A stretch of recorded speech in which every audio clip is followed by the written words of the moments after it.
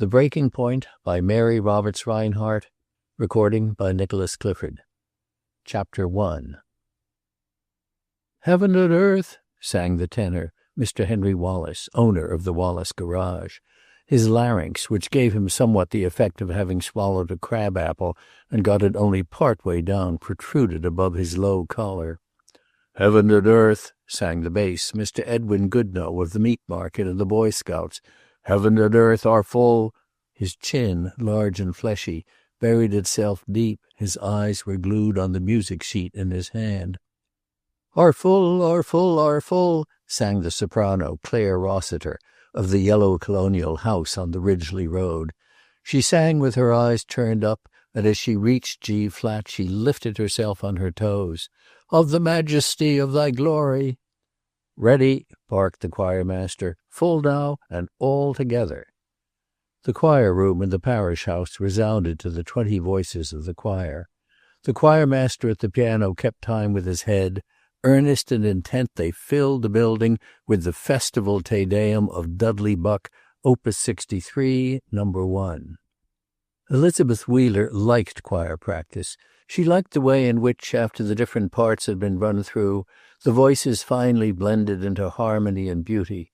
She liked the small sense of achievement it gave her, and of being a part, on Sundays, of the service.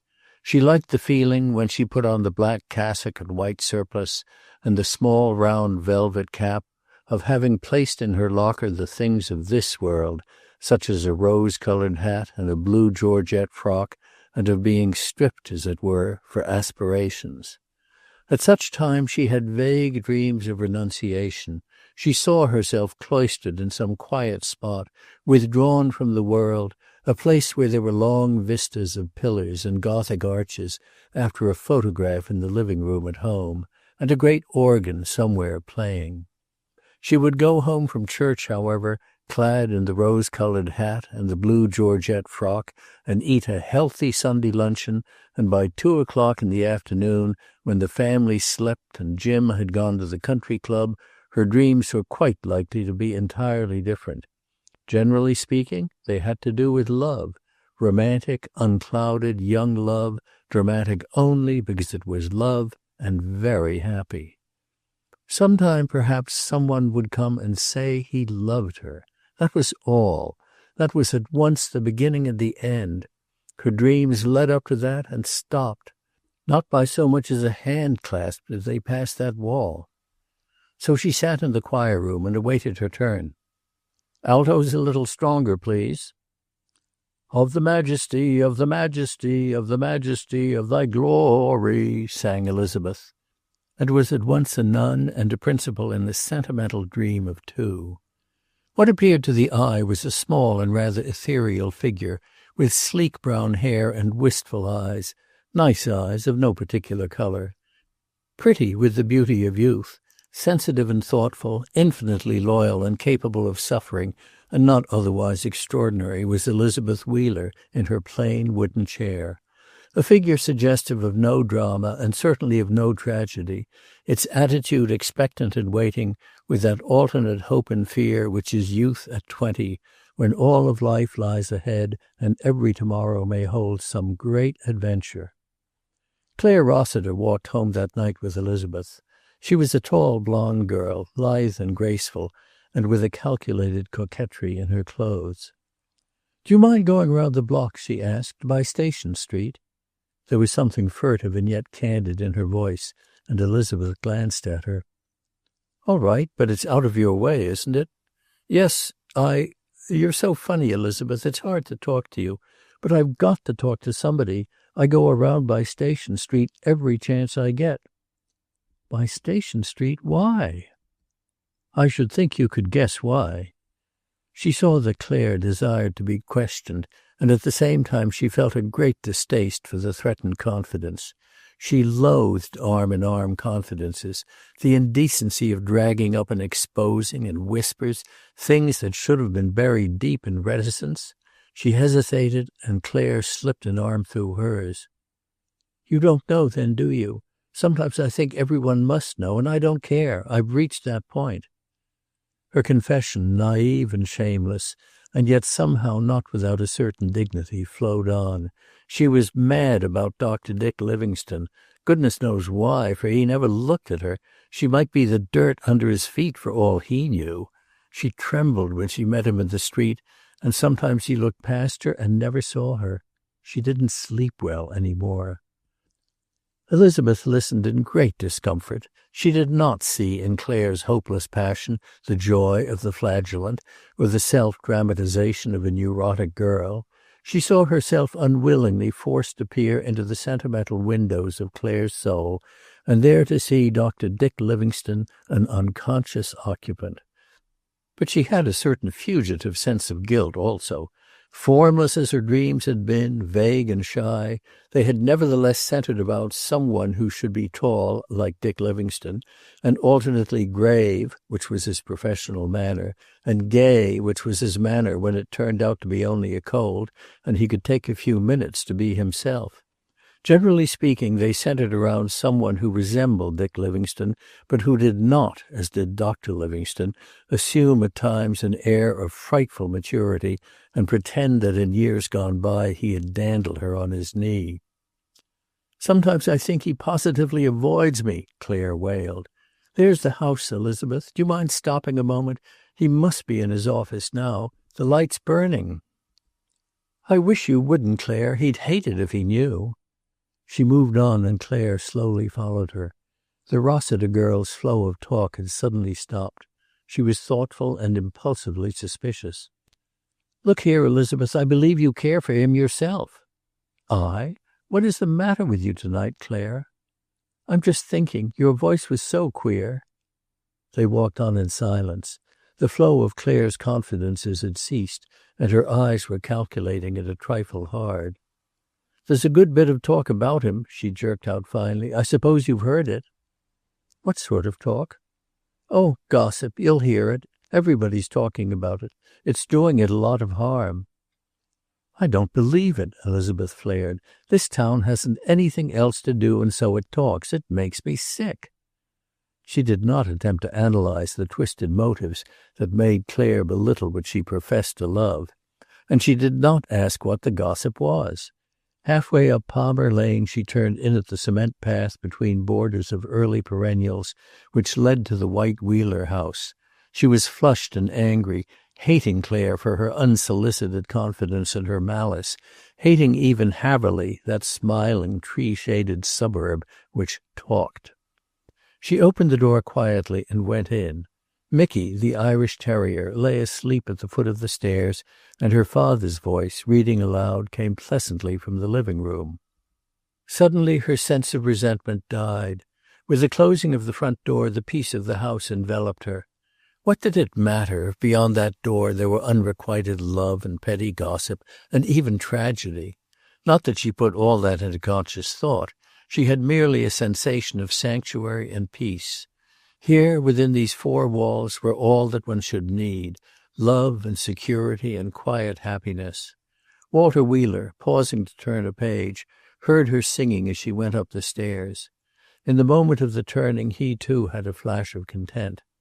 25 years of married life and all well, Nina married, Jim out of college, Elizabeth singing her way up the stairs, and here by the lamp his wife quietly knitting while he read to her. He was reading Paradise Lost.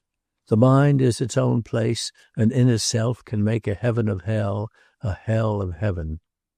He did a certain amount of serious reading every year. On Sunday mornings during the service, Elizabeth earnestly tried to banish all worldly thoughts. In spite of this resolve, however, she was always conscious of a certain regret that the choir seats necessitated turning her profile to the congregation. At the age of 12, she had decided that her nose was too short, and nothing had happened since to change her conviction. She seldom so much as glanced at the congregation. During her slow progress up and down the main aisle behind the Courtney boy, who was still a soprano and who carried the great gold cross, she always looked straight ahead. Or rather, although she was unconscious of this, slightly up. She always looked up when she sang, for she had commenced to take singing lessons when the piano music rack was high above her head. So she still lifted her eyes as she went up the aisle, and was extremely serious over the whole thing, because it is a solemn matter to take a number of people who have been up to that moment engrossed in thoughts of food or golf or servants or business, and in the twinkling of an eye, as the prayer book said about death, turn their minds to worship. Nevertheless, although she never looked at the pews, she was always conscious of two of them. The one near the pulpit was the Sayres, and it was the social calendar of the town. When Mrs. Sayre was in it, it was the social season. One never knew when Mrs. Sayre's butler would call up and say, "I am speaking for Mrs. Sayre. Mrs. Sayre would like to have the pleasure of Miss Wheeler's company on Thursday to luncheon at 1:30. When the Sayre pew was empty, the town knew, if it happened to be winter, that the Florida or Santa Barbara season was on, or in summer the Maine coast. The other pew was at the back of the church. Always it had one occupant. Sometimes it had three. But the behavior of this pew was very erratic. Sometimes an elderly and portly gentleman with white hair and fierce eyebrows would come in when the sermon was almost over. Again a hand would reach through the grill behind it, and a tall young man who had had his eyes fixed in the proper direction, but not always on the rector, would reach for his hat, get up, and slip out.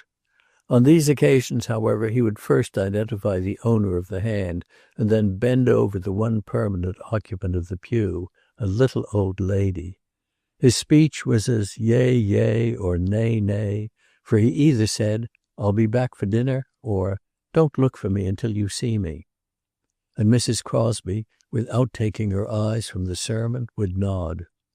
Of late years, Dr. David Livingstone had been taking less and less of the "Don't look for me until you see me" cases, and Dr. Dick had acquired a car which would not freeze when left outside all night like a forgotten dog, and a sense of philosophy about sleep. That is, that 11 o'clock p.m. was bedtime to some people, but it was just 11 o'clock for him. When he went to church, he listened to the sermon, but rather often he looked at Elizabeth Wheeler. When his eyes wandered, as the most faithful eyes will now and then, they were apt to rest on the flag that had hung, ever since the war, beside the altar. He had fought for his country in a sea of mud, never nearer than 200 miles to the battle line, fought with a surgical kit instead of a gun, but he was content. Not to all the high adventure. Had he been asked suddenly the name of the tall blonde girl who sang among the sopranos, he could not have told it.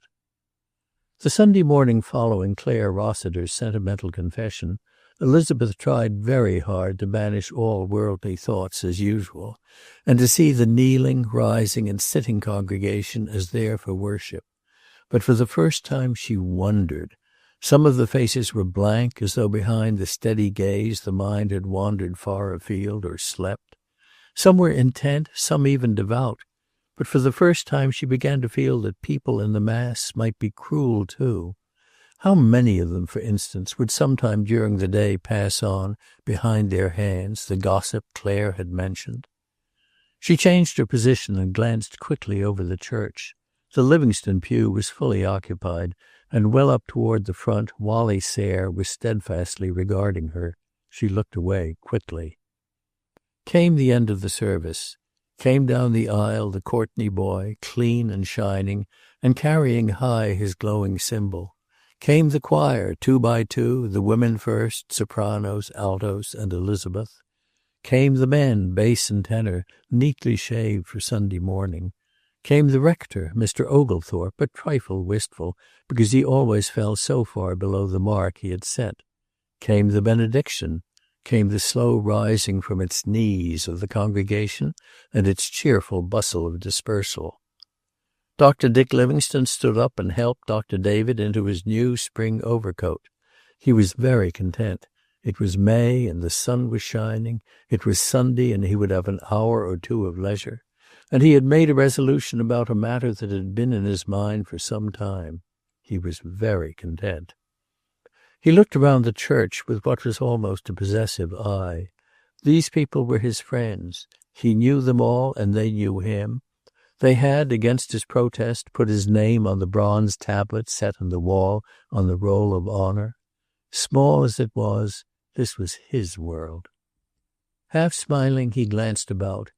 He did not realize that behind their bows and greetings there was something new that day, something not so much unkind as questioning. Out in the street he tucked his aunt, Mrs. Crosby, against the spring wind and waited at the wheel of the car while David entered with the deliberation of a man accustomed to the sagging of his old sidebar buggy under his weight. Long ago Dick had dropped the titular uncle, and as David he now addressed him. "You're going to play some golf this afternoon, David," he said firmly. "Mike had me out this morning to look at your buggy springs." David chuckled. He still stuck to his old horse and to the ancient vehicle which had been the signal of distress before so many doors for 40 years. "I can trust old Nettie," he would say. "She doesn't freeze her radiator on cold nights. She doesn't skid, and if I drop asleep she'll take me home and into my own barn, which is more than any automobile would do." "I'm going to sleep," he said comfortably. "Get Wally Sayre. I see he's back from someplace again. Or ask a nice girl. Ask Elizabeth Wheeler. I don't think Lucy here expects to be the only woman in your life." Dick stared into the windshield. "I've been wondering about that, David," he said. "Just how much right—" "Balderdash," David snorted. "Don't get any fool notion in your head." Followed a short silence with Dick driving automatically and thinking. Finally he drew a long breath. "All right," he said. "How about that golf? You need exercise. You're putting on weight and you know it. And you smoke too much. It's either less tobacco or more walking, and you ought to know it." David grunted, but he turned to Lucy Crosby in the rear seat. "Lucy, do you know where my clubs are?" "You loaned them to Jim Wheeler last fall. If you get 3 of them back, you're lucky." Mrs. Crosby's voice was faintly tart. Long ago she had learned that her brother's belongings were his only by right of purchase, and were by way of being community property. When, early in her widowhood and her return to his home, she had found that her protests resulted only in a sort of clandestine giving or lending, she had exacted a promise from him. "I ask only one thing, David," she had said. "Tell me where the things go. There wasn't a blanket for the guest-room bed at the time of the diocesan convention." "I'll run around to the Wheelers and get them," Dick observed in a carefully casual voice. "I'll see the Carter baby too, David, and that clears the afternoon. Any message?" Lucy glanced at him, but David moved toward the house. "Give Elizabeth a kiss for me," he called over his shoulder, and went chuckling up the path. Chapter 2. Mrs. Crosby stood on the pavement, gazing after the cars that moved off. She had not her brother's simplicity, nor his optimism. Her married years had taken her away from the environment which had enabled him to live his busy, uncomplicated life, where, the only medical man in a growing community, he had learned to form his own sturdy decisions and then to abide by them. Black and white, right and wrong, the proper course and the improper course, he lived in a sort of two-dimensional ethical world. But to Lucy Crosby, between black and white there was a gray no-man's land of doubt and indecision, a halfway house of compromise, and sometimes David frightened her. He was so sure. She passed the open kitchen into the waiting room, where sat 2 or 3 patient and silent figures, and went back to the kitchen. Minnie, the elderly servant, sat by the table reading, amid the odor of roasting chicken. Outside the door on the kitchen porch was the freezer containing the dinner ice cream. An orderly Sunday peace was in the air, a gesture of homely comfort, order, and security.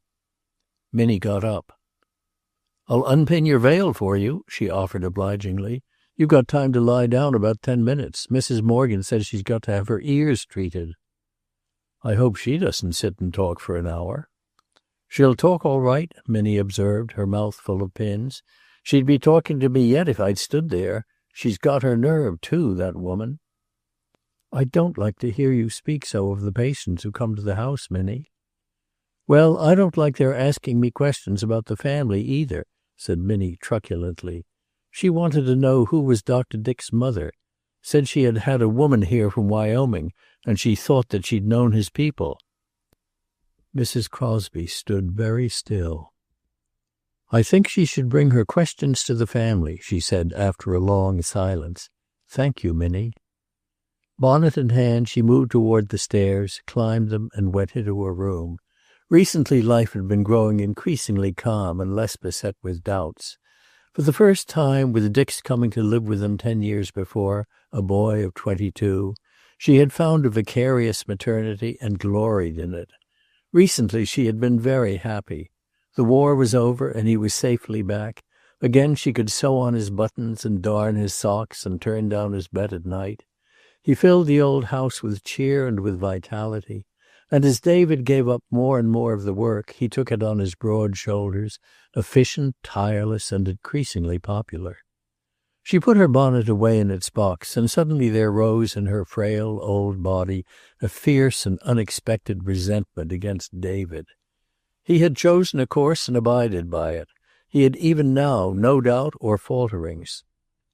Just as in the first anxious days there had been no doubt in him as to the essential rightness of what he was doing. And now, this was what came of taking a life and molding it in accordance with a predetermined plan.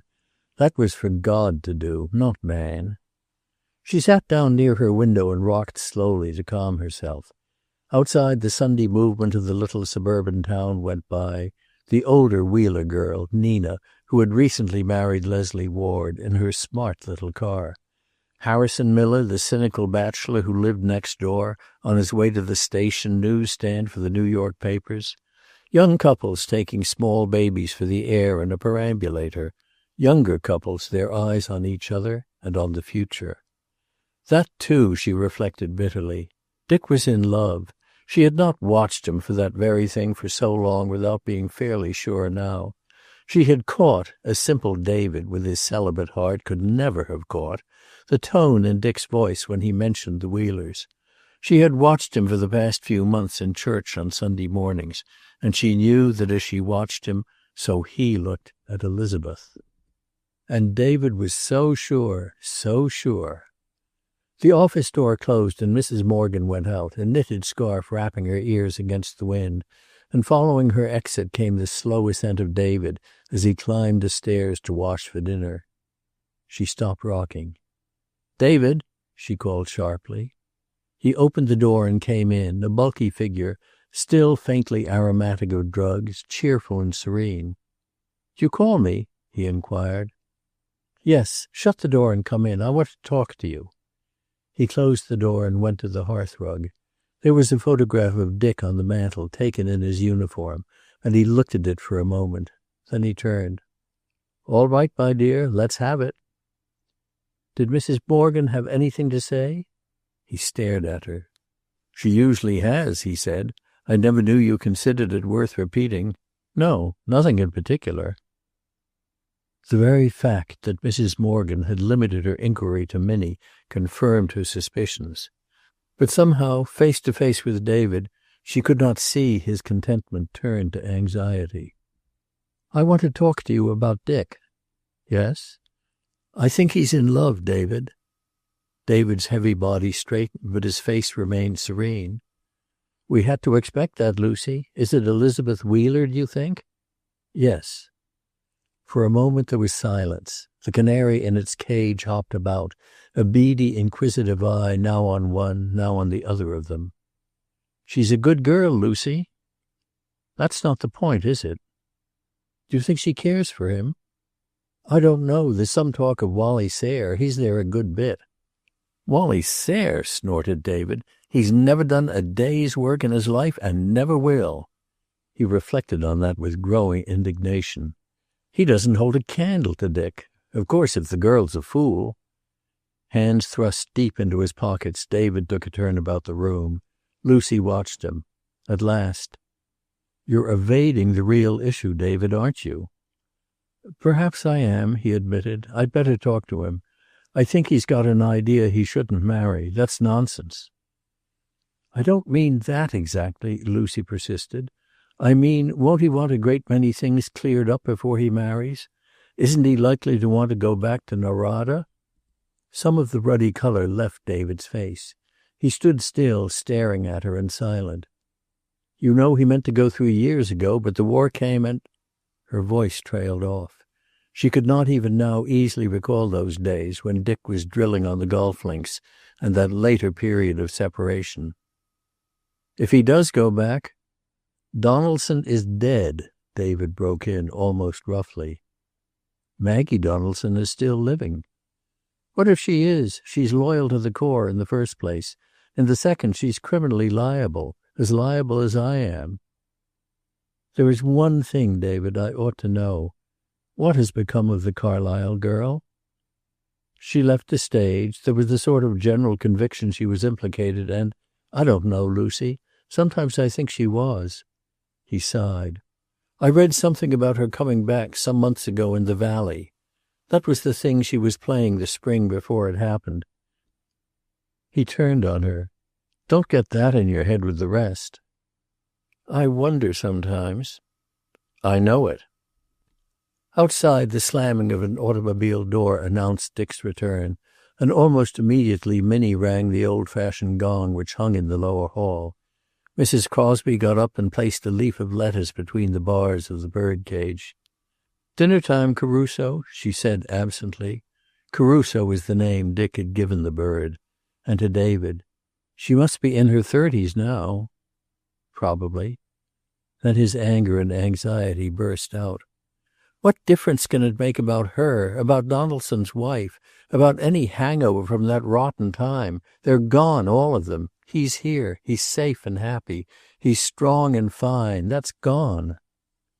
In the lower hall, Dick was taking off his overcoat. "Smells like chicken, Minnie," he said into the dining room. "Chicken and biscuits, Mr. Dick." "Hi, up there," he called lustily. "Come and feed a starving man. I'm going to muffle the doorbell." He stood smiling up at them, very tidy in his Sunday suit, very boyish for all his 32 years.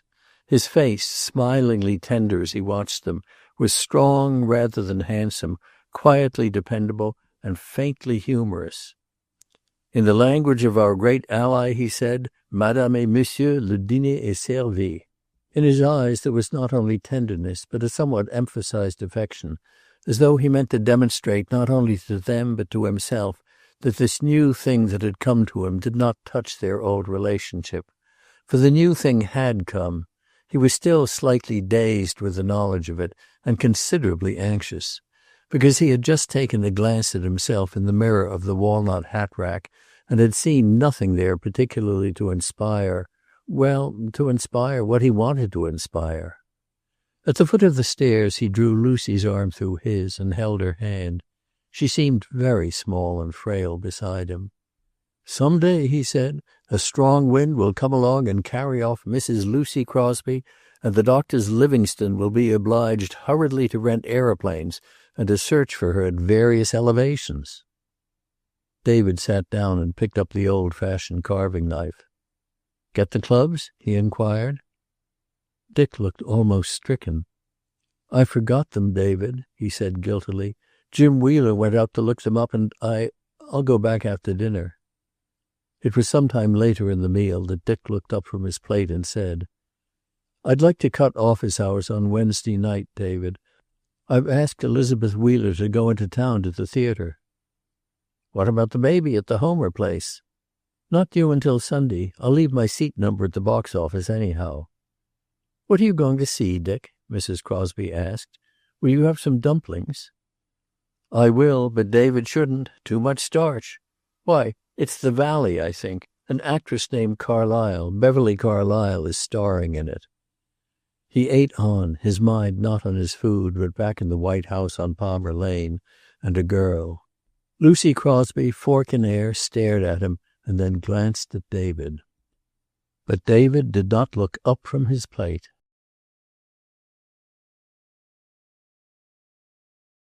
Chapter 3. The Wheeler house was good, modern, and commonplace. Walter Wheeler and his wife were like the house. Just as here and there among the furniture there was a fine thing, an antique highboy, a Sheraton sideboard, or some old cut glass, so they had, with a certain mediocrity, their own outstanding virtues. They liked music, believed in the home as the unit of the nation, put happiness before undue ambition, and had devoted their lives to their children. For many years their lives had centered about the children. For years they had held anxious conclave about whooping cough, about small early disobediences, later about Sunday tennis. They stood united to protect the children against disease, trouble, and eternity. Now that the children were no longer children, they were sometimes lonely and still apprehensive. They feared motor-car accidents, and Walter Wheeler had withstood the appeals of Jim for half a dozen years. They feared trains for them, and journeys, and unhappy marriages, and hid their fears from each other. Their nightly prayers were to keep them safe and happy. But they saw life reaching out and taking them one by one. They saw them still as children, but as children determined to bear their own burdens. Jim stayed out late sometimes and considered his manhood in question if interrogated. Nina was married and out of the home, but there loomed before them the possibility of maternity and its dangers for her. There remained only Elizabeth, and on her they lavished the care formerly divided among the three. It was their intention and determination that she should never know trouble. She was tenderer than the others, more docile and gentle. They saw her not as a healthy, normal girl, but as something fragile and very precious. Nina was different.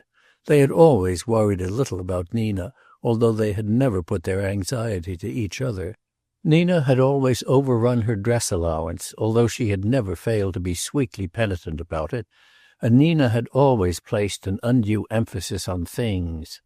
Her bedroom before her marriage was cluttered with odds and ends, cotillion favors and photographs, college pennants, and small, unwise purchases, trophies of the gaiety and conquest which were her life. And Nina had come out. It had cost a great deal, and it was not so much to introduce her to society as to put a family recognition on a fact already accomplished, for Nina had brought herself out unofficially at 16. There had been the club ballroom and a great many flowers which withered before they could be got to the hospital, and new clothing for all the family, and a caterer and orchestra. After that, for a cold and tumultuous winter, Mrs. Wheeler had sat up with the dowagers night after night until all hours, and the next morning had let Nina sleep while she went about her household duties. She had aged, rather, and her determined smile had grown a little fixed. She was a good woman, and she wanted her children's happiness more than anything in the world, but she had a faint and sternly repressed feeling of relief when Nina announced her engagement. Nina did it with characteristic sang-froid at dinner one night. "Don't ring for Annie for a minute, Mother," she said. "I want to tell you all something. I'm going to marry Leslie Ward." There had been a momentary pause. Then her father said, "Just a minute. Is that Will Ward's boy?" "Yes, he's not a boy." "Well, he'll come around to see me before there's any engagement. Has that occurred to either of you?" "Oh, he'll be around. He'd have come tonight, but Howard Moore is having his bachelor dinner. I hope he doesn't look shot to pieces tomorrow. These bachelor things. We'd better have a dinner or something, Mother, and announce it." There had been the dinner, with the silver loving cup bought for the occasion, and thereafter to sit out its useless days on the Sheraton sideboard. And there had been a trousseau and a wedding so expensive that a small frown of anxiety had developed between Walter Wheeler's eyebrows and stayed there. For Nina's passion for things was inherent, persisting after her marriage. She discounted her birthday and Christmases in advance, coming around to his office a couple of months before the winter holidays and needing something badly. "It's like this, Daddy," she would say. "You're going to give me a check for Christmas anyhow, aren't you? And it would do me more good now. I simply can't go to another ball." "Where's your trousseau?" "It's worn out, danced to rags, and out of date, too."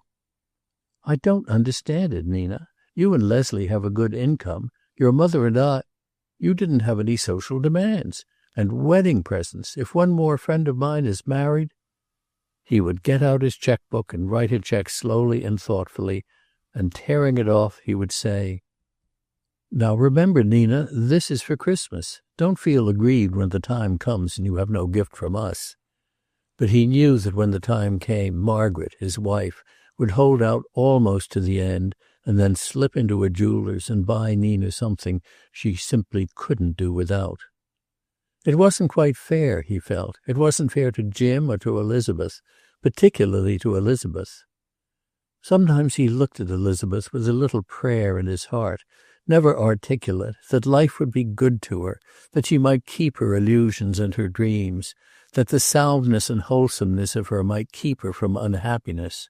Sometimes, as she sat reading or sewing, with the light behind her shining through her soft hair, he saw in her a purity that was almost radiant. He was in arms at once, a night or two before Dick had invited Elizabeth to go to the theater, when Margaret Wheeler said, "The house was gayer when Nina was at home." "Yes, and you were pretty sick of it. Full of roistering young idiots, piano and phonograph going at once, pairs of gigglers in the pantry at the refrigerator, pairs on the stairs and on the veranda, cigar ashes, my cigars, and cigarettes over everything, and more infernal spooning going on than I've ever seen in my life." He had resumed his newspaper, to put it down almost at once. "What's that Sayre boy hanging around for?" "I think he's in love with her, Walter." "Love? Any of the Sayre tribe? Jim Sayre drank himself to death, and this boy is like him. And Jim Sayre wasn't faithful to his wife. This boy is, well, he's an heir. That's why he was begotten." Margaret Wheeler stared at him. "Why, Walter," she said, "he's a nice boy, and he's a gentleman." "Why? Because he gets up when you come into the room? Why in heaven's name don't you encourage real men to come here? There's Dick Livingstone. He's a man." Margaret hesitated. "Walter, have you ever thought there was anything queer about Dick Livingstone's coming here?" "Darn good for the town that he did come." "But nobody ever dreamed that David and Lucy had a nephew. Then he turns up and they send him to medical college and all that." "I've got some relations I haven't notified the town I possess," he said grimly. "Well, there's something odd. I don't believe Henry Livingstone, the Wyoming brother, ever had a son." "What possible foundation have you for a statement like that?" "Mrs. Cook Morgan's sister-in-law has been visiting her lately. She says she knew Henry Livingstone well years ago in the West, and she never heard he was married. She says positively he was not married." "And trust the Morgan woman to spread the good news," he said with angry sarcasm. "Well, suppose that's true. Suppose Dick is an illegitimate child. That's the worst that's implied, I dare say. That's nothing against Dick himself. I'll tell the world there's good blood on the Livingstone side, anyhow." "You were very particular about Wally Sayre's heredity, Walter." "That's different," he retorted, and retired into gloomy silence behind his newspaper. Drat these women, anyhow. It was like some fool female to come there and rake up some old and defunct scandal. He'd stand up for Dick if it ever came to a showdown. He liked Dick. What the devil did his mother matter, anyhow? If this town hadn't had enough evidence of Dick Livingstone's quality the last few years, he'd better go elsewhere. He got up and whistled for the dog. "I'm going to take a walk," he said briefly, and went out. He always took a walk when things disturbed him. On the Sunday afternoon after Dick had gone, Elizabeth was alone in her room upstairs. On the bed lay the sort of gown Nina would have called a dinner dress, and to which Elizabeth referred as her dark blue. Seen thus, in the room which was her own expression, there was a certain nobility about her very simplicity, a steadiness about her eyes that was almost disconcerting. "She's the saintly-looking sort that would go on the rocks for some man," Nina had said once rather flippantly, "and never know she was shipwrecked. No man in the world could do that to me." But just then Elizabeth looked totally unlike shipwreck. Nothing seemed more like a safe harbor than the Wheeler house that afternoon, or all the afternoons. Life went on, the comfortable life of an upper-middle-class household. Candles and flowers on the table, and a neat waitress to serve. Little carefully planned shopping expeditions. Fine hand-sewing on dainty undergarments for rainy days. Small tributes of books and candy. Invitations and consultations as to what to wear, choir practice, a class in the Sunday school, a little work among the poor, the volcano which had been Nina overflowing elsewhere in a smart little house with a butler out on the Ridgely Road. She looked what she was, faithful and quietly loyal, steady and serene, not asking greatly but hoping much, full of small unvisualized dreams and little inarticulate prayers, waiting without knowing that she was waiting. Sometimes she worried. She thought she ought to do something. A good many of the girls she knew wanted to do something, but they were vague as to what. She felt at those times that she was not being very useful, and she had gone so far as to lay the matter before her father a couple of years before, when she was just 18. "Just what do you think of doing?" he had inquired. "That's it," she had said despondently. "I don't know. I haven't any particular talent, you know, but I don't think I ought to go on having you support me in idleness all my life." "Well, I don't think it likely that I'll have to," he had observed dryly. "But here's the point, and I think it's important. I don't intend to work without some compensation, and my family is my compensation. You just hang around and make me happy as you do, and you're fulfilling your economic place in the nation. Don't you forget it either." That had comforted her. She had determined then never to marry, but to hang around, as he suggested, for the rest of her life. She was quite earnest about it, and had resolved. She picked up the blue dress, and standing before her mirror held it up before her. It looked rather shabby, she thought, but the theater was not like a dance, and anyhow it would look better at night. She had been thinking about next Wednesday evening ever since Dick Livingstone had gone. It seemed better somehow, frightfully important. It was frightfully important. For the first time she acknowledged to herself that she had been fond of him, as she put it, for a long time. She had an odd sense, too, of being young and immature, and as though he had stooped to her from some height, such as 32 years and being in the war and having to decide about life and death and so on. She hoped he did not think she was only a child. She heard Nina coming up the stairs. At the click of her high heels on the hard wood she placed the dress on the bed again and went to the window. Her father was on the path below, clearly headed for a walk. She knew then that Nina had been asking for something. Nina came in and closed the door. She was smaller than Elizabeth and very pretty. Her eyebrows had been drawn to a tidy line, and from the top of her shining head to her brown suede pumps, she was exquisite with the hours of careful tending and careful dressing she gave her young body. Exquisitely pretty, too. She sat down on Elizabeth's bed with a sigh. "I really don't know what to do with father," she said. "He flies off at a tangent over the smallest things. Elizabeth, dear, can you lend me $20? I'll get my allowance on Tuesday." "I can give you 10. "Well, ask Mother for the rest, won't you? You needn't say it's for me. I'll give it to you Tuesday." "I'm not going to Mother, Nina. She has had a lot of expenses this month." "Then I'll borrow it from Wally Sayre," Nina said, accepting her defeat cheerfully. "If it was an ordinary bill it could wait, but I lost it at bridge last night, and it's got to be paid." "You oughtn't to play bridge for money," Elizabeth said a bit primly. "And if Leslie knew you borrowed from Wallace Sayre—" "I forgot. Wally's downstairs, Elizabeth. Really, if he wasn't so funny, he'd be tragic." "Why tragic? He has everything in the world." "If you use a little bit of sense, you can have it too." "I don't want it." "Pooh, that's what you think now. Wally's a nice person. Lots of girls are mad about him. And he has about all the money there is." Getting no response from Elizabeth, she went on. "I was thinking it over last night. You'll have to marry sometime, and it isn't as though Wally was dissipated or anything like that. I suppose he knows his way about, but then they all do." She got up. "Be nice to him anyhow," she said. "He's crazy about you. And when I think of you in that house, it's a wonderful house, Elizabeth. She's got a suite waiting for Wally to be married before she furnishes it." Elizabeth looked around her virginal little room with its painted dressing table, its chintz, and its white bed with the blue dress on it. "I'm very well satisfied as I am," she said.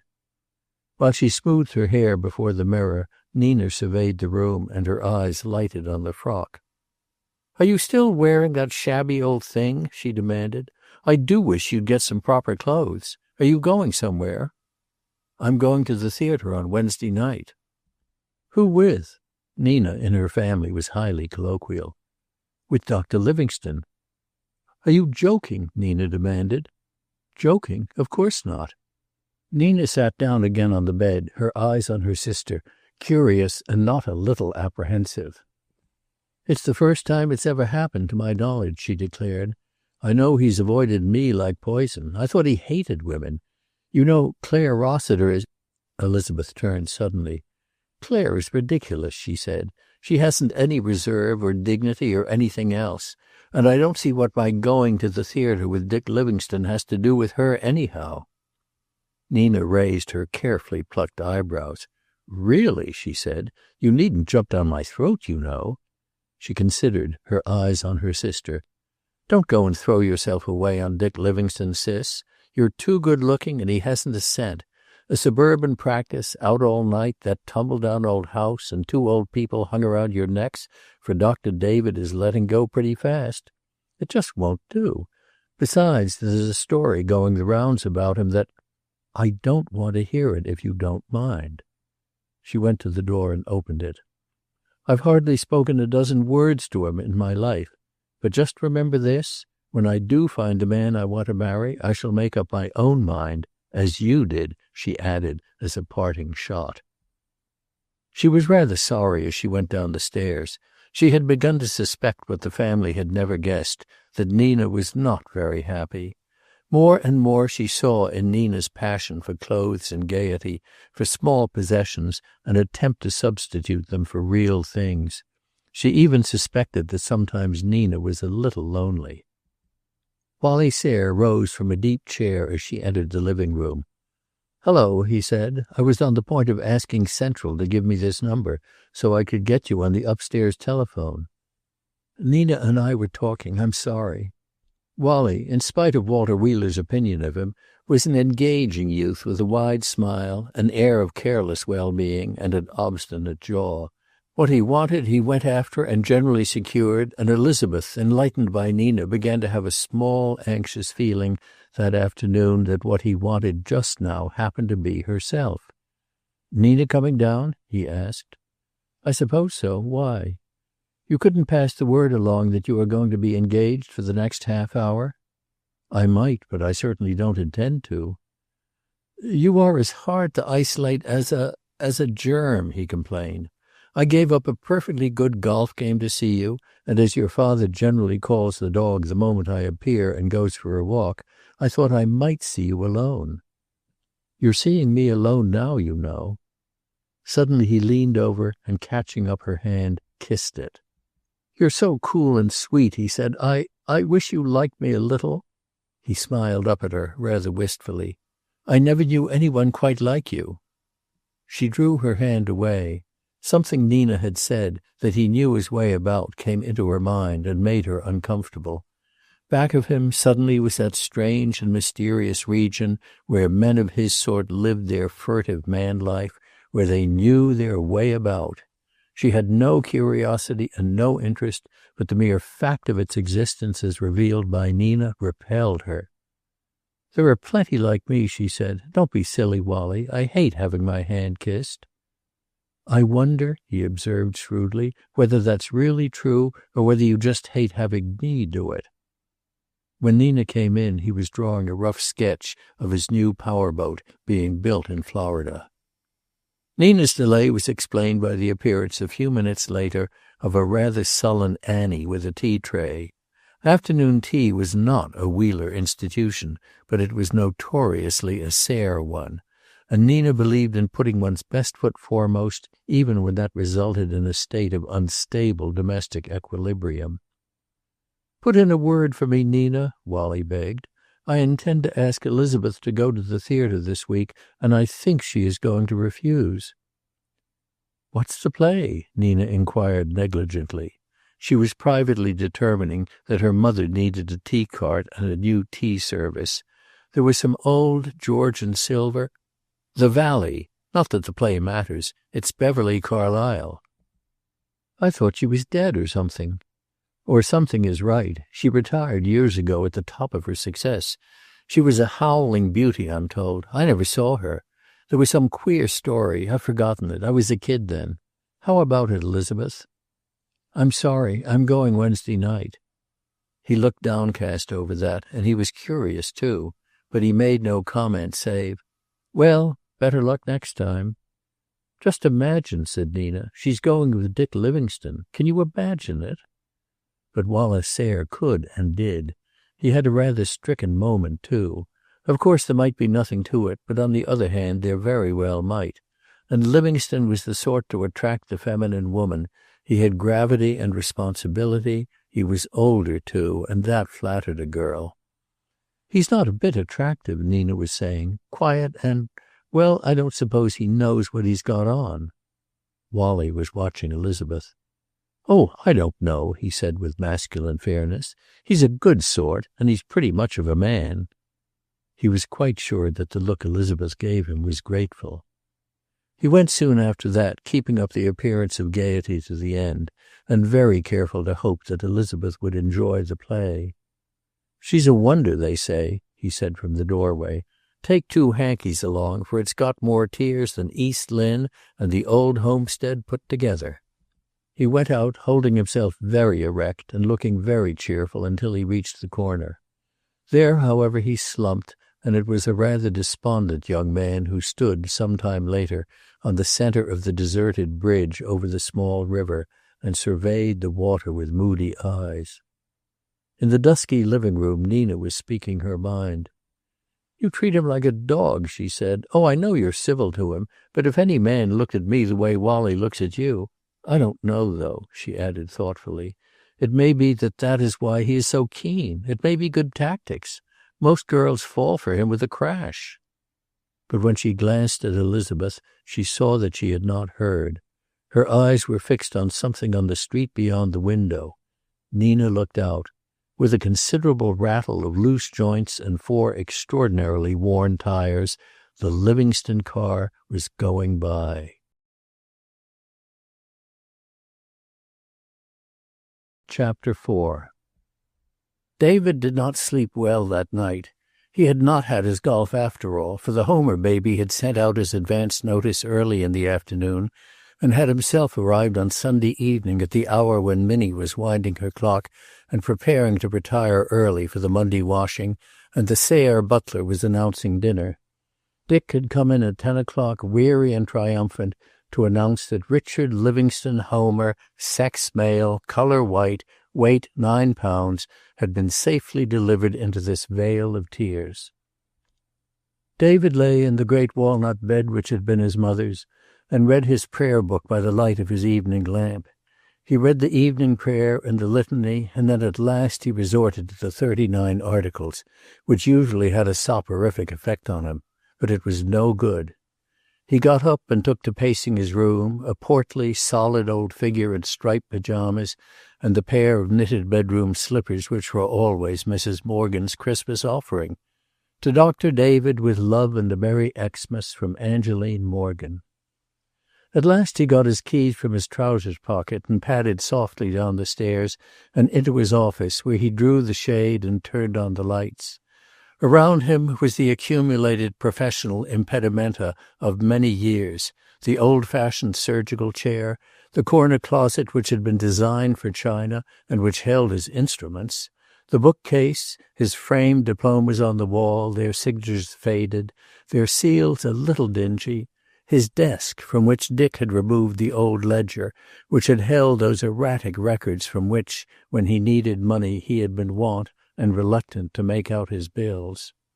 Through an open door was Dick's office, a neat place of shining linoleum and small glass stands, highly modern and businesslike. Beyond the office and opening from it was his laboratory, which had been the fruit closet once, and into which Dick on occasion retired to fuss with slides and tubes and stains and a microscope. Sometimes he called David in and talked at length and with enthusiasm about such human interest things as the Staphylococcus pyogenes aureus and the Friedlander bacillus. The older man would listen, but his eyes were oftener on Dick than on the microscope or the slide. David went to the bookcase and got down a large book, much worn, and carried it to his desk. An hour or so later he heard footsteps in the hall and closed the book hastily. It was Lucy, a wadded dressing gown over her nightdress and a glass of hot milk in her hand. "You drink this and come to bed, David," she said peremptorily. "I've been lying upstairs waiting for you to come up, and I need some sleep." He had no sort of hope that she would not notice the book. "I just got to thinking things over, Lucy," he explained, his tone apologetic. "There's no use pretending I'm not worried. I am." "Well, it's in God's hand," she said quite simply. "Take this up and drink it slowly. If you gulp it down, it makes a lump in your stomach." She stood by while he replaced the book in the bookcase and put out the lights. Then, in the darkness, she preceded him up the stairs. "You'd better take the milk yourself, Lucy," he said. "You're not sleeping either." "I've had some. Good night." He went in and, sitting on the side of his bed, sipped at his milk. Lucy was right. It was not in their hands. He had the feeling all at once of having relinquished a great burden. He crawled into bed and was almost instantly asleep. So sometime after midnight found David sleeping and Lucy on her knees. It found Elizabeth dreamlessly unconscious in her white bed, and Dick Livingstone asleep also, but in his clothing, and in a chair by the window. In the light from a street lamp his face showed lines of fatigue and nervous stress, lines only revealed when during sleep a man casts off the mask with which he protects his soul against even friendly eyes. But midnight found others awake. It found Nina, for instance, in her draped French bed, consulting her jeweled watch and listening for Leslie's return from the country club, an angry and rather heartsick Nina. And it found the night editor of one of the morning papers drinking a cup of coffee that a boy had brought in, and running through a massive copy on his desk. He picked up several sheets of paper with a photograph clamped to them and ran through them quickly. A man in a soft hat, sitting on the desk, watched him idly. "Beverly Carlyle," commented the night editor, "back with bells on." He took up the photograph. "Doesn't look much older, does she? It's a queer world." Louis Bassett, star reporter and feature writer of the Times-Republican, smiled reminiscently. "She was a wonder," he said. "I interviewed her once, and I was crazy about her. She had the stage set for me all right. The papers had been full of the incident of Judd Clark and the night he lined up 15 Johnnies in the lobby, each with a bouquet as big as a tub, all of them in top hats and Inverness coats and standing in a row. So she played up the heavy domestic for me, knitting or sewing, I forget." "Fell for her, did you?" "Did I? That was 10 years ago, and I'm not sure I'm over it yet." "Probably that's the reason," said the city editor dryly. "Go and see her, and get over it. Get her views on the flapper and bobbed hair for next Sunday. Smith would be crazy about it."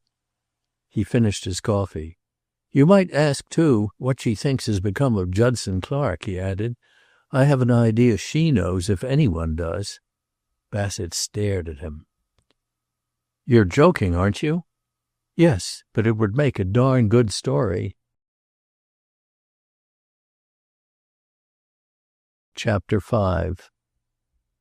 When he finished medical college, Dick Livingstone had found, like other men, that the two paths of ambition and duty were parallel and did not meet. Along one lay his desire to focus all his energy in one direction, to follow disease into the laboratory instead of the sick room, and there to fight its unsung battles, and win. He felt that he would win. Along the other lay David. It was not until he had completed his course and had come home that he had realized that David was growing old. Even then he might have felt that, by the time David was compelled to relinquish his hold on his practice, he himself would be sufficiently established in his specialty to take over the support of the household. But here there was interposed a new element, one he had not counted on. David was fiercely jealous of his practice. The thought that it might pass into new and alien hands was bitter to him. To hand it down to his adopted son was one thing. To pass it over to some young whippersnapper was another. Nor were David's motives selfish or unworthy. His patients were his friends. He had a sense of responsibility to them and very little faith in the new modern methods. He thought there was a great deal of tomfoolery about them, and he viewed the gradual loss of faith in drugs with alarm. When Dick wore rubber gloves during their first obstetric case together, he snorted. "I've delivered about half the population of this town," he said, "and slapped 'em to make 'em breathe with my own bare hands. And I'm still here, and so are they." For by that time Dick had made his decision. He could not abandon David. For him then and hereafter, the routine of a general practice in a suburban town, the long hours, the varied responsibilities, the feeling he had sometimes that by doing many things passably he was doing none of them well. But for compensation he had old David's content and greater leisure, and Lucy Crosby's gratitude and love. Now and then he chafed a little when he read some article in a medical journal by one of his fellow enthusiasts, or when, in France, he saw men younger than himself obtaining an experience in their several specialties that would enable them to reach wide fields at home. But mostly he was content, or at least resigned. He was building up the Livingstone practice, and his one anxiety was lest the time should come when more patients asked for Dr. Dick than for Dr. David. He did not want David hurt. After 10 years, the strangeness of his situation had ceased to be strange. Always he meant sometime to go back to Narada, and there to clear up certain things. But it was a long journey, and he had very little time. And as the years went on, the past seemed unimportant compared with the present. He gave little thought to the future. Then suddenly his entire attention became focused on the future. Just when he had fallen in love with Elizabeth Wheeler, he did not know. He had gone away to the war, leaving her a little girl, apparently, and he had come back to find her a woman. He did not even know that he was in love at first. It was when one day he found himself driving past the Wheeler house without occasion that he began to grow uneasy. The future at once became extraordinarily important, and so also, but somewhat less vitally, the past. Had he the right to marry, if he could make her care for him? He sat in his chair by the window the night after the Homer baby's arrival and faced his situation. Marriage meant many things. It meant love and companionship, but it also should mean children. Had he the right to go ahead and live his life fully and happily? Was there any chance that out of the years behind him there would come some forgotten thing, some taint or incident to spoil the carefully woven fabric of his life? Not his life, hers. On the Monday night after he had asked Elizabeth to go to the theater, he went into David's office and closed the door. Lucy, alive to every movement in the old house, heard him go in, and rocking in her chair overhead, her hands idle in her lap, waited in tense anxiety for the interview to end. She thought she knew what Dick would ask and what David would answer, and in a way David would be right.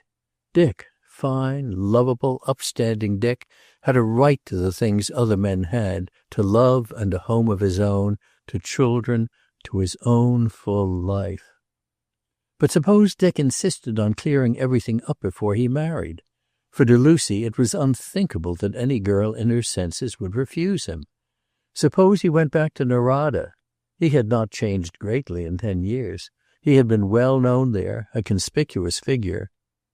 Her mind began to turn on the possibility of keeping him away from Narada. Some time later she heard the office door open and then close with Dick's characteristic slam. He came up the stairs 2 at a time, as was his custom, and knocked at her door. When he came in, she saw what David's answer had been, and she closed her eyes for an instant. "Put on your things," he said gaily, "and we'll take a ride on the hilltops. I've arranged for a moon." And when she hesitated, "It makes you sleep, you know. I'm going if I have to ride alone and talk to an imaginary lady beside me." She rather imagined that had been his first idea, modified by his thought of her. She went over and put a wrinkled hand on his arm. "You look happy, Dick," she said wistfully. "I am happy, Aunt Lucy," he replied, and bending over, kissed her. On Wednesday he was in a state of alternating high spirits and periods of silence. Even Minnie noticed it. "Mr. Dick's that queer I hardly know how to take him," she said to Lucy. "He came back and asked for noodle soup, and he put about all the hardware in the kitchen on him and said he was a knight in armor, and when I took in the soup he didn't eat it." It was when he was ready to go out that Lucy's fears were realized. He came in, as always when anything unusual was afoot, to let her look him over. He knew that she waited for him, to give his tie a final pat, to inspect the laundering of his shirt bosom, to pick imaginary threads off his dinner coat. "Well," he said, standing before her, "how's this? Art can do no more, Mrs. Crosby." "I'll brush your back," she said, and brought the brush. He stooped to her according to the little ceremony she had established, and she made little dabs at his speckless back. "There, that's better." He straightened. "How do you think Uncle David is?" he asked unexpectedly. "Better than he has been in years. Why?" "Because I'm thinking of taking a little trip. Only 10 days, he added, seeing her face. "You could house clean my office while I'm away. You know you've been wanting to." She dropped the brush and he stooped to pick it up. That gave her a moment. "Where?" she managed. "To Dry River by way of Narada." "Why should you go back there?" she asked in a carefully suppressed voice.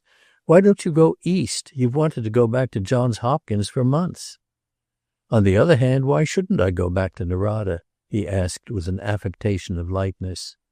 Then he put his hand on her shoulders. "Why shouldn't I go back and clear things up in my own mind?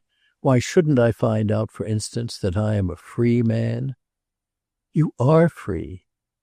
"I've got to know," he said almost doggedly. "I can't take a chance. I believe I am. I believe David, of course. But anyhow, I'd like to see the ranch. I want to see Maggie Donaldson." "She's not at the ranch. Her husband died, you know." "I have an idea I can find her," he said. "I'll make a good try, anyhow." When he had gone, she got her salts bottle and lay down on her bed. Her heart was hammering wildly. Elizabeth was waiting for him in the living room in the midst of her family. She looked absurdly young and very pretty, and he had a momentary misgiving that he was old to her, and that, heaven save the mark, that she looked up to him.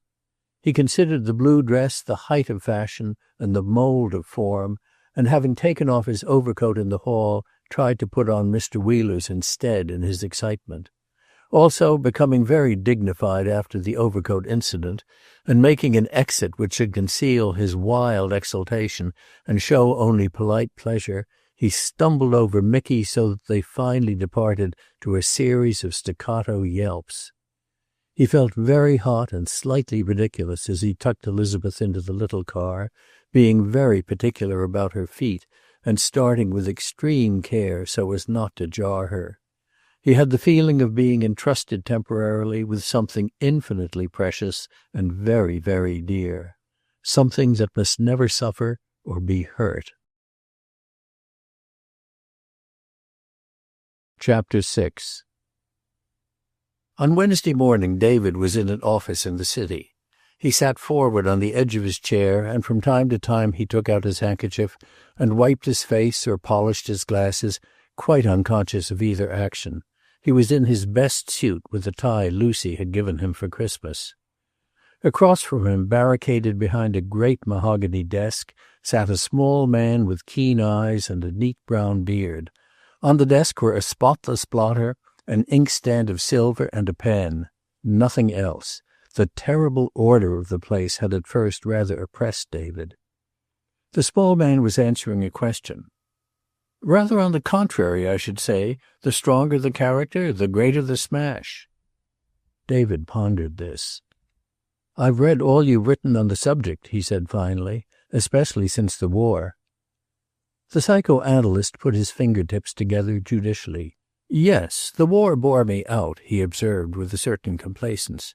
"It added a great deal to our literature, too, although some of the positions are not well taken. Van Alston, for instance." "You have said, I think, that every man has a breaking point." "Absolutely. All of us. We can go just so far. Where the mind is strong and very sound, we can go further than when it is not. Some men, for instance, lead lives that would break you or me. Was there such a history in this case?" Yes. Dr. David's voice was reluctant. The mind is a strange thing, went on the little man musingly. It has its censors that go off duty during sleep. Our sternest and often unconscious repressions pass them then and emerge in the form of dreams. But of course you know all that. Dream symbolism. Does the person in this case dream? That would be interesting, perhaps important. I don't know, David said unhappily. The walling off, you say, followed a shock? Shock and serious illness. Was there fear with the shock? David hesitated. Yes, he said finally. Very great fear, I believe. Dr. Lawler glanced quickly at David and then looked away. I see, he nodded. Of course, the walling off of a part of the past. You said a part? Practically all of it. I'll tell you about that later. What about the walling off? It is generally the result of what we call the protective mechanism of fear. Back of most of these cases lies fear. Not cowardice, but perhaps we might like to say the limit of endurance. Fear is a complex, of course. Dislike, in a small way, has the same reaction. We are apt to forget the names of persons we dislike. But if you have been reading on the subject... I've been studying it for 10 years. 10 years? Do you mean that this condition has persisted for 10 years? David moistened his dry lips. Yes, he admitted. It might not have done so, but the person who made this experiment used suggestion. The patient was very ill and weak. It was desirable that he should not identify himself with his past. The loss of memory of the period immediately preceding was complete, but of course, gradually the cloud began to lift over the earlier periods. It was there that suggestion was used, so that such memories as came back were, well, the patient adapted them to fit what he was told. Again, Dr. Lawler shot a swift glance at David and then looked away. An interesting experiment, he commented. It must have taken courage. A justifiable experiment, David affirmed stoutly. And it took courage, yes. David got up and reached for his hat. Then he braced himself for the real purpose of his visit. What I have been wondering about, he said very carefully, is this mechanism of fear, this wall. How strong is it? Strong? It's like a dam, I take it. It holds back certain memories like a floodgate. Is anything likely to break it down? Possibly something intimately connected with the forgotten period might do it. I don't know, Livingstone. We've only commenced to dig into the mind, and we have many theories and a few established facts. For instance, the primal instincts... He talked on, with David nodding now and then in apparent understanding, but with his thoughts far away. He knew the theories. A good many of them he considered poppycock. Dreams might come from the subconscious mind, but a good many of them came from the stomach. They might be safety valves for the mind, but they also might be rabbit. He didn't want dreams. What he wanted was facts and hope. The office attendant came in. She was as tidy as the desk, as obsessed by order, as wooden. She placed a pad before the small man and withdrew. He rose. Let me know if I can be of any further assistance, doctor, he said, and I'll be glad to see your patient at any time. I'd like the record for my files. Thank you, David said. He stood fingering his hat. I suppose there's nothing to do. The dam will either break or it won't. That's about it. Of course, since the conditions that produced the setting up of the defensive machinery were unhappy, I'd say that happiness will play a large part in the situation. That happiness and a normal occupation will do a great deal to maintain the status quo. Of course, I would advise no return to the unhappy environment and no shocks. Nothing, in other words, to break down the wall. Outside, in the corridor, David remembered to put on his hat. Happiness and a normal occupation, yes, but no shock. Nevertheless, he felt vaguely comforted, and as though it had helped to bring the situation out into the open and discuss it. He had carried his burden alone for 10 years, or with only the additional weight of Lucy's apprehensions. He wandered out into the city streets and found himself some time later at the railway station without remembering how he got there. Across from the station was a large billboard, and on it the name of Beverly Carlyle and her play, The Valley. He stood for some time and looked at it before he went in to buy his ticket. Not until he was in the train did he realize that he had forgotten to get his lunch. He attended to his work that evening as usual, but he felt very tired, and Lucy, going in at 9 o'clock, found him dozing in his chair, his collar half choking him and his face deeply suffused. She wakened him, and then, sitting down across from him, joined him in the vigil that was to last until they heard the car outside. She had brought in her sewing, and David pretended to read. Now and then he looked at his watch. At midnight they heard the car go in and the slamming of the stable door, followed by Dick's footsteps on the walk outside. Lucy was very pale, and the hands that held her sewing twitched nervously. Suddenly she stood up and put a hand on David's shoulder. Dick was whistling on the kitchen porch. Chapter 7. Louis Bassett was standing at the back of the theater talking to the publicity man of the Valley Company, Fred Gregory. Bassett was calm and only slightly interested. By the end of the first act he had realized that the star was giving a fine performance, that she had even grown in power, and that his sentimental memory of her was considerably dearer than the reality. "Going like a house afire," he said as the curtain fell. Beside his robust physique, Gregory, the publicity man, sank into insignificance. Even his pale spats, at which Bassett had shot a contemptuous glance, his highly expensive tailoring, failed to make him appear more than he was, a little dapper man with a pale cold eye and a rather too frequent smile. "She's the best there is," was his comment. He hesitated, then added, "She's my sister, you know. Naturally, for business reasons, I don't publish the relationship." Bassett glanced at him. "That's so? Well, I'm glad she decided to come back. She's too good to bury."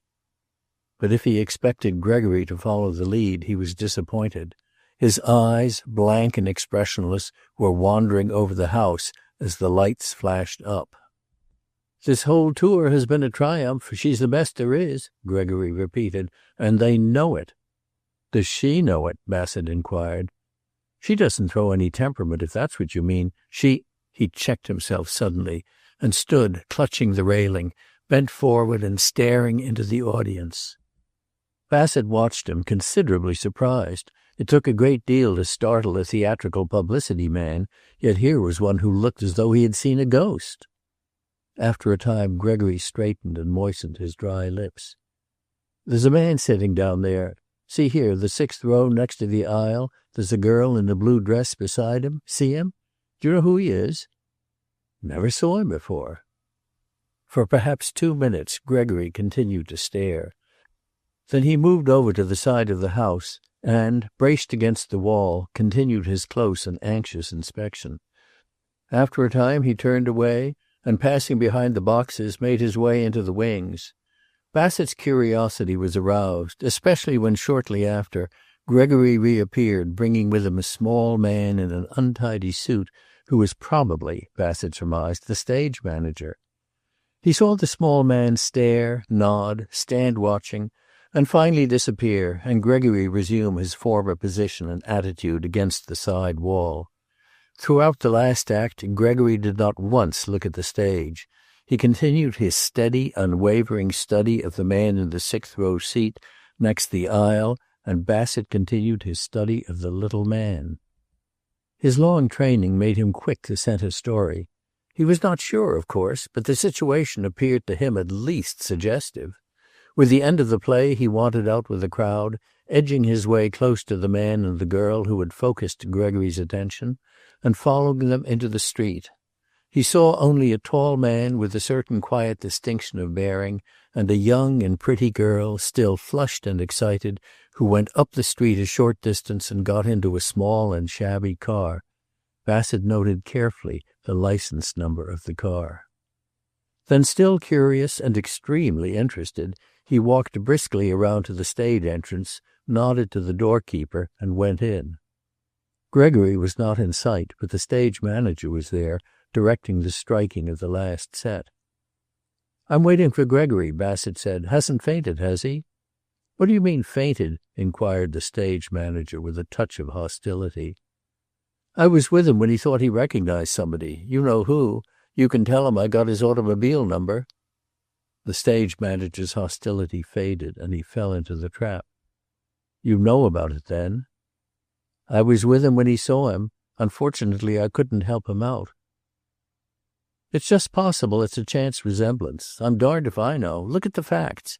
He's supposed to be dead, 10 years dead. His money's been split up a dozen ways from the ace. Then, I knew him, you know. I don't think even he would have the courage to come here and sit through a performance. Although," he added reflectively, "Judd Clark had the nerve for anything." Bassett gave him a cigar and went out into the alleyway that led to the street. Once there, he stood still and softly whistled. Judd Clark! If that was Judson Clark, he had the story of a lifetime. For some time he walked the deserted streets of the city, thinking and puzzling over the possibility of Gregory's being right. Sometime after midnight he went back to the office and to the filing room. There, for 2 hours, he sat reading closely old files of the paper, going through them methodically and making occasional brief notes and a memorandum. Then, at 2 o'clock, he put away the files and, sitting back, lighted a cigar.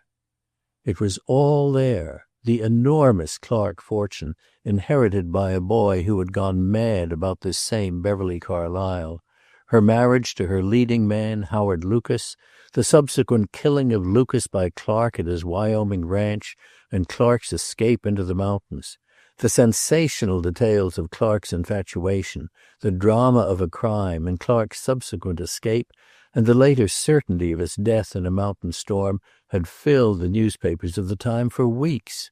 Judson Clark had been famous, notorious, infamous, and dead, all in less than 2 years. A shameful and somehow a pitiful story. But if Judson Clark had died, the story still lived. Every so often it came up again.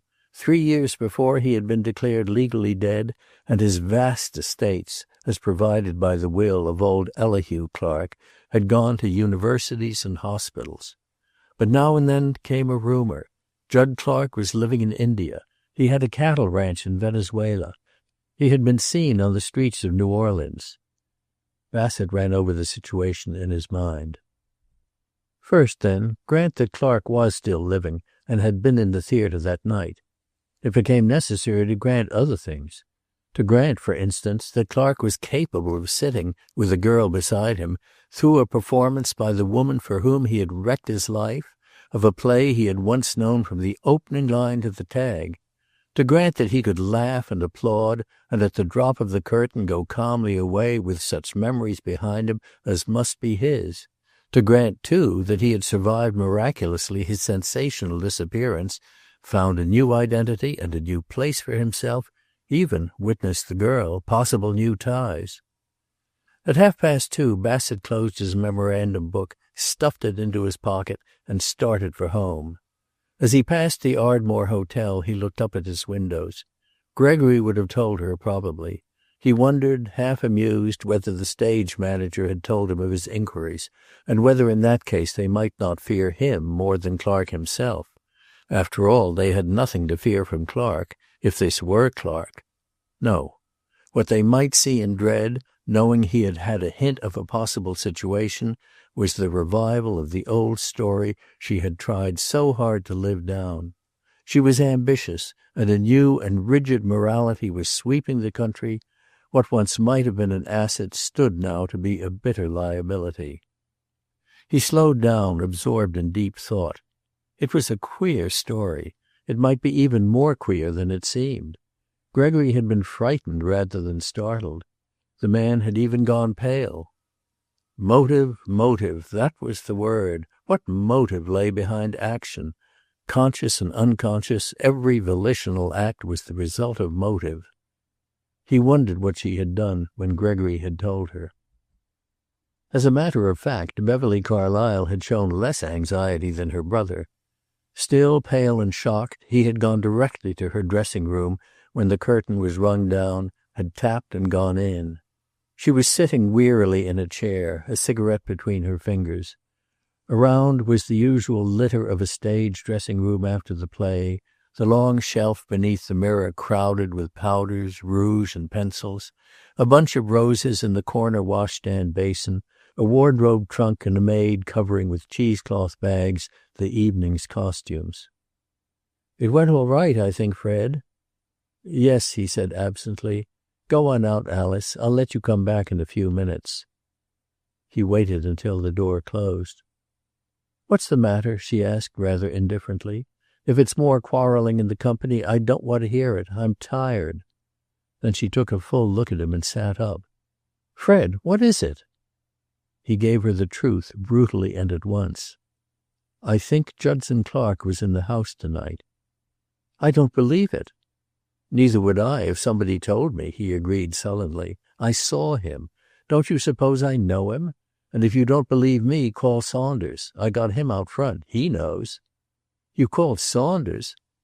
"Why not? I tell you, Bev, I was nearly crazy. I'm nearly crazy now."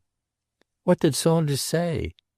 "If he didn't know Clark was dead, he'd say it was Clark." She was worried by that time, but far more collected than he was. She sat absently tapping the shelf with a nail file and reflecting. "All right," she said. "Suppose he was. What then? He has been in hiding for 10 years. Why shouldn't he continue to hide? What would bring him out now? Unless he needed money. Was he shabby?" "No," he said sulkily. "He was with a girl. He was dressed all right." "You didn't say anything except to Saunders?" "No, I'm not crazy." "I'd better see Joe," she reflected. "Go and get him, Fred, and tell Alice she needn't wait." She got up and moved about the room, putting things away and finding relief in movement, a still beautiful woman with rather accentuated features and an easy carriage. Without her make-up, the stage illusion of her youth was gone, and she showed past suffering and present strain. Just then she was uneasy and resentful, startled but not particularly alarmed. Her reason told her that Judson Clark, even if he still lived and had been there that night, meant to leave the dead past to care for itself, and wished no more than she to revive it. She was surprised to find, as she moved about, that she was trembling. Her brother came back and she turned to meet him.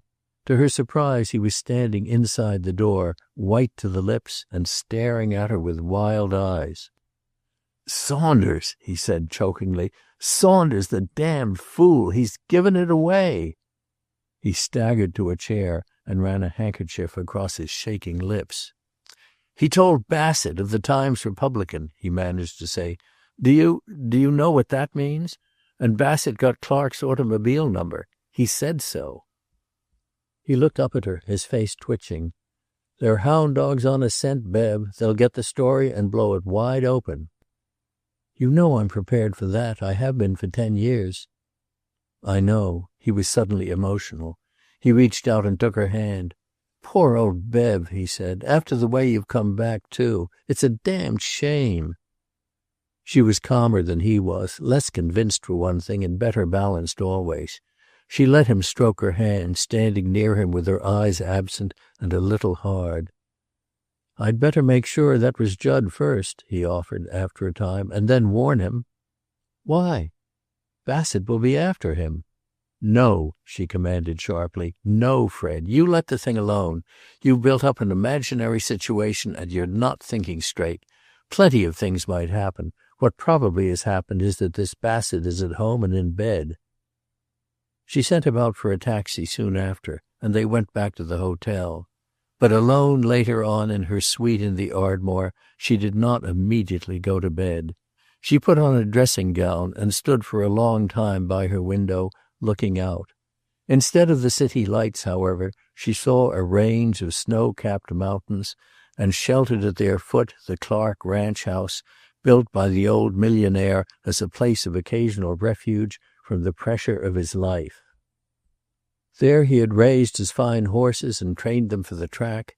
There, when late in life he married, he had taken his wife for their honeymoon, and 2 years later for the birth of their son. And there, when she died, he had returned with the child, himself broken and prematurely aged, to be killed by one of his own stallions when the boy was 15. 6 years his own master, Judson had been 21 to her 20 when she first met him. Going the usual pace, too, and throwing money right and left. He had financed her as a star, ransacking Europe for her stage properties, and then he fell in love with her.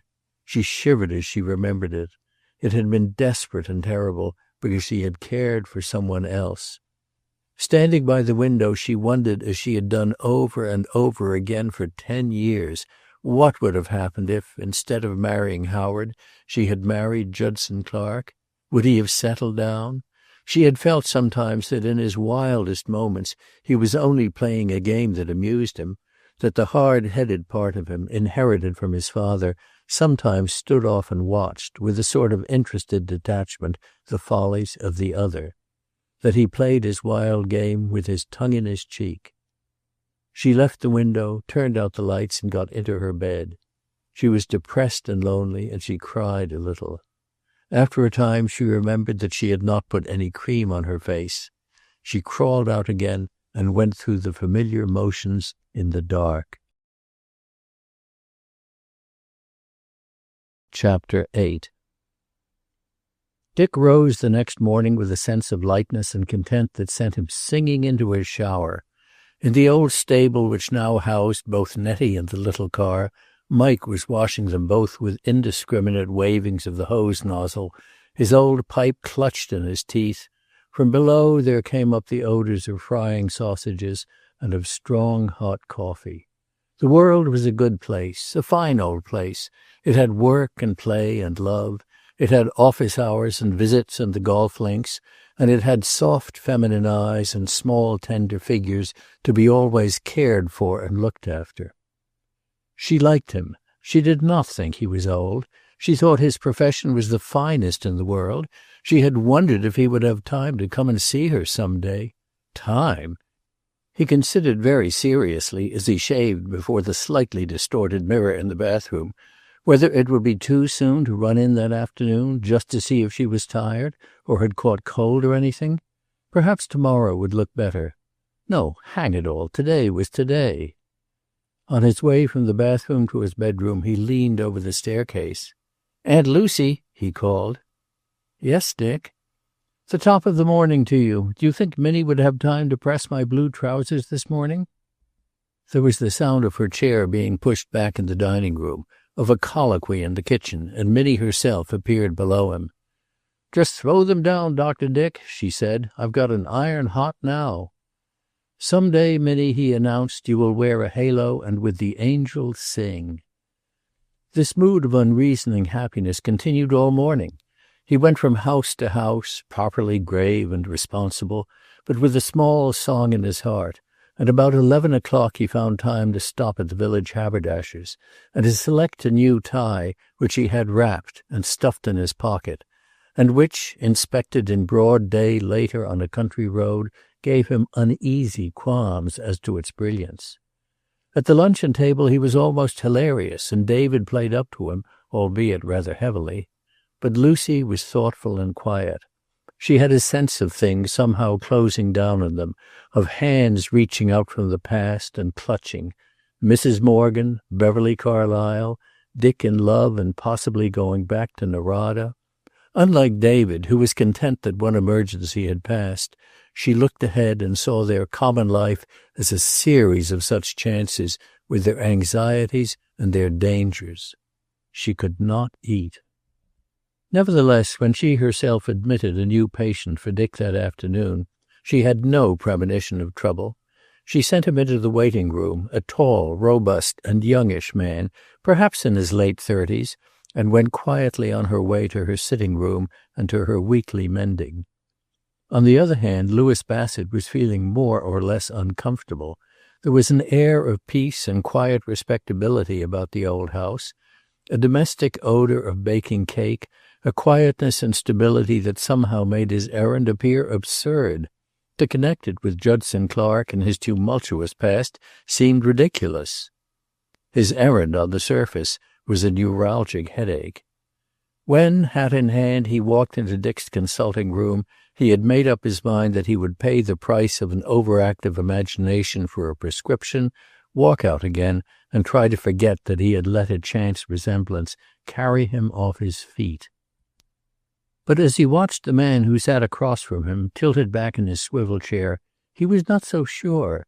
Here was the same tall figure, the heavy brown hair, the features and boyish smile of the photograph he had seen the night before. As Judson Clark might have looked at 32, this man looked.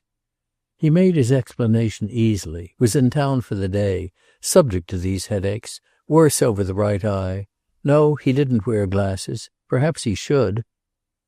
It wasn't Clark. It couldn't be. Judd Clark sitting there tilted back in an old chair and asking questions as to the nature of his fictitious pain? Impossible.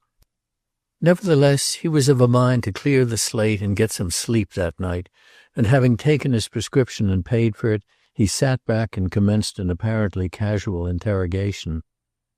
"Two names on your sign, I see. Father and son, I suppose." "Dr. David Livingstone is my uncle."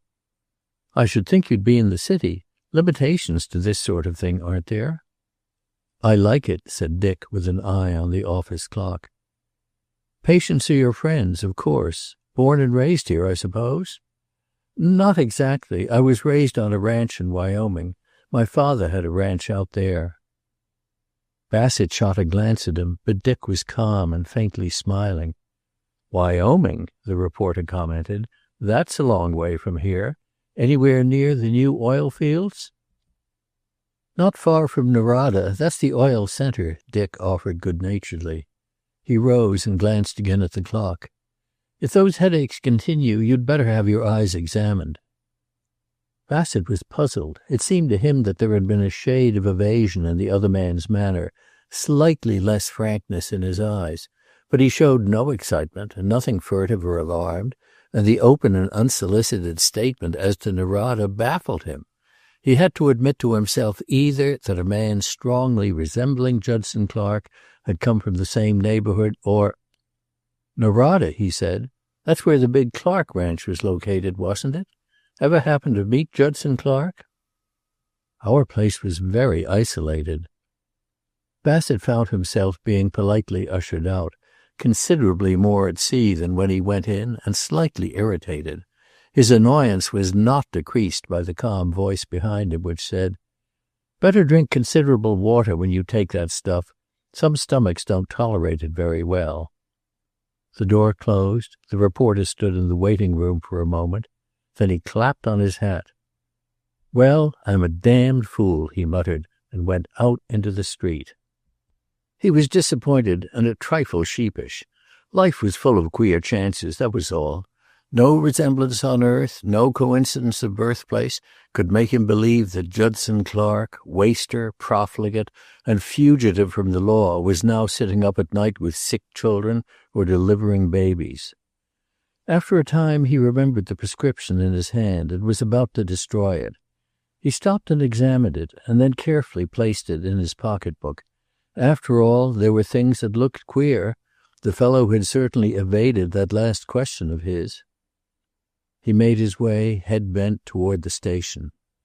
He had 10 minutes to wait, and he wandered to the newsstand. He made a casual inspection of its display, bought a newspaper, and was turning away when he stopped and gazed after a man who had just passed him from an outbound train. The reporter looked after him with amused interest. Gregory, too. The Livingstone chap had certainly started something. But it was odd, too. How had Gregory traced him? Wasn't there something more in Gregory's presence there than met the eye? Gregory's visit might be, like his own, the desire to satisfy himself that the man was or was not Clark. Or it might be the result of a conviction that it was Clark and a warning against himself. But if he had traced him, didn't that indicate that Clark himself had got into communication with him? In other words, that the chap was Clark after all? Gregory, having made an inquiry of a hackman, had started along the street, and after a moment's thought Bassett fell into line behind him.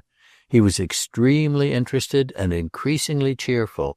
He remained well behind, and with his newspapers rolled in his hand, assumed the easy yet brisk walk of the commuters around him, bound for home and their early suburban dinners. Halfway along Station Street, Gregory stopped before the Livingstone house, read the sign, and rang the doorbell. The reporter slowed down to give him time for admission, and then slowly passed. In front of Harrison Miller's house, however, he stopped and waited. He lighted a cigarette and made a careful survey of the old place. Strange, if this were to prove the haven where Judson Clark had taken refuge, this old brick two-storied dwelling with its ramshackle stable in the rear, its small vegetable garden, its casual beds of simple garden flowers set in a half-acre or so of ground. A doctor, a pill shooter, Judd Clark. Chapter 9. Elizabeth had gone about all day with a smile on her lips and a sort of exaltation in her eyes. She had, girl fashion, gone over and over the totally uneventful evening they had spent together, remembering small speeches and gestures, what he had said and she had answered. She had, for instance, mentioned Claire Rossiter very casually, oh, very, very casually, and he had said, "Claire Rossiter? Oh, yes, the tall blonde girl, isn't she?" She was very happy. He had not seemed to find her too young or particularly immature. He had asked her opinion on quite important things and listened carefully when she replied. She felt, though, that she knew about 1/10 as much as he did, and she determined to read very seriously from that time on. Her mother, missing her that afternoon, found her curled up in the library, beginning the first volume of Gibbon's Rome, with an air of determined concentration and wearing her best summer frock. She did not intend to depend purely on Gibbon's Rome, evidently. "Are you expecting anyone, Elizabeth?" she asked, with the frank directness characteristic of mothers. And Elizabeth, fixing a date in her mind with terrible firmness, looked up absently and said, "No one in particular." At 3:00, with a slight headache from concentration, she went upstairs and put up her hair again, rather high this time to make her feel taller. Of course it was not likely he would come. He was very busy. So many people depended on him. It must be wonderful to be like that, to have people needing one and looking out of the door and saying, "I think I see him coming now." Nevertheless, when the postman rang, her heart gave a small leap and then stood quite still. When Annie slowly mounted the stairs, she was already on her feet, but it was only a card announcing, "Mrs. Sayre, Wednesday, May 15th, luncheon at 1:30. However, at 4:30 the bell rang again, and a masculine voice informed Annie, a moment later, that it would put its overcoat here, because lately a dog had eaten a piece out of it and got most awful indigestion. The time it took Annie to get up the stairs again gave her a moment, so that she could breathe more naturally, and she went down very deliberately and so dreadfully poised that at first he thought she was not glad to see him. "I came, you see," he said. "I intended to wait until tomorrow, but I had a little time. But if you're doing anything—" "I was reading Gibbon's Rome," she informed him. "I think everyone should know it, don't you?" "Good heavens, what for?" he inquired. "I don't know." They looked at each other and suddenly they laughed. "I wanted to improve my mind," she explained. "I felt last night that you know so many things and that I was frightfully stupid." "Do you mean to say," he asked, aghast, "that I? Great Scott!" Settled in the living room, they got back rather quickly to their status of the night before, and he was moved to confession. "I didn't really intend to wait until tomorrow," he said. "I got up with the full intention of coming here today if I did it over the wreck of my practice. At 11:00 this morning I held up a consultation 10 minutes to go to Yardsley's and buy a tie for this express purpose. Perhaps you have noticed it already." "I have indeed. It's a wonderful tie." "Neat, but not gaudy, eh?" He grinned at her happily. "You know, you might steer me a bit about my ties. I have the taste of an African savage. I nearly bought a purple one with red stripes. And Aunt Lucy thinks I should wear white lawn like David." They talked, those small, highly significant nothings, which are only the barrier behind which go on the eager questionings and unspoken answers of youth and love. They had known each other for years, had exchanged the same give and take of neighborhood talk when they met as now. Today nothing was changed, and everything. Then out of a clear sky he said, "I may be going away before long, Elizabeth." He was watching her intently. She had a singular feeling that behind this, as behind everything that afternoon, was something not spoken, something that related to her. Perhaps it was because of his tone. "You don't mean not to stay?" "No, I want to go back to Wyoming, where I was born, only for a few weeks."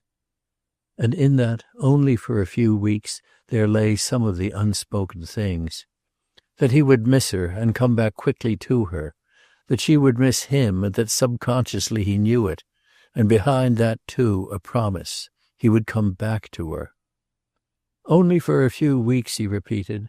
"I thought perhaps if you wouldn't mind my writing to you now and then. I write a rotten hand, you know. Most medical men do." "I should like it very much," she said primly.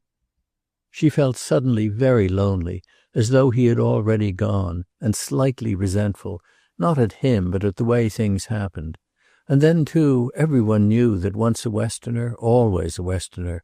The West always called its children. Not that she put it that way. But she had a sort of vision, gained from the moving pictures, of a country of wide spaces and tall mountains, where men wore quaint clothing and the women rode wild horses and had the dash she knew she lacked. She was stirred by a vague jealousy. "You may never come back," she said casually. "After all, you were born there, and we must seem very quiet to you." "Quiet!" he exclaimed. "You are heavenly restful and comforting. He checked himself and got up. "Then I'm to write, and you are to make out as much of my scrawl as you can and answer. Is that right?" "I'll write to you all the town gossip." "If you do," he threatened her, "you're to write me what you're doing, and all about yourself. Remember, I'll be counting on you." And if their voices were light, there was in both of them the sense of a pact made, of a bond that was to hold them, like clasped hands, against their coming separation. It was rather anticlimacteric, after that, to have him acknowledge that he didn't know exactly when he could get away. She went with him to the door and stood there, her soft hair blowing as he got into the car. When he looked back as he turned the corner, she was still there. He felt very happy, affable, and he picked up an elderly village woman with her and went considerably out of his way to take her home. He got back to the office at 6:30 to find a red-eyed Minnie in the hall. Chapter 10. At 5:30 that afternoon, David had let himself into the house with his latchkey, hung up his overcoat on the old walnut hat rack, and went into his office. The strain of the days before had told on him, and he felt weary and not entirely well. He had fallen asleep in his buggy and had wakened to find old Nettie drawing him slowly down the main street of the town, pursuing an erratic but homeward course, while the people on the pavements watched and smiled. He went into his office, closed the door, and then, on the old leather couch with its sagging springs, he stretched himself out to finish his nap. Almost immediately, however, the doorbell rang, and a moment later Minnie opened his door. "Gentleman to see you, Dr. David." He got up clumsily and settled his collar. Then he opened the door into his waiting room. "Come in," he said resignedly. A small, dapper man in precisely the type of clothes David most abominated, and wearing light-colored spats, rose from his chair and looked at him with evident surprise. "I'm afraid I've made a mistake. Dr. Livingstone left his seat number for calls at the box office of the Annex Theater last night, the Happy Valley Company, but he was a younger man. David stiffened, but he surveyed his visitor impassively from under his shaggy white eyebrows. "I haven't been in a theater for a dozen years, sir." Gregory was convinced that he had made a mistake. Like Louis Bassett, the very unlikeliness of Judd Clark being connected with the domestic atmosphere and quiet respectability of the old house made him feel intrusive and absurd. He was about to apologize and turn away when he thought of something. "There are 2 names on your sign. The other one, was he by any chance at the theater last night?" "I think I shall have to have a reason for these inquiries," David said slowly. He was trying to place Gregory, to fit him into the situation, straining back over 10 years of security, racking his memory without result. "Just what have you come to find out?" he asked, as Gregory turned and looked around the room. "The other Dr. Livingstone is your brother?" "My nephew." Gregory shot a sharp glance at him, but all he saw was an elderly man with heavy white hair and fierce shaggy eyebrows, a portly and dignified elderly gentleman, rather resentfully courteous. "Sorry to trouble you," he said. "I suppose I've made a mistake. Is your nephew at home?" "No." "May I see a picture of him if you have one?" David's wild impulse was to smash Gregory to the earth, to annihilate him. His collar felt tight, and he pulled it away from his throat. "Not unless I know why you want to see it." "He is tall, rather spare, and he took a young lady to the theater last night?" Gregory persisted. "He answers that description. What of it?" "And he is your nephew?" "My brother's son," David said steadily. Somehow it began to dawn on him that there was nothing inimical in this strange visitor, that he was anxious and ill at ease. There was, indeed, something almost beseeching in Gregory's eyes, as though he stood ready to give confidence for confidence, and more than that, a sort of not unfriendly stubbornness, as though he had come to do something he meant to do. "Sit down," he said, relaxing somewhat. "Certainly my nephew is making no secret of the fact that he went to the theater last night. If you'll tell me who you are—" But Gregory did not sit down. He stood where he was and continued to eye David intently. "I don't know just what it conveys to you, Doctor, but I am Beverly Carlisle's brother." David lowered himself into his chair. His knees were suddenly weak under him, but he was able to control his voice. "I see," he said, and waited. "Something happened last night at the theater. It may be important. I'd have to see your nephew in order to find out if it is.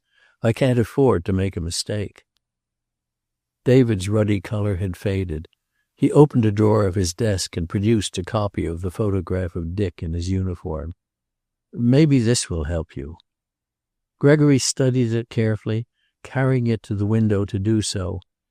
When he confronted David again, he was certain of himself and his errand for the first time, and his manner had changed. "Yes," he said significantly, "it does." He placed the photograph on the desk and, sitting down, drew his chair close to David's. "I'll not use any names, Doctor. I think you know what I'm talking about. I was sure enough last night. I'm certain now." David nodded. "Go on." "We'll start like this. God knows I don't want to make any trouble, but I'll put a hypothetical case. Suppose that a man, when drunk, commits a crime and then disappears. Suppose he leaves behind him a bad record and an enormous fortune. Suppose that he then reforms and becomes a useful citizen, and everything is buried." Dr. David listened stonily. Gregory lowered his voice. "Suppose there's a woman mixed up in that situation. Not guiltily, but there's a lot of talk. And suppose she lives it down for 10 years and then goes back to her profession. In a play the families take the children to see, and makes good. It isn't hard to suppose that neither of those two people wants the thing revived, is it?" David cleared his throat. "You mean, then, that there is danger of such a revival?" "I think there is," Gregory said bitterly. "I recognized this man last night and called a fellow who knew him in the old days, Saunders, our stage manager, and a newspaper man named Bassett wormed it out of Saunders. You know what that means." David heard him clearly, but as though from a great distance. "You can see how it appears to Bassett. If he's found it, it's the big story of a lifetime. I thought he'd better be warned." When David said nothing, but sat holding tight to the arms of his old chair, Gregory reached for his hat and got up. "The thing for him to do," he said, "is to leave town for a while. This Bassett is a hound hog on a scent. They all are. He is Bassett of the Times-Republican. And he took Judd. He took your nephew's automobile license number." Still David sat silent, and Gregory moved to the door. "Get him away, tonight if you can." "Thank you," David said. His voice was thick. I appreciate your coming." He got up dizzily as Gregory said good evening and went out. The room seemed very dark and unsteady and not familiar. So this was what had happened after all the safe years. A man could work and build and pray, but if his house was built on the sand... As the outer door closed, David fell to the floor with a crash. Chapter 11. Bassett lounged outside the neat privet hedge, which it was Harrison Miller's custom to clip with his own bachelor hands, and waited. And as he waited, he tried to imagine what was going on inside, behind the neatly curtained windows of the old brick house. He was tempted to ring the bell again, pretend to have forgotten something, and perhaps happen in on what might be drama of a rather high order. What, supposing the man was Clark after all, was fairly sure to be drama. He discarded the idea, however, and began again his interested survey of the premises. Whoever conceived this sort of haven for Clark, if it were Clark, had shown considerable shrewdness. The town fairly smelt of respectability, the tree-shaded streets, the children in socks and small, crisp-laundered garments, the houses set back, each in its square of shaved lawn, all peaceful, middle-class, and unexciting. The last town in the world for Judson Clark, the last profession, the last house, this shabby old brick before him. He smiled rather grimly as he reflected that if Gregory had been right in his identification, he was, beyond those windows at that moment, very possibly warning Clark against himself. Gregory would know his type that he never let go. He drew himself up a little. The house door opened and Gregory came out, turning toward the station. Bassett caught up with him and put a hand on his arm. "Well," he said cheerfully, "it was, wasn't it?" Gregory stopped dead and stared at him. Then, "Old dog Tray," he said sneeringly. "If your brain was as good as your nose, Bassett, you'd be a whale of a newspaper man."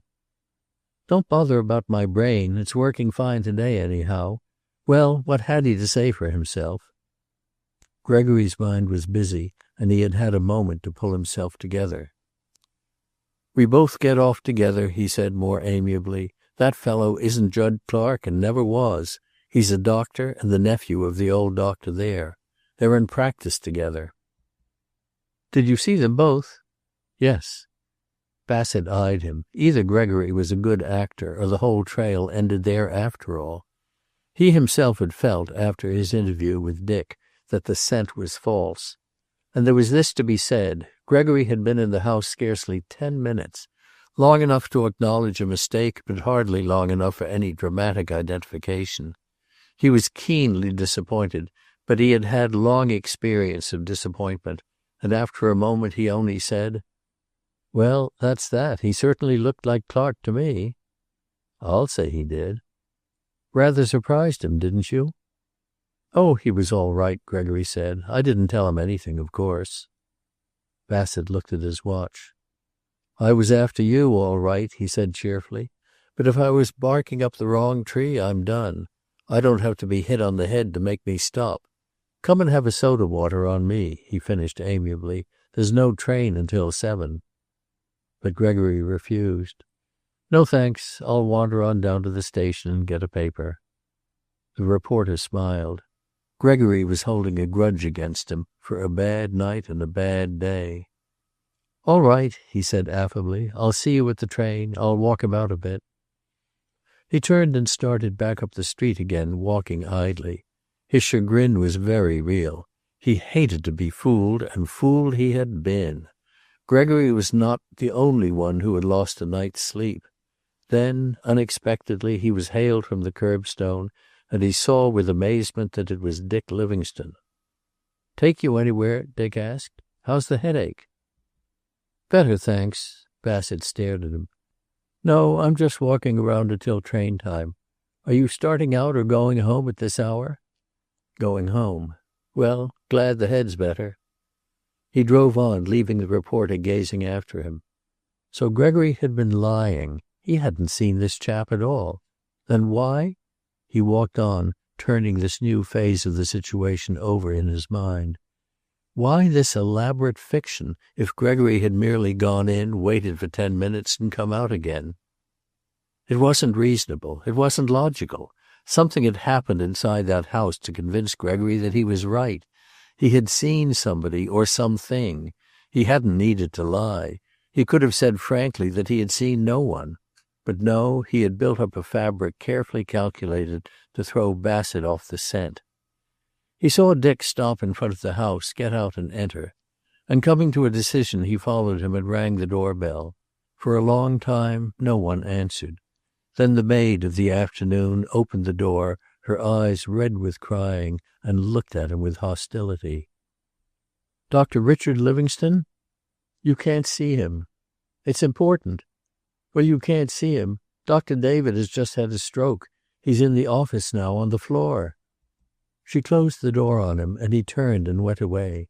It was all clear to him. Gregory had seen, not Clark, but the older man, had told him and gone away. And under the shock, the older man had collapsed. That was sad. It was very sad. But it was also extremely convincing. He sat up late that night again, running over the entries in his notebook. The old story, as he pieced it out, ran like this. It had been 12 years ago when, according to the old files, Clark had financed Beverly Carlisle's first starring venture. He had apparently started out in the beginning only to give her the publicity she needed. In devising it, however, he had shown a sort of boyish recklessness and ingenuity that had caught the interest of the press and set newspapermen to chuckling wherever they got together. He had got together a dozen or so of young men like himself, wealthy, idle, and reckless with youth, and headed by him they had made the exploitation of the young star an occupation. The newspapers referred to the star and her constellation as Beverly Carlisle and her Broadway beauties. It had been unvicious, young, and highly entertaining, and it had cost Judson Clark his membership in his father's conservative old clubs. For a time it livened the theatrical world with escapades that were harmless enough, if sensational. Then after a time Newspaper Row began to whisper that young Clark was in love with the girl. The Broadway beauties broke up after a wild farewell dinner. The audiences ceased to expect a row of a dozen youths, all dressed alike with gardenias in their buttonholes and perhaps red neckties with their evening suits, to rise in their boxes on the star's appearance and solemnly bow. And the star herself lost a little of the anxious look she frequently wore. The story went, after a while, that Judson Clark had been refused and was taking his refusal badly. Reporters saw him, carelessly dressed, outside the stage door waiting, and the story went that the girl had thrown him over, money and all, for her leading man. One thing was clear. Clark, not a drinker before, had taken to drinking hard, and after a time, and some unpleasant scenes probably, she refused to see him any more. When the play closed in June 1911, she married Howard Lucas, her leading man, his third wife. Lucas had been not a bad chap, a good-looking, rather negligible man, given to all-day Sunday poker, carefully valeted, not very keen mentally, but amiable. They had bought a house on East 56th Street and were looking for a new play with Lucas as co-star when he unaccountably went to pieces nervously, stopped sleeping, and developed a slight twitching of his handsome, rather vacuous face. Judson Clark had taken his yacht and gone to Europe, and was reported from here and there not too favorably. But when he came back in early September, he had apparently recovered from his infatuation, was his old, carefully dressed self again, and when interviewed declared his intention of spending the winter on his Wyoming ranch. Of course he must have heard of Lucas's breakdown, and equally of course he must have seen them both. What happened at that interview, by what casual attitude he allayed Lucas's probable jealousy and the girl's own nervousness, Bassett had no way of discovering. It was clear that he convinced them both of his good faith, for the next note in the reporter's book was simply a date, September 12th, 1911. That was the day they had all started west together traveling in Clark's private car, with Lucas twitching slightly, smiling and waving farewell from a window. The big smash did not come until the middle of October. Bassett sat back and considered. He had a fairly clear idea of the conditions at the ranch: daily riding, some little reading, and a great deal too much of each other. A sick man, too, unhappy in his exile, chafing against his restrictions, lonely and irritable. The girl, early seeing her mistake, and Clark's jealousy of her husband. The door into their apartment closing, the 1,001 unconscious intimacies between man and wife, the breakfast for two going up the stairs, and below that hot-eyed boy, agonized and passionately jealous, yet meeting them and looking after them, their host and a gentleman. Lucas took to drinking after a time to allay his sheer boredom, and Judd Clark drank with him. At the end of 3 weeks they were both drinking heavily and were politely quarrelsome. Bassett could fill that in also. He could see the girl protesting, watching, increasingly anxious, as she saw that Clark's jealousy was matched by her husband's.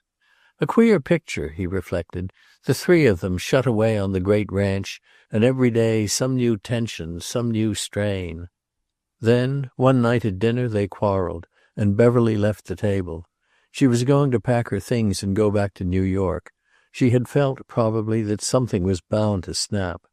And while she was upstairs, Clark had shot and killed Howard Lucas, and himself disappeared. He had run, testimony at the inquest revealed, to the corral and saddled a horse.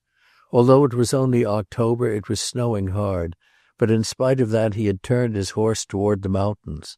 By midnight, a posse from Narada had started out, and another up the dry river canyon, but the storm turned into a blizzard in the mountains, and they were obliged to turn back. A few inches more snow, and they could not have got their horses out. A week or so later, with a crust of ice over it, a few of them began again, with no expectation, however, of finding Clark alive. They came across his horse on the second day, but they did not find him, and there were some among them who felt that, after all, old Elihu Clark's boy had chosen the better way. Bassett closed his notebook and lighted a cigar. There was a big story to be had for the seeking, a whale of a story. He could go to the office, give them a hint, draw expense money, and start for Narada the next night. He knew well enough that he would have to begin there, and that it would not be easy. Witnesses of the affair at the ranch would be missing now, or when found, the first accuracy of their statements would either be dulled by time or have been added to with the passing years. The ranch itself might have passed into other hands. To reconstruct the events of 10 years ago might be impossible, or nearly so. But that was not his problem. He would have to connect Narada with Haverly, Clark with Livingstone. One thing only was simple. If he found Livingstone's story was correct, that he had lived on a ranch near Narada before the crime, and as Livingstone, then he would acknowledge that two men could look precisely alike and come from the same place and yet not be the same. If not... But after he had turned out his light and got into bed, he began to feel a certain distaste for his self-appointed task. If Livingstone were Clark, if after years of effort he had pulled himself up by his own bootstraps, had made himself a man out of the reckless boy he had been, a decent and useful citizen, why pull him down? After all, the world hadn't lost much in Lucas, a sleek, not over-intelligent big animal. That had been Howard Lucas. He decided to sleep over it, and by morning he found himself not only disinclined to the business, but firmly resolved to let it drop. Things were well enough as they were. The woman in the case was making good, Judd was making good, and nothing would restore Howard Lucas to that small theatrical world of his which had waved him good-bye at the station so long ago. He shaved and dressed, his resolution still holding. He had indeed almost a conscious glow of virtue, for he was making one of those inglorious and unsung sacrifices which ought to bring a man credit in the next world, because they certainly got him nowhere in this. He was quite affable to the colored waiter who served his breakfasts in the bachelor apartment house, and increased his weekly tip to $1.50. Then he sat down and opened the Times-Republican, skimming over it after his habit for his own space, and frowning over a row of exclamation and interrogation points unwittingly set behind the name of the mayor. On the second page, however, he stopped, coffee cup in air. "Is Judson Clark alive? Wife of former ranch manager makes confession." A woman named Margaret Donaldson, it appeared, fatally injured by an automobile near the town of Narada, Wyoming, had made a confession on her deathbed.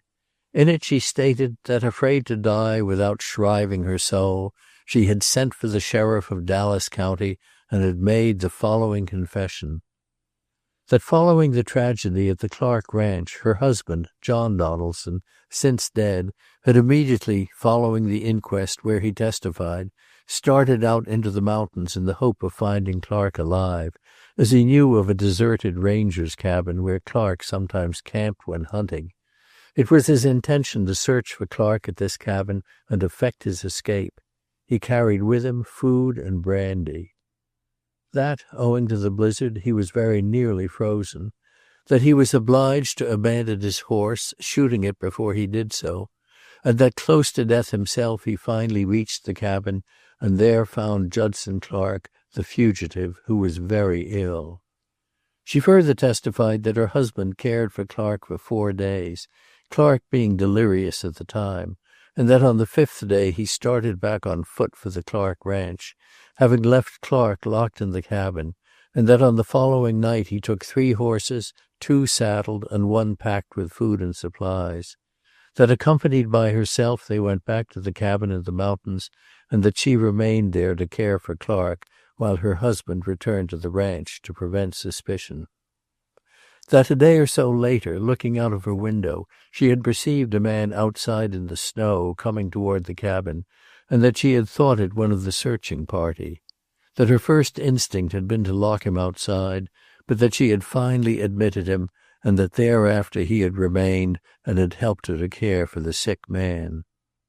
Unfortunately for the rest of the narrative, it appeared that the injured woman had here lapsed into a coma and had subsequently died, carrying her further knowledge with her. But, the article went on, the story opened a field of infinite surmise. In all probability, Judson Clark was still alive, living under some assumed identity, free of punishment, outwardly respectable. 3 years before he had been adjudged legally dead, and the estate divided under bond of the legatees. Close to $100 million had gone to charities, and Judson Clark, wherever he was, would be dependent on his own efforts for existence. He could have summoned all the legal talent in the country to his defense, but instead he had chosen to disappear. The whole situation turned on the deposition of Mrs. Donaldson, now dead. The local authorities at Narada maintained that the woman had not been sane for several years. On the other hand, the cabin to which she referred was well known, and no search of it had been made at the time. Clark's horse had been found not 10 miles from the town, and the cabin was buried in snow 20 miles further away. If Clark had made that journey on foot, he had accomplished the impossible. Certain facts, according to the local correspondent, bore out Margaret Donaldson's confession. Inquiry showed that she was supposed to have spent the winter following Judson Clark's crime with relatives in Omaha. She had returned to the ranch the following spring. A detailed description of Judson Clark and a photograph of him accompanied the story. Bassett reread the article carefully and swore a little under his breath. If he had needed confirmation of his suspicions, it lay to his hand. But the situation had changed overnight. There would be a search for Clark now, as wide as the knowledge of his disappearance. Local police authorities would turn him up in every city from Maine to the Pacific coast. Even Europe would be on the lookout, and South America. But it was not the police he feared so much as the press. Not all of the papers, but some of them, would go after that story and send their best men on it. It offered not so much a chance of solution as an opportunity to revive the old dramatic story. He could see, when he closed his eyes, the local photographers climbing to that cabin and later sending its pictures broadcast, and divers gentlemen of the press, eager to pit their wits against 10 years of time and the ability of a once conspicuous man to hide from the law, packing their suitcases for Narada. No, he couldn't stop now. He would go on like the others, and with this advantage, that he was morally certain he could lay his hands on Clark at any time. But he would have to prove his case, connect it. Who, for instance, was the other man in the cabin? He must have known who the boy was who lay in that rough bunk delirious. Must have suspected anyhow. That made him, like the Donaldsons, accessory after the fact, and criminally liable. Small chance of him coming out with any confession. Yet he was the connecting link. Must be. On his third reading, the reporter began to visualize the human elements of the fight to save the boy. He saw moving before him the whole pitiful struggle, the indomitable ranch manager, his heartbreaking struggle with the blizzard, the shooting of his horse, the careful disarming of suspicion, and later the intrepid woman, daring that night ride through snow that had sent the posse back to its firesides, to the boy, locked in the cabin and raving. His mind was busy as he packed his suitcase. Already he had forgotten his compunctions of the early morning.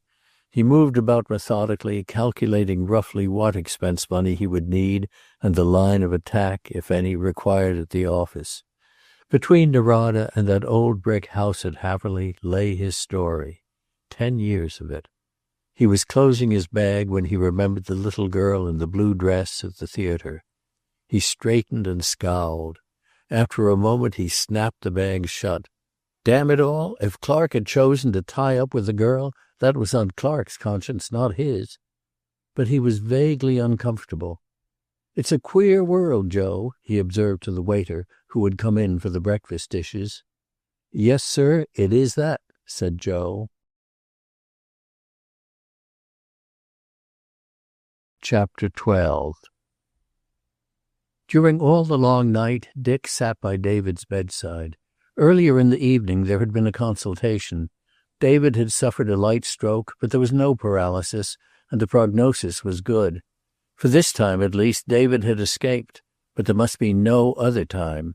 He was to be kept quiet and free from worry. His diet was to be carefully regulated, and with care he still had long years before him. David slept, his breathing heavy and slow. In the morning there would be a nurse, but that night Dick, having sent Lucy to bed, himself kept watch.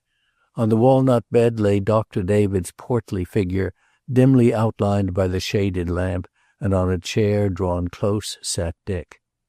He was wide awake and very anxious, but as time went on and no untoward symptoms appeared, as David's sleep seemed to grow easier and more natural, Dick's thoughts wandered.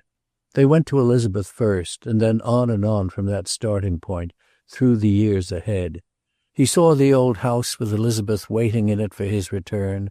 He saw both their lives united and flowing on together, with children, with small cares, with the routine of daily living, and behind it all the two of them, hand in hand. Then his mind turned on himself. How often in the past 10 years it had done that. He had sat off with a sort of professional detachment and studied his own case. With the entrance into his world of the new science of psychoanalysis, he had made now and then small, not very sincere attempts to penetrate the veil of his own unconscious devising. Not very sincere, for with the increase of his own knowledge of the mind, he had learned that behind such conditions as his lay generally, deeply hidden, the desire to forget, and that behind that there lay, acknowledged or not, fear. But to forget what, he used to say to David when the first textbooks on the new science appeared, and he and David were learning the new terminology, Dick eagerly, and David with contemptuous snorts of derision. To forget what? "You had plenty to forget," David would say stolidly.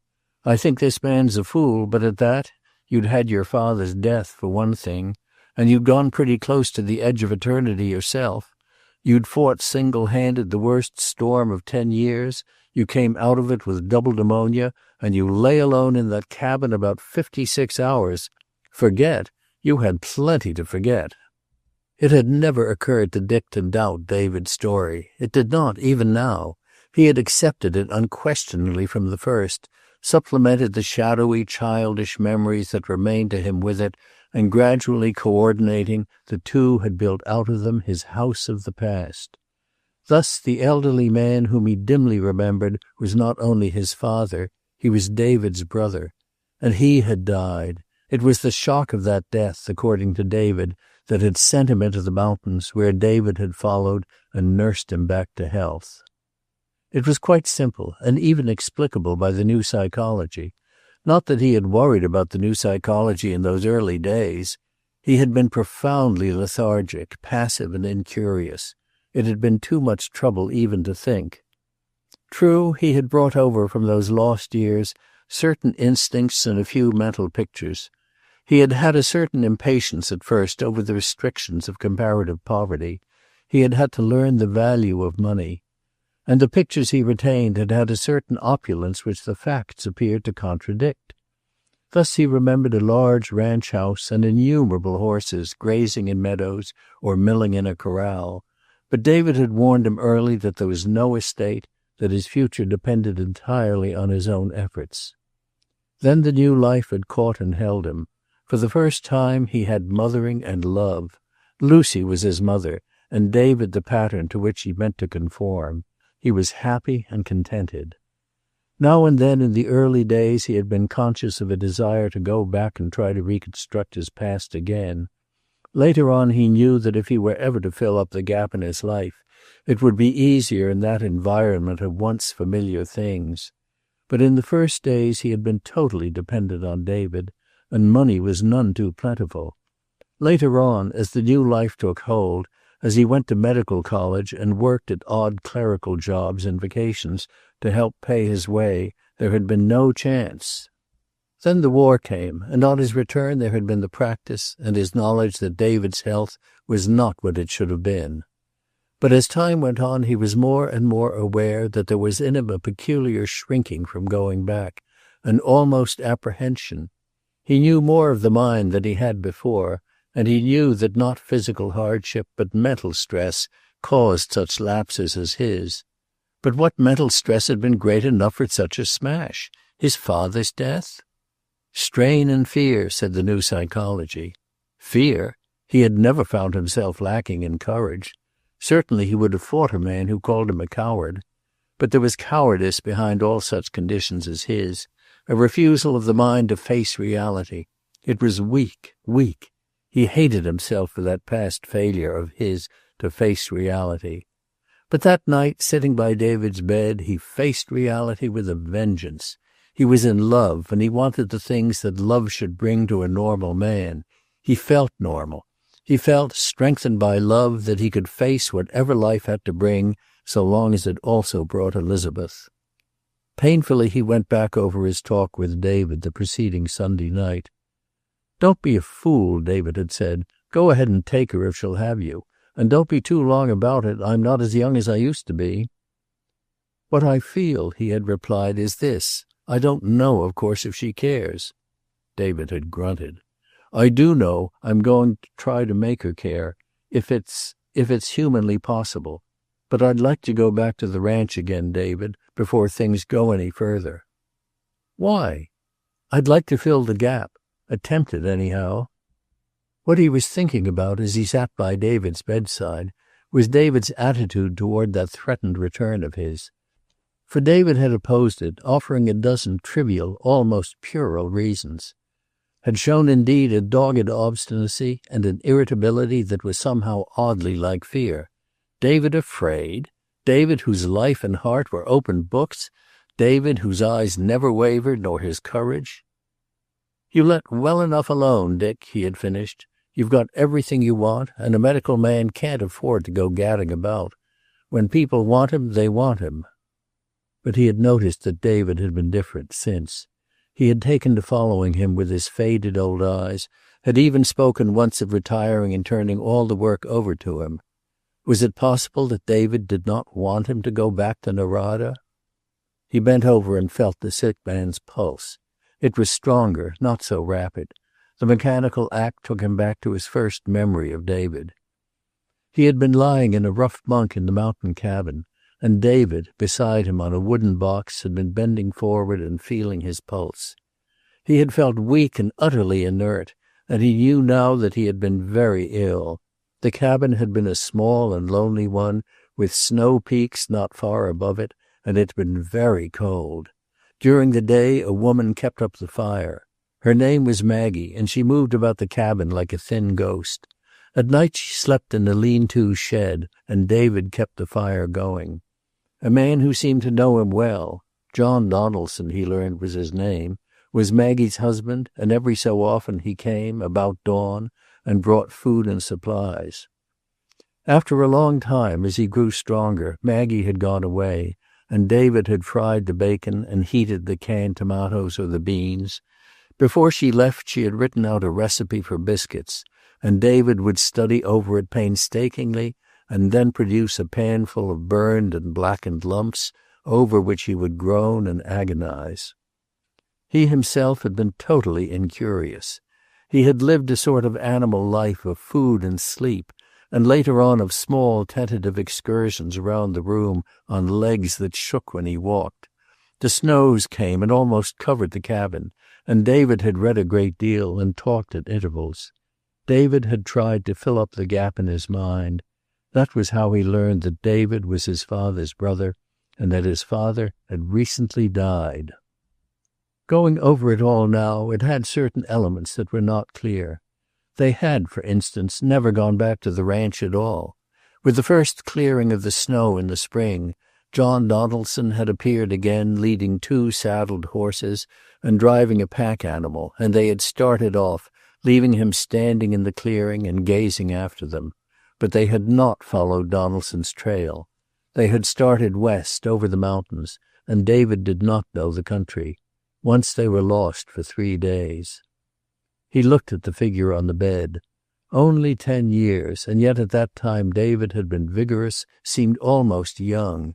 He had aged in that 10 years. On the bed he was an old man, a tired old man at that. On that long ride he had been tireless. He had taken the burden of the nightly camps and had hacked a trail with his hatchet across snowfields, while Dick, still weak but furiously protesting, had been compelled to stand and watch.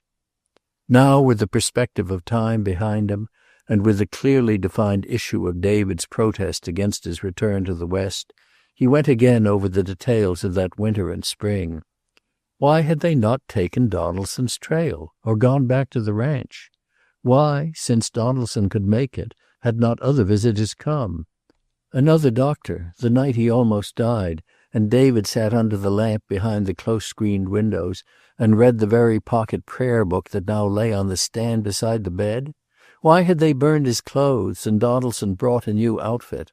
Why did Donaldson, for all his requests, never bring a razor, so that when they struck the railroad miles from anywhere, they were both fully bearded?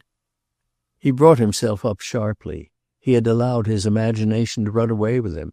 He had been depicting a flight, and no one who knew David could imagine him in flight. Nevertheless, he was conscious of a new uneasiness and anxiety.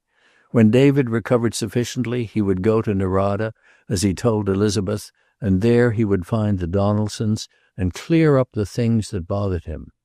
After that, he thought of Elizabeth, of her sweetness and sanity. He remembered her at the theater the evening before, lost in its fictitious emotions, its counterfeit drama. He had felt moved to comfort her when he found her on the verge of tears. "Just remember, they're only acting," he had said. "Yes, but life does do things like that to people." "Not often. The theater deals in the dramatic exceptions to life. You and I, plain bread-and-butter people, come to see these things because we get a sort of vicarious thrill out of them." "Doesn't anything ever happen to the plain bread-and-butter people?" "A little jam sometimes, or perhaps they drop it butter side down on the carpet." "But that is tragedy, isn't it?" He had had to acknowledge that it might be, but he had been quite emphatic over the fact that most people didn't drop it. After a long time he slept in his chair. The spring wind came in through the opened window and fluttered the leaves of the old prayer book on the stand.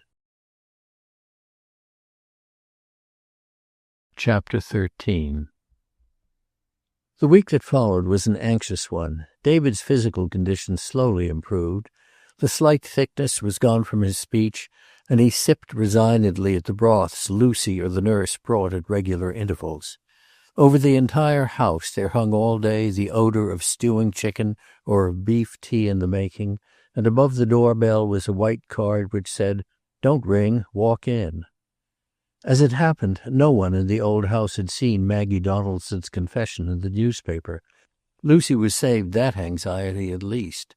Appearing as it did the morning after David's stroke, it came in with the morning milk, lay about unnoticed, and passed out again to start a fire or line a pantry shelf.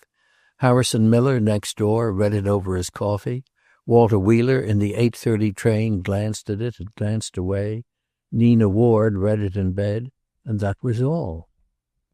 There came to the house a steady procession of inquirers and bearers of small tribute, flowers and jellies mostly, but other things also. A table in David's room held a steadily growing number of bedroom slippers, and Mrs. Morgan had been seen buying souls for still others.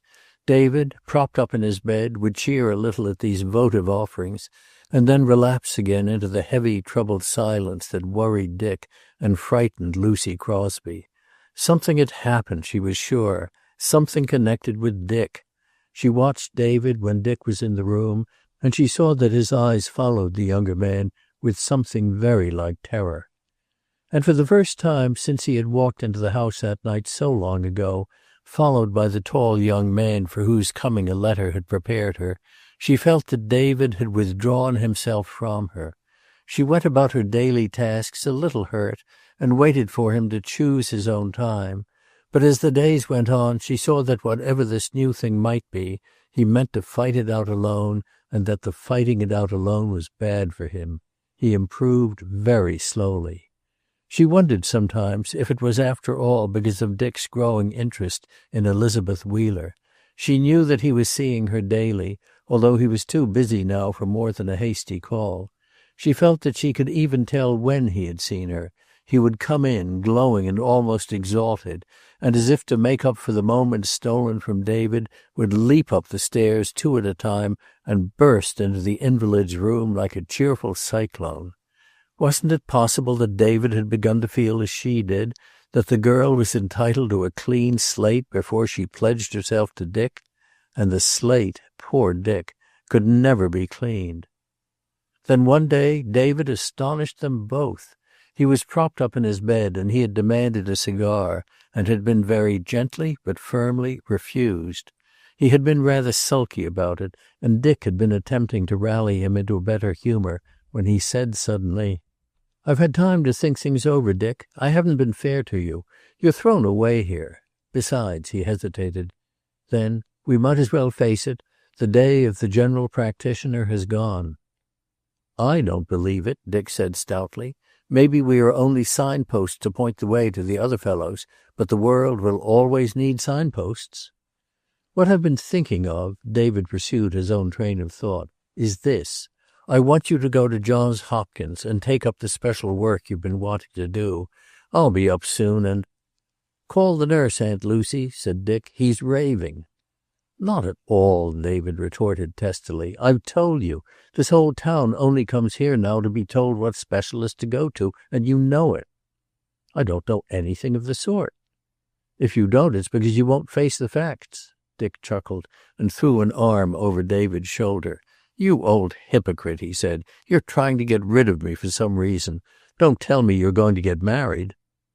But David did not smile. Lucy, watching him from her post by the window, saw his face and felt a spasm of fear. At the most, she had feared a mental conflict in David. Now she saw that it might be something infinitely worse, something impending and immediate. She could hardly reply when Dick appealed to her. "Are you going to let him get rid of me like this, Aunt Lucy?" he demanded. "Sentenced to Johns Hopkins like Napoleon to St. Helena? Are you with me or forninst me?" "I don't know, Dick," she said with her eyes on David. "If it's for your good—" She went out after a time, leaving them at it hammer and tongs. David was vanquished in the end, but Dick, going down to the office later on, was puzzled. Somehow it was borne in on him that behind David's insistence was a reason, unspoken but urgent, and the only reason that occurred to him as possible was that David did not, after all, want him to marry Elizabeth Wheeler. He put the matter to the test that night, wandering in dressing gown and slippers, as was his custom before going to bed for a brief chat. The nurse was downstairs, and Dick moved about the room restlessly. Then he stopped and stood by the bed, looking down. "A few nights ago, David, I asked you if you thought it would be right for me to marry, if my situation justified it, and if to your knowledge there was any other reason why I could not or should not. You said there was not." "There is no reason, of course, if she'll have you." "I don't know that. I know that whether she will or not is a pretty vital matter to me, David." David nodded silently. "But now you want me to go away, to leave her. You're rather urgent about it. And I feel, well, I begin to think that you have a reason for it." David clenched his hands under the bedclothing, but he returned Dick's gaze steadily. "She's a good girl," he said, "but she's entitled to more than you can give her the way things are." "That is, presupposing that she cares for me. I haven't an idea that she does. That she may in time. Then, that's the reason for this Johns Hopkins thing, is it?" "That's the reason," David said stoutly. "She would wait for you. She's that sort. I've known her all her life. She's as steady as a rock. But she's been brought up to have a lot of things. Walter Wheeler is well off. You do as I want you to. Pack your things and go to Baltimore. Bring Reynolds down here to look after the work till I'm round again." But Dick evaded the direct issue thus opened and followed another line of thought. "Of course you understand," he observed, after a renewal of his restless pacing, "that I've got to tell her my situation first. I don't need to tell you that I funk doing it, but it's got to be done." "Don't be a fool," David said querulously. "You'll set a lot of women cackling, and what they don't know they'll invent. I know 'em." "Only herself and her family." "Why?" "Because they have a right to know it." But when he saw David formulating a further protest, he dropped the subject. "I'll not do it until we've got into it together," he promised. "There's plenty of time. You settle down now and get ready for sleep." When the nurse came in at 11 o'clock, she found Dick gone and David very still with his face to the wall. It was the end of May before David began to move about his upper room. The trees along the shaded streets had burst into full leaf by that time, and Mike was enjoying that gardener's interval of paradise when flowers grow faster than the weeds among them. Harrison Miller, having rolled his lawn through all of April, was heard abroad in the early mornings with the lawn-mower or hoe in hand was to be seen behind his house in his vegetable patch. Cars rolled through the streets, the rear seats laden with blossoming loot from the country lanes, and the Wheeler dog was again burying bones in the soft, warm ground under the hedge. Elizabeth Wheeler was very happy. Her look of expectant waiting, once vague, had crystallized now into definite form. She was waiting, timidly and shyly, but with infinite content. In time, everything would come. And in the meantime there was today, and sometime today a shabby car would stop at the door, and there would be 5 minutes or 10, and then Dick would have to hurry to work or back to David.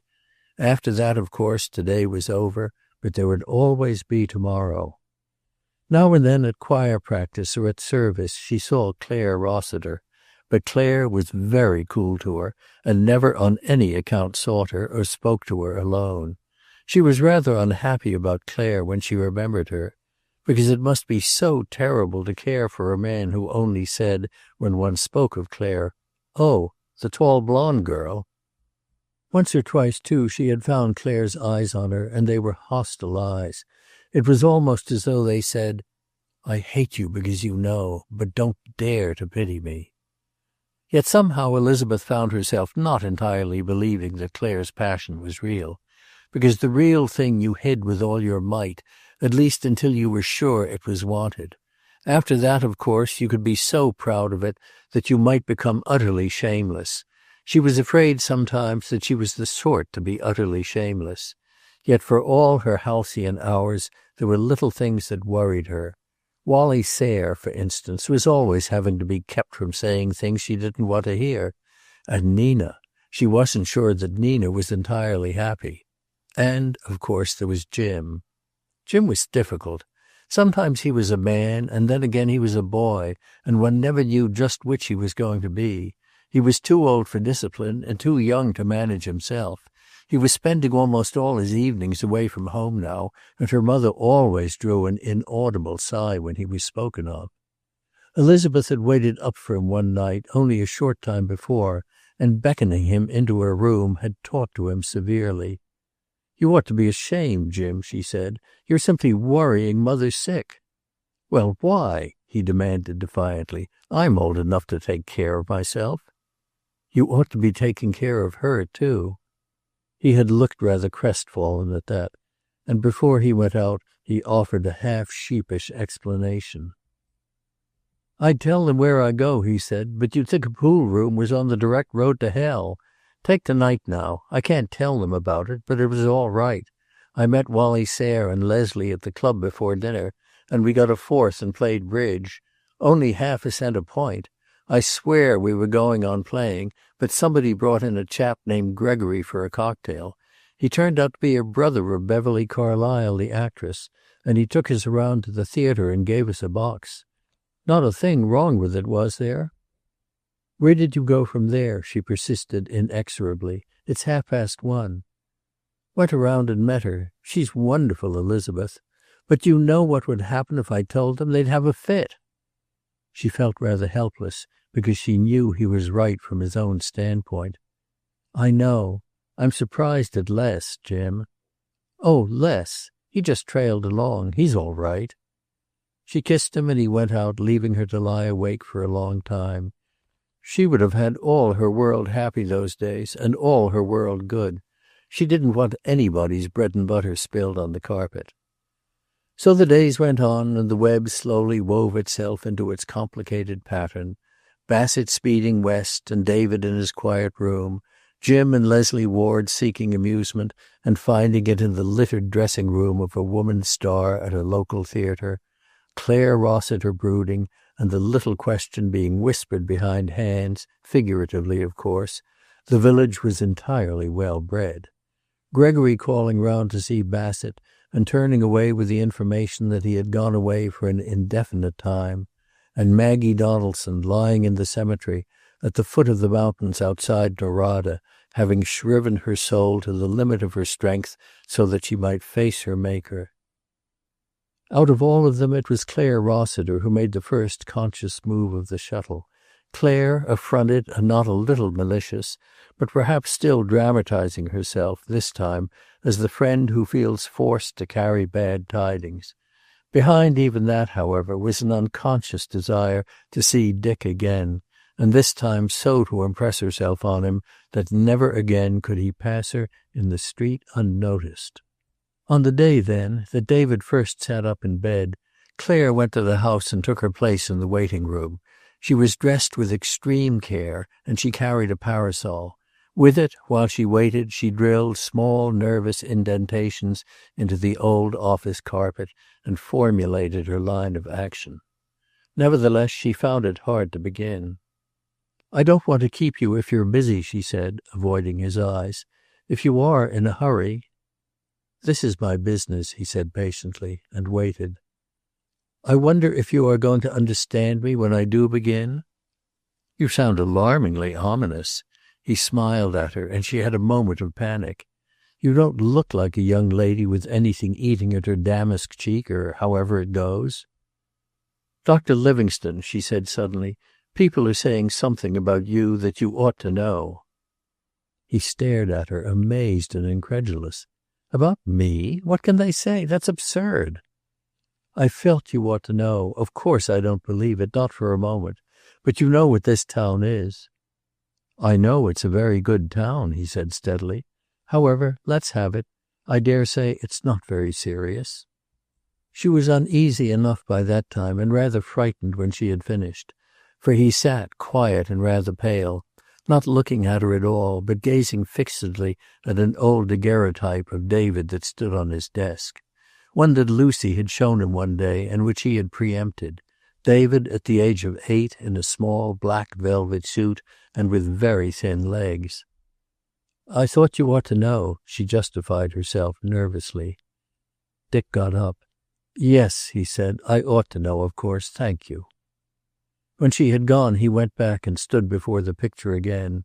From Claire's first words, he had had a stricken conviction that the thing was true, that, as Mrs. Cook Morgan's visitor from Wyoming had insisted, Henry Livingstone had never married, never had a son. He stood and gazed at the picture. His world had collapsed about him, but he was steady and very erect. "David, David," he thought, "why did you do it? And what am I? And who?" Characteristically, his first thought after that was of David himself.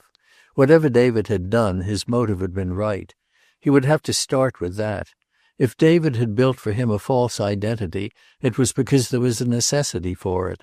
Something shameful, something he was to be taken away from. Wasn't it probable that David had heard the gossip and had then collapsed? Wasn't the fear that he himself would hear it behind David's insistence that he go to Baltimore? His thoughts flew to Elizabeth. Everything was changed now as to Elizabeth. He would have to be very certain of that past of his before he could tell her that he loved her, and he had a sense of immediate helplessness. He could not go to David as things were. To Lucy? Probably he would have gone to Lucy at once, but the telephone rang. He answered it, got his hat and bag, and went out to the car. Years with David had made automatic the subordination of self to the demands of the practice. At 6:30, Lucy heard him come in and go into his office. When he did not immediately reappear and take his flying run up the stairs to David's room, she stood outside the office door and listened. She had a premonition of something wrong, something of the truth, perhaps. Anyhow, she tapped at the door and opened it to find him sitting very quietly at his desk with his head in his hands. "Dick," she exclaimed, "is anything wrong?" "I have a headache," he said. He looked at his watch and got up. "I'll take a look at David, and then we'll have dinner. I didn't know it was so late." But when she had gone out, he did not immediately move. He had been going over again, painfully and carefully, the things that puzzled him, that he had accepted before without dispute. David and Lucy's reluctance to discuss his father. The long days in the cabin, with David helping him to reconstruct his past. The spring and that slow progress which now he felt somehow had been an escape. He ate very little dinner, and Lucy's sense of dread increased. When, after the meal, she took refuge in her sitting room on the lower floor and picked up her knitting, it was with a conviction that it was only a temporary reprieve. She did not know from what. She heard him, some time later, coming down from David's room, but he did not turn into his office. Instead, he came onto her door, stood for a moment like a man undecided, then came in. She did not look up, even when very gently he took her knitting from her and laid it on the table. "Aunt Lucy." "Yes, Dick?" "Don't you think we'd better have a talk?" "What about?" she asked with her heart hammering. "About me." He stood above her and looked down, still with the tenderness with which he always regarded her, but with resolution in his very attitude. "First of all, I'll tell you something. Then I'll ask you to tell me all you can." She yearned over him as he told her, for all her terror. His voice, for all its steadiness, was strained. "I have felt for some time," he finished, "that you and David were keeping something from me. I think now that this is what it was. Of course, you realize that I shall have to know." "Dick, Dick," was all she could say. "I was about," he went on with his almost terrible steadiness, "to ask a girl to take my name. I want to know if I have a name to offer her. I have, you see, only two alternatives to believe about myself. Either I am Henry Livingstone's illegitimate son, and in that case I have no right to my name or to offer it to anyone, or I am—" He made a despairing gesture. Or I am someone else, someone who was smuggled out of the mountains and given an identity that makes him a living lie. Always she had known that this might come sometime, but always, too, she had seen David bearing the brunt of it. He should bear it. It was not of her doing or of her approving. For years the danger of discovery had hung over her head like a cloud. "Do you know which?" he persisted. "Yes, Dick." "Would you have the unbelievable cruelty not to tell me?" She got up, a taut little figure with a dignity born of her fear and of her love for him. "I shall not betray David's confidence," she said. "Long ago I warned him that this time would come. I was never in favor of keeping you in ignorance, but it is David's problem, and I cannot take the responsibility of telling you." He knew her determination and her obstinate loyalty, but he was fairly desperate. "You know that if you don't tell me, I shall go to David?" "If you go now, you will kill him." "It's as bad as that, is it?" he asked grimly. "Then there is something shameful behind it, is there?" "No, no, Dick, not that. And I want you always to remember this. What David did was out of love for you. He has made many sacrifices for you. First he saved your life, and then he made you what you are, and he has a great pride in it. Don't destroy his work of years." Her voice broke and she turned to go out, her chin quivering, but halfway to the door he called to her. "Aunt Lucy," he said gently. She heard him behind her, felt his strong arms as he turned her about. He drew her to him and, stooping, kissed her cheek. "You're right," he said, "always right. I'll not worry him with it. My word of honor. When the time comes he'll tell me, and until it comes I'll wait. And I love you both. Don't ever forget that." He kissed her again and let her go. But long after David had put down his prayer book that night, and after the nurse had rustled down the stairs to the night supper on the dining room table, Lucy lay awake and listened to Dick's slow pacing of his bedroom floor. He was very gentle with David from that time on, and tried to return to his old light-hearted ways. On the day David was to have his first broiled sweetbread, he caught the nurse outside, borrowed her cap and apron, and carried in the tray himself. "I hope your food is to your taste, Dr. David," he said in a high falsetto which set the nurse giggling in the hall. "I may not be much of a nurse, but I can cook." Even Lucy was deceived at times. He went his customary round, sent out the monthly bill, opened and answered David's mail, bore the double burden of David's work and his own ungrudgingly, but off guard he was grave and abstracted. He began to look very thin, too, and Lucy often heard him pacing the floor at night. She thought that he seldom or never went to the Wheelers'. And so passed the 10th day of David's illness, with the smile on Elizabeth's face growing a trifle fixed as 3 days went by without the shabby car rattling to the door, with The Valley playing its second and final week before going into New York, and with Leslie Ward unconsciously taking up the shuttle Claire had dropped and carrying the pattern 1 degree further toward completion. Chapter 14. Just how Leslie Ward had drifted into his innocuous affair with the star of The Valley, he was not certain himself. Innocuous it certainly was. Afterwards, looking back, he was to wonder sometimes if it had not been precisely for the purpose it served. But that was long months after, not until the pattern was completed and he was able to recognize his own work in it. The truth was that he was not too happy at home. Nina's smart little house on the Ridgely Road had at first kept her busy. She had spent unlimited time with decorators, had studied and rejected innumerable watercolor sketches of interiors, had haunted auction rooms and bid recklessly on things she felt at the moment she could not do without, later on to have to wheedle Leslie into straightening her bank balance.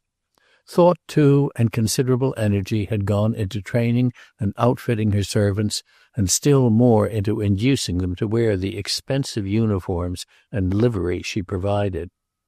But what she made so successfully was a house rather than a home.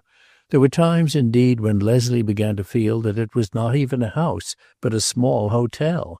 They almost never dined alone, and when they did, Nina would explain that everybody was tied up. Then, after dinner, restlessness would seize her, and she would want to run into the theater or to make a call. If he refused, she nursed a grievance all evening. And he did not like her friends. Things came to a point where, when he knew one of the gay evenings was on, he would stay in town playing billiards at his club, or occasionally wandering into a theater where he stood or sat at the back of the house and watched the play with cynical, discontented eyes. The casual meeting with Gregory and the introduction to his sister brought a new interest. Perhaps the very novelty was what first attracted him, the oddity of feeling that he was on terms of friendship, for it amounted to that, with surprising quickness, with a famous woman whose face smiled out at him from his morning paper, or huge and shockingly colored from the sheets on the billboards. He formed the habit of calling on her in the afternoons at her hotel, and he saw that she liked it. It was often lonely, she explained. He sent her flowers and cigarettes, and he found her poised and restful, and sometimes, when she was off guard, with the lines of old suffering on her face. She sat still. She didn't fidget as Nina did. She listened, too. She was not as beautiful as she appeared on the stage, but she was attractive, and he stilled his conscience with the knowledge that she placed no undue emphasis on his visits. In her world, men came and went, brought or sent small tribute, and she was pleased and grateful. No more. The next week or the week after, and other men in other places would be doing the same things. But he wondered about her. Did she ever think of Judson Clark and the wreck he had made of her life? What of resentment and sorrow lay behind her quiet face, or the voice with its careful intonations, which was so unlike Nina's? Now and then he saw her brother. He neither liked nor disliked Gregory, but he suspected him of rather bullying Beverly. On the rare occasions when he saw them together, there was a sort of nervous tension in the air, and although Leslie was not subtle, he sensed some hidden difference between them. A small incident one day almost brought this concealed dissension to a head. He said to Gregory, "By the way, I saw you in Haverly yesterday afternoon." "Must have seen somebody else. Haverly? Where's Haverly?" Leslie Ward had been rather annoyed. There had been no mistake about the recognition. But he passed it off with that curious sense of sex loyalty that will actuate a man even toward his enemies. "Funny," he said. "Chap looked like you, maybe a little heavier." Nevertheless, he had a conviction that he had said something better left unsaid, and that Beverly Carlysle's glance at her brother was almost hostile. He had that instantaneous picture of the two of them, the man defiant and somehow frightened, and the woman's eyes anxious and yet slightly contemptuous. Then, in a flash, it was gone. He had meant to go home that evening, would have probably, for he was not ignorant of where he was drifting. But when he went back to the office, Nina was on the wire, with the news that they were to go with a party to a country inn. "For chicken and waffles, Les," she said. "It will be oceans of fun, and I've promised the cocktails." "I'm tired," he replied sulkily. "And why don't you let some of the other fellows come over with the drinks? It seems to me I'm always the goat." "Oh, if that's the way you feel," Nina said, and hung up the receiver. He did not go home. He went to the theater and stood at the back with his sense of guilt deadened by the knowledge that Nina was having what she would call a heavenly time. After all, it would soon be over. He counted the days. The valley had only 4 more before it moved on. He had already played his small part in the drama that involved Dick Livingstone, but he was unaware of it. He went home that night to find Nina settled in bed and very sulky, and he retired himself in no pleasant frame of mind, but he took a firmer hold of himself that night before he slept. He didn't want to smash, and yet they might be headed that way. He wouldn't see Beverly Carlyle again. He lived up to his resolve the next day, bought his flowers as usual, but this time for Nina, and took them with him, and went home with the orchids which were really an offering to his own conscience. But Nina was not at home. The butler reported that she was dining at the Wheelers', and he thought the man eyed him with restrained commiseration. "Did she say I am expected there?" he asked. "She ordered dinner for you here, sir." Even for Nina that sounded odd. He took his coat and went out again to the car. After a moment's hesitation, he went back and got the orchids.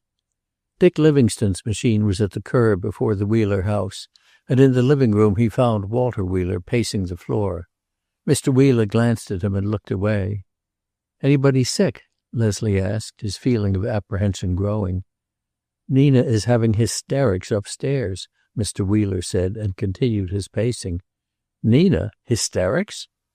"That's what I said," replied Mr. Wheeler, suddenly savage.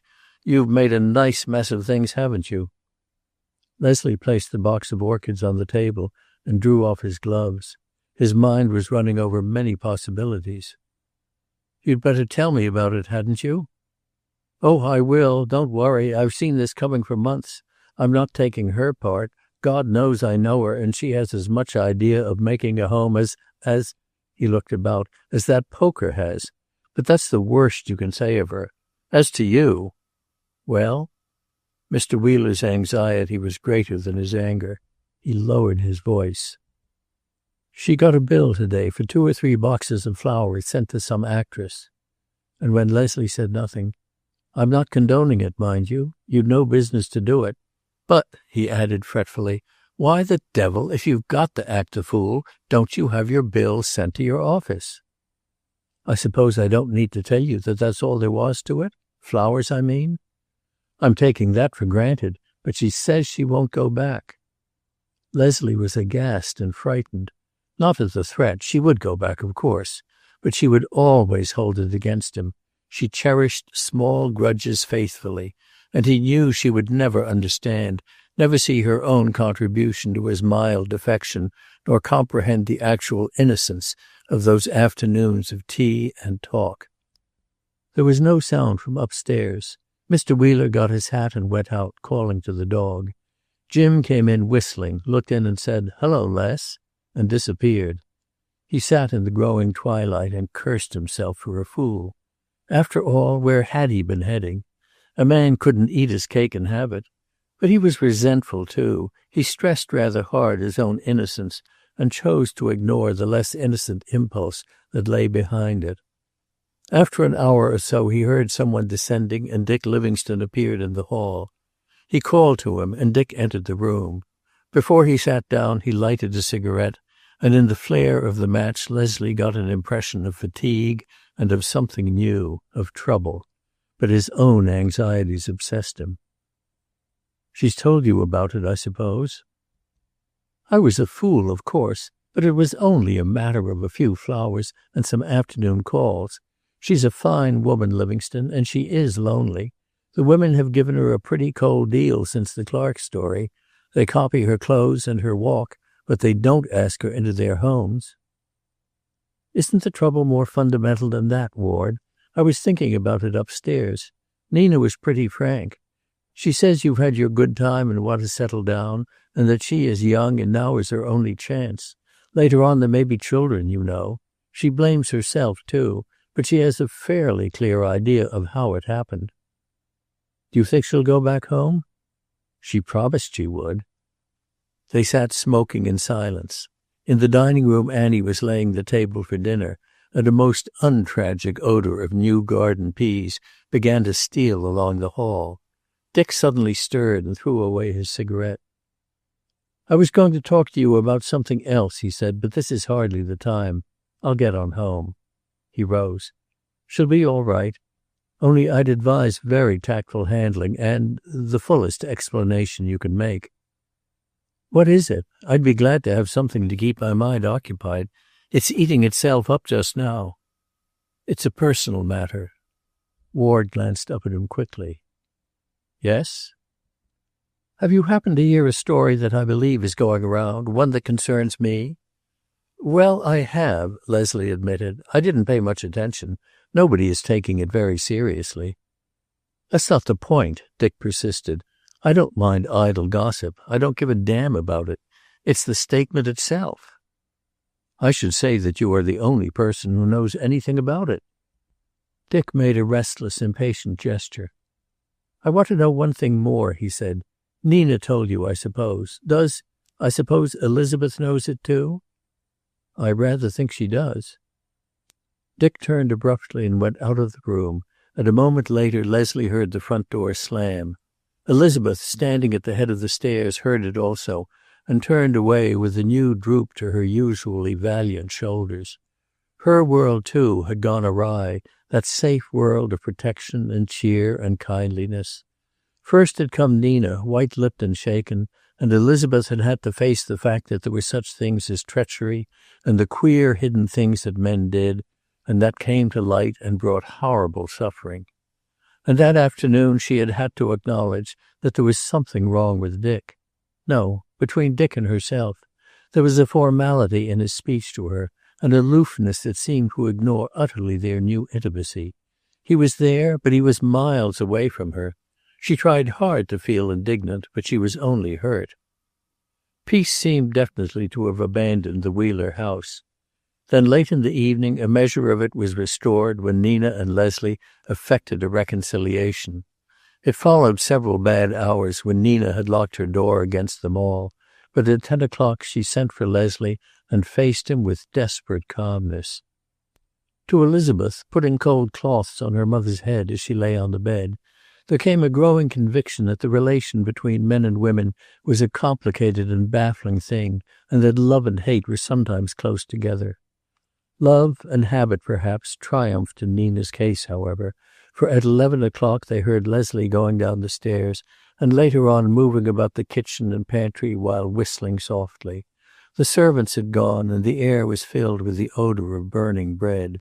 Some time later, Mrs. Wheeler, waiting uneasily in the upper hall, beheld her son-in-law coming up and carrying proudly a tray on which was toast of an incredible blackness, and a pot which smelled feebly of tea. "The next time you're out of a cook, just send for me," he said cheerfully. Mrs. Wheeler, full and overflowing with indignation and the peace of her mind she had meant to deliver, retired vanquished to her bedroom. Late that night, when Nina had finally forgiven him and had settled down for sleep, Leslie went downstairs for a cigar to find Elizabeth sitting there alone, a book on her knee, face down, and her eyes wistful and with a question in them. "Sitting and thinking, or just sitting?" he inquired. "I was thinking." "Air castles, eh? Well, be sure you put the right man into them." He felt more or less a fool for having said that, for it was extremely likely that Nina's family was feeling some doubt about Nina's choice. "What I mean is," he added hastily, "don't be a fool and take Wally Sayre. Take a man while you're about it." "I would if I could do the taking." "That's piffle, Elizabeth." He sat down on the arm of a chair and looked at her. "Look here, what about this story the Rossiter girl and a few others are handing around about Dick Livingstone? You're not worrying about it, are you?" "I don't believe it's true, and it wouldn't matter to me anyhow." "Good for you," he said heartily, and got up. "You'd better go to bed, young lady. It's almost midnight." But although she rose, she made no further move to go. "What I am worrying about is this, Leslie. He may hear it." "He has heard it, honey." He had expected her to look alarmed, but instead she showed relief. "I'll tell you the truth, Les," she said. "I was worrying. I'm terribly fond of him. It just came all at once and I couldn't help it. And I thought he liked me, too, that way." She stopped and looked up at him to see if he understood, and he nodded gravely. "Then today, when he came to see Nina, he avoided me. I was waiting in the hall upstairs, and he just said a word or two and went on down." "Poor devil," Leslie said. "You see, he's in an unpleasant position, to say the least. But here's a thought to go to sleep on. If you ask me, he's keeping out of your way, not because he cares too little, but because he cares too much."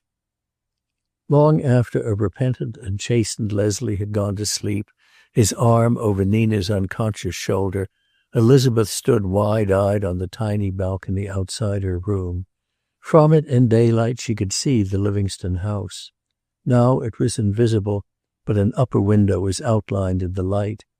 Very shyly she kissed her fingertips to it. "Good night, dear," she whispered. Chapter 15. Louis Bassett had left for Norada the day after David's sudden illness, but 10 days later found him only as far as Chicago and laid up in his hotel with a sprained knee. It was not until the day Nina went back to the little house in the Ridgely Road, having learned the first lesson of married life, that men must not only be captured but also held, that he was able to resume his journey. He had chafed wretchedly under the delay. It was true that nothing in the way of a story had broken yet. The Tribune had carried a photograph of the cabin where Clark had, according to the Donaldson woman, spent the winter following the murder, and there were the usual reports that he had been seen recently in spots as diverse as Seattle and New Orleans. But when the following Sunday brought nothing further, he surmised that the pack, having lost the scent, had been called off. He confirmed this before starting west by visiting some of the offices of the leading papers and looking up old friends. The Clark story was dead for the time. They had run a lot of pictures of him, however, and someone might turn him up eventually, but a scent was pretty cold in 10 years. The place had changed, too.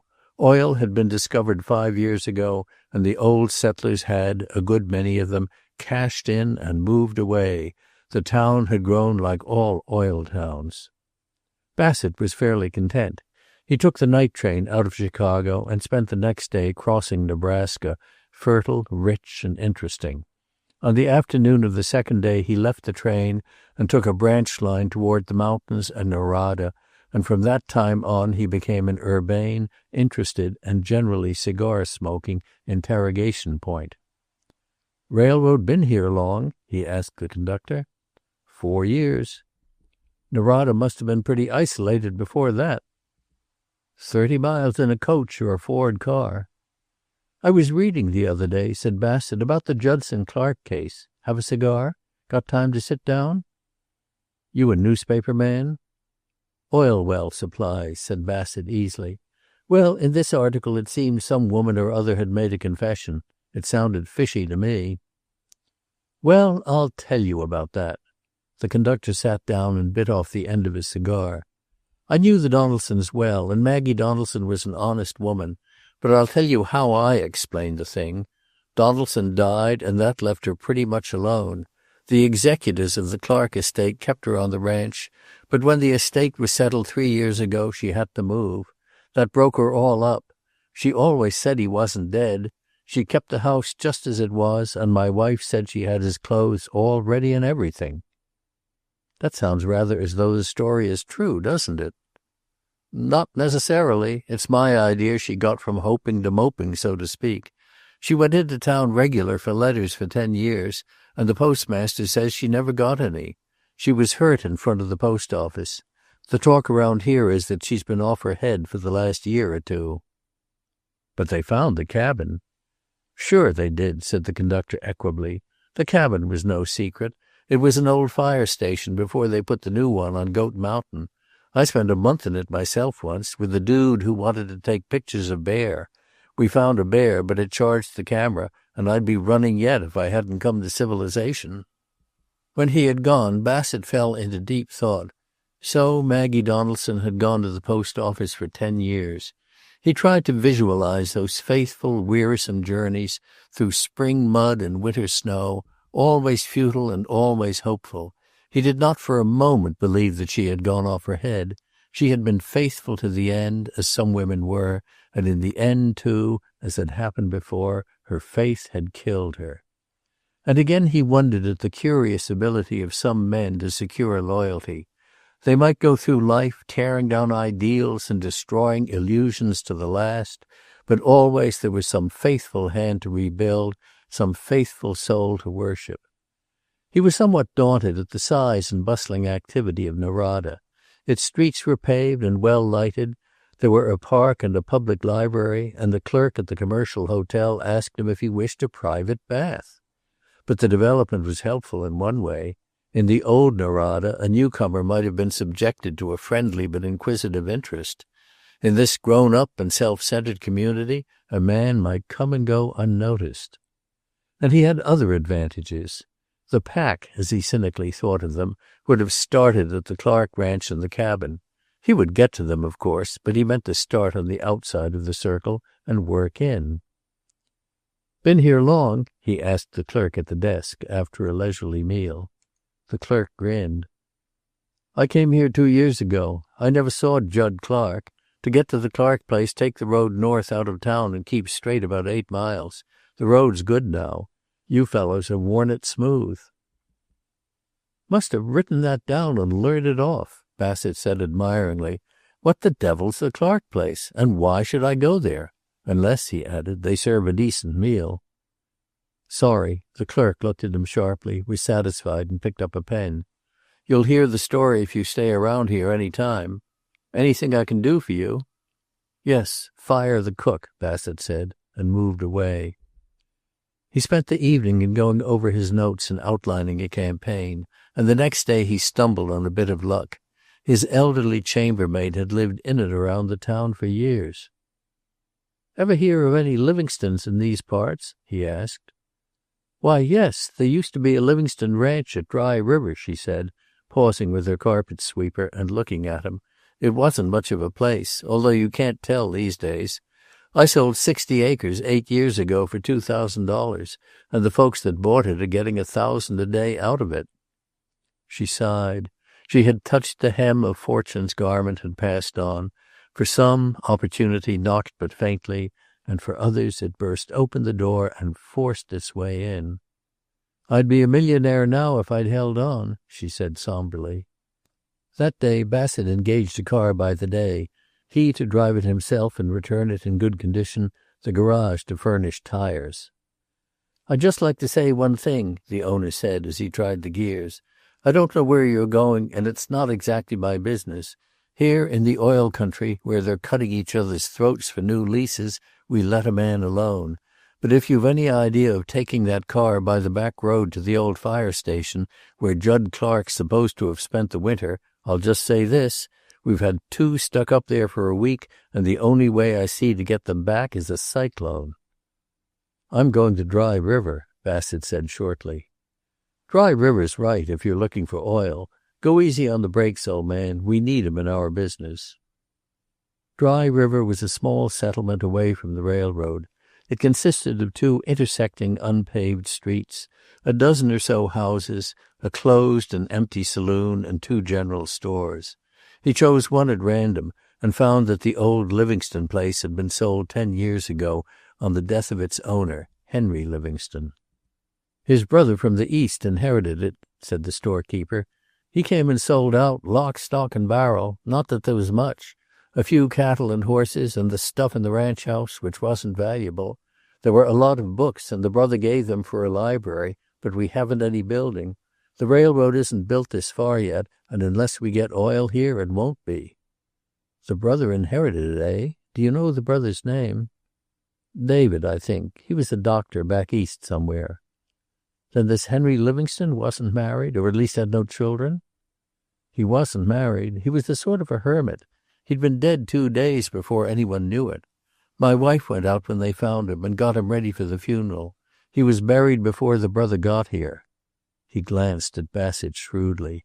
"The place has been prospected for oil, and there's a dry hole on the next ranch. I tell my wife nature's like the railroad. It quit before it got this far." Bassett's last scruple had fled.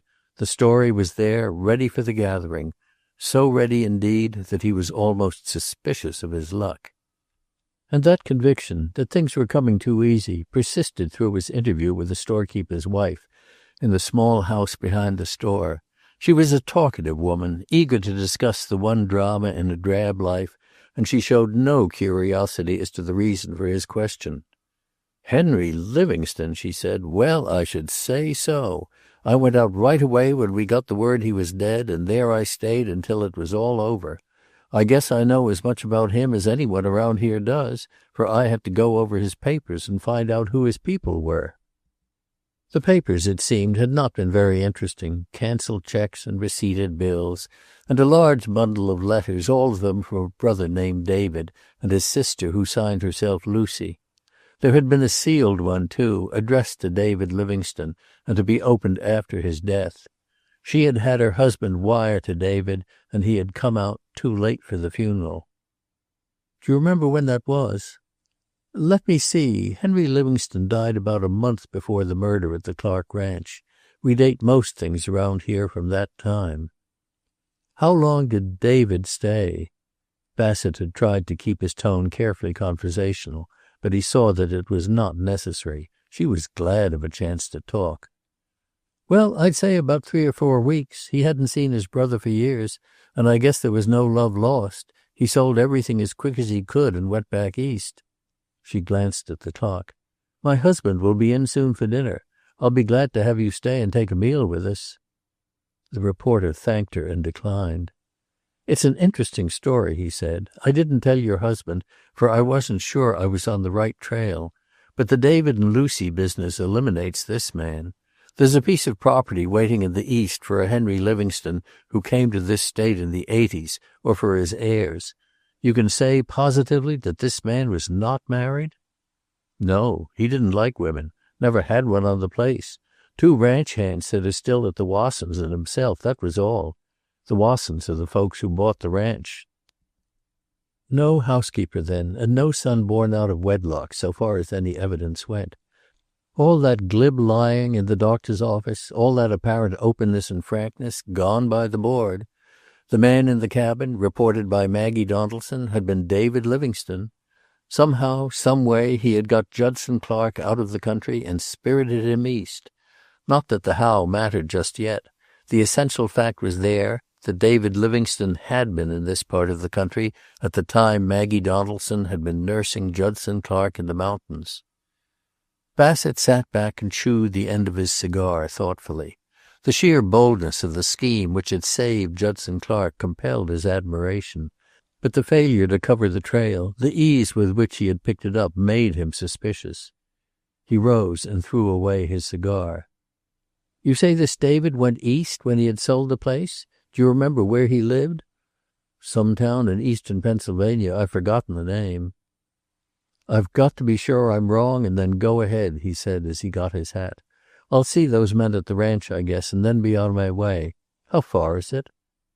It was about 10 miles along a bad road which kept him too much occupied for any connected thought. But his sense of exaltation persisted. He had found Judson Clark. Chapter 16. Dick's decision to cut himself off from Elizabeth was born of his certainty that he could not see her and keep his head. He was resolutely determined to keep his head until he knew what he had to offer her. But he was very unhappy. He worked sturdily all day and slept at night out of sheer fatigue, only to rouse in the early morning to a conviction of something wrong before he was fully awake. Then would come the uncertainty and pain of full consciousness, and he would lie with his arms under his head, gazing unblinkingly at the ceiling and preparing to face another day. There was no prospect of early relief, although David had not again referred to his going away. David was very feeble. The look of him sometimes sent an almost physical pain through Dick's heart. But there were times when he roused to something like his old spirit, shouted for tobacco, frowned over his diet tray, and fought Harrison Miller when he came in to play cribbage in much his old tumultuous manner. Then one afternoon, late in May, when for 4 days Dick had not seen Elizabeth, suddenly he found the decision as to their relation taken out of his hands and by Elizabeth herself. He opened the door one afternoon to find her sitting alone in the waiting room, clearly very frightened and almost inarticulate. He could not speak at all at first, and when he did, his voice, to his dismay, was distinctly husky. "Is anything wrong?" he asked in a tone which was fairly sepulchral. "That's what I want to know, Dick." Suddenly he found himself violently angry, not at her, of course, at everything. "Wrong," he said savagely. "Yes, everything is wrong." Then he was angry. She went rather pale. "What have I done, Dick?" As suddenly as he had been fierce, he was abject and ashamed, startled too. "You," he said, "what have you done? You're the only thing that's right in a wrong world. You—" He checked himself, put down his bag, he had just come in, and closed the door into the hall. Then he stood at a safe distance from her and folded his arms in order to be able to keep his head, which shows how strange the English language is. "Elizabeth," he said gravely, "I've been a self-centered fool. I stayed away because I've been in trouble. I'm still in trouble, for that matter, but it hasn't anything to do with you, not directly, anyhow." "Don't you think it's possible that I know what it is?" "You do know." He was too absorbed to notice the new maturity in her face, the brooding maternity born of a profound passion. To Elizabeth just then he was not a man, her man, daily deciding matters of life and death, but a worried boy, magnifying a trifle into importance. "There is always gossip," she said, "and the only thing one can do is to forget it at once. You ought to be too big for that sort of thing." "But suppose it is true? What difference would it make?" He made a quick movement toward her. "There may be more than that. I don't know, Elizabeth," he said, his eyes on hers. "I have always thought I can't go to David now." He was moved to go on, to tell her of his lost youth, of that strange trick by which his mind had shut off those hidden years. But he could not. He had a perfectly human fear of being abnormal in her eyes, precisely but greatly magnified the same instinct which made him inspect his new tie in daylight for fear it was too brilliant. But greater than that was his new fear that something neither happy nor right lay behind him under lock and key in his memory. "I want you to know this, Dick," she said, "that nothing, no gossip or anything, can make any difference to me. And I've been terribly hurt. We've been such friends. I've been lying awake at night worrying." That went to his heart first and then to his head. This might be all he was ever to have, this hour, and this precious and tender child, so brave in her declaration, so simple and direct, all his world in that imitation mahogany chair. "You're all I've got," he said, "the one real thing in a world that's going to smash. I think I love you more than God."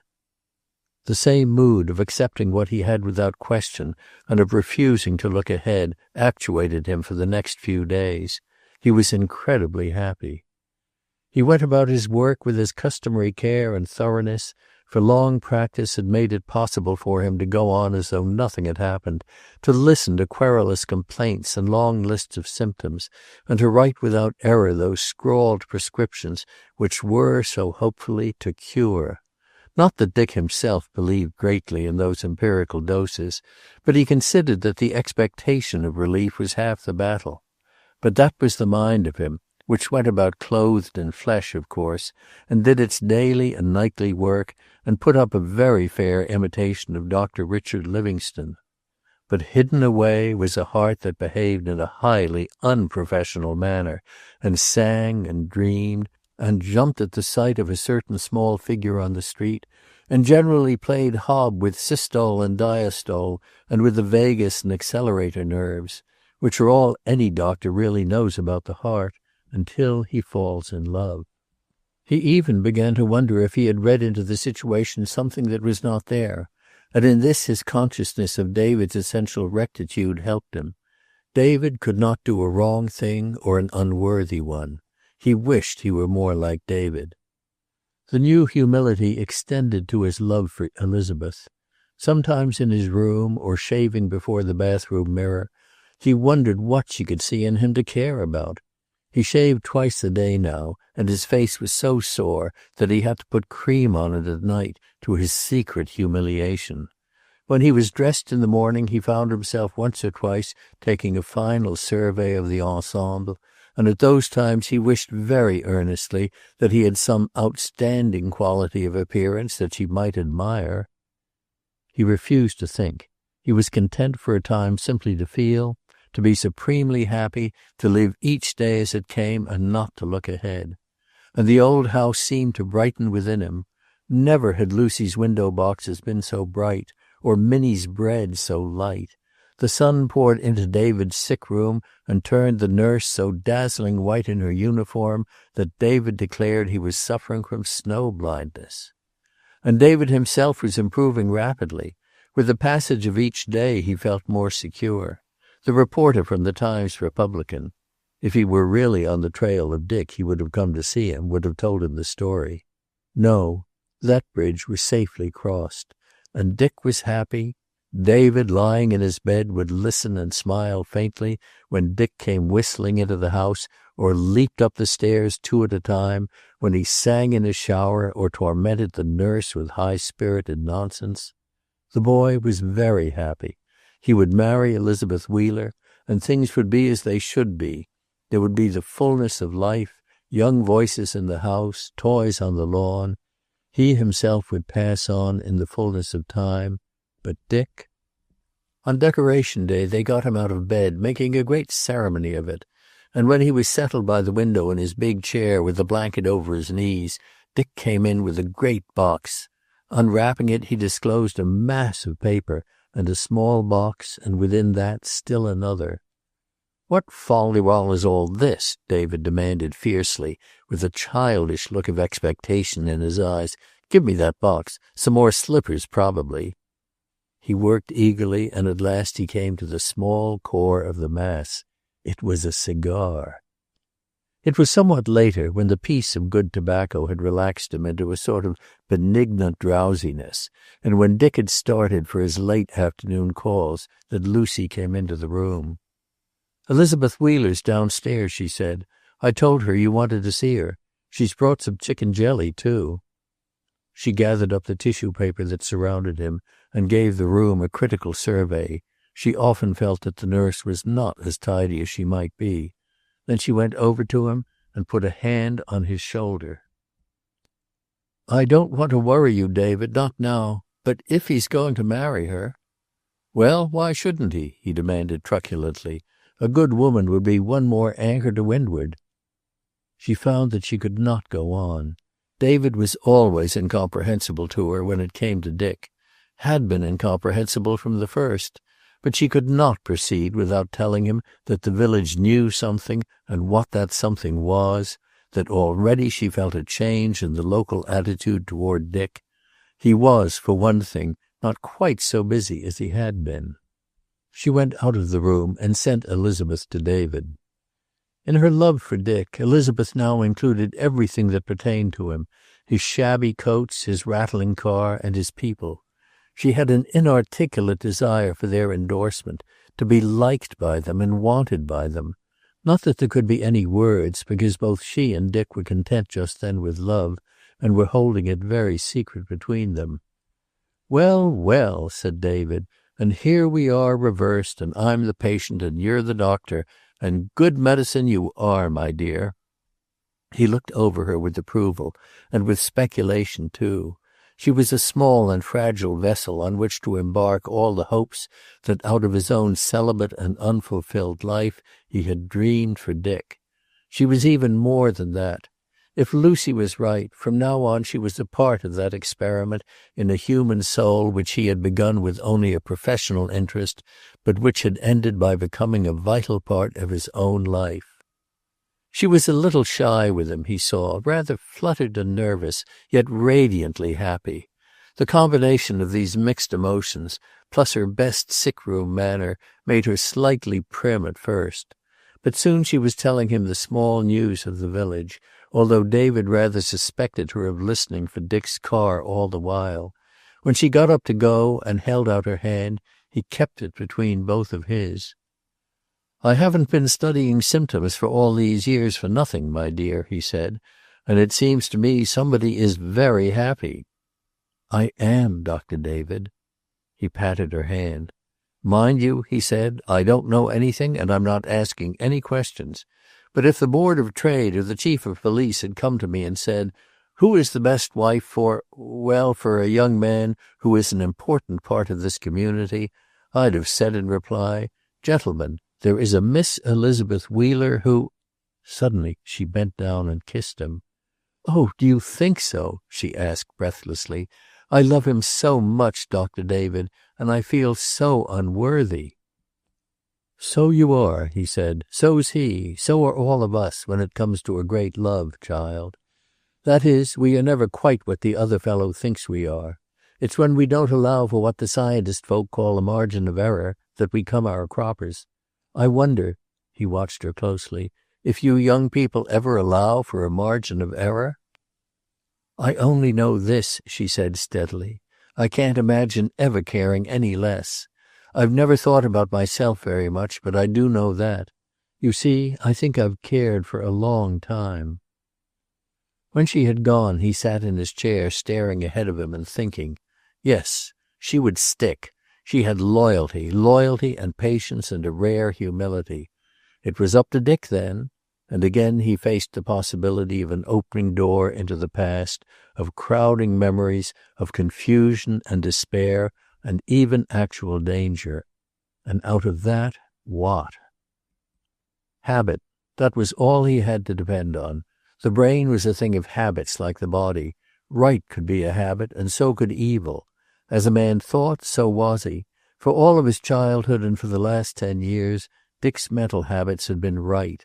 His environment had been love, his teaching, responsibility. Even if the door opened, then there was only the evil thinking of 2 or 3 reckless years to combat, and the door might never open. Happiness, Lawler had said, would keep it closed, and Dick was happy. When at 5 o'clock the nurse came in with the thermometer, he was asleep in his chair, his mouth slightly open and snoring valiantly. Hearing Dick in the lower hall, she went to the head of the stairs, her finger to her lips. Dick nodded and went into the office. The afternoon mail was lying there, and he began mechanically to open it.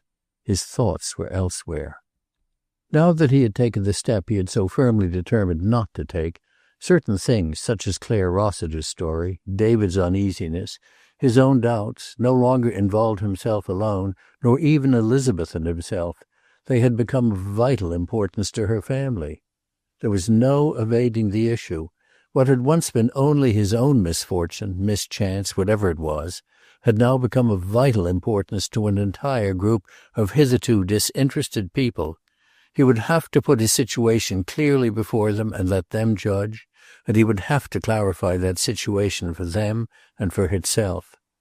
He had had a weak moment or two. He knew that some men, many men, went to marriage with certain reticences, meaning to wipe the slate clean and begin again. He had a man's understanding of such concealments, but he did not for a moment compare his situation with theirs, even when the temptation to seize his happiness was strongest. No mere misconduct, but something hidden and perhaps terrible lay behind David's strange new attitude.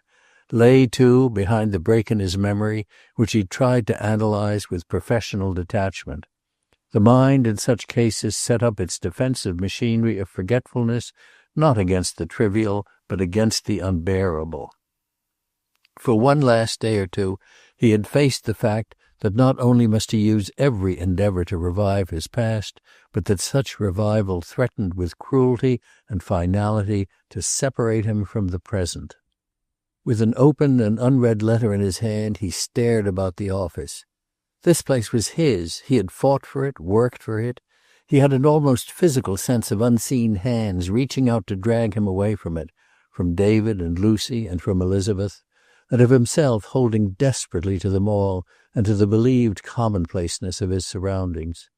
He shook himself and began to read the letter. "Dear Doctor, I have tried to see you, but understand you were laid up. Burn this as soon as you've read it. Louis Bassett has started for Narada, and I advise your getting the person we discussed out of town as soon as possible. Bassett is up to mischief. I'm not signing this fully, for obvious reasons. G." Chapter 17. The Sayre house stood on the hill behind the town, a long, rather low white house on Italian lines. In summer, until the family exodus to the Maine coast, the brilliant canopy which extended out over the terrace indicated, as Harrison Miller put it, that the family was in residence. Originally designed as a summer house, Mrs. Sayre now used it the year round. There was nothing there, as there was in the townhouse, to remind her of the bitter days before her widowhood. She was a short, heavy woman of fine taste in her house, and of no taste whatever in her clothing. "I never know," said Harrison Miller, "when I look up at the Sayre place, whether I'm seeing Anne Sayre or an awning." She was not a shrewd woman, nor a clever one, but she was kindly in the main, tolerant and maternal. She liked young people, gave gay little parties to which she wore her outlandish clothes, of all colors and all cuts, lavished gifts on the girls she liked, and was anxious to see Wally married to a good steady girl and settled down. Between her son and herself was a quiet but undemonstrative affection. She viewed him through eyes that had lost their illusion about all men years ago, and she had no delusions about him. She had no idea that she knew all that he did with his time, and no desire to penetrate the veil of his private life. "He spends a great deal of money," she said one day to her lawyer. "I suppose in the usual ways. But he is not quite like his father. He has real affections, which his father hadn't. If he marries the right girl, she can make him almost anything." She had her first inkling that he was interested in Elizabeth Wheeler one day when the head gardener reported that Mr. Wallace had ordered certain roses cut and sent to the Wheeler house. She was angry at first, for the roses were being saved for a dinner party. Then she considered. "Very well, Phelps," she said, "do it, and I'll select a plant also to go to Mrs. Wheeler." After all, why not the Wheeler girl? She had been carefully reared, if the Wheeler house was rather awful in spots, and she was a gentle little thing, very attractive too, especially in church, and certainly Wally had been seeing a great deal of her. She went to the greenhouses, and from there upstairs and into the rooms that she had planned for Wally and his bride when the time came. She was more content than she had been for a long time. She was a lonely woman, isolated by her very grandeur from the neighborliness she craved. When she wanted society, she had to ask for it by invitation. Standing inside the door of the boudoir, her thoughts already at work on draperies and furniture, she had a vague dream of new young life stirring in the big house, of no more lonely evenings, of the bustle and activity of a family again. She wanted Wally to settle down. She was tired of paying his bills at his clubs and at various hotels, tired and weary of the days he lay in bed all morning while his valet concocted various things to enable him to pull himself together. He had been 4 years sowing his wild oats, and now at 25 she felt he should be through with them. The south room could be the nursery. On Decoration Day, as usual, she did her dutiful best by the community, sent flowers to the cemetery, and even stood through a chilly hour there while services were read and taps sounded over the graves of those who had died in 3 wars. She felt very grateful that Wally had come back safely, and that if only now he would marry and settle down, all would be well. The service left her emotionally untouched. She was one of those women who saw in war, politics, even religion, only their reaction on herself and her affairs. She had taken the German deluge as a personal affliction, and she stood only stoically enduring while the village soprano sang the Star-Spangled Banner.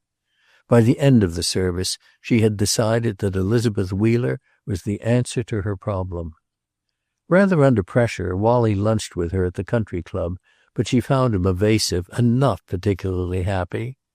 "You're 25, you know," she said toward the end of a discussion. "By 30 you'll be too set in your habits, too hard to please." "I'm not going to marry for the sake of getting married, Mother." "Of course not, but you have a good bit of money. You'll have much more when I'm gone, and money carries responsibilities with it." He glanced at her, looked away, rapped a fork on the tablecloth. "It takes 2 to make a marriage, Mother." He closed up after that, but she had learned what she wanted. At 3 o'clock that afternoon the Sayre limousine stopped in front of Nina's house, and Mrs. Sayre, in brilliant pink and a purple hat, got out. Leslie, lounging in the window, made the announcement. "Here's the Queen of Sheba," he said. "I'll go upstairs and have a headache, if you don't mind." He kissed Nina and departed hastily. He was feeling extremely gentle toward Nina those days, and rather smugly virtuous. He considered that his conscience had brought him back, and not a very bad fright, which was the fact, and he fairly exuded righteousness. It was the great lady's first call, and Nina was considerably uplifted. It was for such moments as this one trained servants and put Irish lace on their aprons, and had decorators who stood off with their heads a little awry and devised backgrounds for one's personality. "What a delightful room," said Mrs. Sayre, "and how do you keep a maid as trim as that?" "I must have service," Nina replied. "The butler's marching in a parade or something. How nice of you to come and see our little place. It's a bandbox, of course." Mrs. Sayre sat down, a gross disharmony in the room, but a solid and not unkindly woman for all that. "My dear," she said, "I am not paying a call, or not only that. I came to you to talk about something, about Wallace and your sister." Nina was gratified and not a little triumphant. "I see," she said. "Do you mean that they are fond of one another?" "Wallace is. Of course this talk is between ourselves, but I'm going to be frank, Nina. I want Wally to marry, and I want him to marry soon. You and I know that the life of an unattached man about town is full of temptations. I want him to settle down. I'm lonely, too, but that's not so important." Nina hesitated. "I don't know about Elizabeth. She's fond of Wally, as who isn't, but lately—" "Yes?" "Well, for the last few days I have been wondering. She doesn't talk, you know, but she has been seeing something of Dick Livingstone." "Dr. Livingstone? She'd be throwing herself away." "Yes, but she's like that. I mean, she isn't ambitious. We've always expected her to throw herself away. At least I have." A half hour later, Leslie, upstairs, leaned over the railing to see if there were any indications of departure. The door was open, and Mrs. Sayre evidently about to take her leave. She was saying, "It's very close to my heart, Nina dear, and I know you will be tactful. I haven't stressed the material advantages, but you might point them out to her." A few moments later Leslie came downstairs. Nina was sitting alone, thinking, with a not entirely pleasant look of calculation on her face. "Well," he said, "what were you two plotting?" "Plotting? Nothing, of course." He looked down at her.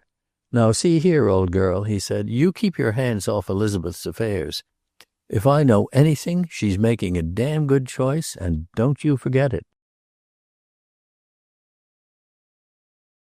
Chapter 18. Dick stood with the letter in his hand, staring at it. Who was Bassett? Who was G? What had the departure of whoever Bassett might be for Narada to do with David? And who was the person who was to be got out of town? He did not go upstairs. He took the letter into his private office, closed the door, and sitting down at his desk turned his reading lamp on it, as though that physical act might bring some mental light. Reread, the cryptic sentences began to take on meaning. An unknown, named Bassett, whoever he might be, was going to Norada bent on mischief, and another unknown, who signed himself G, was warning David of that fact. But the mischief was designed, not against David, but against a third unknown, someone who was to be got out of town. David had been trying to get him out of town. The warning referred to himself. His first impulse was to go to David, and months later he was to wonder what would have happened had he done so. How far could Bassett have gone? What would have been his own decision when he learned the truth? For a little while, then, the shuttle was in Dick's own hand. He went up to David's room, and with his hand on the letter in his pocket, carried on behind his casual talk the debate that was so vital. But David had a headache and a slightly faster pulse, and that portion of the pattern was never woven. The association between anxiety and David's illness had always been apparent in Dick's mind, but now he began to surmise a concrete shock, a person, a telegram, or a telephone call. And after dinner that night he went back to the kitchen. "Minnie," he inquired, "do you remember the afternoon Dr. David was taken sick?" "I'll never forget it." "Did he receive a telegram that day?" "Not that I know of. He often answers the bell himself." "Do you know whether he had a visitor just before you heard him fall?" "He had a patient, yes, a man." "Who was it?" "I don't know. He was a stranger to me." "Do you remember what he looked like?" Minnie reflected. "He was a smallish man, maybe 35 or so," she said. "I think he had gaiters over his shoes, or maybe light tops. He was a nice-appearing person. How soon after that did you hear Dr. David fall? Right away. First the door slammed, and then he dropped. Poor old David. Dick had not the slightest doubt now that David had received some unfortunate news, and that up there in his bedroom ever since, alone and helpless, he had been struggling with some secret dread he could not share with anyone, not even with Lucy, probably. Nevertheless, Dick made a try with Lucy that evening. "Aunt Lucy," he said, "do you know of anything that could have caused David's collapse?" "What sort of thing?" she asked guardedly. "A letter, we'll say, or a visitor?" When he saw that she was only puzzled and thinking back, he knew she could not help him. "Never mind," he said. "I was feeling about for some cause, that's all." He was satisfied that Lucy knew no more than he did of David's visitor, and that David had kept his own counsel ever since. But the sense of impending disaster that had come with the letter did not leave him. He went through his evening office hours almost mechanically, with a part of his mind busy on the puzzle. How did it affect the course of action he had marked out? Wasn't it even more necessary than ever now to go to Walter Wheeler and tell him how things stood? He hated mystery. He liked to walk in the middle of the road in the sunlight. But even stronger than that was a growing feeling that he needed a sane and normal judgment on his situation, a fresh viewpoint, and some unprejudiced advice. He visited David before he left, and he was very gentle with him. In view of this new development, he saw David from a different angle, facing and dreading something imminent, and it came to him with a shock that he might have to clear things up to save David. The burden, whatever it was breaking him. He had telephoned, and Mr. Wheeler was waiting for him. Walter Wheeler thought he knew what was coming, and he had well in mind what he was going to say. He had thought it over, pacing the floor alone, with the dog at his heels. He would say, "I like and respect you, Livingstone. If you're worrying about what these damned gossips say, let's call it a day and forget it. I know a man when I see one, and if it's all right with Elizabeth, it's all right with me." Things, however, did not turn out just that way.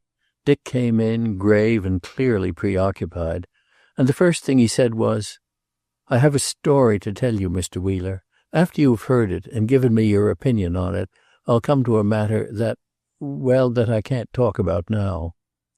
"If it's the silly talk that I dare say you've heard." "No, I don't give a damn for talk. But there is something else. Something I haven't told Elizabeth, and that I'll have to tell you." Walter Wheeler drew himself up rather stiffly. Leslie's defection was still in his mind. "Don't tell me you're tangled up with another woman." "No, at least I think not. I don't know." It is doubtful if Walter Wheeler grasped many of the technicalities that followed. Dick talked and he listened, nodding now and then, and endeavoring very hard to get the gist of the matter. It seemed to him curious rather than serious. Certainly the mind was a strange thing. He must read up on it. Now and then he stopped Dick with a question, and Dick would break in on his narrative to reply. Thus once, "You said nothing to Elizabeth at all, about the walling off, as you call it?" "No. At first I was simply ashamed of it. I didn't want her to get the idea that I wasn't normal." "I see." "Now, as I tell you, I begin to think. I've told you that this walling off is an unconscious desire to forget something too painful to remember. It's practically always that. I can't go to her with just that, can I? I've got to know first what it is." "I'd begun to think there was an understanding between you." Dick faced him squarely. "There is. I didn't intend it. In fact, I was trying to keep away from her. I didn't mean to speak to her until I'd cleared things up. But it happened anyhow, I suppose the way those things always happen." It was Walter Wheeler's own decision, finally, that he go to Narada with Dick as soon as David could be safely left. It was the letter which influenced him. Up to that he had viewed the situation with a certain detachment. Now he saw that it threatened the peace of two households. "It's a warning, all right." "Yes, undoubtedly." "You don't recognize the name Bassett?" "No, I've tried, of course." The result of some indecision was finally that Elizabeth should not be told anything until they were ready to tell it. And in the end, a certain resentment that she had become involved in an unhappy situation died in Walter Wheeler before Dick's white face and sunken eyes. At 10 o'clock the house door opened and closed, and Walter Wheeler got up and went out into the hall. "Go on upstairs, Margaret," he said to his wife. "I've got a visitor." He did not look at Elizabeth. "You settle down and be comfortable," he added, "and I'll be up before long. Where's Jim?" "I don't know. He didn't go to Nina's." "He started with you, didn't he?" "Yes, but he left us at the corner." They exchanged glances. Jim had been worrying them lately. Strange how a man could go along for years, his only worries those of business, his track a single one through comfortable fields where he reaped only what he sowed. And then his family grew up and involved him without warning in new perplexities and new troubles. Nina first, then Jim, and now this strange story which so inevitably involved Elizabeth. He put his arm around his wife and held her to him. "Don't worry about Jim, Mother," he said. "He's all right fundamentally. He's going through the bad time between being a boy and being a man. He's a good boy." He watched her moving up the stairs, his eyes tender and solicitous. To him she was just Mother. He had never thought of another woman in all their 24 years together. Elizabeth waited near him, her eyes on his face. "Is it Dick?" she asked in a low tone. "Yes." "You don't mind, Daddy, do you?" "I only want you to be happy," he said rather hoarsely. "You know that, don't you?" She nodded and turned up her face to be kissed. He knew that she had no doubt whatever that this interview was to seal her to Dick Livingstone for ever and ever. She fairly radiated happiness and confidence. He left her standing there and, going back to the living room, closed the door. Chapter 19. Louis Bassett, when he started at the old Livingstone ranch, now the Wasson place, was carefully turning over in his mind David's participation in the escape of Judson Clark. Certain phases of it were quite clear, provided one accepted the fact that following a heavy snowfall, an Easterner and a tenderfoot had gone into the mountains alone, under conditions which had caused the posse after Judson Clark to turn back and give him up for dead. Had Donaldson sent him there, knowing he was a medical man? If he had, would Maggie Donaldson not have said so? She had said, a man outside that she had first thought was a member of the searching party. Evidently, then, Donaldson had not prepared her to expect medical assistance. Take the other angle. Say David Livingstone had not been sent for. Say he knew nothing of the cabin or its occupants until he stumbled on them. He had sold the ranch, distributed his brother's books, and apparently the townspeople at Dry River believed that he had gone back home. Then what had taken him, clearly alone, and having certainly given the impression of a departure for the East, into the mountains? To hunt? To hunt what, that he went about it secretly and alone? Bassett was inclined to the Donaldson theory, finally. John Donaldson would have been wanting a doctor, and not wanting one from Norada. He might have heard of this Eastern medical man at Dry River, have gone to him with his story, even have taken him part of the way. The situation was one that would have a certain appeal. It was possible, anyhow. But instead of clarifying the situation, Bassett's visit at the Wasson place brought forward new elements which fitted neither of the hypotheses in his mind. To Wasson himself, whom he met on horseback on the road into the ranch, he gave the same explanation he had given to the storekeeper's wife. Wasson was a tall man in chaps and a Stetson, and he was courteously interested. "Bill and Jake are still here," he said. "They're probably in for dinner now, and I'll see you get a chance to talk to them. I took them over with the ranch. Property, you say? Well, I hope it's better land than he had here." He turned his horse and rode beside the car to the house. "Comes a little late to do Henry Livingstone much good," he said. "He's been lying in the Dry River graveyard for about 10 years. Not much more, neither. He was about as close-mouthed and uncompanionable as they make them." The description Wasson had applied to Henry Livingstone, Bassett himself applied to the two ranch hands later on during their interview. It could hardly have been called an interview at all, indeed, and after a time Bassett realized that behind their taciturnity was suspicion. They were watching him, undoubtedly. He rather thought, when he looked away, that once or twice they exchanged glances. He was certain, too, that Wasson himself was puzzled. "Speak up, Jake," he said once irritably. "This gentleman has come a long way. It's a matter of some property." "What sort of property?" Jake demanded. Jake was the spokesman of the two.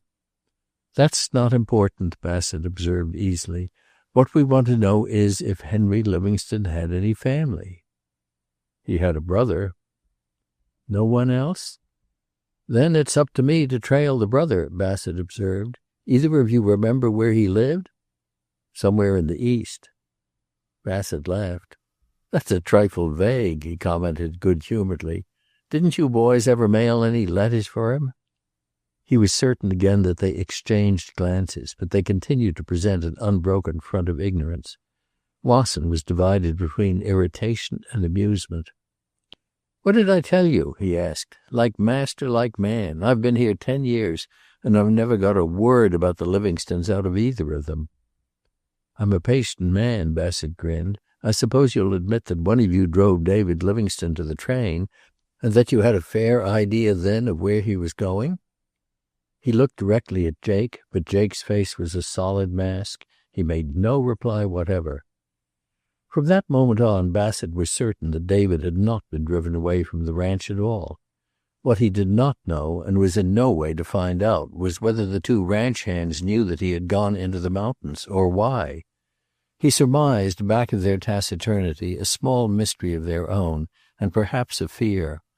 Possibly David's going was as much a puzzle to them as to him. Conceivably, during the hours together on the range, or during the winter snows for 10 years, they had wrangled and argued over a disappearance as mysterious in its way as Judson Clark's. He gave up at last, having learned certain unimportant facts. That the recluse had led a lonely life, that he had never tried to make the place more than carry itself, that he was a student, and that he had no other peculiarities. "Did he ever say anything that would lead you to believe that he had any family outside of his brother and sister? That is, any direct heir?" Bassett asked. "He never talked about himself," said Jake. "If that's all, Mr. Wasson, I've got a steer bogged down in the north pasture, and I'll be going." On the Wassons' invitation he remained to lunch, and when the ranch owner excused himself and rode away after the meal, he sat for some time on the veranda with Mrs. Wasson sewing, and his own eyes fixed speculatively on the mountain ranges, close, bleak, and mysterious. "Strange thing," he commented. "Here's a man, a book lover and student, who comes out here, not to make a living and be a useful member of the community, but apparently to bury himself alive. I wonder why." "A great many come out here to get away from something, Mr. Bassett." "Yes, to start again, but this man never started again. He apparently just quit." Mrs. Wasson put down her sewing and looked at him thoughtfully. "Did the boys tell you anything about the young man who visited Henry Livingstone now and then?" "No, they were not very communicative." "I suppose they wouldn't tell. Yet I don't see unless—" She stopped, lost in some field of speculation where he could not follow her. "You know, we haven't much excitement here, and when this boy was first seen around the place, he was here mostly in the summer, we decided that he was a relative. I don't know why we considered him mysterious, unless it was because he was hardly ever seen. I don't even know that that was deliberate. For that matter, Mr. Livingstone wasn't much more than a name to us." "You mean a son?" "Nobody knew. He was here only now and then." Bassett moved in his chair and looked at her. "How old do you suppose this boy was?" he asked. "He was here at different times. When Mr. Livingstone died, I suppose he was in his 20s. The thing that makes it seem odd to me is that the men didn't mention him to you." "I didn't ask about him, of course." She went on with her sewing, apparently intending to drop the matter, but the reporter felt that now and then she was subjecting him to a sharp scrutiny, and that in some shrewd woman fashion she was trying to place him. "You said it was a matter of some property?" "Yes." But it's rather late, isn't it? 10 years? That's what makes it difficult. There was another silence, during which she evidently made her decision. I have never said this before except to Mr. Wasson, but I believe he was here when Henry Livingstone died. Her tone was mysterious, and Bassett stared at her. You don't think Livingstone was murdered?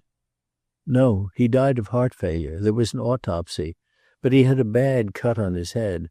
Of course he may have fallen. Bill and Jake were away. They'd driven some cattle out on the range.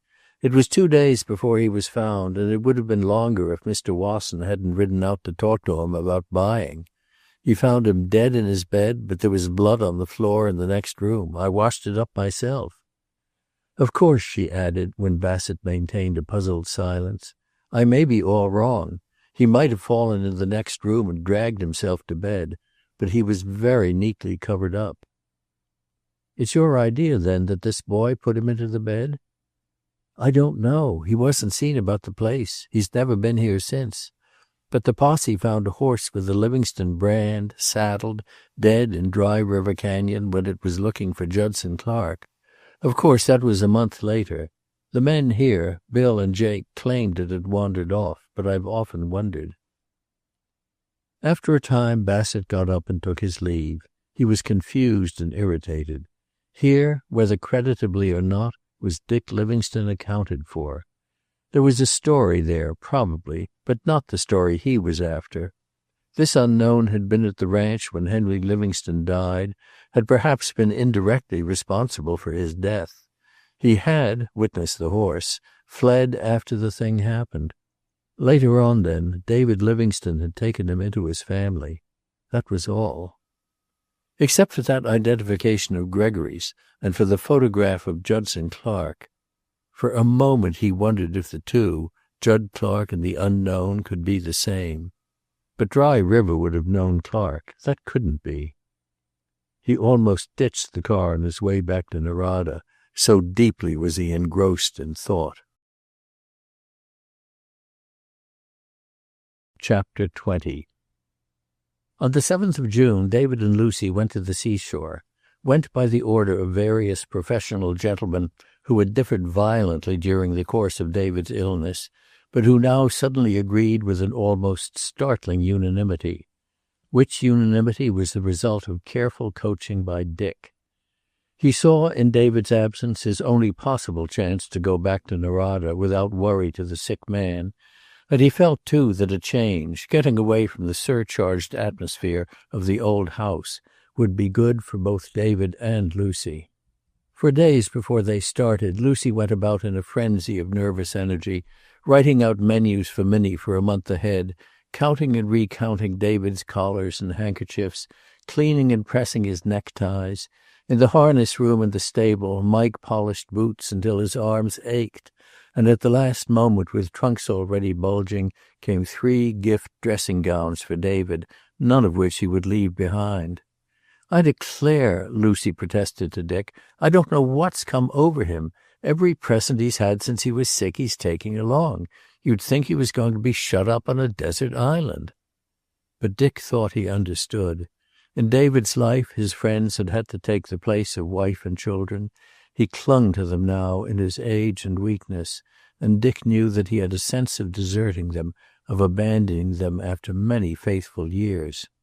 So David carried with him the calendars and slippers, dressing gowns and bed socks, which were at once the tangible evidence of their friendliness and Lucy's despair. Watching him, Dick was certain nothing further had come to threaten his recovery.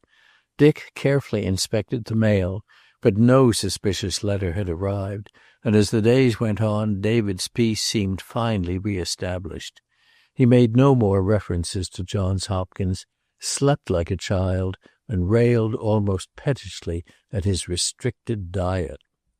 When we get away from Dick, Lucy, he would say, we'll have beef again and roast pork and sausage. Lucy would smile absently and shake her head. You'll stick to your diet, David, she would say. David, it's the strangest thing about your winter underwear. I'm sure you had 5 suits, and now there are only 3.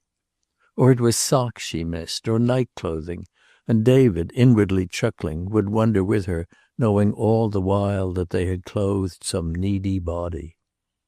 On the night before the departure, David went out for his first short walk alone, and brought Elizabeth back with him.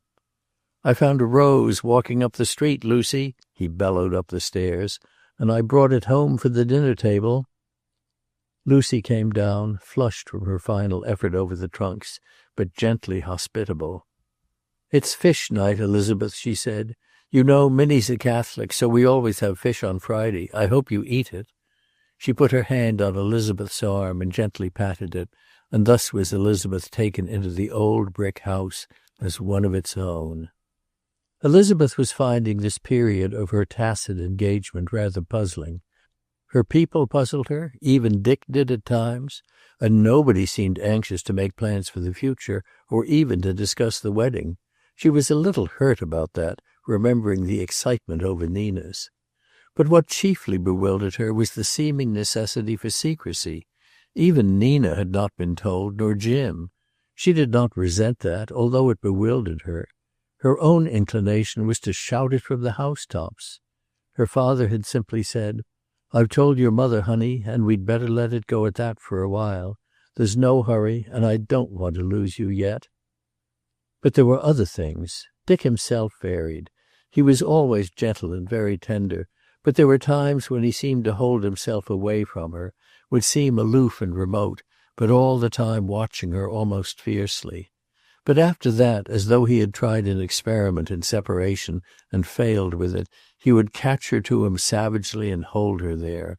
She tried very meekly to meet his mood, was submissive to his passion and acquiescent to those intervals when he withdrew himself and sat or stood near her, not touching her but watching her intently. She thought men in love were very queer and quite incomprehensible, because he varied in other ways too. He was boyish and gay sometimes, and again silent and almost brooding. She thought at those times that perhaps he was tired, what with David's work and his own, and sometimes she wondered if he was still worrying about that silly story. But once or twice, after he had gone, she went upstairs and looked carefully into her mirror. Perhaps she had not looked her best that day. Girl-like, she set great value on looks in love. She wanted frightfully to be beautiful to him. She wished she could look like Beverly Carlyle, for instance. 2 days before David and Lucy's departure, he had brought her engagement ring, a square-cut diamond set in platinum.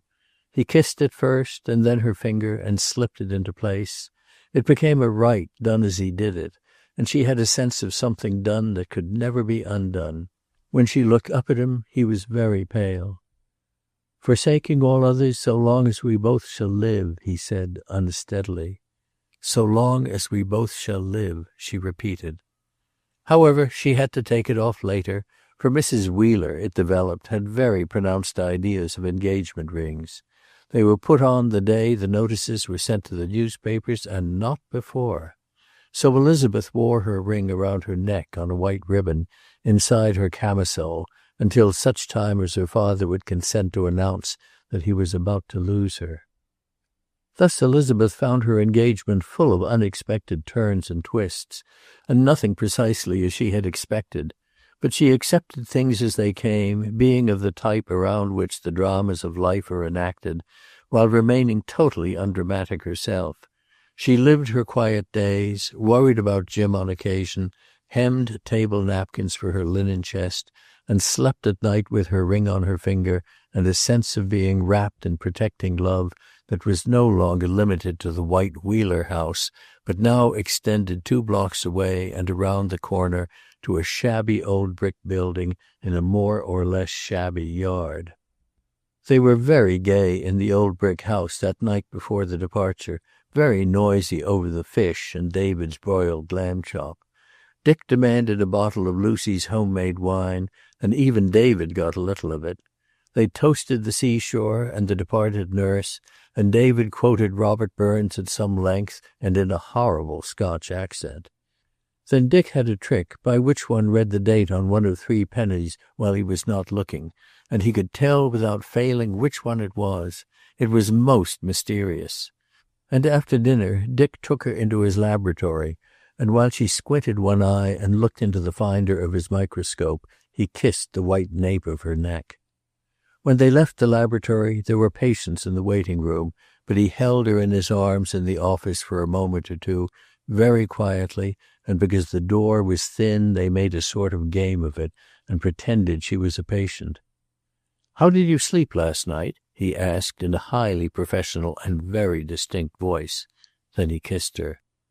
"Very badly, doctor," she said, also very clearly, and whispered, "I lay awake and thought about you, dear." "I'd better give you this sleeping powder." Oh, frightfully professional, but the powder turned out to be another kiss. It was a wonderful game. When she slipped out into the hall she had to stop and smooth her hair before she went to Lucy's tidy sitting room. Chapter 21. It was Jim Wheeler's turn to take up the shuttle. A girl met in some casual fashion, his own youth and the urge of it, perhaps the unconscious family indulgence of an only son, and Jim wove his bit and passed on. There had been mild contention in the Wheeler family during all the spring. Looking out from his quiet windows, Walter Wheeler saw the young world going by a wheel, and going fast. Much that legitimately belonged to it, and much that did not in the laxness of the new code, he laid to the automobile, and doggedly he refused to buy one. "We could always get a taxicab," was his imperturbable answer to Jim. "I pay pretty good-sized taxi bills without unpleasant discussion. I know you pretty well, too, Jim, better than you know yourself, and if you had a car you'd try your best to break your neck in it."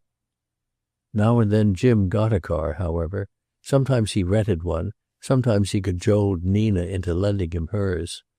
"A fellow looks a fool without one," he would say to her. "Girls expect to be taken out. It's part of the game."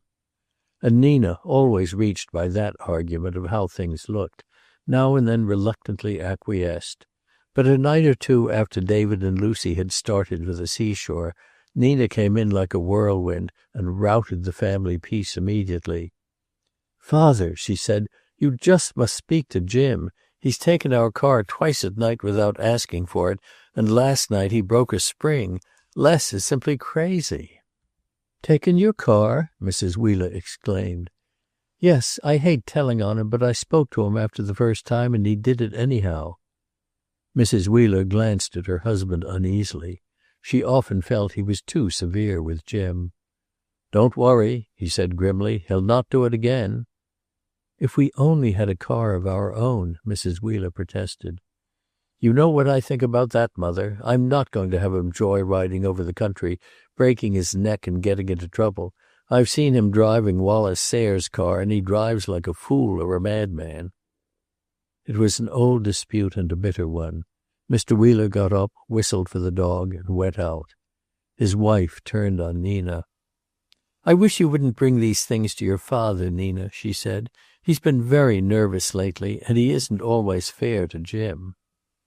"Well, it's time Jim was fair to Leslie," Nina said with family frankness. "I'll tell you something, Mother. Jim has a girl somewhere, in town probably.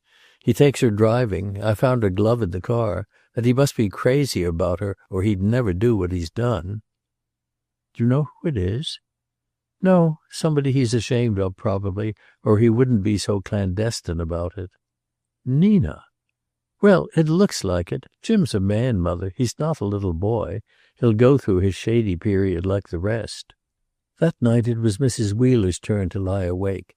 Again and again she went over Nina's words, and her troubled mind found a basis in fact for them.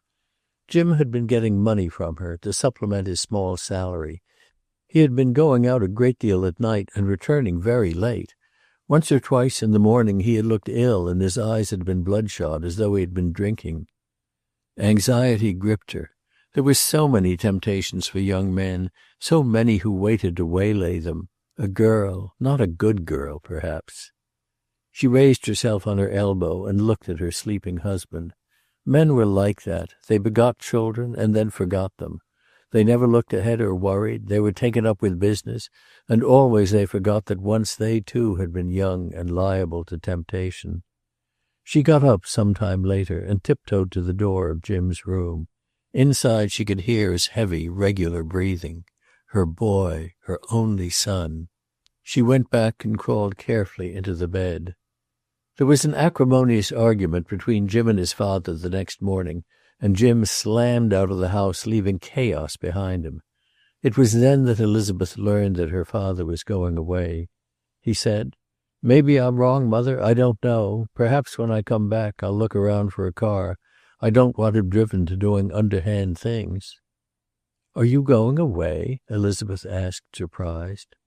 It appeared that he was. More than that he was going west with Dick. It was all arranged, and nobody had told her anything about it. She was hurt and a trifle offended, and she cried a little about it. Yet as Dick explained to her later that day, it was simple enough. Her father needed a rest, and besides it was right that he should know all about Dick's life before he came to Haverly. "He's going to make me a present of something highly valuable, you know." "But it looks as though he didn't trust you." "He's being very polite about it. But of course in his eyes I'm a common thief stealing—" She would not let him go on.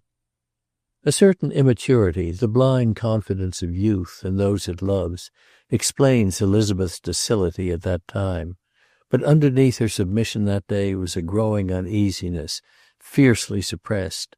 Buried deep, the battle between absolute trust and fear was beginning, a battle which was so rapidly to mature her.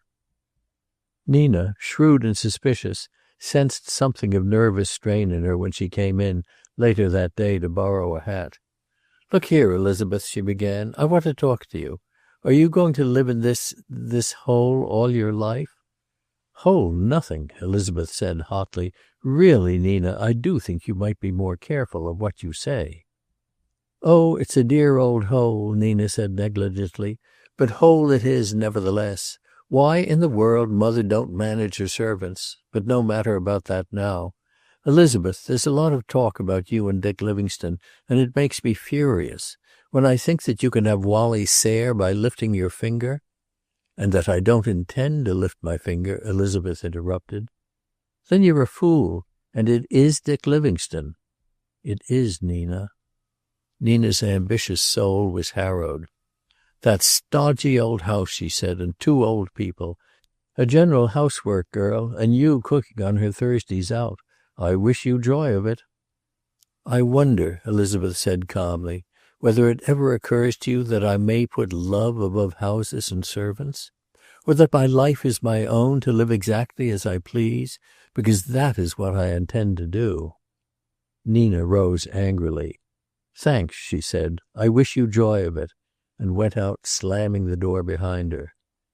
Then, with only a day or so remaining before Dick's departure, and Jim's hand already reaching for the shuttle, Elizabeth found herself the object of certain unmistakable advances from Mrs. Sayre herself, and that at a rose luncheon at the house on the hill. The talk about Dick and Elizabeth had been slow in reaching the house on the hill. When it came via a little group on the terrace after the luncheon, Mrs. Sayre was upset and angry and inclined to blame Wally. Everything that he had wanted had come to him all his life, and he did not know how to go after things. He had sat by and let this shabby genteel doctor, years older than the girl, walk away with her. Not that she gave up entirely. She knew the town and its tendency towards overstatement, and so she made a desperate attempt that afternoon to tempt Elizabeth. She took her through the greenhouses and then through the upper floors of the house. She showed her pictures of their boat at Miami and of the house at Marblehead. Elizabeth was politely interested and completely unresponsive. "When you think," Mrs. Sayre said at last, "that Wally will have to assume a great many burdens one of these days, you can understand how anxious I am to have him marry the right sort of girl." She thought Elizabeth flushed slightly. "I am sure he will, Mrs. Sayre." Mrs. Sayre tried a new direction. "He will have all I have, my dear, and it is a great responsibility. Used properly, money can be an agent of great good. Wally's wife can be a power if she so chooses. She can look after the poor. I have a long list of pensioners, but I am too old to add personal service." That would be wonderful, Elizabeth said gravely. For a moment she wished Dick were rich. There was so much to be done with money, and how well he would know how to do it. She was thoughtful on the way downstairs, and Mrs. Sayre felt some small satisfaction. Now, if Wally would only do his part. It was that night that Jim brought the tragedy on the Wheeler house that was to lie heavy on it for many a day. There had been a little dinner, one of those small informal affairs, where Mrs. Wheeler, having found in the market the first of the broiling chickens and some fine green peas, bought them first and then sat down to the telephone to invite her friends. Mr. Oglethorpe, the clergyman, and his wife accepted cheerfully. Harrison Miller resignedly. Then Mrs. Wheeler drew a long, resolute breath and invited Mrs. Sayre.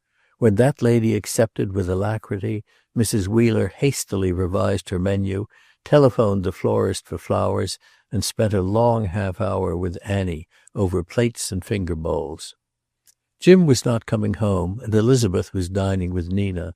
Mrs. Wheeler bustled about the house contentedly. Everything was going well after all. Before long there would be a car, and Jim would spend more time at home. Nina and Leslie were happy again, and Elizabeth, not a good match perhaps, but a marriage for love, if ever there was one. She sat at the foot of her table that night, rather too watchful of Annie, but supremely content. She had herself scoured the loving cup to the last degree of brightness, and it stood, full of flowers, at the center of the cloth. At Nina's was a smaller but similar group. All over the village at that time in the evening were similar groups, gathered around flowers and candles, neatly served, cheerful and undramatic groups with the house doors closed and dogs waiting patiently outside in the long spring twilight. Elizabeth was watching Nina. Just so, she was deciding, would she some day preside at her own board. Perhaps before so very long, too. A little separation, letters to watch for and answer, and then... The telephone rang, and Leslie answered it. He did not come back. Instead, they heard the house door close, and soon after the rumble of the cars had left the garage. It stopped at the door, and Leslie came in. "I'm sorry," he said, "but I guess Elizabeth will have to go home. You'd better come along, Nina." "What is it? Is somebody sick?" Elizabeth gasped. "Jim's been in an automobile accident. Steady now, Elizabeth. He's hurt, but he's going to be all right." The Wheeler house, when they got there, was brightly lighted. Annie was crying in the hall, and in the living room Mrs. Sayre stood alone, a strange figure in a gaudy dress, but with her face strong and calm. "They've gone to the hospital in my car," she said. "They'll be there now any minute, and Mr. Oglethorpe will telephone at once. You are to wait before starting in." They all knew what that meant. It might be too late to start in. Nina was crying hysterically, but Elizabeth could not cry. She stood dry-eyed by the telephone, listening to Mrs. Sayre and Leslie, but hardly hearing them. They had got Dick Livingstone, and he had gone on in. Mrs. Sayre was afraid it had been one of Wally's cars. She had begged Wally to tell Jim to be careful in it. It had too much speed. The telephone rang, and Leslie took the receiver and pushed Elizabeth gently aside. He listened for a moment. "Very well," he said. Then he hung up and stood still before he turned around. "It isn't very good news," he said. "I wish I could... Elizabeth." Elizabeth had crumpled up in a small heap on the floor. All through the long night that followed, with the movement of feet through the halls, with her mother's door closing and the ghastly silence that followed it, with the dawn that came through the windows, the dawn that to Jim meant not a new day, but a new life beyond their living touch, all through the night Elizabeth was aware of two figures that came and went. One was Dick, quiet, tender, and watchful, and one was of a heavy woman in a gaudy dress, her face old and weary in the morning light, who tended her with gentle hands. She fell asleep as the light was brightening in the east, with Dick holding her hands and kneeling on the floor beside her bed. It was not until the next day that they knew that Jim had not been alone. A girl who was with him had been pinned under the car and had died instantly. Jim had woven his bit in the pattern and passed on. The girl was negligible. She had been. That was all. But Jim's death added the last element to the impending catastrophe. It sent Dick west alone. Chapter 22. For several days after his visit to the Livingstone ranch, Louis Bassett made no move to go to the cabin. He wandered around the town, made promiscuous acquaintances, and led up, in careful conversations, with such older residents as he could find, to the Clark and Livingstone families. Of the latter he learned nothing. Of the former, not much that he had not known before.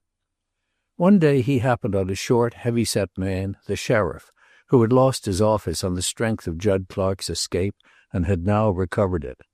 Bassett had brought some whiskey with him, and on the promise of a drink lured Wilkins to his room. Over his glass the sheriff talked. "All this newspaper stuff lately about Judd Clark being alive is dead wrong," he declared irritably. "Maggie Donaldson was crazy. You can ask the people here about her. They all know it.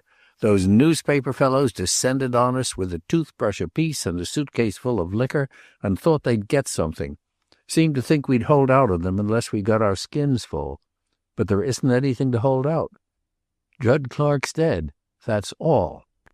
"Sure he's dead," Bassett agreed amiably. "You found his horse, didn't you?" "Yes, dead. And when you find a man's horse dead in the mountains in a blizzard, you don't need any more evidence. It was 5 months before you could see a trail up the Goat that winter." Bassett nodded, rose, and poured out another drink. "I suppose," he observed casually, "that even if Clark turned up now, it would be hard to convict him, wouldn't it?" The sheriff considered that, holding up his glass. "Well, yes and no," he said. "It was circumstantial evidence mostly. Nobody saw it done. The worst thing against him was his running off." "How about witnesses?" "Nobody actually saw it done. John Donaldson came the nearest, and he's dead. Lucas's wife was still alive the last I heard, and I reckon the valet is floating around somewhere." "I suppose if he did turn up, you'd make a try for it." Bassett stared at the end of his cigar. "We'd make a try for it, all right," Wilkins said somberly. "There are some folks in this county still giving me the laugh over that case." The next day Bassett hired a quiet horse, rolled in his raincoat 2 days' supply of food, strapped it to the cantle of his saddle, and rode into the mountains. He had not ridden for years, and at the end of the first hour he began to realize that he was in for a bad time. By noon he was so sore that he could hardly get out of the saddle, and so stiff that once out he could barely get back again. All morning the horse had climbed, twisting back and forth on a narrow canyon trail, grunting occasionally, as is the way of a horse on a steep grade. All morning they had followed a roaring mountain stream, descending in small cataracts from the ice fields far above. And all morning Bassett had been mentally following that trail as it had been ridden 10 years ago by a boy maddened with fear and drink, who drove his horse forward through the night and the blizzard with no objective and no hope. He found it practically impossible to connect this frenzied fugitive with the quiet man in his office chair at Haverly, the man who was or was not Judson Clark. He lay on a bank at noon and faced the situation squarely, while his horse, hobbled, grazed with grotesque little forward jumps in an upland meadow. Either Dick Livingstone was Clark, or he was the unknown occasional visitor at the Livingstone ranch. If he were Clark, and if that could be proved, there were 2 courses open to Bassett. He could denounce him to the authorities and then spring the big story of his career, or he could let things stand. From a professional standpoint, the first course attracted him. As a man, he began to hate it. The last few days had shed a new light on Judson Clark. He had been immensely popular. There were men in the town who told him about trying to save him from himself. He had been extravagant, but he had also been generous. He had been a good kid until liberty and money got hold of him. There had been more than one man in the sheriff's posse who hadn't wanted to find him. He was tempted to turn back. The mountains surrounded him, somber and majestically still. They made him feel infinitely small and rather impertinent, as though he had come to penetrate the secrets they never yielded. He had almost to fight a conviction that they were hostile. After an hour or so, he determined to go on. Let them throw him over a gorge if they so determined. He got up, grunting, and leading the horse beside a boulder, climbed painfully into the saddle. To relieve his depression, he addressed the horse. "It would be easier on both of us if you were 2 feet narrower in the beam, old dear," he said. Nevertheless, he made good time. By 6 o'clock he knew he must have made 30-odd miles, and that he must be near the cabin. Also that it was going to be bitterly cold that night under the snowfields, and that he had brought no wood axe. The deep valley was purple with twilight by 7, and he could scarcely see the rough-drawn trail map he had been following, and the trail grew increasingly bad. For the last mile or two the horse took its own way. It wandered on, through fords and out of them, under the low-growing branches of scrub pine, brushing his bruised legs against rocks. He had definitely decided that he had missed the cabin when the horse turned off the trail, and he saw it. It was built of rough logs, the chinks once closed with mud which had fallen away. The door stood open, and his entrance into his darkness was followed by the scurrying of many little feet. Bassett unstrapped his raincoat from the saddle with fingers numb with cold and flung it to the ground. He uncinched and removed the heavy saddle, hobbled his horse and removed the bridle, and turned him loose with a slap on the flank. "For the love of Mike, don't go far, old man," he besought him, and was startled by the sound of his own voice. By the light of his candle lantern the prospects were extremely poor. The fir branches in the double-berthed bank were dry and useless, the floor was crumbling under his feet, and the roof of the lean-to had fallen in and crushed the rusty stove. In the cabin itself someone had recently placed a large flat stone in a corner for a fireplace, with 2 slabs to back it, and above it had broken out a corner of the roof as a chimney. Bassett thought he saw the handwork of some enterprising journalist, and smiled grimly. He set to work with the resource of a man who had learned to take what came, threw the dry bedding onto the slab and set a match to it, brought in portions of the lean-to roof for further supply for the fire, opened a can of tomatoes and set it on the edge of the hearth to heat, and sliced bacon into his diminutive frying pan. It was too late for any examination that night. He ate his supper from the rough table, drawing up to it a broken chair, and afterwards brought in more wood for his fire. Then, with a lighted cigar, and with his boots steaming on the hearth, he sat in front of the blaze and fell into deep study. He was aching in every muscle when he finally stretched out on the bare boards of the lower bunk. While he slept, small furry noses appeared in the openings in the broken floor, to be followed by little bodies that moved cautiously out into the open. He roused once and peered over the edge of the bunk. Several field mice were basking in front of the dying embers of the fire, and 2 were sitting on his boots. He grinned at them and lay back again, but he found himself fully awake and very uncomfortable.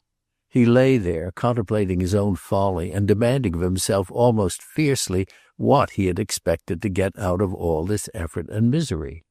For 10 years or so men had come here.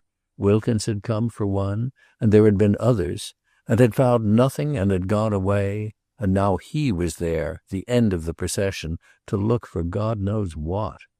He pulled the raincoat up around his shoulders and lay back stiffly. Then, he was not an imaginative man, he began to feel that eyes were staring at him, furtive, hidden eyes, intently watching him. Without moving, he began to rake the cabin with his eyes, wall to wall, corner to corner. He turned, cautiously, and glanced at the door into the lean-to. It gaped, cavernous and empty. But the sense of being watched persisted, and when he looked at the floor, the field mice had disappeared. He began gradually to see more clearly as his eyes grew accustomed to the semi-darkness, and he felt, too, that he could almost locate the direction of the menace. For, as a menace, he found himself considering it. It was the broken, windowless east wall opposite the bunk. After a time, the thing became intolerable. He reached for his revolver, and getting quickly out of the bunk, ran to the doorway and threw open the door, to find himself peering into a blackness like a wall, and to hear a hasty crunching of the underbrush that sounded like some animal in full flight. With the sounds and his own movement, the terror died. The cold night air on his face, the feel of the pine needles under his stockinged feet, brought him back to sense and normality. Some creature of the wilderness, a deer or a bear perhaps, had been moving stealthily outside the cabin, and it was sound he had heard, not a gaze he had felt. He was rather cynically amused at himself. He went back into the cabin, closed the door, and stooped to turn his boots over before the fire. It was while he was stooping that he heard a horse galloping off along the trail. He did not go to sleep again. Now and then he considered the possibility of its having been his own animal, somehow freed of the rope and frightened by the same thing that had frightened him. But when with the first light he went outside, his horse, securely hobbled, was grazing on the scant pasture not far away. Before he cooked his breakfast, he made a minute examination of the ground beneath the east wall, but the earth was hard, and a broken branch or two might have been caused by his horse. He had no skill in woodcraft, and in the broad day his alarm seemed almost absurd. Some free horse on the range had probably wandered into the vicinity of the cabin and had made off again on a trot.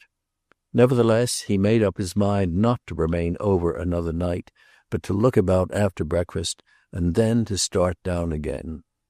He worked on his boots, dry and hard after yesterday's wetting, fried his bacon, and dropped some crackers into the sizzling fat, and ate quickly. After that he went out to the trail and inspected it. He had an idea that range horses were mostly unshod, and that perhaps the trail would reveal something. But it was unused and overgrown. Not until he had gone some distance did he find anything. Then, in a small bare spot, he found in the dust the imprints of a horse's shoes, turned down the trail up which he had come. Even then he was slow to read into the incident anything that related to himself or to his errand. He went over the various contingencies of the trail: a ranger on his way to town, a forest fire somewhere, a belated hound from the newspaper pack. He was convinced now that human eyes had watched him for some time through the log wall the night before, but he could not connect them with the business in hand. He set resolutely about his business, which was to turn up, somehow, some way, a proof of the truth of Maggie Donaldson's dying statement. To begin with, then, he accepted that statement, to find where it would lead him, and it led him eventually to the broken-down stove under the fallen roof of the lean-to. He deliberately set himself to work, at first to reconstruct the life in the cabin. Judd would have had the lower bunk, David the upper. The skeleton of a cot bed in the lean-to would have been Maggie's, but none of them yielded anything. Very well. Having accepted that they lived here, it was from here that the escape was made. They would have started the moment the snow was melted enough to let them get out, and they would have taken not the trail toward the town, but some other and circuitous route toward the railroad. But there had been things to do before they left. They would have cleared the cabin of every trace of occupancy, the tin cans, Clark's clothing, such bedding as they could not carry. The cans must have been a problem. The clothes, of course, could have been burned. But there were things like buttons that did not burn easily. Clark's watch, if he wore one, his cufflinks. Buried? It occurred to him that they might have disposed of some of the unburnable articles under the floor, and he lifted a rough board or two. But to pursue the search systematically he would have needed a pickaxe, and reluctantly he gave it up and turned his attention to the lean-to and the buried stove. The stove lay in a shallow pit, filled with ancient ashes and crumbled bits of wood from the roof. It lay on its side, its sheet-iron sides collapsed, its long chimney disintegrated. He was in a heavy sweat before he had uncovered it and was able to remove it from its bed of ashes and pine needles. This done, he brought his candle lantern and settled himself cross-legged on the ground. His first casual inspection of the ashes revealed nothing. He set to work more carefully then, picking them up by handfuls, examining and discarding. Within 10 minutes he had in a pile beside him some burned and blackened metal buttons, the eyelets and a piece of leather from a shoe, and the almost unrecognizable nib of a fountain pen. He sat with them in the palm of his hand. Taken alone, each one was insignificant, proved nothing whatever. Taken all together, they assumed vast proportions, became convincing, became evidence. Late that night he descended stiffly at the livery stable and turned his weary horse over to a stableman. "Looks dead beat," said the stableman, eyeing the animal. "He's got nothing on me," Bassett responded cheerfully. "Better give him a hot bath and put him to bed. That's what I'm going to do." He walked back to the hotel, glad to stretch his aching muscles. The lobby was empty, and behind the desk the night clerk was waiting for the midnight train. Bassett was wide awake by that time, and he went back to the desk and lounged against it. "You look as though you'd struck oil," said the night clerk. "Oil? I'll tell you what I've struck. I've struck a livery stable saddle 2,000,000 times in the last 2 days. The clerk grinned, and Bassett idly pulled the register toward him. "J. Smith, Minneapolis," he read. Then he stopped and stared. Richard Livingstone was registered on the next line above. Chapter 23. Dick had found it hard to leave Elizabeth, for she clung to him in her grief with childish wistfulness. He found, too, that her family depended on him rather than on Leslie Ward for moral support. It was to him that Walter Wheeler looked for assurance that the father had had no indirect responsibility for the son's death. It was to him that Jim's mother, lying gray-faced and listless in her bed or on her couch, brought her anxious questionings. Had Jim suffered? Could they have avoided it? And an insistent demand to know who and what had been the girl who was with him. In spite of his own feeling that he would have to go to Narada quickly before David became impatient over his exile, Dick took a few hours to find the answer to that question. But when he found it, he could not tell them. The girl had been a dweller in the shady byways of life, had played her small, unmoral part and gone on, perhaps to some place where men were kinder and less urgent. Dick did not judge her. He saw her, as her kind had been through all time, storm centers of the social world, passively and unconsciously blighting at once the hunters and the prey. He secured her former address from the police, a 3-story brick rooming house in the local Tenderloin, and waited rather uncomfortably for the mistress of the place to see him. She came at last, a big woman, vast and shapeless, and with an amiable, loose smile, and she came in with the light step of the over-fleshed, only to pause in the doorway and to stare at him. "My God," she said, "I thought you were dead." "I'm afraid you're mistaking me for someone else, aren't you?" She looked at him carefully. "I'd have sworn," she muttered, and turning to the button inside the door, she switched on the light. Then she surveyed him again. "What's your name?" "Livingstone. Dr. Livingstone. I called—" "Is that for me or for the police?" "Now see here," he said pleasantly, "I don't know who you are mistaking me for, and I'm not hiding from the police. Here's my card, and I have come from the family of a young man named Wheeler, who was killed recently in an automobile accident." She took the card and read it, and then resumed her intense scrutiny of him. "Well, you fooled me all right," she said at last. "I thought you were— Well, never mind that. What about this Wheeler family? Are they going to settle with the undertaker? Because I tell you flat, I can't and won't. She owed me a month's rate, and her clothes won't bring over $75 or $100. As he left, he was aware that she stood in the doorway looking after him. He drove home slowly in the car, and on the way he made up a kindly story to tell the family. He could not let them know that Jim had been seeking love in the byways of life. And that night he mailed a check in payment of the undertaker's bill, carefully leaving the stub empty. On the 3rd day after Jim's funeral, he started for Narada. An intern from a local hospital, having newly finished his service there, had agreed to take over his work for a time. But Dick was faintly jealous when he installed Dr. Reynolds in his office and turned him over to a mystified Minnie to look after. "Is he going to sleep in your bed?" she demanded belligerently. She was only partially mollified when she found Dr. Reynolds was to have the spare room. She did not like the way things were going, she confided to Mike. Why wasn't she to let on to Mrs. Crosby that Dr. Dick had gone away? Or to the old doctor?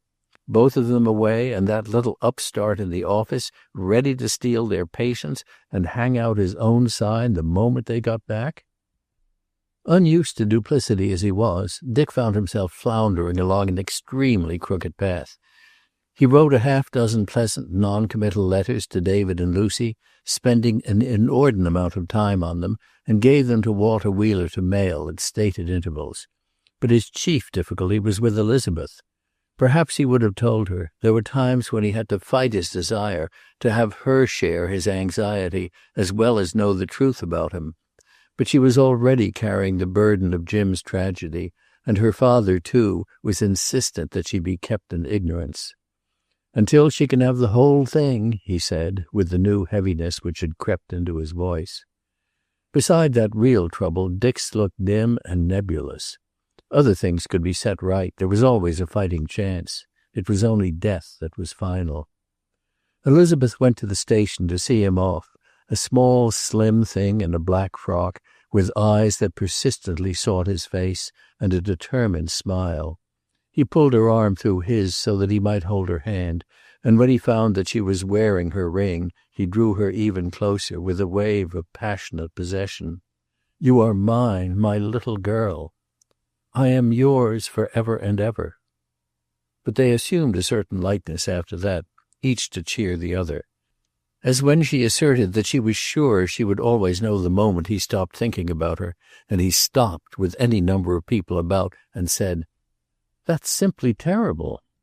Suppose when we are married my mind turns on such a mundane thing as beefsteak and onions. Will you simply walk out on me?" He stood on the lowest step of the train until her figure was lost in the darkness, and the porter expostulated. He was, that night, a little drunk with love, and he did not read the note she had thrust into his hand at the last moment until he was safely in his berth, his long figure stretched diagonally to find the length it needed. "Darling, darling Dick," she had written, "I wonder so often how you can care for me, or what I have done to deserve you. And I cannot write how I feel, just as I cannot say it. But, Dick, dear, I have such a terrible fear of losing you, and you are my life now. You will be careful and not run any risks, won't you? And just remember this always. Wherever you are and wherever I am thinking of you and waiting for you." He read it 3 times until he knew it by heart, and he slept with it in the pocket of his pajama coat. 3 days later he reached Narada and registered at the Commercial Hotel. The town itself conveyed nothing to him. He found it totally unfamiliar, and for its part the town passed him by without a glance. A new field had come in, 20 miles from the old one, and had brought with it a fresh influx of prospectors, riggers, and lease buyers. The hotel was crowded. That was his first disappointment. He had been nursing the hope that surroundings which he must once have known well would assist him in finding himself. That was the theory, he knew. He stood at the window of his hotel room with its angular furniture and the Gideon Bible, and for the first time he realized the difficulty of what he had set out to do.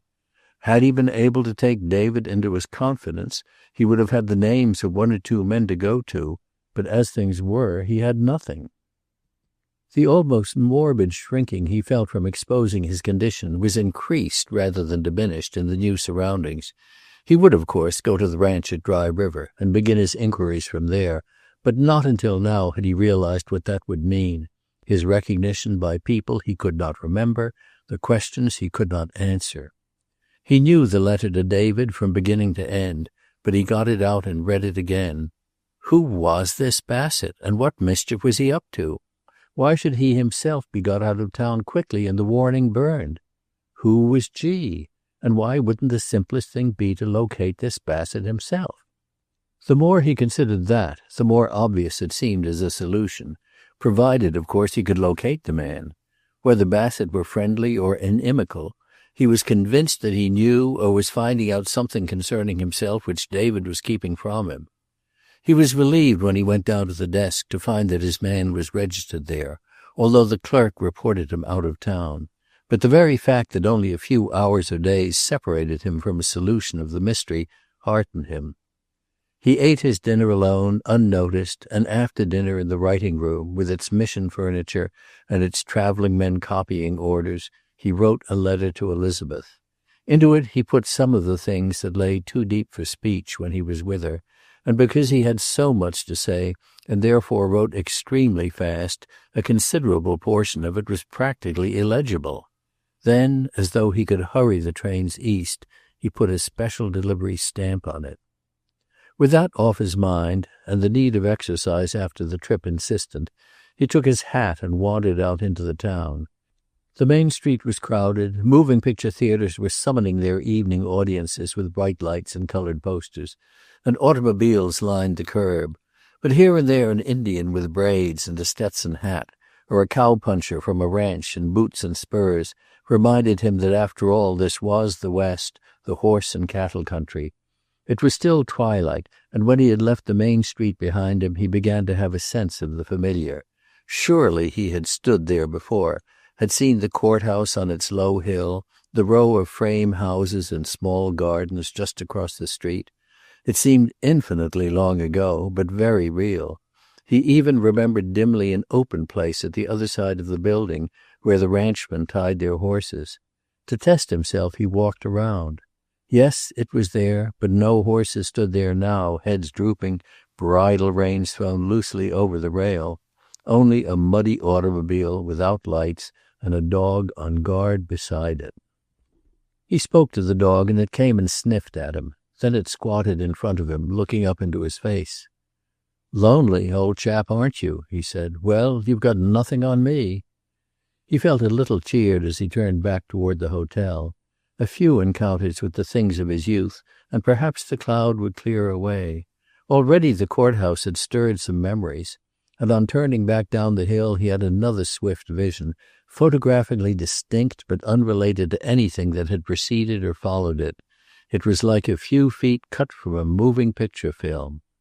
He was riding down that street at night on a small horse, and his father was beside him on a tall one.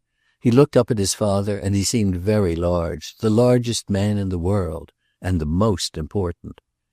It began and stopped there, and his endeavor to follow it further resulted in its ultimately leaving him. It faded, became less real, until he wondered if he had not himself conjured it. But that experience taught him something. Things out of the past would come or they would not come, but they could not be forced. One could not will to revive them. He stood at a window facing north that night under the impression it was east, and sent his love and an inarticulate sort of prayer to Elizabeth for her safety and happiness in the general direction of the Arctic Circle. Bassett had not returned in the morning, and he found himself with the day on his hands.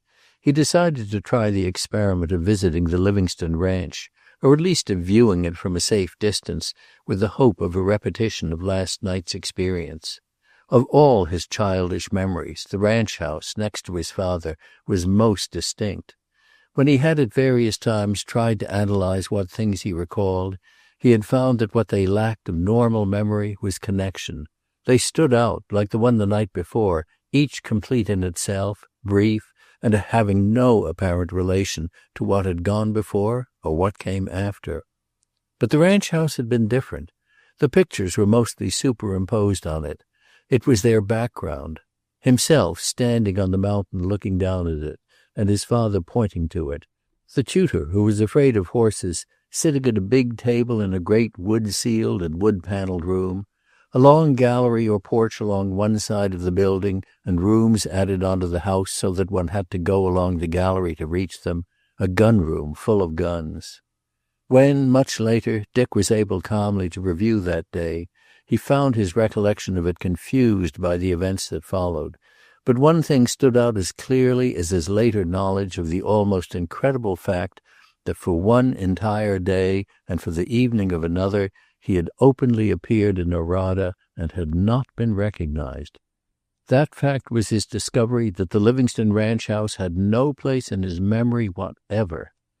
He had hired a car and a driver who asserted that this was the old Livingstone ranch house, and it bore no resemblance, not the faintest, to the building he remembered. It did not lie where it should have lain. The mountains were too far behind it. It was not the house. The fields were not the proper fields. It was wrong, all wrong. He went no closer than the highway because it was not necessary. He ordered the car to turn and go back, and for the first and only time he was filled with bitter resentment against David. David had fooled him. He sat beside the driver, his face glowering and his eyes hot, and let his indignation burn in him like a flame. Hours afterwards he had, of course, found excuses for David, accepted them rather as a part of the mystery which wrapped him about, but they had no effect on the decision he made during that miserable ride back to Narada, when he determined to see the man Bassett and get the truth out of him if he had to choke it out. Chapter 24. Bassett was astounded when he saw Dick's signature on the hotel register. It destroyed, in one line, every theory he held. That Judson Clark had returned to Narada after his flight was incredible. 10 years was only 10 years, after all. It was not a lifetime. There were men in the town who had known Clark well. Nevertheless, for a time he held to his earlier conviction, even fought for it. He went so far as to wonder if Clark had come back for a tardy surrender. Men had done that before this, had carried a burden for years, had reached the breaking point, had broken. But he dismissed that. There had been no evidence of breaking in the young man in the office chair. He found himself thrown back finally on the story of the Wasson woman, and wondering if he would have to accept it after all. The reaction from his certainty in the cabin to uncertainty again made him fretful and sleepless. It was almost morning before he relaxed on his hard hotel bed enough to sleep. He wakened late and telephoned down for breakfast. His confusion had not decreased with the night, and while he got painfully out of bed and prepared to shave and dress, his thoughts were busy. There was no doubt in his mind that in spite of the growth of the town, the newcomer would be under arrest almost as soon as he made his appearance. A resemblance that could deceive Beverly Carlyle's brother could deceive others, and would. That he had escaped so long amazed him. By the time he had bathed, he had developed a sort of philosophic acceptance of the new situation. There would be no exclusive story now, no scoop. The events of the next few hours were for every man to read. He shrugged his shoulders as, partially dressed, he carried his shaving materials into the better light of his bedroom. With his face partially lathered, he heard a knock at the door and sang out a not uncheerful, "Come in." It happened then that it was in his mirror that he learned that his visitor was not the waiter, but Livingstone himself. He had an instant of stunned amazement before he turned. "I beg your pardon," Dick said. "I was afraid you'd get out before I saw you. My name's Livingstone, and I want to talk to you, if you don't mind. If you like, I'll come back later." Bassett perceived two things simultaneously: that owing probably to the lather on his face he had not been recognized, and that the face of the man inside the door was haggard and strained. "That's all right. Come in and sit down. I'll get this stuff off my face and be with you in a jiffy." But he was very deliberate in the bathroom. His astonishment grew rather than decreased. Clearly Livingstone had not known him. How then had he known that he was in Narada? And when he recognized him, as he would in a moment, what then? He put on his collar and tied his tie slowly. Gregory might be the key. Gregory might have found out that he had started for Narada and warned him. Then, if that were true, this man was Clark after all. But if he were Clark, he wouldn't be here. It was like a kitten after its tail. It whirled in a circle and got nowhere. The waiter had laid his breakfast and gone when he emerged from the bathroom, and Dick was standing by the window looking out. He turned. "I'm here, Mr. Bassett, on a rather peculiar—" He stopped and looked at Bassett. "I see. You were in my office about a month ago, weren't you?" "For a headache, yes." Bassett was very wary and watchful, but there was no particular unfriendliness in his visitor's eyes. "It never occurred to me that you might be Bassett," Dick said gravely. Never mind about that. Eat your breakfast. Do you mind if I talk while you do it? Will you have some coffee? I can get a glass from the bathroom. It takes a week to get a waiter here. Thanks, yes. The feeling of unreality grew in the reporter's mind. It increased still further when they sat opposite each other, the small table with its Bible on the lower shelf between them, while he made a pretense at breakfasting. First of all, Dick said at last, I was not sure I had found the right man. You were the only Bassett in the place, however, and you're registered from my town. So I took a chance. I suppose that headache was not genuine? Bassett hesitated. No, he said at last. What you really wanted to do was to see me then? In a way, yes. I'll ask you one more question. It may clear the air. Does this mean anything to you? I'll tell you now that it doesn't to me. From his pocketbook he took the note addressed to David and passed it over the table. Bassett looked at him quickly and took it. Before you read it, I'll explain something. It was not sent to me. It was sent to Dr. David Livingstone. It happened to fall into my hands. I've come a long way to find out what it means. He paused and looked the reporter straight in the eyes. I am laying my cards on the table, Bassett. This G, whoever he is clearly warning my uncle against you. I want to know what he is warning him about. Bassett read the note carefully and looked up. I suppose you know who G is? I do not. Do you? I'll give you another name, and maybe you'll get it. A name that I think will mean something to you. Beverly Carlyle. The actress? Bassett had an extraordinary feeling of unreality, followed by one of doubt. Either the fellow is a very good actor or... Sorry, Dick said slowly. I don't seem to get it. I don't know that G is as important as his warning. That note's a warning. Yes, it's a warning, and I don't think you need me to tell you what about. Concerning my uncle or myself? Are you trying to put it over on me that you don't know? That's what I'm trying to do, Dick said with a sort of grave patience. The reporter liked courage when he saw it, and he was compelled to a sort of reluctant admiration. You've got your courage with you, he observed. How long do you suppose it will be after you set foot on the streets of this town before you're arrested? How do you know I won't send for the police myself? I know damned well you won't, Dick said grimly. Not before I'm through with you. You've chosen to interest yourself in me. I suppose you don't deny the imputation in that letter. You'll grant that I have a right to know who and what you are, and just what you were interested in. Right-o, the reporter said cheerfully, glad to get the grips, and to stop a fencing that was getting nowhere. I'm connected with the Times-Republican in your own fair city. I was in the theater the night Gregory recognized you. Verbum sap. This Gregory is the G? Oh, quit it, Clark, Bassett said, suddenly impatient. That letter's the last proof I needed. Gregory wrote it after he'd seen David Livingstone. He wouldn't have written it if he and the old man hadn't come to an understanding.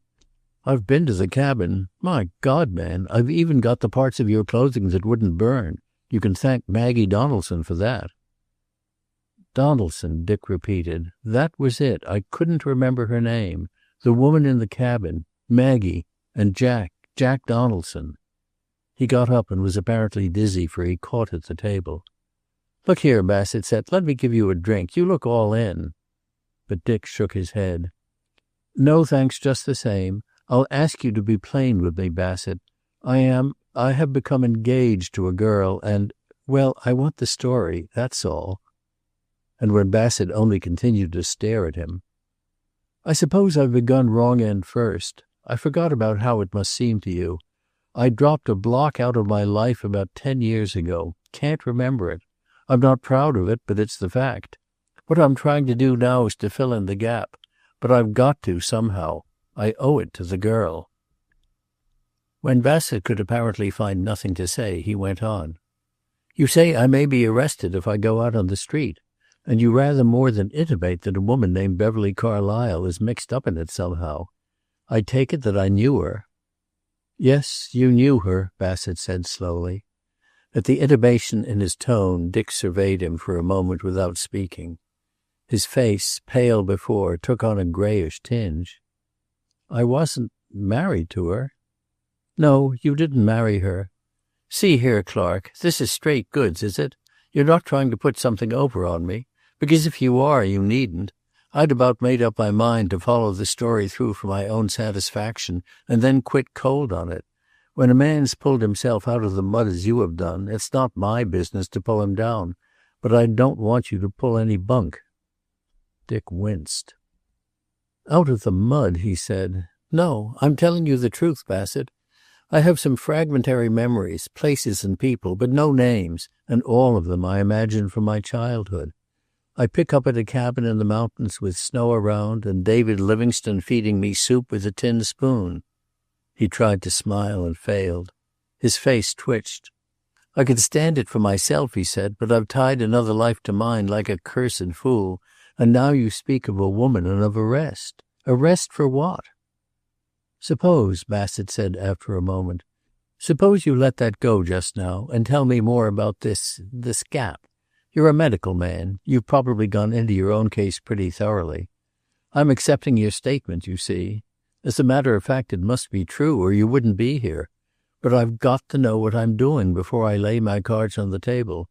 Make it simple if you can. I don't know your medical jargon. Dick did his best. The mind closed down now and then, mainly from a shock. No, there was no injury required. He didn't think he had had an injury. A mental shock would do it if it were strong enough. And fear. It was generally fear. He had never considered himself braver than the other fellow, but no man liked to think that he had a cowardly mind.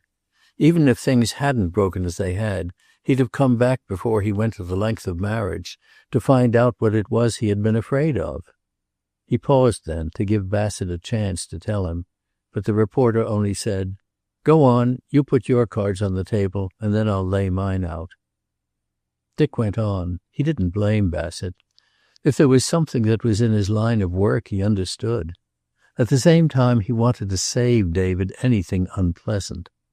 The word unpleasant startled Bassett by its very inadequacy. He knew now that David had built up for him an identity that probably did not exist, but he wanted Bassett to know that there could never be doubt of David's high purpose and his essential fineness. Whatever I was before, he finished simply, and I'll get that from you now. If I am any sort of a man at all, it is his work. He stood up and braced himself.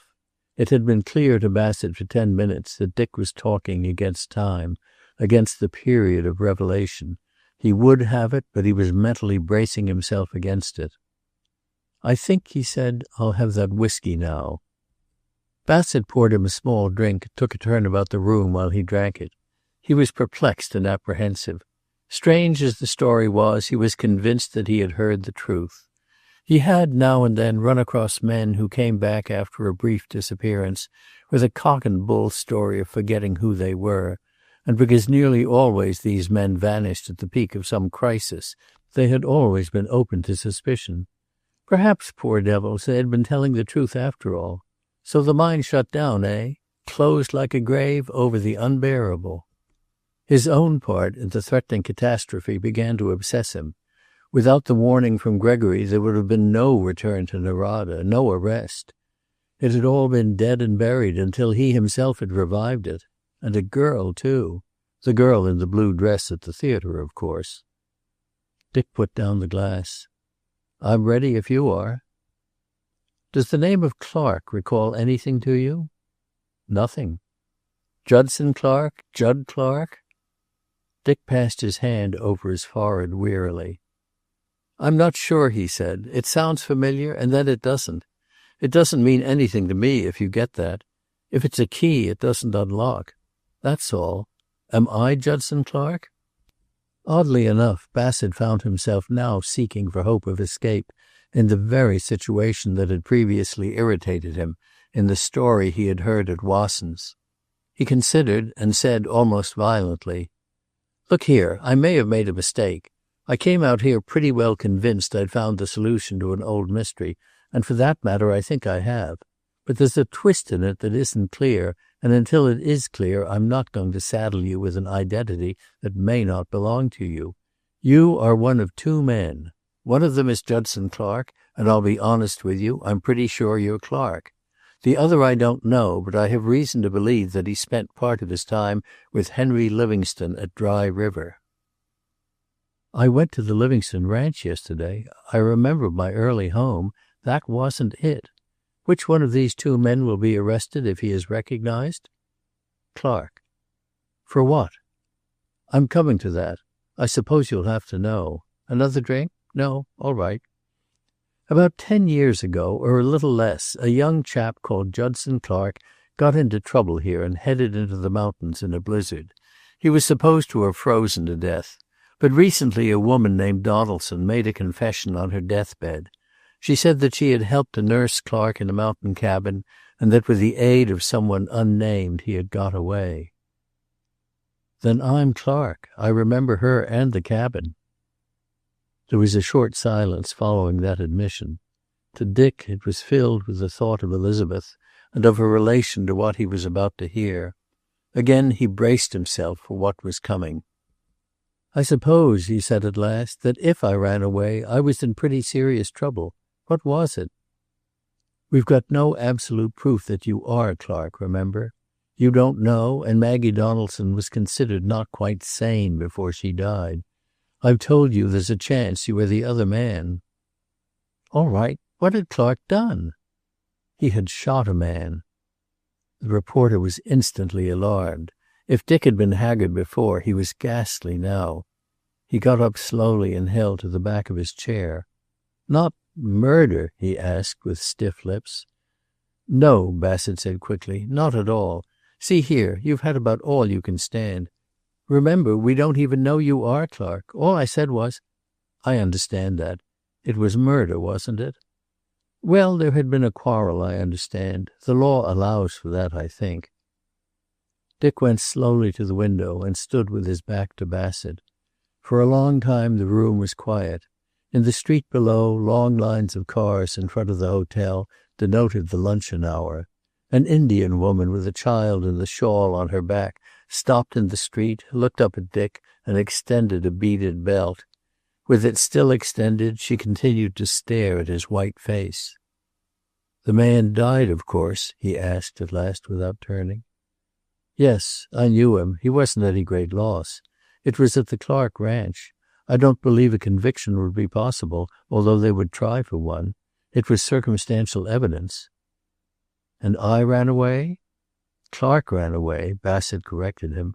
"As I've told you, the authorities here believe he is dead." After an even longer silence, Dick turned. "I told you there was a girl. I'd like to think out some way to keep the thing from her before I surrender myself. If I can protect her and David—" "I tell you, you don't even know you are Clark." "All right. If I'm not, they'll know. If I am, I'll tell you I'm not going through the rest of my life with a thing like that hanging over me. Maggie Donaldson was sane enough. Why, when I look back, I know our leaving the cabin was a flight. I'm not Henry Livingstone's son, because he never had a son. I can tell you what the Clark ranch house looks like." And after a pause, "Can you imagine the reverse of a dream when you've dreamed you are guilty of something and wake up to find you are innocent? Who was the man?" Bassett watched him narrowly. "His name was Lucas, Howard Lucas." "All right. Now we have that. Where does Beverly Carlyle come in?" "Clark was infatuated with her. The man he shot was the man she had married." Chapter 25. Shortly after that Dick said he would go to his room. He was still pale, but his eyes looked bright and feverish, and Bassett went with him, uneasily conscious that something was not quite right. Dick spoke only once on the way. "My head aches like the mischief," he said, and his voice was dull and lifeless.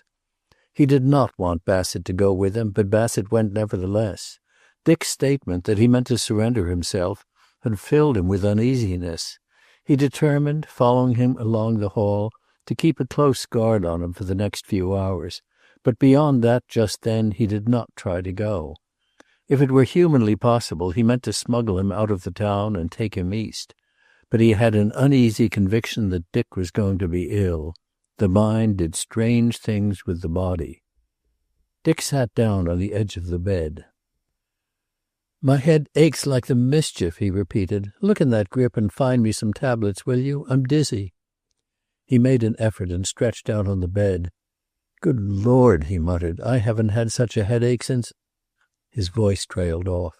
Bassett, bending over the army kit bag in the corner, straightened and looked around. Dick was suddenly asleep and breathing heavily. For a long time the reporter sat by the side of the bed, watching him and trying to plan some course of action. He was overcome by his own responsibility and by the prospect of tragedy that threatened. That Livingstone was Clark, and that he would insist on surrendering himself when he wakened, he could no longer doubt. His mind wandered back to that day when he had visited the old house as a patient, and from that along the strange road they had both come since then. He reflected, not exactly in those terms, that life, any man's life, was only one thread in a pattern woven of an infinite number of threads, and that to tangle the one thread was to interfere with all the others. David Livingstone, the girl in the blue dress, the man twitching uneasily on the bed, Wilkins the sheriff, himself, who could tell how many others, all threads. He swore in a whisper. The maid tapped at the door. He opened it an inch or so and sent her off. In view of his new determination, even the maid had become a danger. She was the same elderly woman who looked after his own bedroom, and she might have known Clark. Just what providence had kept him from recognition before this, he did not know, but it could not go on indefinitely. After an hour or so, Bassett locked the room behind him and went down to lunch. He was not hungry, but he wanted to get out of the room, to think without that quiet figure before him. Over the pretense of food, he faced the situation. Lying ready to his hand was the biggest story of his career, but he could not carry it through. It was characteristic of him that before abandoning it, he should follow through to the end the result of its publication. He did not believe, for instance, that either Dick's voluntary surrender or his own disclosure of the situation necessarily meant a conviction for murder. To convict a man of a crime he did not know he had committed would be difficult. But with his customary thoroughness he followed that through also. Livingstone acquitted was once again Clark, would be known to the world as Clark. The new place he had so painfully made for himself would be gone. The story would follow him, never to be lived down. And in his particular profession, confidence and respect were half the game. All that would be gone. Thus, by gradual stages, he got back to David, and he struggled for the motive which lay behind every decisive human act. A man who followed a course by which he had nothing to gain and everything to lose was either a fool or was actuated by some profound unselfishness. To save a life? But with all the resources Clark could have commanded, added to his personal popularity, a first-degree sentence would have been unlikely. Not a life, then, but perhaps something greater than a life. A man's soul. It came to him then, in the great light of comprehension, the thing David had tried to do, to take this waster and fugitive, the slate of his mind wiped clean by shock and illness, only his childish memories remaining, and on it to lead him to write a new record, to take the body he had found and the always untouched soul, and from them to make a man. And with that comprehension came the conviction, too, that David had succeeded. He had indeed made a man. He ate absently, consulting his railroad schedule and formulating the arguments he meant to use against Dick's determination to give himself up. He foresaw a struggle there, but he himself held one or two strong cards: the ruthless undoing of David's work, the involving of David for conspiring against the law, and Dick's own obligation to the girl at home. He was more at ease in the practical arrangements. An express went through on the main line at midnight, and there was a local on the branch line at 8. But the local train, the railway station, too, were full of possible dangers. After some thought he decided to get a car, drive down to the main line with Dick, and then send the car back. He went out at once and made an arrangement for a car, and on returning notified the clerk that he was going to leave and asked to have his bill made out.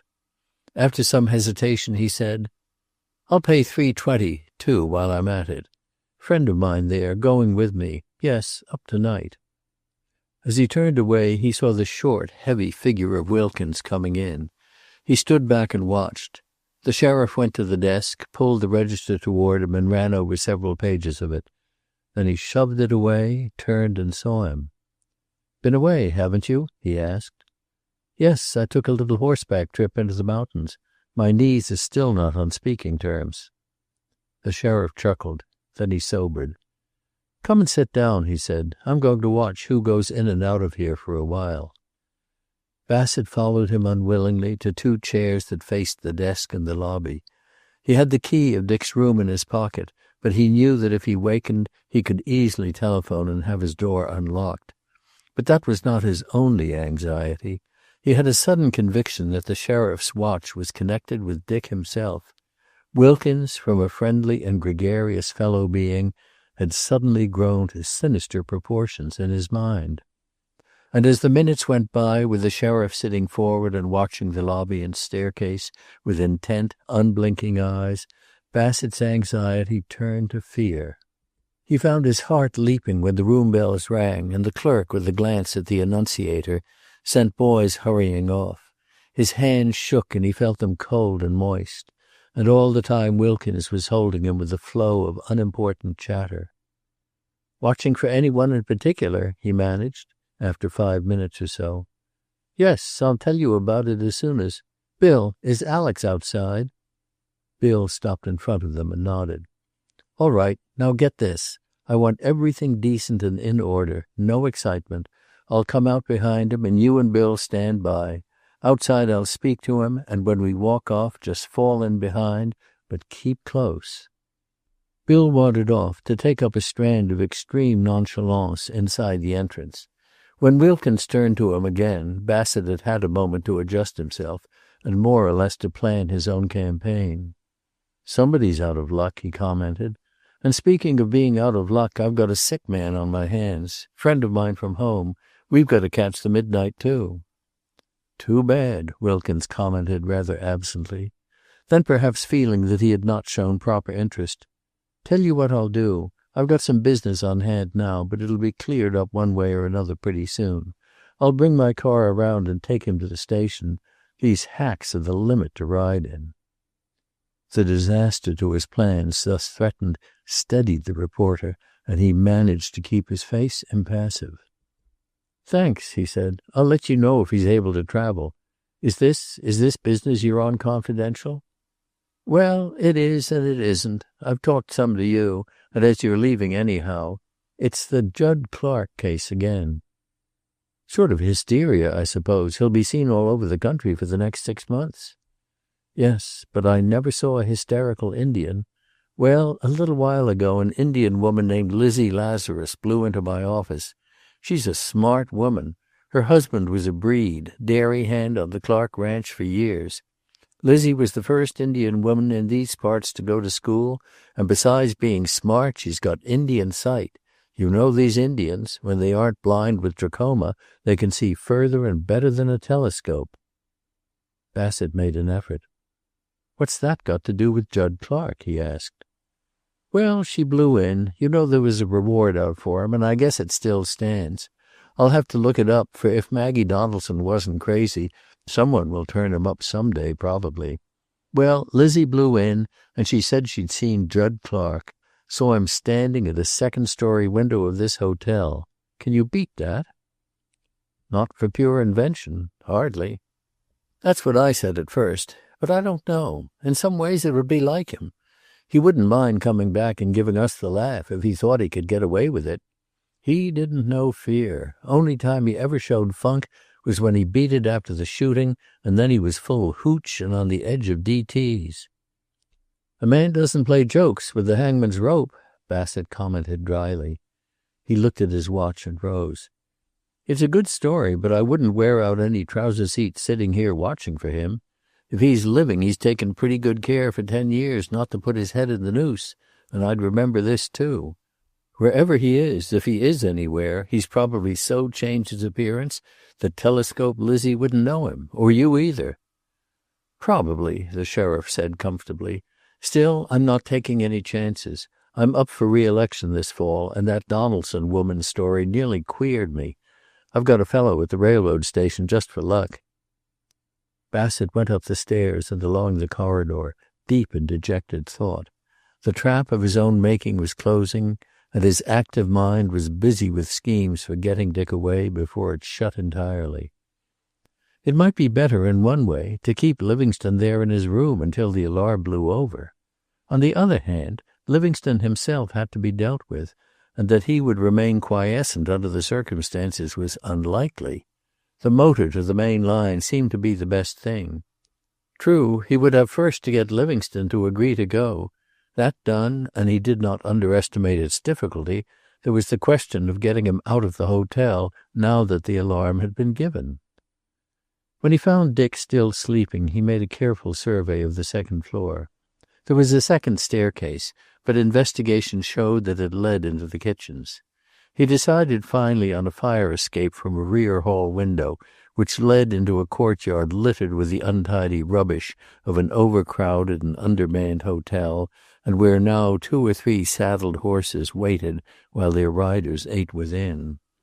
When he had made certain that he was not observed, he unlocked and opened the window and removed the wire screen. There was a red fire exit lamp in the ceiling nearby, but he could not reach it, nor could he find any wall switch.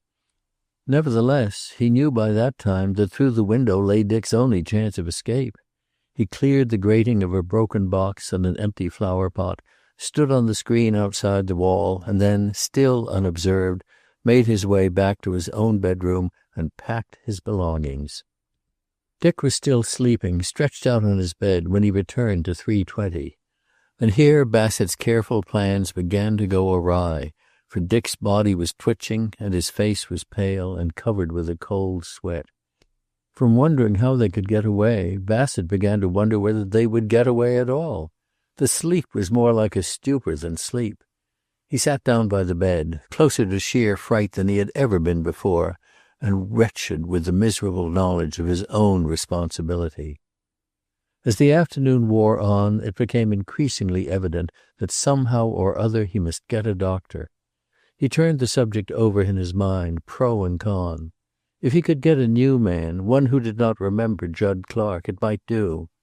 But he hesitated until, at 7, Dick opened his eyes and clearly did not know him. Then he knew that the matter was out of his hands, and that from now on whatever it was that controlled the affairs of men, David's God or his own vague providence, was in charge. He got his hat and went out and down the stairs again. Wilkins had disappeared, but Bill still stood by the entrance, watching the crowd that drifted in and out. In his state of tension he felt that the hotel clerk's eyes were suspicious, as he retained the 2 rooms for another day, and that Bill watched him out with more than casual interest. Even the matter of canceling the order for the car loomed large and suspicion-breeding before him, but he accomplished it, and then set out to find medical assistance. There, however, chance favored him. The first doctor's sign led him to a young man, new to the town and obviously at leisure. Not that he found that out at once. He invented a condition for himself, as he had done once before, got a prescription and paid for it, learned what he wanted, and then mentioned Dick. He was careful to emphasize his name and profession and his standing back home. "I'll admit he's got me worried," he finished. "He saw me registered and came to my room this morning to see me, and got sick there. That is, he said he had a violent headache and was dizzy. I got him to his room and on the bed, and he's been sleeping ever since. He looks pretty sick to me." He was conscious of Bill's eyes on him as they went through the lobby again, but he realized now that they were unsuspicious. Bassett himself was in a hot sweat. He stopped outside the room and mopped his face. "Look kind of shot up yourself," the doctor commented. "Watch this sun out here, because it's dry here you Eastern people don't notice the heat until it plays the deuce with you." He made a careful examination of the sleeping man while Bassett watched his face. "Been a drinking man, or do you know?" No, but I think not. I gave him a small drink this morning when he seemed to need it. Been like this all day? Since noon, yes. Once more the medical man stooped. When he straightened, it was to deliver Bassett a body blow. I don't like his condition or that twitching. If these were the good old days in Wyoming, I'd say he is on the verge of delirium tremens. But that's only snap judgment. He might be on the verge of a good many things. Anyhow, he'd better be moved to the hospital. This is no place for him. And against this common-sense suggestion, Bassett had nothing to offer. If the doctor had been looking, he would have seen him make a gesture of despair. I suppose so, he said dully. Is it near? I'll go myself and get a room. That's my advice. I'll look in later if the stupor continues. I'll have in a consultant. He picked up his bag and stood looking down at the bed. Big, fine-looking chap, isn't he? He commented. Married? No. Well, we'll get the ambulance, and later on we'll go over him properly. I'd call a maid to sit with him if I were you. In the grip of a situation that was too much for him, Bassett rang the bell. It was answered by the elderly maid who took care of his own bedroom. Months later, puzzling over the situation, Bassett was to wonder, and not to know, whether chance or design brought the Thorwald woman to the door that night. At the time, and for weeks, he laid it to tragic chance, the same chance which had placed in Dick's hands the warning letter that had brought him west. But as months went on, the part played in the tragedy by that faded woman with her tired, dispirited voice and her ash-colored hair streaked with gray, assumed other proportions, loomed large and mysterious. There were times when he wished that some prescience of danger had made him throttle her then and there, so she could not have raised her shrill, alarming voice. But he had no warning. All he saw was a woman in a washed-out blue calico dress and a fresh white apron, raising incurious eyes to his. I suppose it's all right if she sits in the hall, Bassett inquired, still fighting his losing fight. She can go in if he stirs. Right-ho, said the doctor, who had been to France and who had brought home some British phrases. Bassett walked back from the hospital alone. The game was up and he knew it. Sooner or later, in a way he tried to defend himself to himself. He had done his best. 2 or 3 days ago he would have been exultant over the developments. After all, mince things as one would, Clark was a murderer. Other men killed and paid the penalty. And the game was not up entirely at that. The Providence which had watched over him so long might continue to. The hospital was new.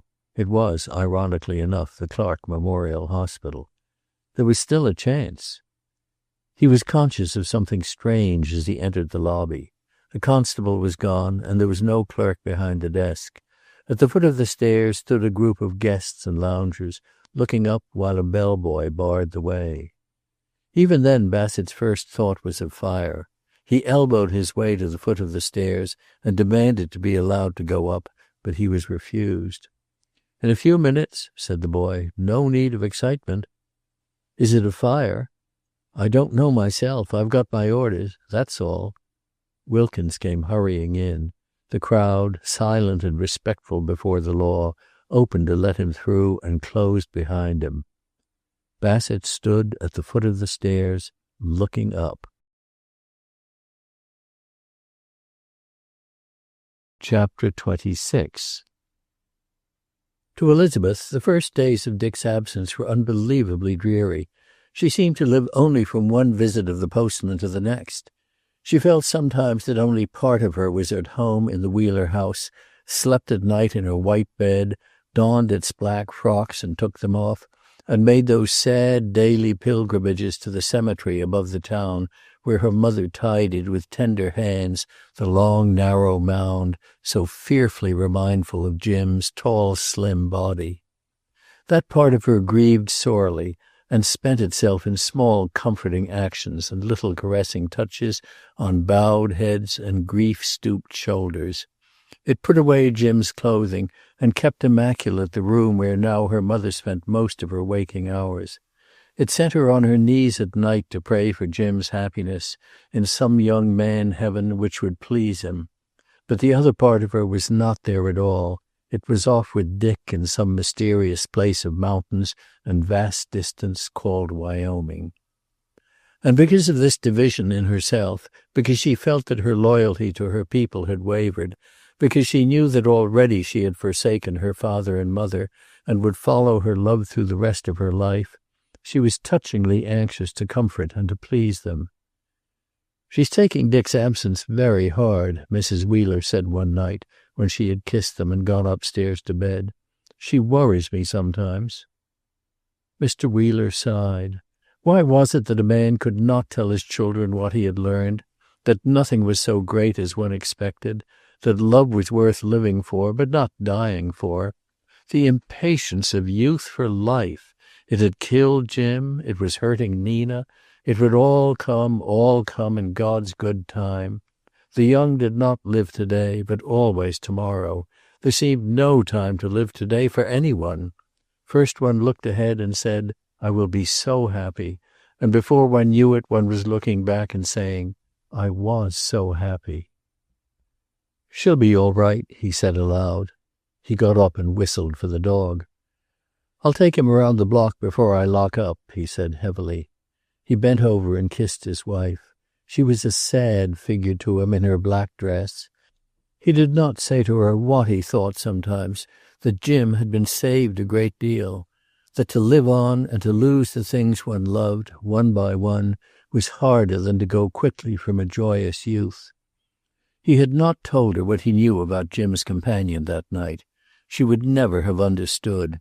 In her simple and childlike faith, she knew that her boy sat that day among the blessed company of heaven.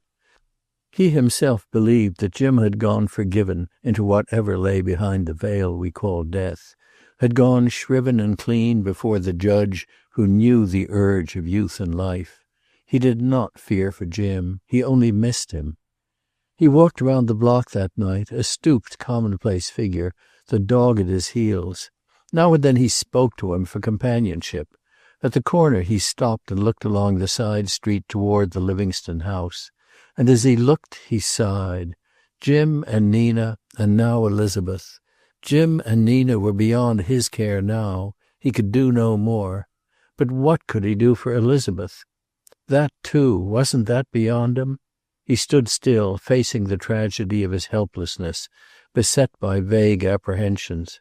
Then he went on doggedly, his hands clasped behind him, his head sunk on his breast. He lay awake for a long time that night, wondering whether he and Dick had been quite fair to Elizabeth. She should, he thought, have been told. Then, if Dick's apprehensions were justified, she would have had some preparation. As it was, suppose something turned up out there, something that would break her heart. He had thought Margaret was sleeping, but after a time she moved and slipped her hand into his. It comforted him. That, too, was life. Very soon now they would be alone together again, as in the early days before the children came. All the years and the struggle, and then back where they started. But still, thank God, hand in hand. Ever since the night of Jim's death, Mrs. Sayre had been a constant visitor to the house. She came in, solid, practical, and with an everyday manner neither forcedly cheerful nor too decorously mournful, which made her very welcome. After the first 3 days, when she had practically lived at the house, there was no necessity for small pretensions with her. She knew the china closet and the pantry and the kitchen. She had even penetrated to Mr. Wheeler's shabby old den on the second floor, and had slept a part of the first night there on the leather couch with broken springs, which he kept because it fitted his body. She was a kindly woman, and she had ached with pity. And because of her usual detachment from the town and its affairs, the feeling that she was being of service gave her a little glow of content. She liked the family, too, and particularly she liked Elizabeth. But after she had seen Dick and Elizabeth together once or twice, she felt that no plan she might make for Wallace could possibly succeed. Lying on the old leather couch that first night, between her frequent excursions among the waking family, she had thought that out and abandoned it. But during the days that followed the funeral, she was increasingly anxious about Wallace. She knew that rumors of the engagement had reached him, for he was restless and irritable. He did not care to go out, but wandered about the house, or until late at night sat smoking alone on the terrace, looking down at the town with sunken, unhappy eyes. Once or twice in the evening he had taken his car and started out, and lying awake in her French bed, she would hear him coming hours later. In the mornings his eyes were suffused and his color bad, and she knew that he was drinking in order to get to sleep. On the third day after Dick's departure for the West, she got up when she heard him coming in, and putting on her dressing gown and slippers, knocked at his door. "Come in," he called ungraciously. She found him with his coat off, standing half defiantly with a glass of whiskey and soda in his hand. She went up to him and took it from him. "We've had enough of that in the family, Wally," she said, "and it's a pretty poor resource in time of trouble." "I'll have that back if you don't mind." "Nonsense," she said briskly, and flung it, glass and all, out the window.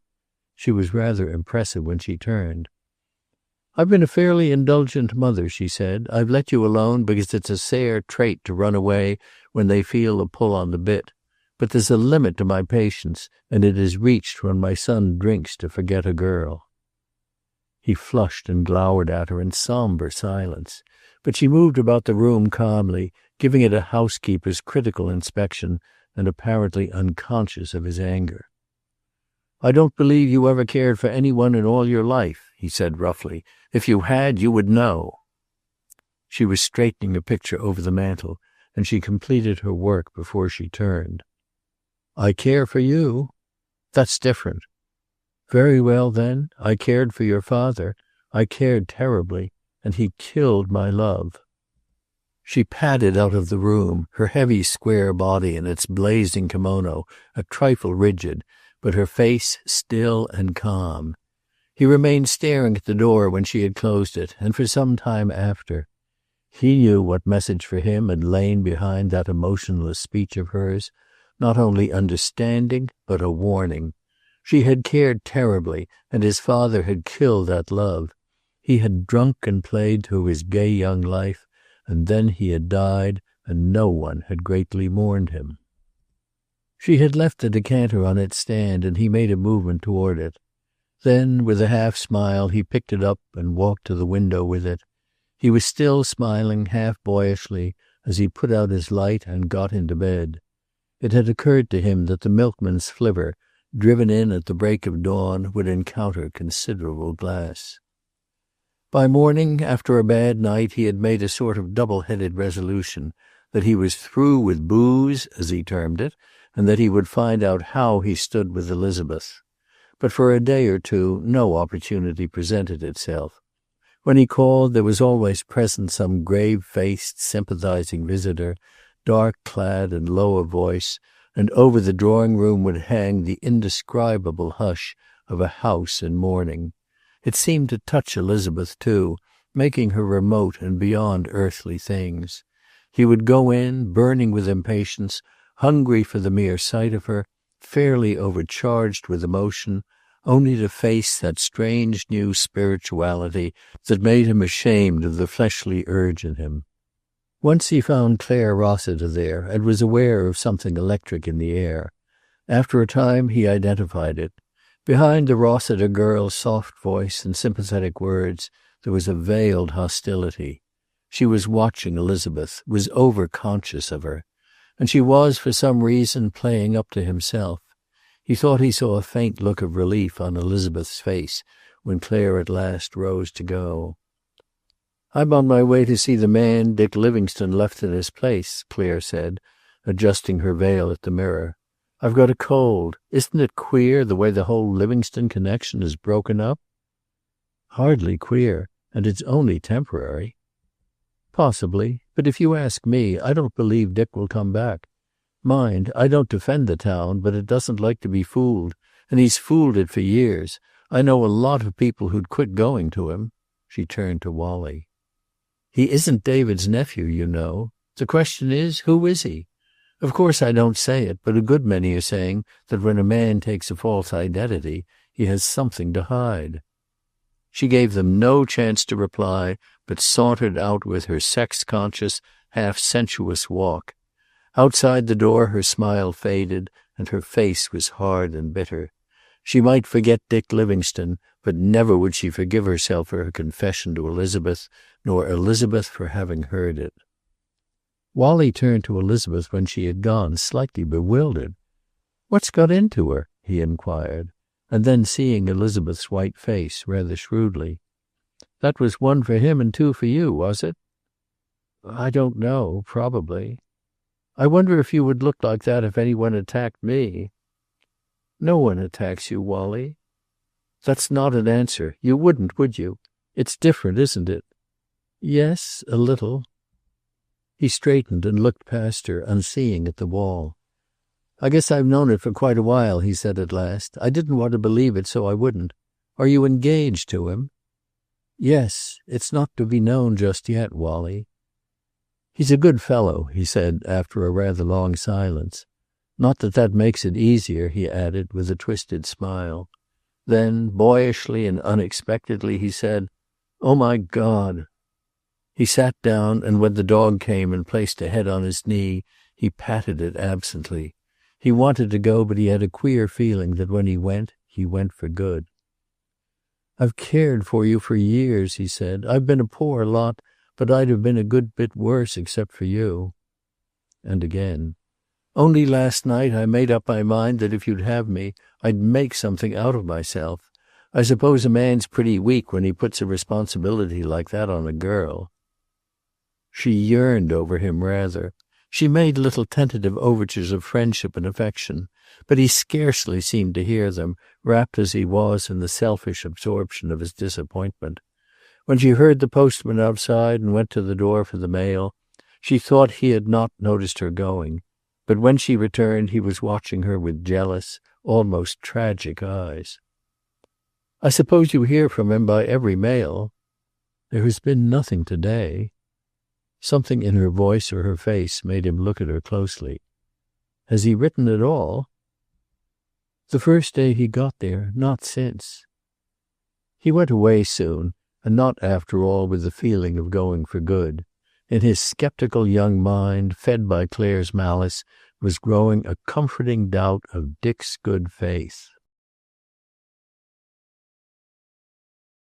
Chapter 27. When Wilkins had disappeared around the angle of the staircase, Bassett went to a chair and sat down. He felt sick and his knees were trembling. Something had happened, a search for Clark room by room perhaps, and the discovery had been made. He was totally unable to think or to plan. With Dick well, they could perhaps have made a run for it. The fire escape stood ready. But as things were, the murmuring among the crowd at the foot of the stairs ceased, and he looked up. Wilkins was on the staircase, searching the lobby with his eyes. When he saw Bassett, he came quickly down and confronted him, his face angry and suspicious. "You're mixed up in this somehow," he said sharply. "You might as well come over with the story. We'll get him. He can't get out of town." With the words and the knowledge that in some incredible fashion Dick had made his escape, Bassett's mind reacted instantly. "What's eating you, Wilkins?" he demanded. "Who got away? I couldn't get that tongue-tied bellhop to tell me. Thought it was a fire." "Don't stall, Bassett. You've had Judd Clark hidden upstairs in 320 all day." Bassett got up and towered angrily over the sheriff. The crowd had turned and was watching. "In 320, he said. You're crazy. Judd Clark. Let me tell you something.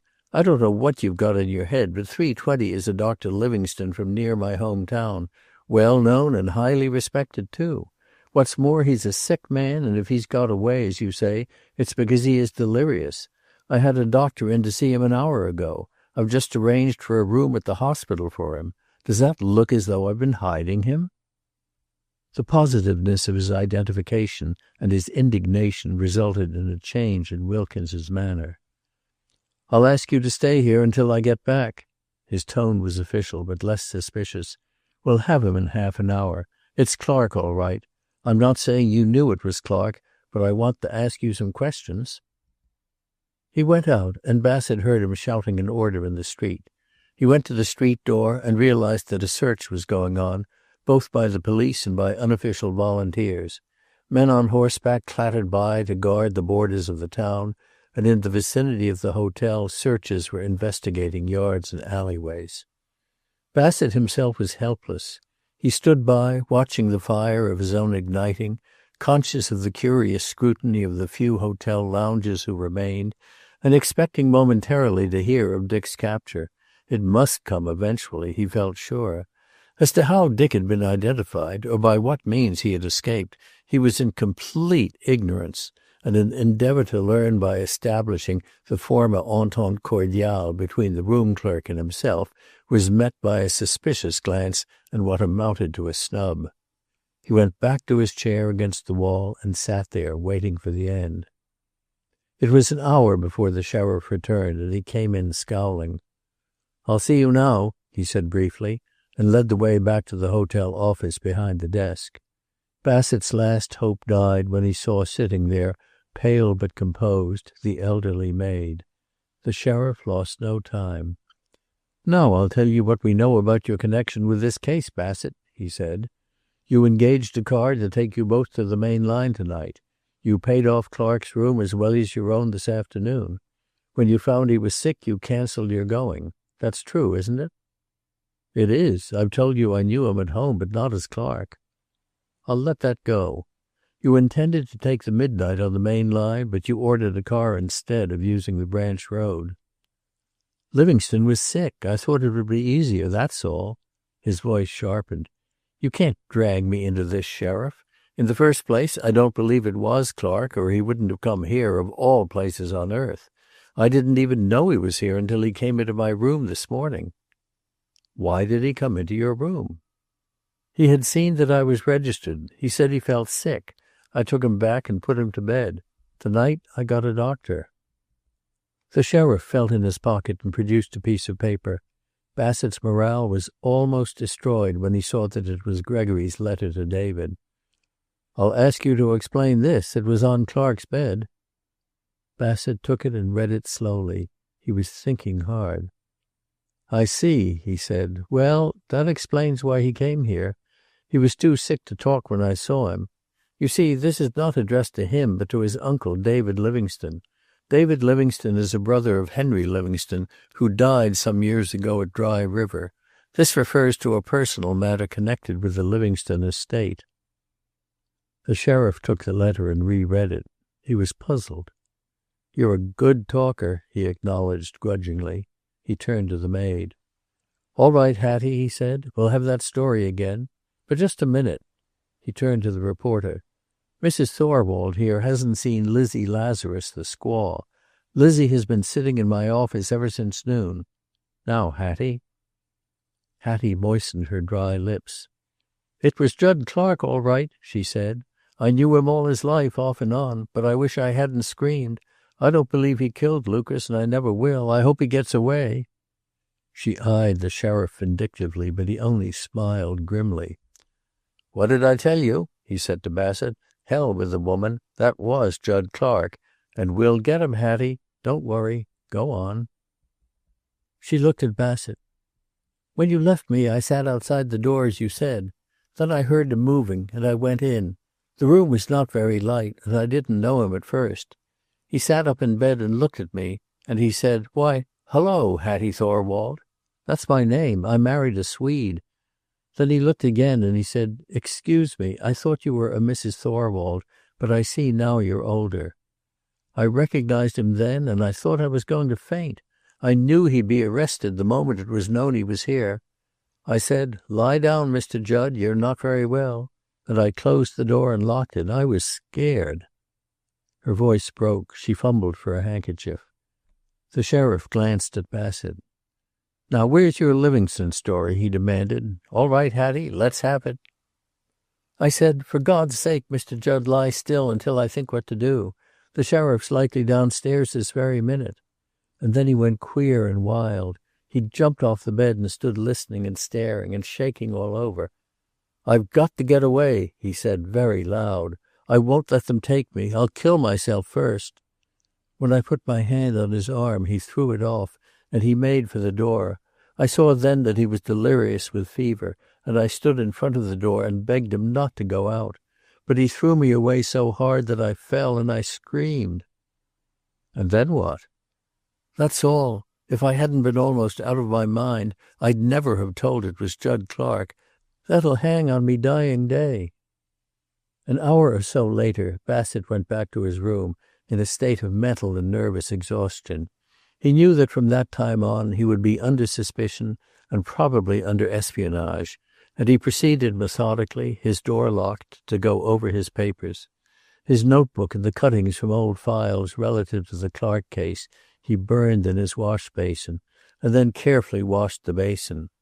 That done, his attendance on a sick man and the letter found on the bed was all the positive evidence they had to connect him with the case.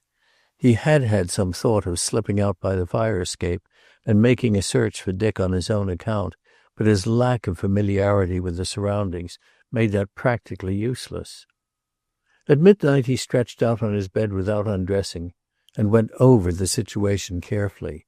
He knew nothing of the various neuroses which affect the human mind, but he had a vague impression that memory when lost did eventually return, and Dick's recognition of the chambermaid pointed to such a return. He wondered what a man would feel under such conditions and what he would think. He could not do it. He abandoned the effort finally and lay frowning at the ceiling while he considered his own part in the catastrophe. He saw himself, following his training and his instinct, leading the inevitable march toward this night's tragedy, planning, scheming, searching, and now that it had come, lying helpless on his bed while the procession of events went on past him and beyond his control. When an automobile engine backfired in the street below, he went sick with fear. He made the resolution then that was to be the guiding motive for his life for the next few months, to fight the thing of his own creating to a finish. But with the resolution newly made, he saw the futility of it. He might fight, would fight, but nothing could restore to Dick Livingstone the place he had made for himself in the world. He might be saved from his past, but he could not be given a future. All at once he was aware that someone was working stealthily at the lock of the door which communicated with the room beyond. He slid cautiously off the bed and went to the light switch, standing with a hand on it, and waited. The wild thought that it might be Livingstone was uppermost in his mind, and when the door creaked open and closed again, that was the word he breathed into the darkness. "No," said a woman's voice in a whisper. "It's the maid, Hattie. Be careful. There's a guard at the top of the stairs." He heard her moving to his outer door, and he knew that she stood there, listening, her head against the panel. When she was satisfied, she slipped, with the swiftness of familiarity with her surroundings, to the stand beside his bed and turned on the lamp. In the shaded light he saw that she wore a dark cape, with its hood drawn over her head. In some strange fashion the maid, even the woman, was lost, and she stood, strange, mysterious, and dramatic in the little room. "If you found Jud Clark, what would you do with him?" she demanded. From beneath the hood her eyes searched his face. "Turn him over to Wilkins and his outfit?" "I think you know better than that." "Have you got any plan?" "Plan? No. They've got every outlet closed, haven't they? Do you know where he is?" "I know where he isn't, or they'd have him by now. And I know Jud Clark. He'd take to the mountains, same as he did before. He's got a good horse." "A horse?" "Listen, I haven't told this, and I don't mean to. They'll learn it in a couple of hours anyhow. He got out by a back fire escape. They know that. But they don't know that he took Ed Ricketts' black mare. They think he's on foot. I've been down there now, and she's gone. Ed's shut up in a room on the top floor playing poker. They won't break up until about 3 o'clock, and he'll miss his horse then. That's 2 hours yet." Bassett tried to see her face in the shadow of the hood. He was puzzled and suspicious at her change of front, more than half afraid of a trap. "How do I know you're not working with Wilkins?" he demanded. "You could have saved the situation tonight by saying you weren't sure." "I was upset. I've had time to think since." He was forced to trust her, eventually, although the sense of some hidden motive some urge greater than compassion persisted in him. "You've got some sort of a plan for me, then? I can't follow him haphazard into the mountains at night and expect to find him." "Yes, he was delirious when he left. That thing about the sheriff being after him. He wasn't after him then. Not until I gave the alarm. He's delirious, and he thinks he's back to the night you know. Wouldn't he do the same thing again and make for the mountains and the cabin? He went to the cabin before." Bassett looked at his watch. It was 12:30. "Even if I could get a horse, I couldn't get out of town." "You might on foot. They'll be trailing Ricketts' horse by dawn. And if you can't get out of town, I can get you a horse. I can get you out, too, I think. I know every foot of the place." A feeling of theatrical unreality was Bassett's chief emotion during the trying time that followed. The cloaked and shrouded figure of the woman ahead, the passage through the 2 dark and empty rooms by pass key to an unguarded corridor in the rear, the descent of the fire escape, where they stood flattened against the wall, while a man, possibly one of the posse, rode in, tied his horse, and stamped in high-heeled boots into the building, and always just ahead the sure movement and silent tread of the woman, kept his nerves taut and increased his feeling of the unreal. At the foot of the fire escape, the woman slid out of sight noiselessly, but under Bassett's feet a tin can rolled and clattered. Then a horse snorted close to his shoulder, and he was frozen with fright. After that she gave him her hand and led him through an empty outbuilding and another yard into a street. At 2:00 that morning, Bassett, waiting in a lonely road near what he judged to be the camp of a drilling crew, heard a horse coming toward him and snorting nervously as it came, and drew back into the shadows until he recognized the shrouded silhouette leading him. "It belongs to my son," she said. "I'll fix it with him tomorrow. But if you're caught, you'll have to say you came out and took him, or you'll get us all in trouble." She gave him careful instructions as to how to find the trail, and urged him to haste. "If you get him," she advised, "better keep right on over the range." He paused with his foot in the stirrup. "You seem pretty certain he's taken to the mountains." "It's your only chance. They'll get him anywhere else." He mounted and prepared to ride off. He would have shaken hands with her, but the horse was still terrified at her shrouded figure, and veered and snorted when she approached. "However it turns out," he said, "you've done your best, and I'm grateful." The horse moved off and left her standing there, her cowl drawn forward and her hands crossed on her breast. She stood for a moment facing toward the mountains, oddly monkish in outline and posture. Then she turned back toward the town. Chapter 28. Dick had picked up life again where he had left it off so long before. Gone was David's house, built on the sands of forgetfulness. Gone was David himself and Lucy. Gone, not even born into his consciousness, was Elizabeth. The war, his work, his new place in the world were all obliterated, drowned in the flood of memories revived by the shock of Bassett's revelations. Not that the breaking point had revealed itself as such at once. There was confusion at first, then stupor and unconsciousness, and out of that, sharply and clearly, came memory.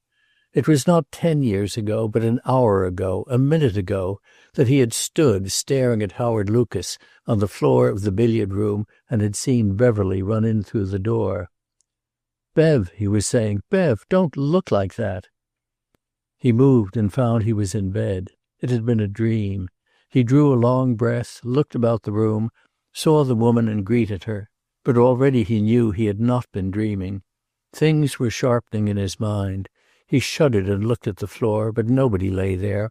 Only the horror in his mind and the instinct to get away from it.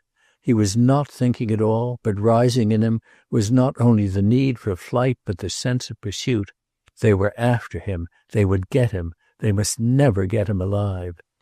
Instinct and will took the place of thought, and whatever closed chamber in his brain had opened, it clearly influenced his physical condition. He bore all the stigmata of prolonged and heavy drinking. His nerves were gone. He twitched and shook. When he got down the fire escape, his legs would scarcely hold him. The discovery of Ed Ricketts' horse in the courtyard, saddled and ready, fitted in with the brain pattern of the past. Like one who enters a room for the first time to find it already familiar, for a moment he felt that this thing that he was doing he had done before. Only for a moment. Then partial memory ceased, and he climbed into the saddle, rode out and turned toward the mountains and the cabin. By that strange quality of the brain which is called habit, although the habit be of only one emphatic precedent, he followed the route he had taken 10 years before. How closely will never be known. Did he stop at this turn to look back, as he had once before? Did he let his horse breathe there? Not the latter, probably, for as following the blind course that he had followed 10 years before, he left the town and went up the canyon trail, he was riding as though all the devils of hell were behind him. One thing is certain. The reproduction of the conditions of the earlier flight, the familiar associations of the trail, must have helped rather than hindered his fixation in the past. Again he was Judson Clark, who had killed a man and was flying from himself and from pursuit. Before long his horse was in acute distress, but he did not notice it. At the top of the long climb the animal stopped, but he kicked him on recklessly. He was as unaware of his own fatigue or that he was swaying in the saddle until, galloping across a meadow, the horse stumbled and threw him. He lay still for some time, not hurt, but apparently lacking the initiative to get up again. He had at that period the alternating lucidity and mental torpor of the half-drunken man. But struggling up through layers of blackness at last, there came again the instinct for flight, and he got on the horse and set off. The torpor again overcame him, and he slept in the saddle. When the horse stopped, he roused and kicked it on. Once he came up through the blackness to the accompaniment of a great roaring, and found that the animal was saddle-deep in a ford and floundering badly among the rocks. He turned its head upstream and got it out safely. Toward dawn some of the confusion was gone, but he firmly fixed in the past. The horse wandered on, head down, occasionally stopping to seize a leaf as it passed, and once to drink deeply at a spring. Dick was still not thinking. There was something that forbade him to think, but he was weak and emotional. He muttered, "Poor Bev, poor old Bev." A great wave of tenderness and memory swept over him. Poor Bev. He had made life hell for her, all right. He had an almost uncontrollable impulse to turn the horse around, go back and see her once more. He was gone anyhow. They would get him. And he wanted her to know that he would have died rather than do what he had done. The flight impulse died. He felt sick and very cold, and now and then he shook violently. He began to watch the trail behind him for the pursuit, but without fear. He seemed to have been wandering for 1,000 black nights through deep gorges and over peaks as high as the stars, and now he wanted to rest, to stop somewhere and sleep, to be warm again. Let them come and take him, anywhere out of this nightmare. With the dawn still gray, he heard a horse behind him, and below him on the trail up the cliff face. He stopped and sat waiting, twisted about in his saddle, his expression ugly and defiant, and yet touchingly helpless, the look of a boy in trouble and at bay. The horseman came into sight on the trail below, riding hard, a middle-aged man in a dark sack suit and a straw hat, an oddly incongruous figure, and manifestly weary. He rode, bent forward, and now and again he raised his eyes from the trail and searched the wall above with bloodshot, anxious eyes. On the turn below Dick, Bassett saw him for the first time and spoke to him in a quiet voice. "Hello, old man," he said. "I began to think I was going to miss you after all." His scrutiny of Dick's face had rather reassured him. The delirium had passed, apparently. Disheveled although he was, covered with dust and with sweat from the horse, Livingstone's eyes were steady enough. As he rode up to him, however, he was not so certain. He found himself surveyed with a sort of cool malignity that startled him. "Miss me?" Livingstone sneered bitterly. "With every damned hill covered by this time with your outfit, I'll tell you this, if I'd had a gun you'd never have got me alive." Bassett was puzzled and slightly ruffled. "My outfit? I'll tell you this, son, I risked my neck half the night to get you out of this mess." God Almighty couldn't get me out of this mess, Dick said somberly. It was then that Bassett saw something not quite normal in his face, and he rode closer. "See here, Livingstone," he said in a soothing tone, "nobody's going to get you. I'm here to keep them from getting you. We've got a good start, but we'll have to keep moving." Dick sat obstinately still, his horse turned across the trail, and his eyes still suspicious and unfriendly. "I don't know you," he said doggedly, "and I've done all the running away I'm going to do. You go back and tell Wilkins I'm here and to come and get me. The sooner the better." The sneer faded, and he turned on Bassett with a depth of tragedy in his eyes that frightened the reporter. "My God," he said, "I killed a man last night. I can't go through life with that on me. I'm done, I tell you." "Last night?" Some faint comprehension began to dawn in Bassett's mind, a suspicion of the truth, but there was no time to verify it. He turned and carefully inspected the trail to where it came into sight at the opposite rim of the valley. When he was satisfied that the pursuit was still well behind them, he spoke again. "Pull yourself together, Livingstone," he said rather sharply. "Think a bit. You didn't kill anybody last night. Now listen," he added impressively. "You are Livingstone, Dr. Richard Livingstone. You stick to that and think about it." But Dick was not listening save to some bitter inner voice, for suddenly he turned his horse around on the trail. "Get out of the way," he said. "I'm going back to give myself up." He would have done it, probably, would have crowded past Bassett on the narrow trail and headed back toward capture but for his horse. It balked and whirled on the ledge, but it would not pass Bassett. Dick swore and kicked it, his face ugly and determined, but it refused sullenly. He slid out of the saddle then and tried to drag it on, but he was suddenly weak and sick. He staggered. Bassett was off his horse in a moment and caught him. He eased him onto a boulder, and he sat there, his shoulders sagging and his whole body twitching. "Been drinking my head off," he said at last. "If I had a drink now, I'd straighten out." He tried to sit up. "That's what's the matter with me. I'm funking, of course, but that's not all. I'd give my soul for some whiskey." "I can get you a drink if you'll come on about a mile," Bassett coaxed, "at the cabin you and I talked about yesterday." "Now you're talking." Dick made an effort and got to his feet, shaking off Bassett's assisting arm. "For God's sake, keep your hands off me," he said irritably. "I've got a hangover, that's all." He got into his saddle without assistance and started off up the trail.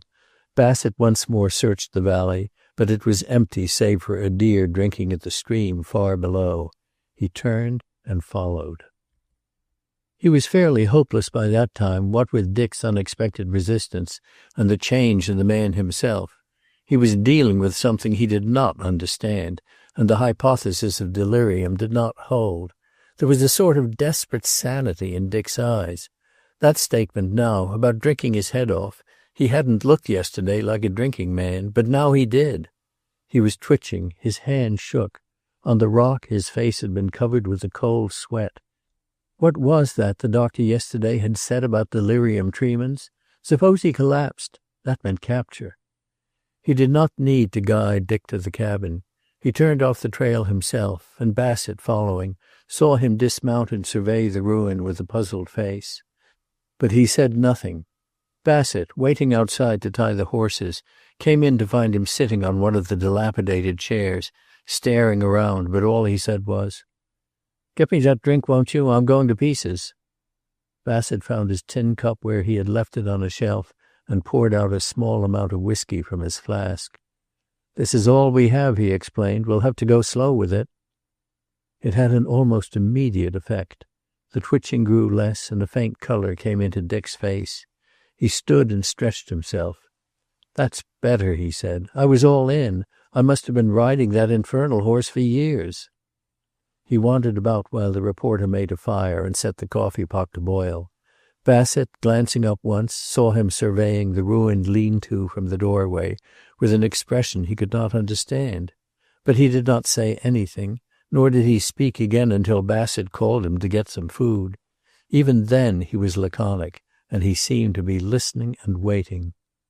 Once something startled the horses outside, and he sat up and listened. "They're here," he said. I don't think so, Bassett replied and went to the doorway.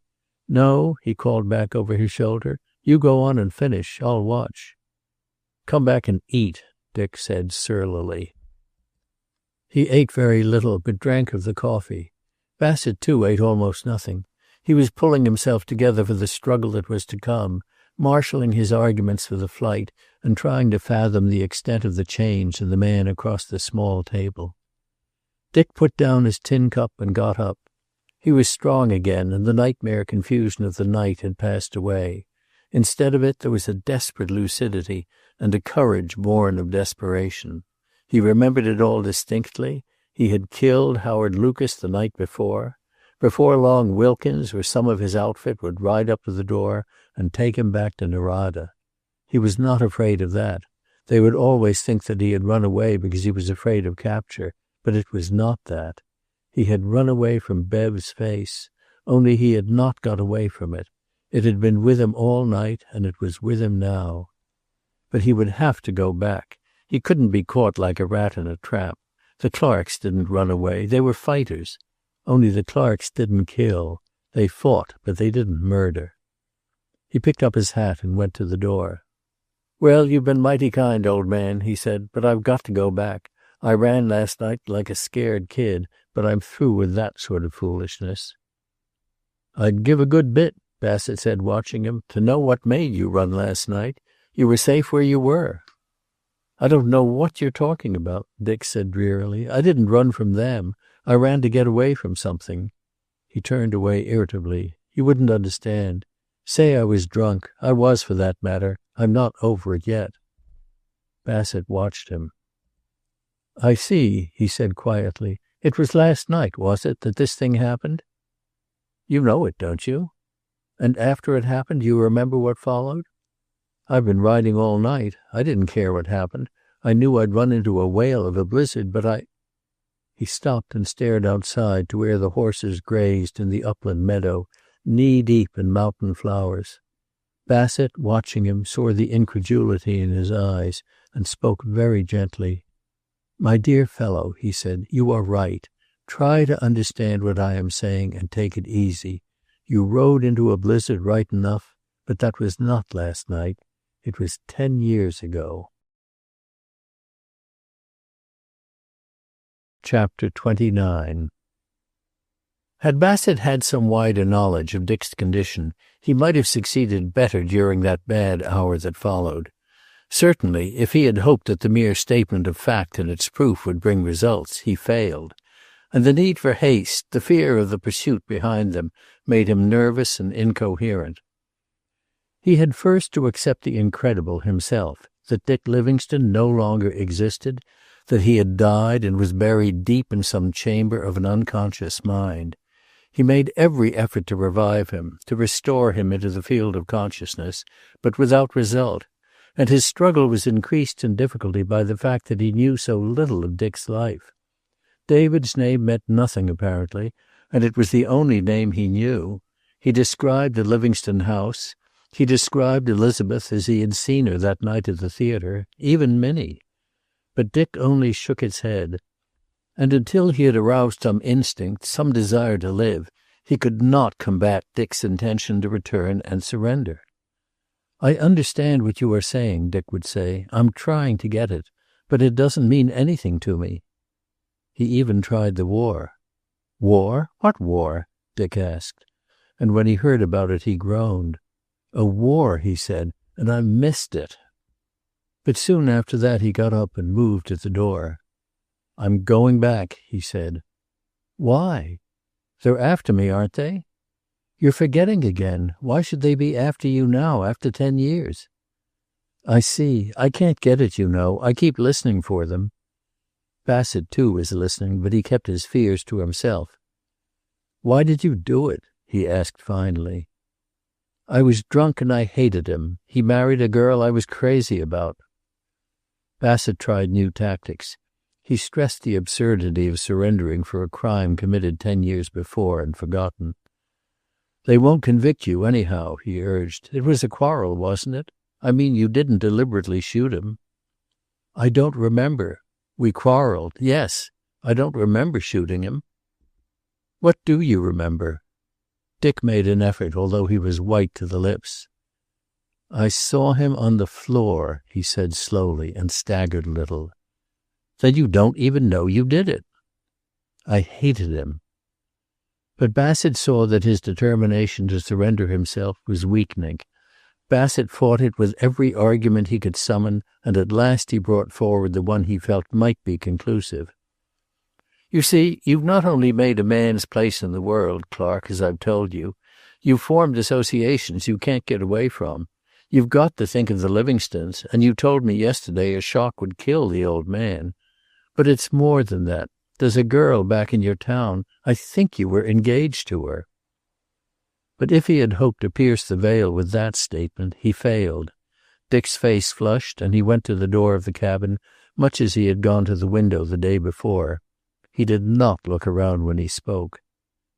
"Then I'm an unconscionable cad," he said. "I've only cared for one woman in my life, and I've shipwrecked her for good." "You mean—" "You know who I mean." Some time later, Bassett got on his horse and rode out to a ledge which commanded a long stretch of trail in the valley below. Far away horsemen were riding along it, one behind the other, small dots that moved on slowly but steadily. He turned and went back to the cabin. "We'd better be moving," he said, "and it's up to you to say where. You've got two choices. You can go back to Narada and run the chance of arrest. You know what that means. Without much chance of a conviction, you will stand trial and bring wretchedness to the people who stood by you before and who care for you now. Or you can go on over the mountains with me and strike the railroad somewhere to the west. You'll have time to think things over anyhow. They've waited 10 years. They can wait longer." To his relief, Dick acquiesced. He had become oddly passive. He seemed, indeed, not greatly interested. He did not even notice the haste with which Bassett removed the evidences of their meal, or extinguished the dying fire and scattered the ashes. Nor, when they were mounted, the care with which they avoided the trail. He gave, when asked, information as to the direction of the railroad at the foot of the western slope of the range, and at the same instigation found a trail for them some miles beyond their starting point. But mostly he merely followed, in a dead silence. They made slow progress. Both horses were weary and hungry, and the going was often rough and even dangerous. But for Dick's knowledge of the country, they would have been hopelessly lost. Bassett, however, although tortured with muscular soreness, felt his spirits rising as the miles were covered, and there were no signs of pursuit. By mid-afternoon they were obliged to rest their horses and let them graze, and the necessity of food for themselves became insistent. Dick stretched out and was immediately asleep, but the reporter could not rest. The magnitude of his undertaking obsessed him. They had covered perhaps 20 miles since leaving the cabin, and the railroad was still 60 miles away. With fresh horses they could have made it by dawn of the next morning, but he did not believe their jaded animals could go much farther. The country grew worse instead of better. A pass ahead, which they must cross, was full of snow. He was anxious, too, as to Dick's physical condition. The twitching was gone, but he was very pale, and he slept like a man exhausted and at his physical limit. But the necessity of crossing the pass before nightfall, or of waiting until dawn to do it, drove Bassett back from an anxious reconnoitering of the trail at 5 o'clock to rouse the sleeping man and start on again. Near the pass, however, Dick roused himself and took the lead. "Let me ahead, Bassett," he said peremptorily, "and give your horse his head. He'll take care of you if you give him a chance." Bassett was glad to fall back. He was exhausted and nervous. The trail frightened him. It clung to the side of a rocky wall, twisting and turning on itself. It ran under milky waterfalls of glacial water, and higher up it led over an ice field which was a glassy bridge over a rushing stream beneath. To add to their wretchedness, mosquitoes hung about them in voracious clouds, and tiny black gnats which got into their eyes and their nostrils and set the horses frantic. Once across the ice field, Dick's horse fell, and for a time could not get up again.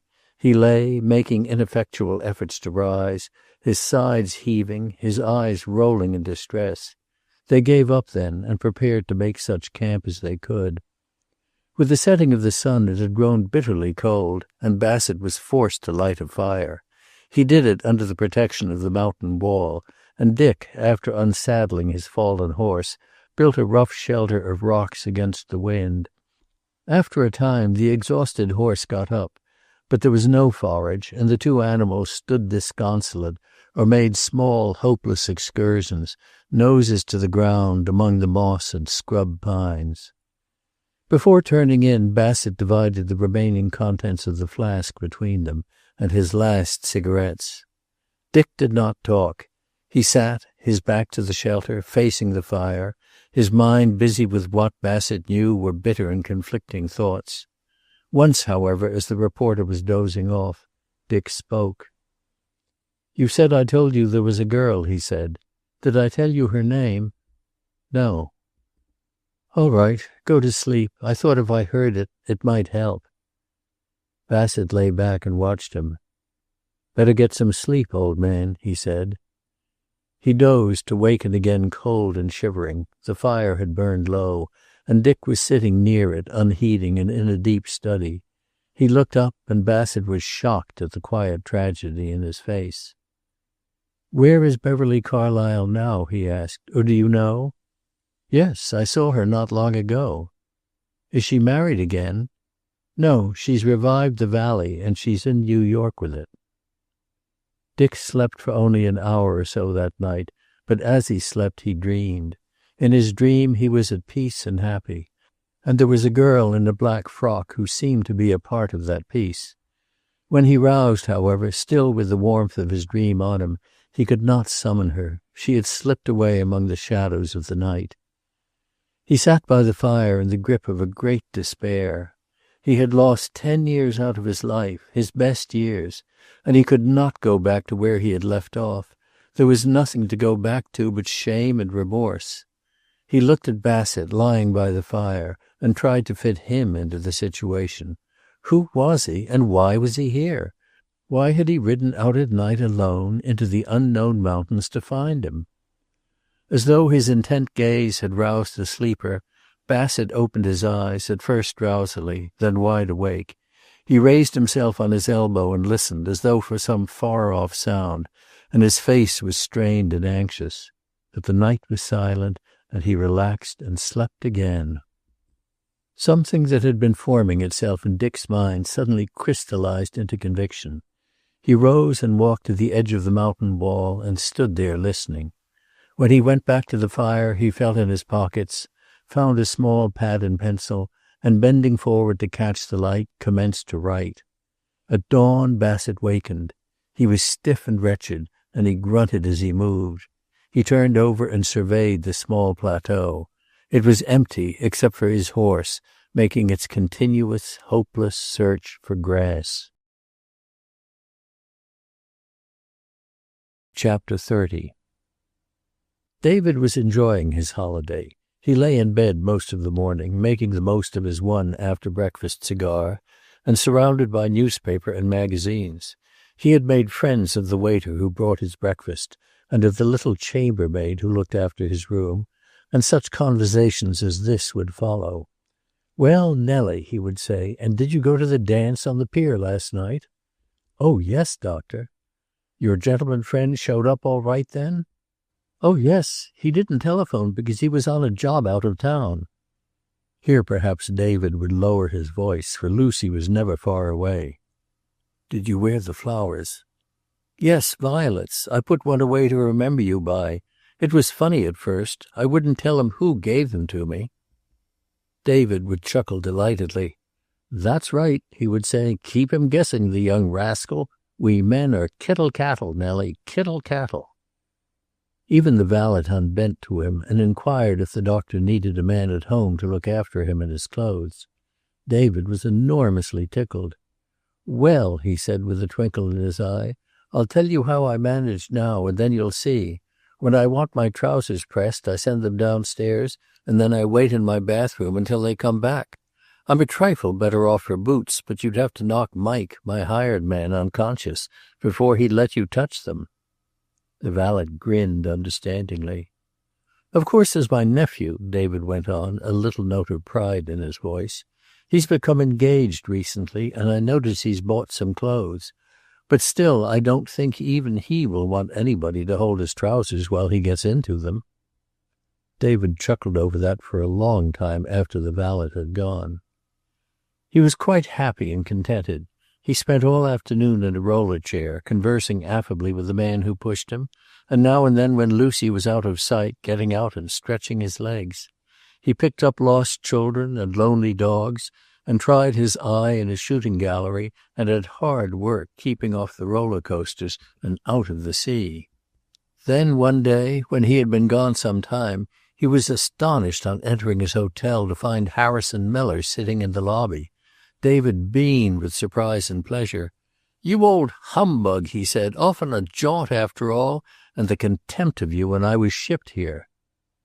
Harrison Miller was constrained and uncomfortable. He had meant to see Lucy first. She was a sensible woman, and she would know just what David could stand or could not. But David did not notice his constraint, took him to his room, made him admire the ocean view, gave him a cigar, and then sat down across from him, beaming and hospitable. "Suffering Crimus, Miller," he said. "I didn't know I was homesick until I saw you. Well, how's everything? Dick's letters haven't been much, and we haven't had any for several days." Harrison Miller cleared his throat. He knew that David had not been told of Jim Wheeler's death, but that Lucy knew. He knew, too, from Walter Wheeler, that David did not know that Dick had gone west. Did Lucy know that or not? Probably yes. But he considered the entire benevolent conspiracy an absurdity and a mistake. It was making him uncomfortable, and most of his life had been devoted to being comfortable. He decided to temporize. "Things are about the same," he said. "They're going to pave Chisholm Street. And your Mike knocked down the night watchman last week. I got him off with a fine." "I hope he hasn't been in my cellar. He's got a weakness, but then... How's Dick? Not overworking?" "No, he's all right." But David was no man's fool. He began to see something strange in Harrison's manner, and he bent forward in his chair. "Look here, Harrison," he said. "There's something the matter with you. You've got something on your mind." "Well, I haven't. I'd like to see Lucy, David, if she's about." "Lucy's gadding. You can tell me if you can her. What is it? Is it about Dick?" "In a way, yes." "He's not sick?" "No, he's all right as far as I know. I guess I'd better tell you, David. Walter Wheeler has got some sort of a bee in his bonnet, and he got me to come on. Dick was pretty tired, and, well, one or two things happened to worry him. One was that Jim Wheeler, you'll get this sooner or later, was in an automobile accident, and it did for him." David had lost some of his ruddy color. It was a moment before he spoke. "Poor Jim," he said hoarsely. "He was a good boy, only full of life. It will be hard on the family." "Yes," Harrison Miller said simply. But David was resentful, too. When his friends were in trouble, he wanted to know about it. He was somewhat indignant and not a little hurt. But he soon reverted to Dick. "I'll go back and send him off for a rest," he said. "I'm as good as I'll ever be, and the boy's tired. What's the bee in Wheeler's bonnet?" "Look here, David, you know your own business best, and Wheeler didn't feel at liberty to tell me very much. But he seemed to think you were the only one who could tell us certain things. He'd have come himself, but it's not easy for him to leave the family just now. Dick went away just after Jim's funeral. He left a young chap named Reynolds in his place, and, I believe, in order not to worry you, some letters to be mailed at intervals." "Went where?" David asked in a terrible voice. "To a town called Narada in Wyoming, near his old home somewhere. And the Wheelers haven't heard anything from him since the day he got there. That's 3 weeks ago. He wrote Elizabeth the night he got there and wired her at the same time. There's been nothing since." David was gripping the arms of his chair with both hands, but he forced himself to calmness. "I'll go to Narada at once," he said. "Get a timetable, Harrison, and ring for the valet." "Not on your life you won't. I'm here to do that when I've got something to go on. Wheeler thought you might have heard from him. If you hadn't, I was to get all the information I could and then start. Elizabeth's almost crazy. We wired the chief of police of Narada yesterday." "Yes," David said thickly. "Trust your friends to make every damned mistake possible? You've set the whole pack on his trail?" And then he fell back in his chair and gasped, "Open the window." When Lucy came in, a half hour later, she found David on his bed with the hotel doctor beside him and Harrison Miller in the room. David was fighting for breath, but he was conscious and very calm. He looked up at her and spoke slowly and distinctly. "They've got Dick, Lucy," he said.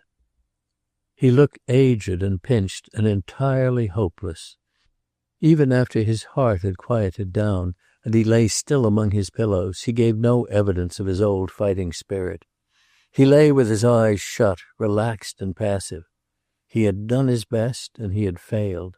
It was out of his hands now and in the hands of God. Once as he lay there, he prayed. He said that he had failed and that now he was too old and weak to fight. That God would have to take it on and do the best he could. But he added that if God did not save Dick and bring him back to happiness, that he, David, was through. Toward morning he wakened from a light sleep. The door into Lucy's room was open and a dim light was burning beyond it. David called her, and by her immediate response he knew she had not been sleeping. "Yes, David," she said, and came padding in her bedroom slippers and wadded dressing gown, a tragic figure of apprehension, determinedly smiling. "What do you want?" "Sit down, Lucy." When she had done so, he put out his hand, fumbling for hers. She was touched and alarmed, for it was a long while since there had been any open demonstration of affection between them. David was silent for a time, absorbed in thought. Then, "I'm not in very good shape, Lucy. I suppose you know that. This old pump of mine has sprung a leak or something. I don't want you to worry if anything happens. I've come to the time when I've got a good many over there, and it will be like going home." Lucy nodded. Her chin quivered. She smoothed his hand with its high, twisted veins. "I know, David," she said, "mother and father, and Henry, and a good many friends. But I need you, too. You're all I have now that Dick... That's why I called you. If I can get out there, I'll go, and I'll put up a fight that will make them wish they'd never started anything. But if I can't, She felt his fingers tighten on her hand. "If Hattie Thorwald is still living, we'll put her on the stand. If I can't go for any reason, I want you to see that she is called. And you know where Henry's statement is?" "In your box, isn't it?" "Yes. Have the statement read first, and then have her called to corroborate it. Tell the story I have told you, or, no, I'll dictate it to you in the morning and sign it before witnesses. Jake and Bill will testify, too." He felt easier in his mind after that. He had marshaled his forces and begun his preparations for battle. He felt less apprehension now in case he fell asleep, to waken among those he had loved long since and lost a while. After a few moments his eyes closed, and Lucy went back to her bed and crawled into it. It was, however, Harrison Miller who took the statement that morning.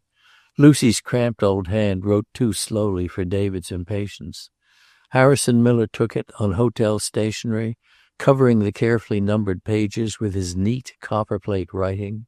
He wrote with an impassive face, but with intense interest, for by that time he knew Dick's story. Never in his orderly bachelor life of daily papers and a flower garden and political economy at night had he been so close to the passions of men, to love and hate, and the disorder they brought with them.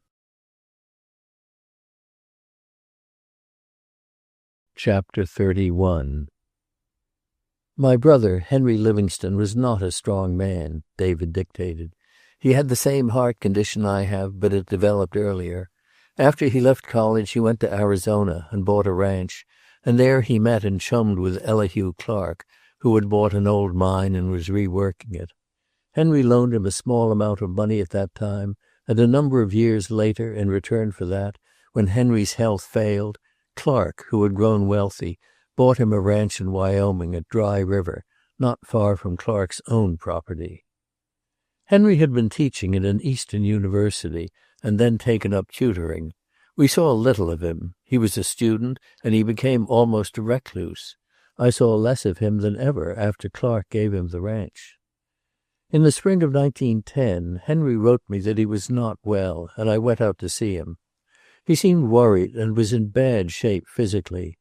Elihu Clark had died 5 years before and left him a fair sum of money, $50,000, but he was living in a way which made me think he was not using it. The ranch buildings were dilapidated, and there was nothing but the barest necessities in the house. I taxed Henry with miserliness, and he then told me that the money was not his, but left to him to be used for an illegitimate son of Clark's, born before his marriage, the child of a small rancher's daughter named Hattie Burgess. The Burgess girl had gone to Omaha for its birth, and the story was not known. In early years, Clark had paid the child's board through his lawyer to an Omaha woman named Hines, and had later sent him to college.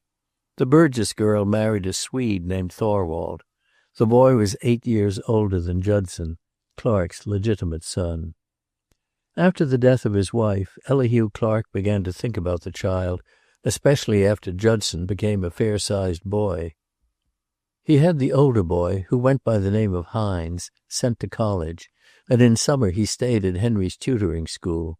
Henry said the boy was like the Burgess family, blond and excitable and rather commonplace. He did not get on well at college and did not graduate. So far as he knew, Clark never saw him. The boy himself believed that he was an orphan and that the Hines woman had adopted him as a foundling. But on the death of the woman he found that she had no estate and that a firm of New York attorneys had been paying his college bills. He had spent a considerable time with Henry one way and another, and he began to think that Henry knew who he was. He thought at first that Henry was his father, and there was some trouble. In order to end it, Henry finally acknowledged that he knew who the father was, and after that he had no peace. Clifton, his name was Clifton Hines, attacked Henry once, and if it had not been for the two men on the place, he would have hurt him. Henry began to give him money. Clark had left the $50,000 for the boy, with the idea that Henry should start him in business with it. But he only turned up wildcat schemes that Henry would not listen to. He did not know how Henry got the money or from where. He thought for a long time that Henry had saved it. I'd better say here that Henry was fond of Clifton, although he didn't approve of him. He'd never married, and the boy was like a son to him for a good many years. He didn't have him at the ranch much, however, for he was a Burgess through and through and looked like them. And he was always afraid that somehow the story would get out. Then Clifton learned somehow or other of Clark's legacy to Henry, and he put two and two together. There was a bad time, but Henry denied it, and they went upstairs to bed. That night Clifton broke into Henry's desk and found some letters from Elihu Clark that told the story. He almost went crazy. He took the papers up to Henry's and wakened him, standing over Henry with them in hand and shaking all over. I think they had a struggle, too. All Henry told me was that he took them from him and threw them in the fire. That was a year before Henry died, and at the time young Judd Clark's name was in all the newspapers. He had left college after a wild career there, and although Elihu had tied up the property until Judd was 21, Judd had his mother's estate and a big allowance. Then, too, he borrowed on his prospects, and he lost $100,000 at Monte Carlo within 6 weeks after he graduated. One way and another he was always in the newspapers, and when he saw how Judd was throwing money away, Clifton went wild. As Henry had burned the letters, he had no proofs. He didn't know who his mother was, but he set to work to find out. He ferreted into Elihu's past life, and he learned something about Hattie Burgess, or Thorwald. She was married by that time and lived on a little ranch near Narada. He went to see her, and he accused her downright of being his mother. It must have been a bad time for her, for after all he was her son, and she had to disclaim him. She had a husband, and a boy by that husband, however, by that time, and she was desperate. She threw him off the track somehow, lied and talked him down, and then went to bed in collapse. She sent for Henry later and told him. The queer thing was that as soon as she saw him, she wanted him. He was her son. She went to Henry one night and said she had perjured her soul and that she wanted him back. She wasn't in love with Thorwald. I think she'd always cared for Clark. She went away finally, however, after promising Henry she would keep Clark's secret. But I have a suspicion that later on she acknowledged the truth to the boy. What he wanted, of course, was a share of the Clark estate. Of course, he hadn't a chance in law, but he saw a chance to blackmail young Judd Clark, and he tried it. Not personally, for he hadn't any real courage, but by mail. Clark's attorneys wrote back saying they would jail him if he tried it again, and he went back to Dry River and after Henry again. That was in the spring of 1911. Henry was uneasy, for Clifton was not like himself.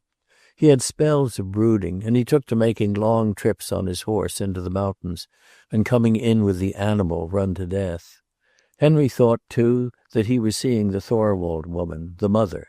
Thorwald had died, and she was living with the son on their ranch and trying to sell it. He thought Hines was trying to have her make a confession which would give him a hold on Judd Clark. Henry was not well, and in the early fall he knew he hadn't long to live. He wrote out the story and left it in his desk for me to read after he had gone, and as he added to it from time to time, when I got it, it was almost up to date. Judson came back to the Clark ranch in September, bringing along an actress named Beverly Carlyle and her husband, Howard Lucas. There was considerable talk because it was known that Judd had been infatuated with the woman, but no one saw much of the party outside of the ranch. The Carlyle woman seemed to be a lady, but the story was that both men were drinking a good bit, especially Judd. Henry wrote that Hines had been in the East for some months at that time, and that he had not heard from him, but he felt that it was only a truce, and that he would turn up again hell-bent for trouble. He made a will and left the money to me, with instructions to turn it over to Hines. It is still in the bank and amounts to about $35,000. It is not mine, and I will not touch it, but I have never located Clifton Hines. In the last entry in his record, I call attention to my brother's statement that he did not regard Clifton Hines as entirely sane on this one matter, and to his conviction that the hatred Hines then bore him, amounting to a delusion of persecution, might on his death turn against Judson Clark. He instructed me to go to Clark, tell him the story, and put him on his guard. Clark and his party had been at the ranch only a day or two, when one night Hines turned up at Dry River. He wanted the $50,000, or what was left of it, and when he failed to move Henry, he attacked him. The two men on the place heard the noise and ran in, but Hines got away. Henry swore them to secrecy and told them the story. He felt he might need help. From what the two men at the ranch told me when I got there, I think Hines stayed somewhere in the mountains for the next day or two, and that he came down for food the night Henry died. Just what he contributed to Henry's death, I do not know. Henry fell in one room and was found in bed in another when the hands had been taking the cattle to the winter range, and he'd been alone in the house. When I got there, the funeral was over. I read the letter he had left, and then I talked to the two hands, Bill Ardery and Jake Mazzetti. They would not talk at first, but I showed them Henry's record, and then they were free enough. The autopsy had shown that Henry died from heart disease, but he had a cut on his head also, and they believed that Hines had come back, had quarreled with him again, and had knocked him down. As Henry had, in a way, handed over to me his responsibility for the boy, and as I wanted to transfer the money, I waited for 3 weeks at the ranch, hoping he would turn up again.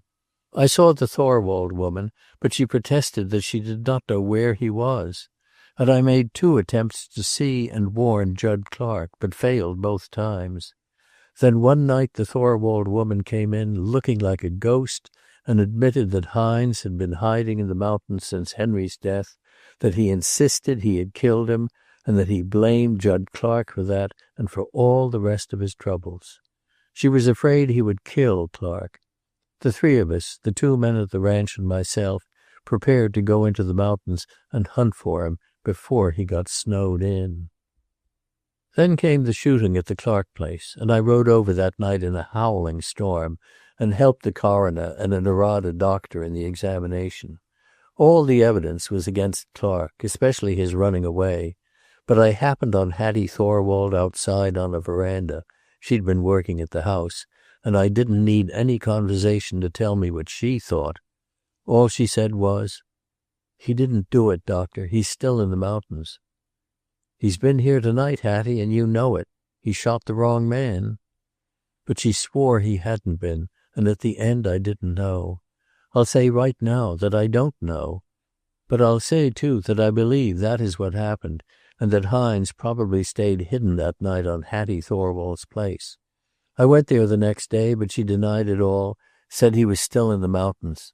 She carried on about the blizzard and his being frozen to death until I began to think she was telling the truth. The next day I did what only a tenderfoot would do. Started into the mountains alone. Bill and Jake were out with a posse after Clark, and I packed up some food and started. I'll not go into the details of that trip. I went in from the Dry River Canyon, and I guess I faced death 12 times the first day. I had a map, but I lost myself in 6 hours. I had food and blankets and an axe along, and I built a shelter and stayed there overnight. I had to cut up one of my blankets the next morning and tie up the horse's feet so he wouldn't sink too deep in the snow, but it stayed cold and the snow hardened, and we got along better after that. I'd have turned back more than once, but I thought I'd meet up with some of the sheriff's party. I didn't do that, but I stumbled on a trail on the third day toward evening. It was the trail made by John Donaldson, as I learned later. I followed it, but I concluded after a while that whoever made it was lost, too. It seemed to be going in a circle. I was in bad shape and had frozen a part of my right hand when I saw a cabin and there was smoke coming out of the chimney. From that time on, David's statement dealt with the situation in the cabin, with Judd Clark and the Donaldsons, and with the snowstorm, which began again and lasted for days.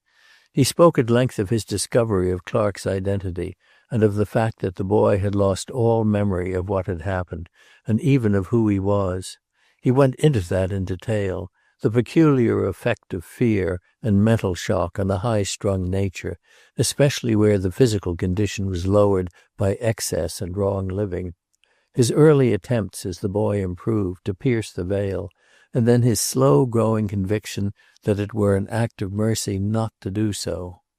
The Donaldsons' faithfulness, the cessation of the search under the conviction that Clark was dead, both were there, and also David's growing liking for Judson himself. But David's own psychology was interesting and clearly put. "First of all," he dictated in his careful old voice, "it must be remembered that I was not certain that the boy had committed the crime. I believed, and I still believe, that Lucas was shot by Clifton Hines, probably through an open window. There were no powder marks on the body. I believed, too, and still believe, that Hines had fled after the crime, either to Hattie Thorwald's house or to the mountains. In one case he had escaped and could not be brought to justice, and in the other he was dead and beyond conviction. But there is another element which I urge, not in defense, but in explanation. The boy Judson Clark was a new slate to write on. He had never had a chance. He had had too much money, too much liberty, too little responsibility.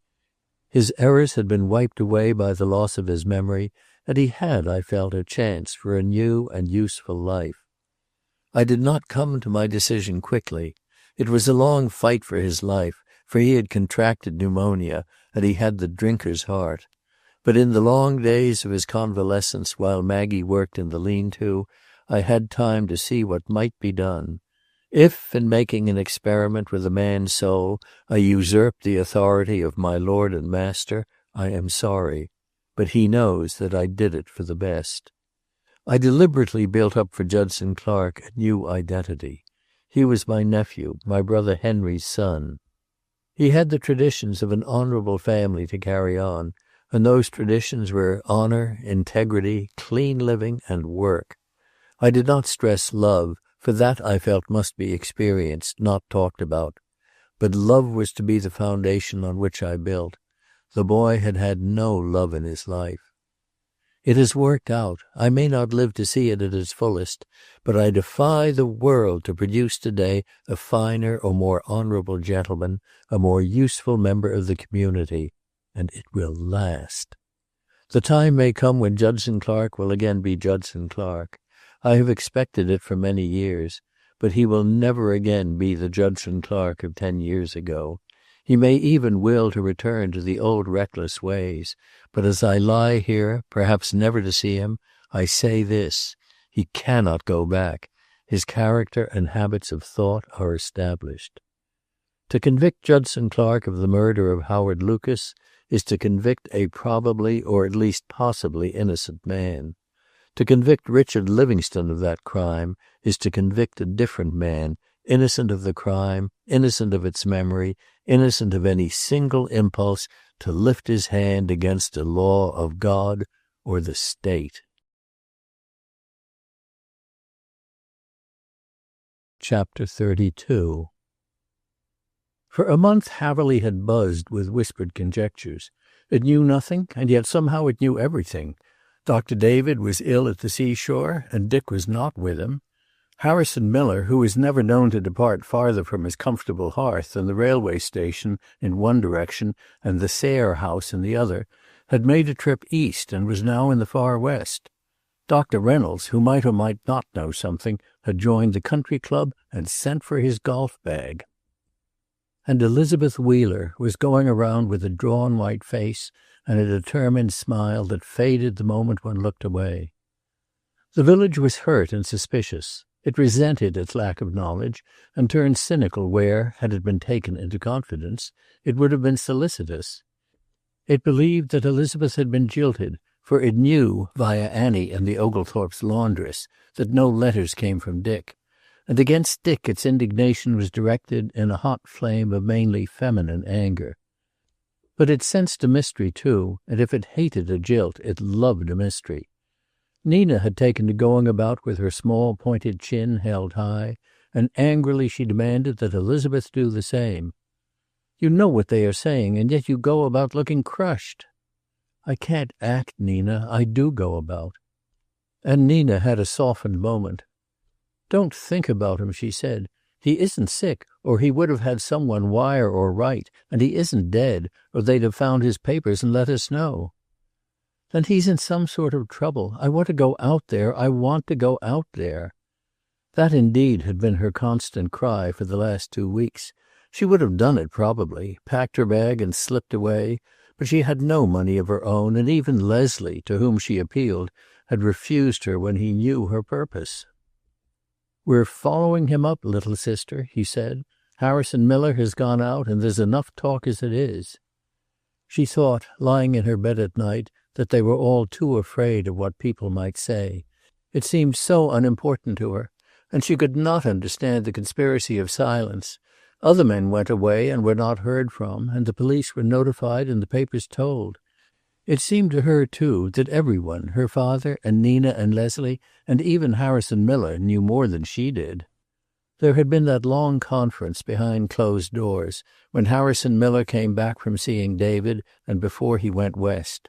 Leslie had been there, and even Dr. Reynolds, but they had shut her out, and her father had not been the same since. He seemed sometimes to be burning with a sort of inner anger. Not at her, however. He was very gentle with her. And here was a curious thing. She had always felt that she knew when Dick was thinking of her. All at once, and without any warning, there would come a glow of happiness and warmth, and a sort of surrounding and encircling sense of protection, rather like what she had felt as a little girl when she had run home through the terrors of twilight and closed the house door behind her. She was in the warm and lighted house, safe and cared for. That was completely gone. It was as though the warm and lighted house of her love had turned her out and locked the door, and she was alone outside, cold and frightened. She avoided the village, and from a sense of delicacy it left her alone. The small gaieties of the summer were on, dinners, dances, and picnics, but her mourning made her absence inconspicuous. She could not, however, avoid Mrs. Sayre. She tried to, at first, but that lady's insistence and her own apathy made it easier to accept than to refuse. Then, after a time, she found the house rather a refuge. She seldom saw Wallie, and she found her hostess tactful, kindly, and uninquisitive. "Take the scissors and a basket, child, and cut your mother some roses," she would say. Or they would loot the greenhouses, and, going in the car to the cemetery, make of Jim's grave a thing of beauty and remembrance. Now and then, of course, she saw Wallie, but he never reverted to the day when she had told him of her engagement. Mother and son, she began to feel that only with them could she be herself. For the village, her chin high, as Nina had said. At home, assumed cheerfulness. Only at the house on the hill could she drop her pose. She waited with a sort of desperate courage for word from Harrison Miller. What she wanted that word to be, she did not know. There were, of course, times when she had to face the possibility that Dick had deliberately cut himself off from her. After all, there had never been any real reason why he should care for her. She was not clever and not beautiful. Perhaps he had been disappointed in her, and this was the thing they were concealing. Perhaps he had gone back to Wyoming and had there found someone more worthy of him, someone who understood when he talked about the things he did in his laboratory and did not just sit and listen with loving, rather bewildered eyes. Then one night at dinner a telegram was brought in, and she knew it was the expected word. She felt her mother's eyes on her, and she sat very still with her hands clenched in her lap. But her father did not read it at the table. He got up and went out, and some time later he came to the door. The telegram was not in sight.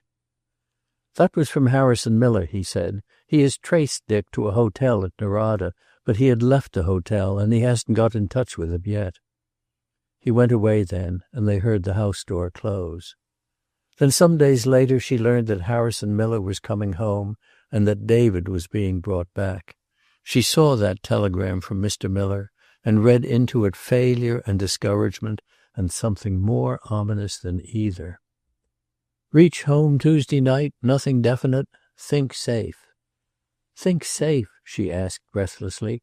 "Then he has been in danger? What are you keeping from me?" And when no one spoke, "Oh, don't you see how cruel it is? You are all trying to protect me, and you are killing me instead." "Not danger," her father said slowly. "So far as we know, he is well, is all right." And seeing her face, "It is nothing that affects his feeling for you, dear. He is thinking of you and loving you wherever he is. Only we don't know where he is." But when he came back on Tuesday after seeing Harrison Miller, he was discouraged and sick at heart. He went directly upstairs to his wife and shut the bedroom door. "Not a trace," he said in reply to the question in her eyes. "The situation is as he outlined it in the letter. He elaborated, of course. The fact is, and David will have to see it, that statement of his doesn't help at all, unless he can prove there is a Clifton Hines. And even then it's all supposition. There's a strong sentiment out there that Dick either killed himself or met with an accident and died in the mountains. The horse wandered into town last week. I'll have to tell her." Over this possibility they faced each other, a tragic middle-aged pair, helpless as is the way of middle age before the attacks of life on their young. "It will kill her, Walter." "She's young," he said sturdily. "She'll get over it." But he did not think so, and she knew it. "There is a rather queer element in it," he observed after a time. "Another man, named Bassett, disappeared the same night. His stuff is at the hotel, but no papers to identify him. He had looked after Dick that day when he was sick, and he simply vanished. He didn't take the train. He was under suspicion for being with Dick, and the station was being watched." But she was not interested in Bassett. The name meant nothing to her. She harked back to the question that had been in both their minds since they had read, in stupefied amazement, David's statement. "In a way, Walter, it would be better if he—" "Why?" "My little girl and Judson Clark." But he fought that sturdily. They had 10 years of knowledge and respect to build on. The past was past. All he prayed for was Dick's return, an end to this long waiting. There would be no reservations in his welcome, if only... Some time later he went downstairs to where Elizabeth sat waiting in the library. He went like a man to his execution, and his resolution nearly gave way when he saw her, small in her big chair and pathetically patient. He told her the story as guardedly as he could. He began with Dick's story to him about his forgotten youth, and went on carefully to Dick's own feeling that he must clear up that past before he married. She followed him carefully, bewildered a little and very tense. "But why didn't he tell me?" "He saw it as a sort of weakness. He meant to when he came back." He fought Dick's fight for him valiantly, stressing certain points that were to prepare her for others to come. He plunged, indeed rather recklessly, into the psychology of the situation, and only got out of the unconscious mind with an effort. But behind it all was his overwhelming desire to save her pain. "You must remember," he said, "that Dick's life before this happened and since are two different things. Whatever he did then should not count against him now." "Of course not," she said. "Then he had done something?" "Yes, something that brought him into conflict with the authorities." She did not shrink from that, and he was encouraged to go on. "He was young then, remember, only 21 or so. And there was a quarrel with another man. The other man was shot." "You mean Dick shot him?" "Yes. You understand, don't you," he added anxiously, "that he doesn't remember doing it?" In spite of his anxiety, he was forced to marvel at the sublime faith with which she made her comment through lips that had gone white. "Then it was either an accident or he deserved shooting," she said. But she inquired, he thought with difficulty, "Did he die?" He could not lie to her. "Yes," he said. She closed her eyes, but a moment later she was fighting her valiant fight again for Dick. "But they let him go," she protested. "Men do shoot in the West, don't they? There must have been a reason for it. You know Dick as well as I do. He couldn't do a wrong thing." He let that pass. "Nothing was done about it at the time," he said, "and Dick came here and lived his useful life among us. He wouldn't have known the man's name if he heard it. But you see, sweetheart, where this is taking us? He went back and they tried to get him for a thing he didn't remember doing." "Father," she said, and went very white. "Is that where he is? In prison?" He tried to steady his voice. "No, dear. He escaped into the mountains. But you can understand his silence. You can understand, too, that he may feel he cannot come back to us with this thing hanging over him. What we have to do now is to find him and to tell him that it makes no difference, that he has his place in the world waiting for him and that we are waiting too." When it was all over, her questions and his sometimes stumbling replies, he saw that out of it all the one thing that mattered vitally to her was that Dick was only a fugitive and not dead. But she said, just before they went arm in arm up the stairs, "It is queer in one way, Father. It isn't like him to run away." He told Margaret later, and she listened carefully. "Then you didn't tell her about the woman in the case?" "Certainly not. Why should I?" Mrs. Wheeler looked at him with the eternal surprise of woman at the lack of masculine understanding.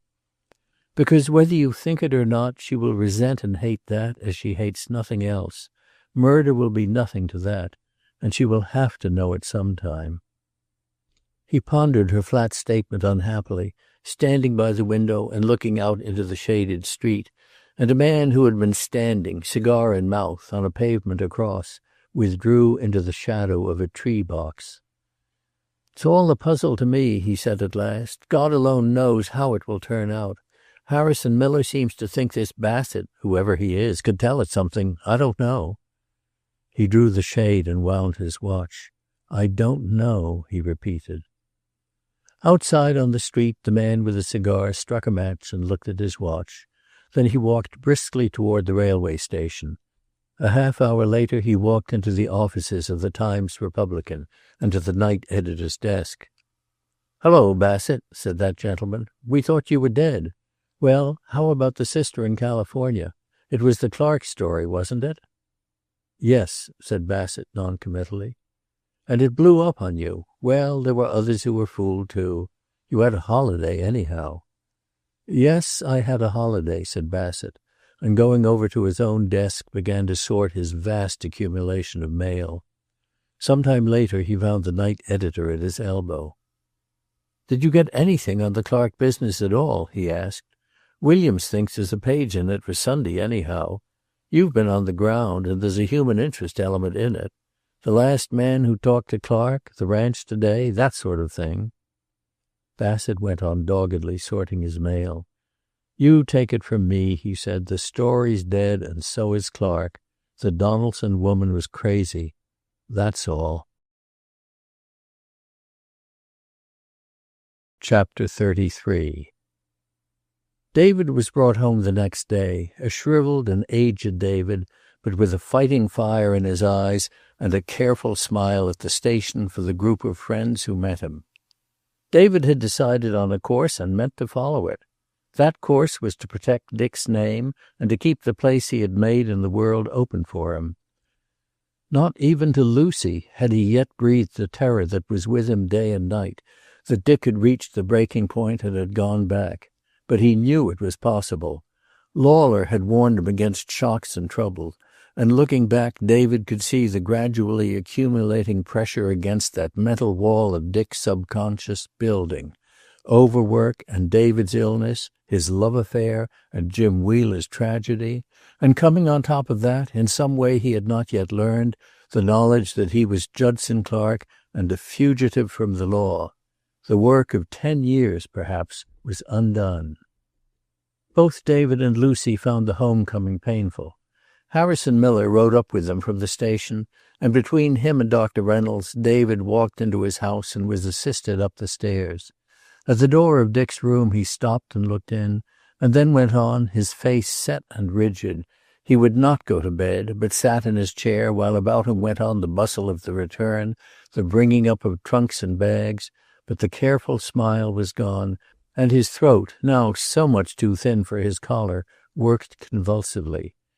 He had got Harrison Miller's narrative from him on the way from the station, and it had only confirmed his suspicions. He had been in a stupor all day, Miller related, and was being cared for by a man named Bassett. I dare say that's the man Gregory had referred to. He may have become suspicious of Bassett, I don't know, but a chambermaid recognized him as he was making his escape and raised an alarm. He got a horse out of the courtyard of the hotel, and not a sign of him has been found since.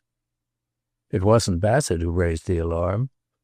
No, apparently not. The odd thing is that this Bassett disappeared, too, the same night. I called up his paper yesterday, but he hasn't shown up. And with some small amplifications, that is all there was to it. Before Harrison Miller and Dr. Reynolds left him to rest, David called Lucy in and put his plea to all of them. "It is my hope," he said, "to carry on exactly as though Dick might walk in tomorrow and take his place again. As I hold to my belief in God, so I hold to my conviction that he will come back, and that before long.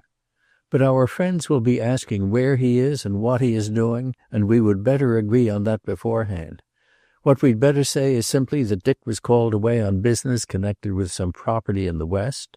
They may not believe it, but they'll hardly disprove it."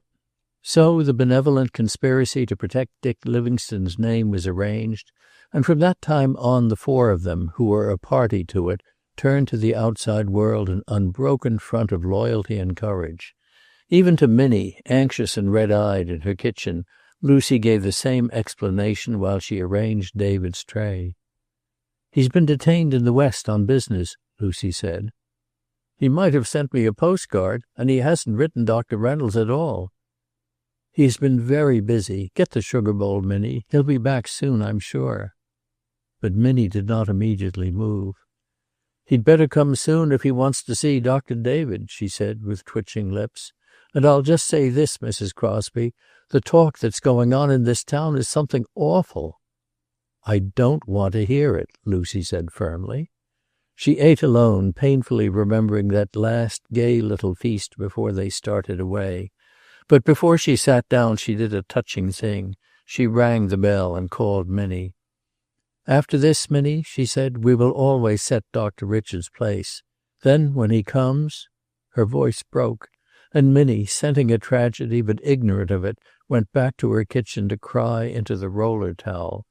Her world was gone to pieces. By years of service to the one family she had no other world, no home, no ties. She was with the Livingstones, but not one of them. Alone in her kitchen she felt lonely and cut off.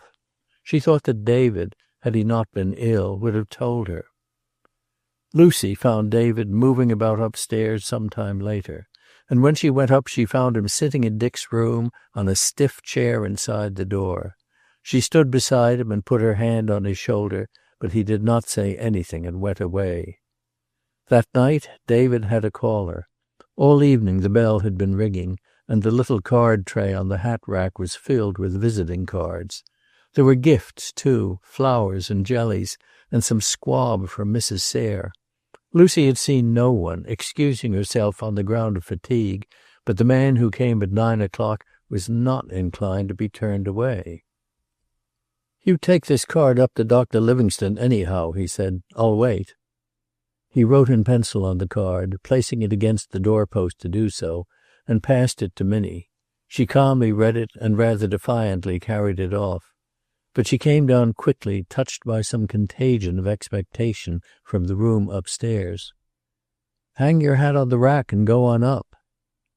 So it was that David and the reporter met for the first time in David's old-fashioned chamber, with its walnut bed and the dresser with the marble top, and Dick's picture in his uniform on the mantel. Bassett was shocked at the sight of David, shocked and alarmed.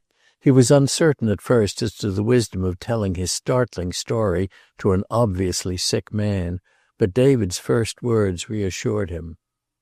"Come in," he said. "You are the Bassett who was with Dr. Livingstone at Norada?" "Yes, I see you know about it." "We know something, not everything." Suddenly David's pose deserted him. He got up and stood very straight, searching eyes on his visitor. "Is he living?" he asked in a low voice. "I think so. I'm not certain." "Then you don't know where he is?" "No, he got away, but you know that. Sit down, Doctor. I've got a long story to tell." "I'll get you to call my sister first," David said, "and tell her to get Harrison Miller. Mr. Miller is our neighbor, and he very kindly went west when my health did not permit me to go." While they waited, David asked only one question.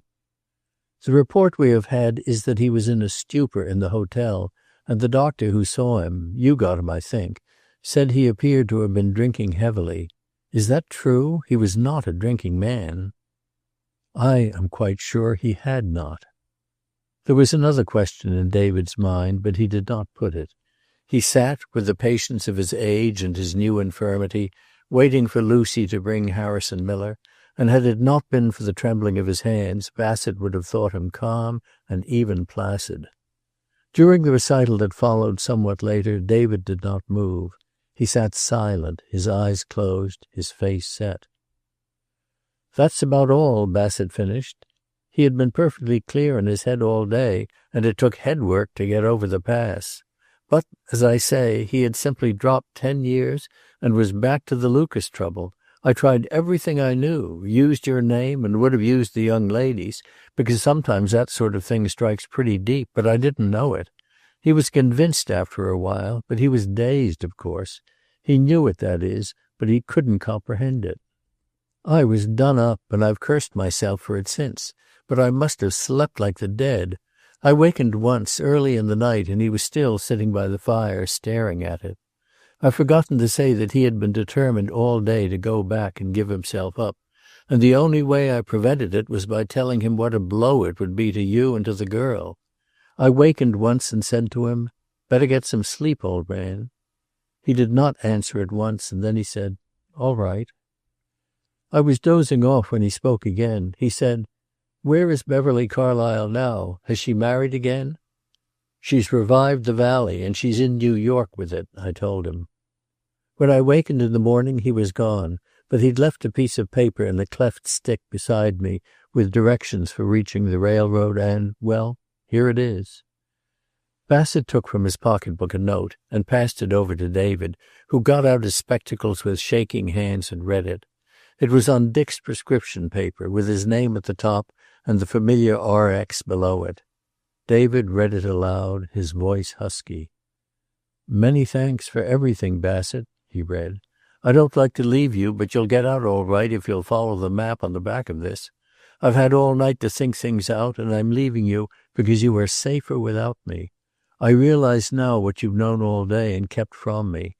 That woman at the hotel recognized me, and they are after me. I can't make up my mind what to do.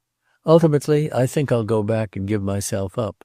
I am a dead man anyhow to all who might have cared, but I've got to do one or two things first, and I want to think things over. One thing you've got a right to know. I hated Lucas, but it never entered my head to kill him. How it happened, God only knows. I don't." It was signed J.C. Bassett broke the silence that followed the reading. "I made every effort to find him. I had to work alone, you understand, and from the west side of the range, not to arouse suspicion. They were after me, too, you know. His horse, I heard, worked its way back a few days ago. It's a forsaken country, and if he lost his horse, he was in it on foot and without food. Of course, there's a chance." His voice trailed off. In the stillness David sat, touching with tender, tremulous fingers what might be Dick's last message, and gazing at the picture of Dick in his uniform. He knew what they all thought, that Dick was dead, and that he held his final words in his hands, but his militant old spirit refused to accept that silent verdict. Dick might be dead to them, but he was living.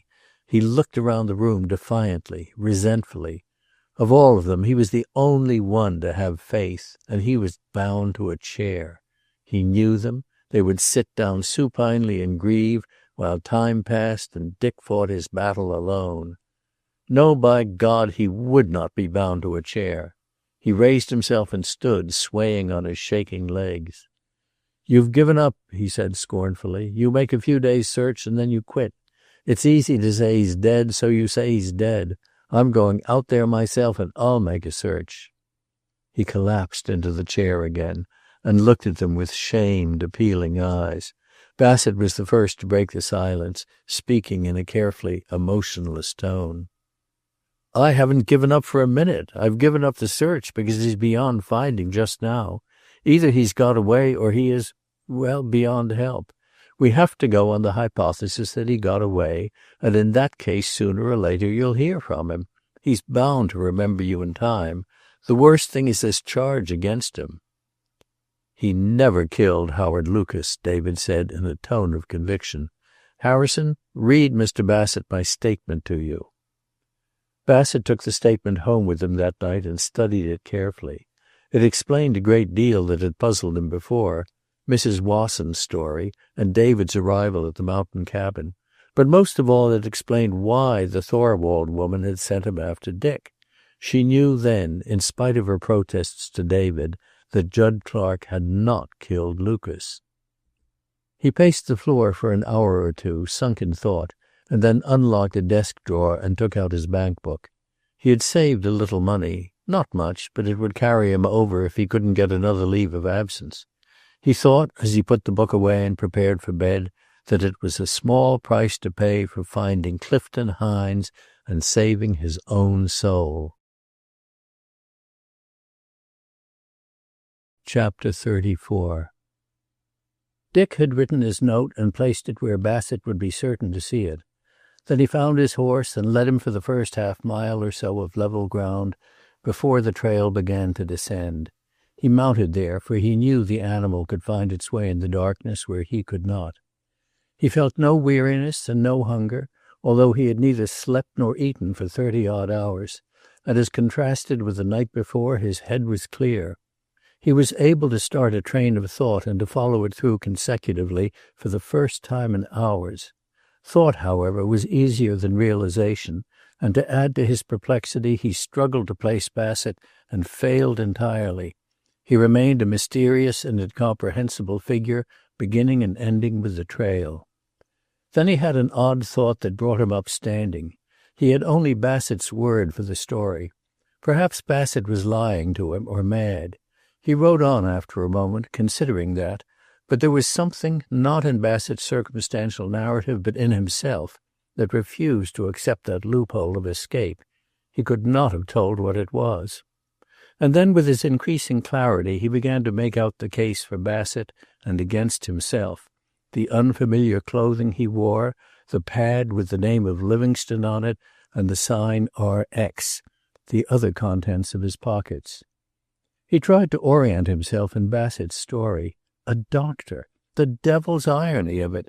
Some poor hack losing sleep and bringing babies, peddling pills, leading what Bassett had called a life of usefulness. That was a career for you, a pill peddler. God! But underlying all his surface thinking was still the need of flight, and he was continually confusing it with the earlier one. One moment he was looking about for the snow of that earlier escape, and the next he would remember, and the sense of panic would leave him. After all, he meant to surrender eventually. It did not matter if they caught him. But like the sense of flight, there was something else in his mind, something that he fought down and would not face. When it came up, he thrust it back fiercely. That something was the figure of Beverly Carlyle stooping over her husband's body. He would have died to save her pain, and yet last night— no, it wasn't last night. It was years and years ago, and all this time she had hated him. It was unbearable that she had gone on hating him all this time. He was very thirsty, and water did not satisfy him. He wanted a real drink. He wanted alcohol. Suddenly he wanted all the liquor in the world. The craving came on at dawn, and after that he kicked his weary horse on recklessly, so that it rocked and stumbled down the trail. He had only one thought after the frenzy seized him, and that was to get to civilization and whiskey. It was as though he saw in drunkenness his only escape from the unbearable. In all probability he would have killed both his horse and himself in the grip of that sudden madness, but deliverance came in the shape of a casual rider, a stranger who for a moment took up the shuttle, wove his bit of the pattern and passed on to use his blowpipe, his spirit lamp, and his chemicals in some prospector's paradise among the mountains. When Dick heard somewhere ahead the creaking of saddle leather and the rattle of harness, he drew aside on the trail and waited. He had lost all caution in the grip of his craving, and all fear. A line of loaded burros rounded a point ahead and came toward him, picking their way delicately with small, deliberate feet and walking on the outer edge of the trail, after the way of pack animals the world over. Behind them was a horseman, rifle in the scabbard on his saddle and spurs jingling. Dick watched him with thirsty, feverish eyes as he drew near. He could hardly wait to put his question. "Happen to have a drink about you, partner?" he called. The man stopped his horse and grinned. "Pretty early in the morning for a drink, isn't it?" he inquired. Then he saw Dick's eyes and reached reluctantly into his saddlebag. "I've got a quart here," he said. "I've traveled 40 miles and spent $9 to get it, but I guess you need some." "You wouldn't care to sell it, I suppose?" "The bottle, not on your life." He untied a tin cup from his saddle and carefully poured a fair amount into it, steadying the horse the while. "Here," he said, and passed it over. "But you'd better cut it out after this. It's bad medicine. You've got 2 drinks there. Be careful." Dick took the cup and looked at the liquor. The odor assailed him, and for a queer moment he felt a sudden distaste for it. He had a revulsion that almost shook him, but he drank it down and passed the cup back. "You've traveled a long way for it," he said, "and I needed it, I guess. If you'll let me pay for it—" "Forget it," said the man amiably, and started his horse. "But better cut it out, first chance you get. It's bad medicine." He rode on after his vanishing pack, and Dick took up the trail again. But before long he began to feel sick and dizzy. The aftertaste of the liquor in his mouth nauseated him. The craving had been mental habit, not physical need, and his body fought the poison rebelliously. After a time the sickness passed, and he slept in the saddle. He roused once, enough to know that the horse had left the trail and was grazing in a green meadow. Still overcome with his first real sleep, he tumbled out of the saddle and stretched himself out on the ground. He slept all day, lying out in the burning sun, his face upturned to the sky. When he wakened, it was twilight and the horse had disappeared. His face burned from the sun and his head ached violently. He was weak, too, from hunger, and the morning's dizziness persisted.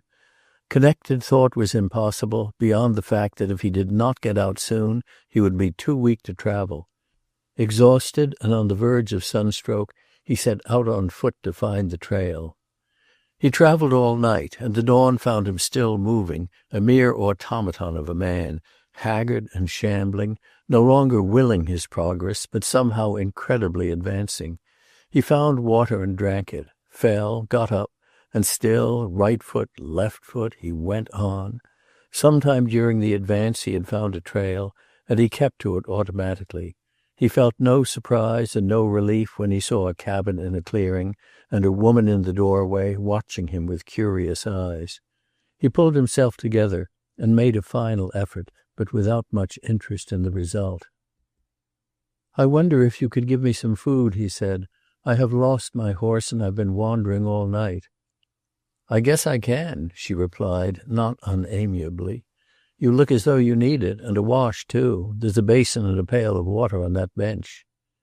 But when she came out later to call him to breakfast, she found him sitting on the bench and the pail overturned on the ground. "I'm sorry," he said dully. "I tried to lift it, but I'm about all in." "You'd better come in. I've made some coffee." He could not rise. He could not even raise his hands. She called her husband from where he was chopping wood off in the trees, and together they got him into the house. It was days before he so much as spoke again. So it happened that the search went on. Wilkins from the east of the range and Bassett from the west hunted at first with furious energy, then spasmodically, then not at all, while Dick lay in a mountain cabin on the bed made of young trees and for the second time in his life watched a woman moving in a lean-to kitchen and was fed by a woman's hand. He forced himself to think of this small panorama of life that moved before him rather than of himself. The woman was young and pretty in a slovenly way. The man was much older and silent. He was of better class than the woman, and underlying his assumption of crudity there were occasional outcroppings of some cultural background. Not then, nor at any subsequent time, did he learn the story, if story there was. He began to see them, however, not so much pioneers as refugees. The cabin was, he thought, a haven to the man and a prison to the woman. But they were uniformly kind to him, and for weeks he stayed there, slowly readjusting. In his early convalescence he would sit paring potatoes or watching a cooking pot for her. As he gained in strength he cut a little firewood. Always he sought something to keep him from thinking. Two incidents always stood out afterwards in his memory of the cabin. One was the first time he saw himself in a mirror. He knew by that time that Bassett's story had been true and that he was 10 years older than he remembered himself to be. He thought he was in a measure prepared. But he saw in the glass a man whose face was lined and whose hair was streaked with gray. The fact that his beard had grown added to the terrible maturity of the reflection he saw, and he sent the mirror clattering to the ground. The other incident was later, and when he was fairly strong again. The man was caught under a tree he was felling and badly hurt. During the hour or so that followed, getting the tree cut away and moving the injured man to the cabin on a wood sledge, Dick had the feeling of helplessness of any layman in an accident. He was solicitous but clumsy. But when they had got the patient into his bed, quite automatically he found himself making an investigation and pronouncing a verdict. Later he was to realize that this was the first peak of submerged memory rising above the flood. At the time all he felt was a great certainty. He must act quickly or the man would not live. And that night, with such instruments as he could extemporize, he operated. There was no time to send to a town. All night after the operation, Dick watched by the bedside, the woman moving back and forth restlessly. He got his only knowledge of the story, such as it was, Then when she said once, "I deserved this, but he didn't. I took him away from his wife." He had to stay on after that, for the woman could not be left alone. And he was glad of the respite, willing to drift until he got his bearings. Certain things had come back, more as pictures than realities. Then he saw David clearly, Lucy dimly, Elizabeth not at all. But David came first, David in the buggy with the sagging springs, David's loud voice and portly figure, David steady and upright and gentle as a woman. But there was something wrong about David. He puzzled over that, but he was learning not to try to force things, to let them come to the surface themselves. It was 2 or 3 days later that he remembered that David was ill and was filled with a sickening remorse and anxiety. For the first time he made plans to get away. For whatever happened after that, he knew he must see David again. But all his thought led him to an impasse at the time, and that impasse was the feeling that he was a criminal and a fugitive, and that he had no right to tie up innocent lives with his. Even a letter to David might incriminate him. Coupled with his determination to surrender, the idea of atonement was strong in him. An eye for an eye and a tooth for a tooth. That had been his father's belief, and well he remembered it. But during the drifting period he thrust it back into that painful niche where he held Beverly and the thing he would not face. That phase of his readjustment then, when he reached it, was painful and confused. There was the necessity for atonement, which involved surrender, and there was the call of David and the insistent desire to see Beverly again, which was the thing he would not face. Of the three, the last, mixed up as it was with the murder and its expiation, was the strongest. For by the very freshness of his released memories, it was the days before his flight from the ranch that seemed the most recent, and his life with David that was long ago and blurred in its details as by the passing of infinite time. When Elizabeth finally came back to him, it was as something very gentle and remote, out of the long-forgotten past. Even his image of her was blurred and shadowy. He could not hear the tones of her voice or remember anything she had said. He could never bring her at will, as he could David, for instance. She only came clearly at night while he slept. Then the guard was down, and there crept into his dreams a small figure infinitely loving and tender. But as he roused from sleep, she changed gradually into Beverly. It was Beverly's arms he felt around his neck.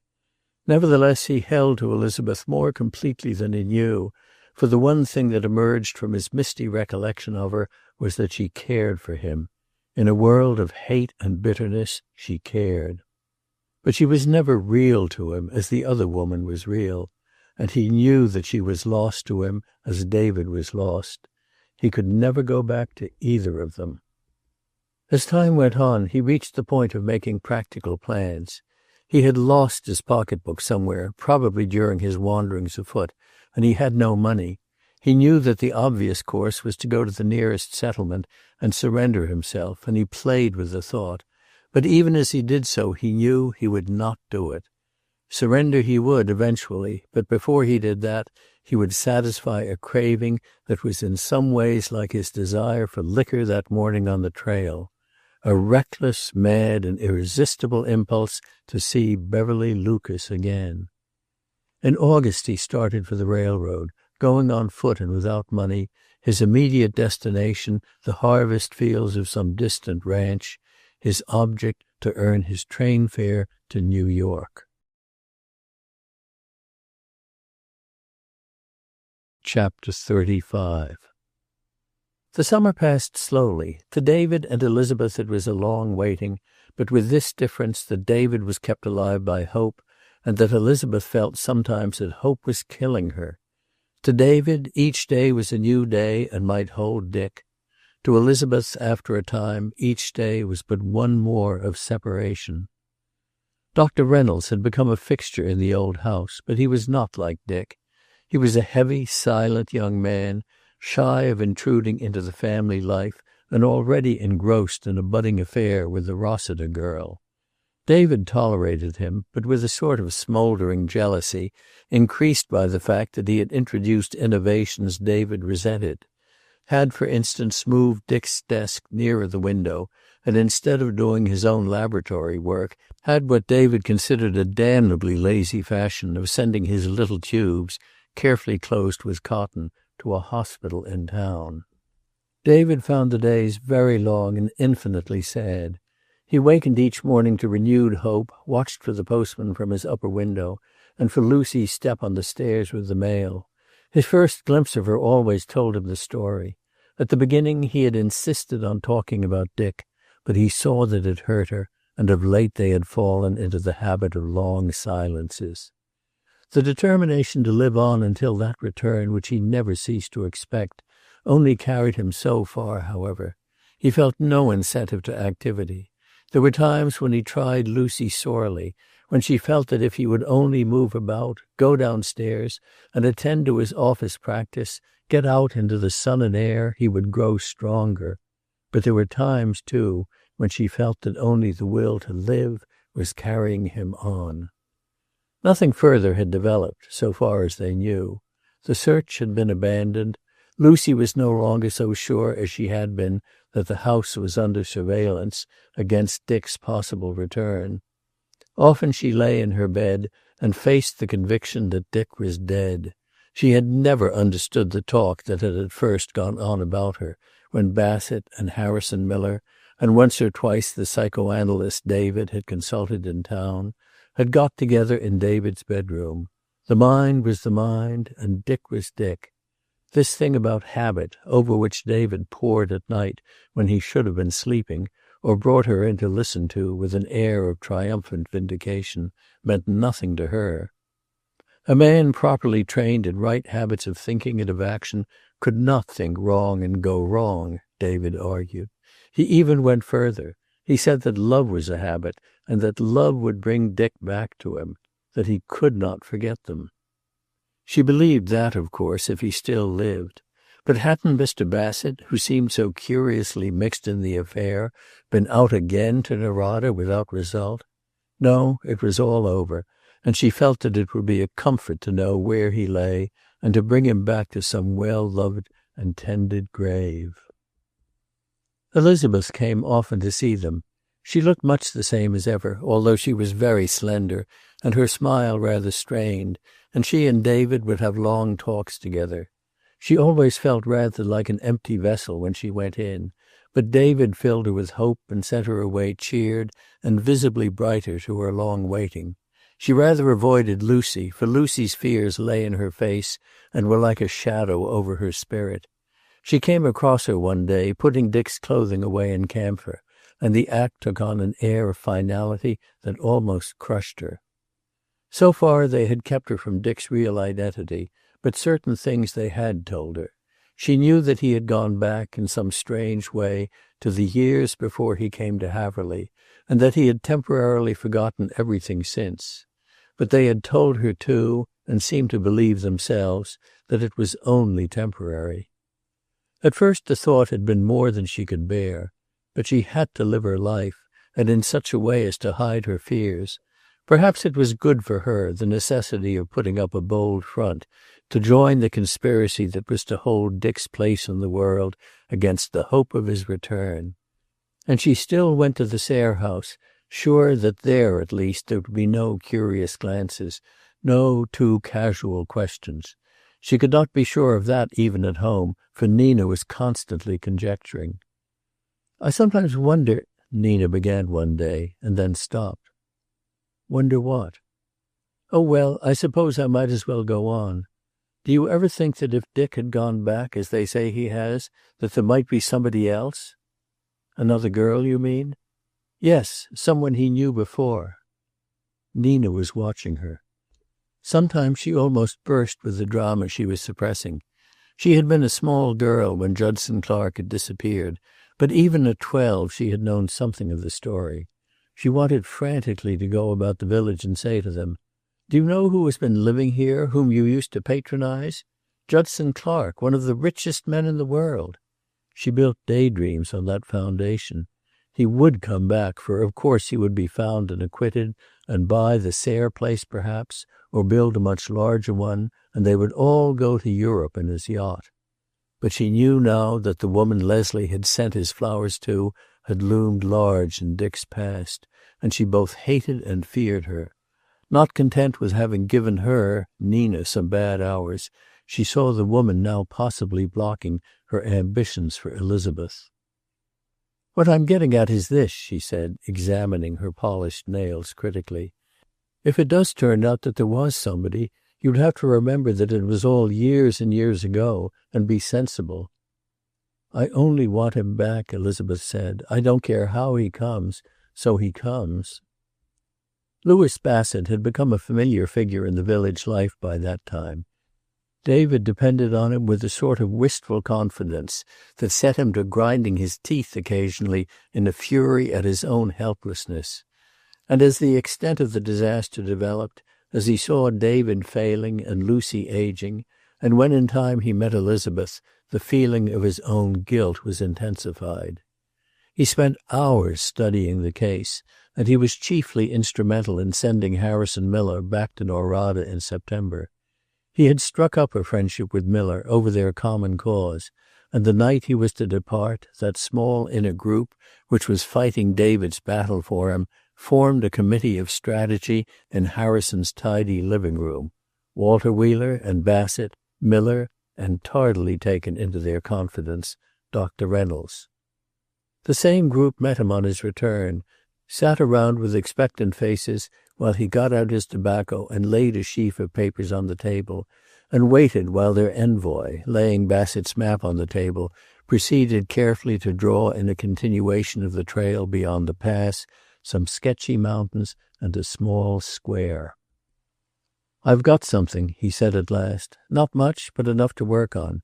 Here's where you lost him, Bassett." He pointed with his pencil. "He went on for a while on the horse. Then somehow he must have lost the horse, for he turned up on foot, date unknown, in a state of exhaustion at a cabin that lies here. I got lost myself, or I'd have never found the place. He was sick there for weeks, and he seems to have stayed on quite a while after he recovered, as though he couldn't decide what to do next." Walter Wheeler stirred and looked up. "What sort of condition was he in when he left?" "Very good," they said. "You're sure it was Livingstone?" "The man there had a tree fall on him. He operated. I guess that's the answer." He considered the situation. "It's the answer to more than that," Reynolds said slowly. "It shows he had come back to himself. If he hadn't, he couldn't have done it." "And after that?" someone asked. "I lost him. He left to hike to the railroad, and he said nothing of his plans. If I'd been able to make open inquiries, I might have turned up something, but I couldn't. It's a hard proposition. I had trouble finding Hattie Thorwald, too. She'd left the hotel and is living with her son. She swears she doesn't know where Clifton Hines is and hasn't seen him for years." Bassett had been listening intently, his head dropped forward. "I suppose the son doesn't know about Hines?" "No, she warned me. He was surly and suspicious. The sheriff had sent for him and questioned him about how you got his horse, and I gathered that he thought I was the detective. When I told him I was a friend of yours, he sent you a message. You may be able to make something out of it. I can't. He said, 'You can tell him I didn't say anything about the other time.'" Bassett sat forward. "The other time?" "He is under the impression that his mother got the horse for you once before, about 10 days before Clark escaped. At night also." "Not for me," Bassett said decisively. 10 days before that I was—" he got out his notebook and consulted it. "I was on my way to the cabin in the mountains where the Donaldsons had hidden Judd Clark. I hired a horse at a livery stable." "Could the Thorwald woman have followed you?" "Why the devil should she do that?" he asked irritably. "She didn't know who I was. She hadn't a chance at my papers, for I kept them on me. If she did suspect I was on the case, a dozen fellows had preceded me, and half of them had gone to the cabin." "Nevertheless," he finished, "I believe she did. She or Hines himself. There was someone on a horse outside the cabin that night." There was silence in the room, Harrison Miller thoughtfully drawing at random on the map before him. Each man was seeing the situation from his own angle. To Reynolds, its medical interest and the possibility of his permanency in the town. To Walter Wheeler, Elizabeth's spoiled young life. To Harrison Miller, David. And to the reporter, a conviction that the clues he now held should lead him somewhere and did not. Before the meeting broke up, Miller took a folded manuscript from the table and passed it to Bassett. "Copy of the coroner's inquiry after the murder," he said. "Thought it might interest you." Then for a time that was all. Bassett, poring at home over the inquest records and finding them of engrossing interest, saw the futility of saving a man who could not be found, and even Nina's faith that the fabulously rich could not die obscurely began to fade as the summer waned. She restored some of her favor to Wally Sayre, and even listened again to his alternating hopes and fears. And by the end of September he felt that he had gained real headway with Elizabeth. He had come to a point where she needed him more than she realized, where the call in her of youth for youth, even in trouble, was insistent. In return he felt his responsibility and responded to it. In the vernacular of the town he had settled down, and the general trend of opinion, which had previously disapproved him, was now that Elizabeth might do worse. On a crisp night early in October he had brought her home from Nina's, and because the moon was full they sat for a time on the steps of the veranda, Wally below her, stirring the dead leaves on the walk with his stick, and looking up at her with boyish, adoring eyes when she spoke. He was never very articulate with her, and her trouble had given her a strange new aloofness that almost frightened him. But that night when she shivered a little, he reached up and touched her hand. "You're cold," he said almost roughly. He was sometimes rather savage, for fear he might be tender. "I'm not cold. I think it's the dead leaves." "Dead leaves?" he repeated, puzzled. "You're a queer girl, Elizabeth. Why dead leaves?" "I hate the fall. It's the death of the year." "Nonsense. It's going to bed for a long winter's nap. That's all. I'll bring you a wrap." He went in and came out in a moment with her father's overcoat. "Here," he said peremptorily, "put this on. I'm not going to be called on the carpet for giving you a sniffle." She stood up obediently, and he put the big coat around her. Then, obeying an irresistible impulse, he caught her to him. He released her immediately, however, and stepped back. "I love you so," he stammered. "I'm sorry. I'll not do it again." She was startled, but not angry. "I don't like it," was all she said. And because she did not want him to think she was angry, she sat down again. But the boy was shaken. He got out a cigarette and lighted it, his hands trembling. He could not think of anything to say. It was as though by that one act he had cut a bridge behind him, and on the other side lay all the platitudes, the small give and take of their hours together. What to her was a regrettable incident was to him a great dramatic climax. Boylike, he refused to recognize its unimportance to her. He wanted to talk about it. "When you said just now that you didn't like what I did just then, do you mean you didn't like me to do it? Or that you don't care for that sort of thing? Of course I know," he added hastily, "you're not that kind of girl. He turned and looked at her. "You know I'm still in love with you, don't you, Elizabeth?" She returned his gaze frankly. "I don't see how you can be when you know what you do know." "I know how you feel now, but I know that people don't go on loving hopelessly all their lives. You're young. You've got," he figured quickly, "you've got about 50-odd years to live yet, and some of these days you'll be, not forgetting," he changed, when he saw her quick movement. "I know you'll not forget him, but remembering and loving are different." "I wonder," she said, her eyes on the moon and full of young tragedy. "If they are, if one can remember without loving, then couldn't one love without remembering?" He stared at her. "You're too deep for me sometimes," he said. "I'm not subtle, Elizabeth. I dare say I'm stupid in lots of things, but I'm not stupid about this. I'm not trying to get a promise, you know. I only want you to know how things are. I don't want to know why he went away or why he doesn't come back. I only want you to face the facts. I'd be good to you," he finished in a low tone. "I'd spend my life thinking of ways to make you happy." She was touched. She reached down and put her hand on his shoulder. You deserve the best, Wally, and you're asking for a second best. Even that, I'm just not made that way, I suppose. 50 years or 100, it would be all the same.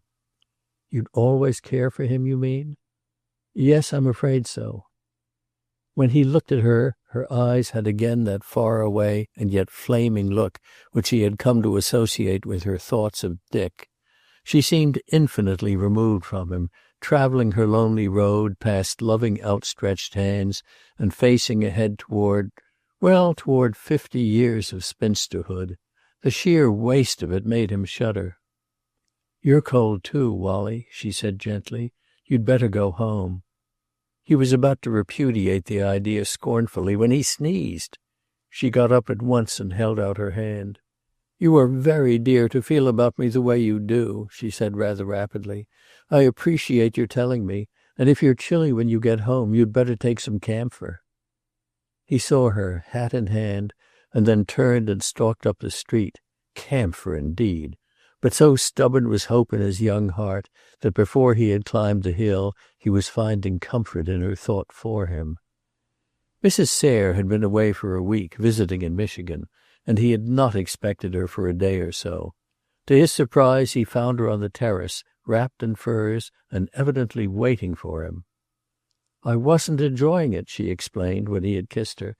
"It's a summer place, not heated to amount to anything, and when it turned cold—" "Where have you been tonight?"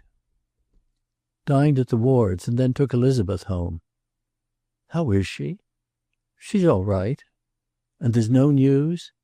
He knew her very well, and he saw then that she was laboring under suppressed excitement. "What's the matter, Mother? You're worried about something, aren't you?" "I have something to tell you. We'd better go inside." He followed her in, unexcited and half smiling. Her world was a small one, of minor domestic difficulties, of not unfriendly gossip, of occasional money problems, investments and what not.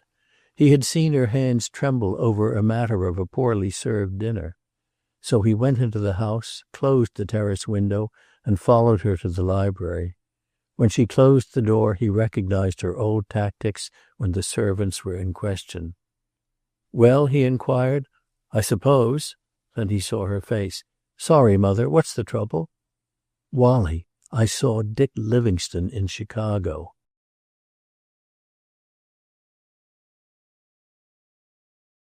Chapter 36. During August, Dick had labored in the alfalfa fields of central Washington, a harvest hand or working stiff among other migratory agricultural workers. Among them, but not entirely of them. Recruited from the lowest levels as men grade, gathered in at a slave market on the coast, herded in bunkhouses alive with vermin, fully but badly fed, overflowing with blasphemy and filled with sullen hate for those above them in the social scale, the stiffs regarded him with distrust from the start. In the beginning he accepted their sneers with a degree of philosophy. His physical condition was poor. At night he ached intolerably, collapsing into his wooden bunk to sleep the dreamless sleep of utter exhaustion. There were times when he felt it would be better to return at once to Narada and surrender, for that he must do so eventually he never doubted. It was as well, perhaps, that he had no time for brooding, but he gained sleep at the cost of superhuman exertion all day. A feeling of unreality began to obsess him, so that at times he felt like a ghost walking among sweating men, like a resurrection into life, but without life. And more than once he tried to sink down to the level of the others, to unite himself again with the crowd, to feel again the touch of elbows, the sensation of fellowship. The primal instinct of the herd asserted itself, the need of human companionship of any sort. But he failed miserably, as Judd Clark could never have failed. He could not drink with them. He could not sink to their level of degradation. Their oaths and obscenity sickened and disgusted him, and their talk of women drove him into the fresh air. The fact that he could no longer drink himself into a stupor puzzled him. Bad whiskey circulated freely among the haystacks and bunkhouses where the harvest hands were quartered, and at ruinous prices. The men clubbed together to buy it, and he put in his share, only to find that it not only sickened him, but that he had a mental inhibition against it. They called him the Dude and put into it gradually all the class hatred of their wretched, sullen lives. He had to fight them more than once, and had they united against him, he might have been killed. But they never united. Their own personal animosities and angers kept them apart as their misery held them together. And as time went on and his muscles hardened, he was able to give a better account of himself. The time came when they let him alone, and when one day a big shocker fell off a stack and broke his leg, and Dick set it, he gained their respect. They asked no questions, for their law was that the past was the past.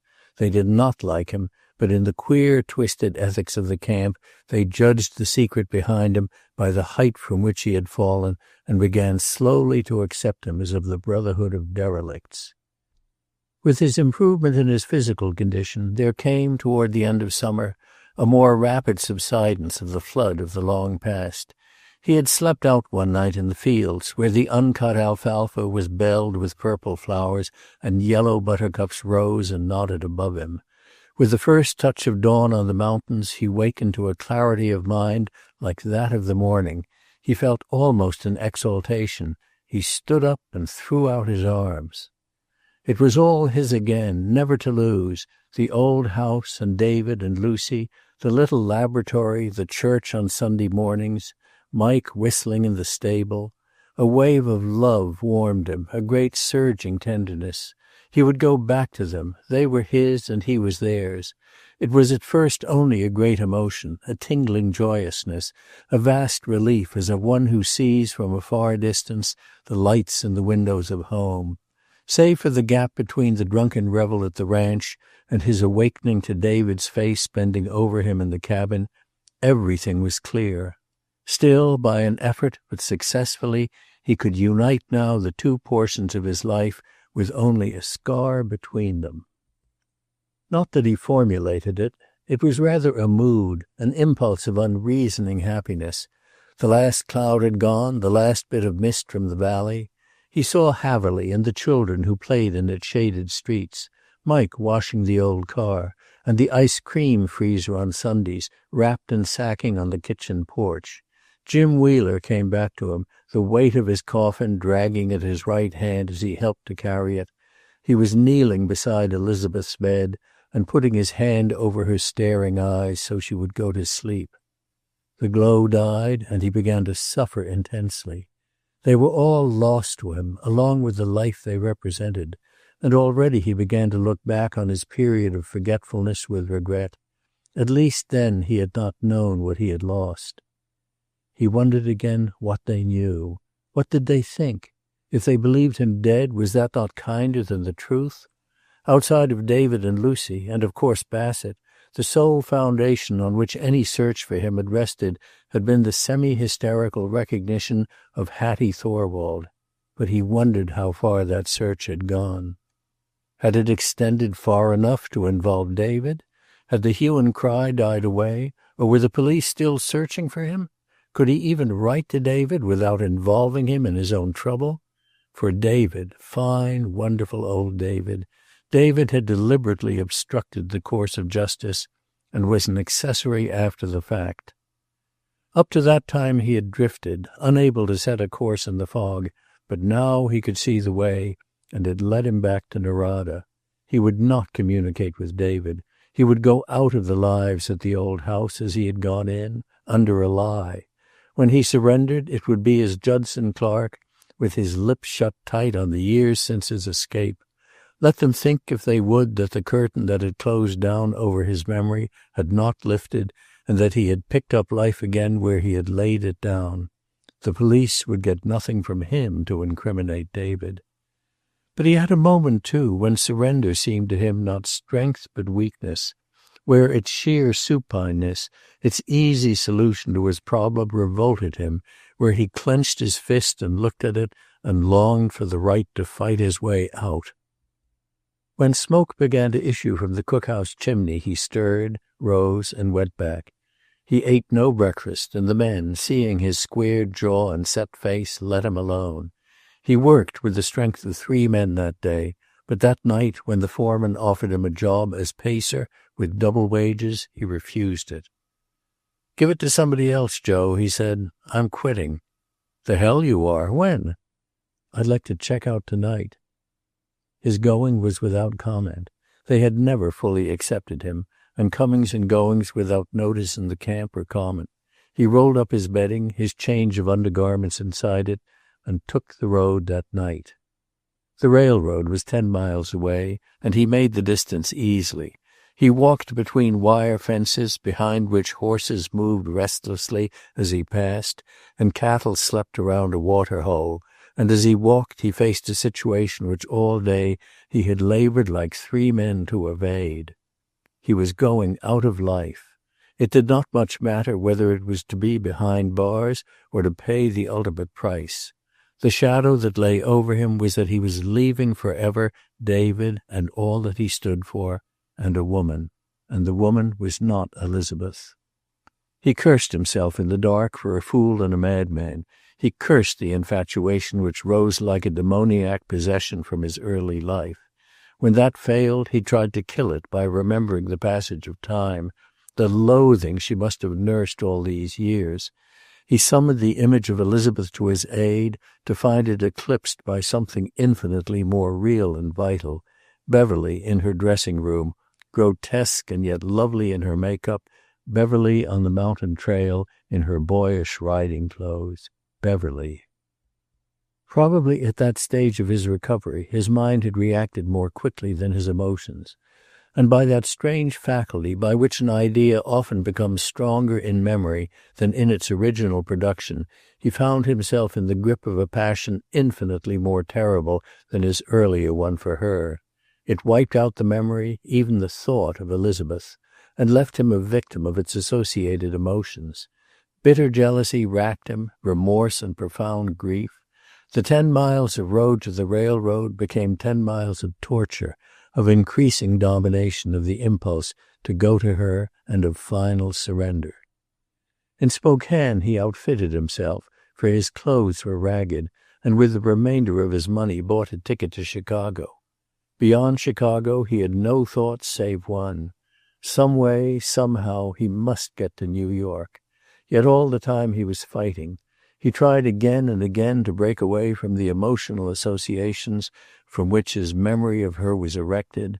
When that failed, he struggled to face reality, the lapse of time, the certainty of his disappointment, at the best the inevitable parting when he went back to Narada. But always in the end he found his face turned toward the east and her.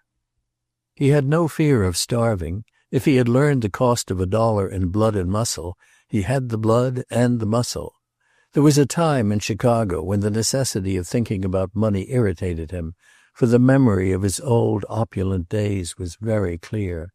Times when his temper was uncertain and he turned surly. Times when his helplessness brought to his lips the old familiar blasphemies of his youth, which sounded strange and revolting to his ears. He had no fear then, but a great impatience, as though, having lost so much time, he must advance with every minute. And Chicago drove him frantic. There came a time when he made a deliberate attempt to sink to the very depths, to seek forgetfulness by burying one wretchedness under another. He attempted to find work and failed, and he tried to let go and sink. The total result of the experiment was that he wakened one morning in his lodging house, ill and with his money gone, save for some small silver. He thought ironically, lying on his untidy bed, that even the resources of the depths were closed to him. He never tried that experiment again. He hated himself for it. For days he haunted the West Madison Street employment agencies. But the agencies and sidewalks were filled with men who wandered aimlessly with the objectless shuffle of the unemployed. Beds had gone up in the lodging houses to 35 cents a night, and the food in the cheap restaurants was almost uneatable. There came a day when the free morning coffee at a Bible rescue home and its soup and potatoes and carrots at night was all he ate. For the first time his courage began to fail him. He went to the lakeside that night and stood looking at the water. He meant to fight that impulse of cowardice at the source. Up to that time he had given no thought whatever to his estate, beyond the fact that he had been undoubtedly adjudged legally dead and his property divided. But that day, as he turned away from the lakefront, he began to wonder about it. After all, since he meant to surrender himself before long, why not telegraph collect to the old offices of the estate in New York and have them wire him money? But even granting that they were still in existence, he knew with what lengthy caution, following stunned surprise, they would go about investigating the message. And there were leaks in the telegraph. He would have a pack of newspaper hounds at his heels within a few hours. The police, too.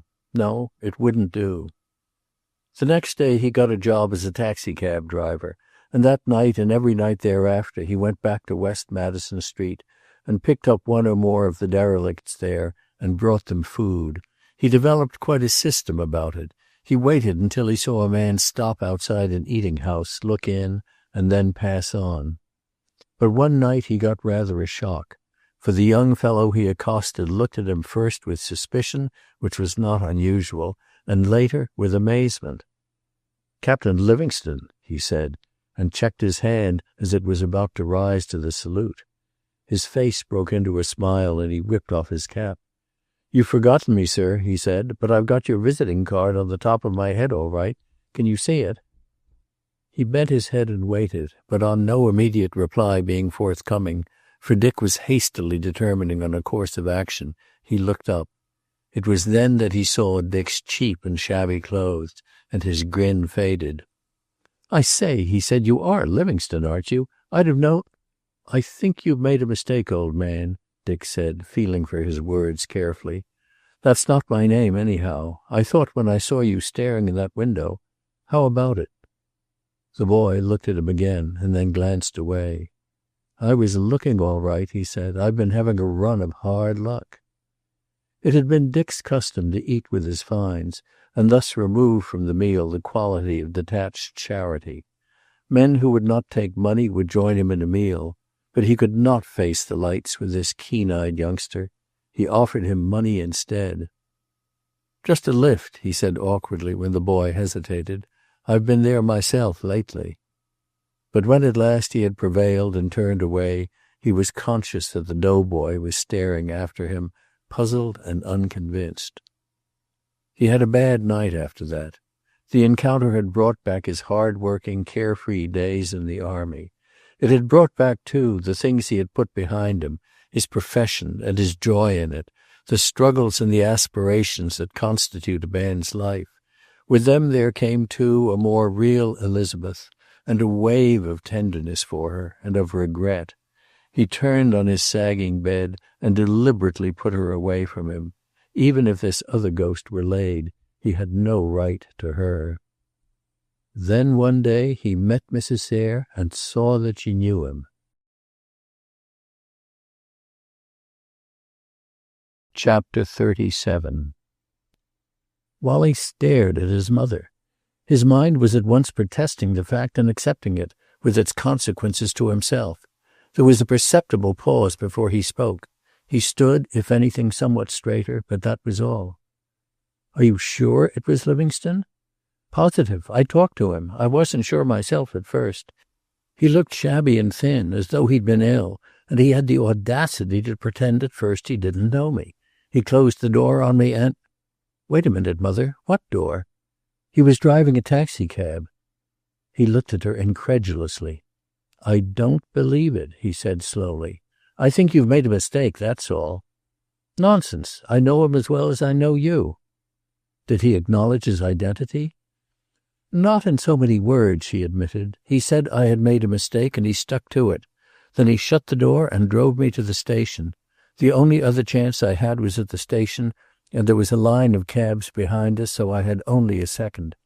I saw he didn't intend to admit anything, so I said, 'I can see you don't mean to recognize me, Dr. Livingstone, but I must know whether I am to say at home that I've seen you.'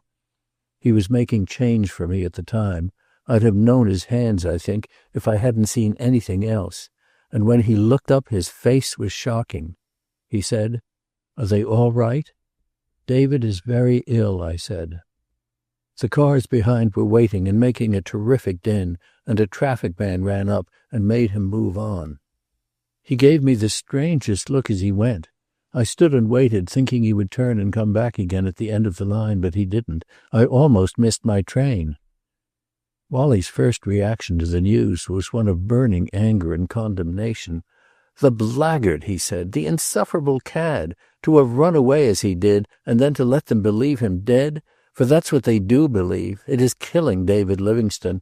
And as for Elizabeth, she'll have to be told, Mother. He's alive, he's well, and he has deliberately deserted them all. He ought to be shot." "You didn't see him, Wally. I did. He's been through something. I don't know what. I didn't sleep last night for thinking of his face. It had despair in it." "All right," he said, angrily pausing before her. "What do you intend to do? Let them go on as they are, hoping and waiting, lauding him to the skies as a sort of Superman? The thing to do is to tell the truth." "But we don't know the truth, Wally. There's something behind it all." "Nothing very creditable, be sure of that," he pronounced. "Do you think it's fair to Elizabeth to let her waste her life on the memory of a man who's deserted her?"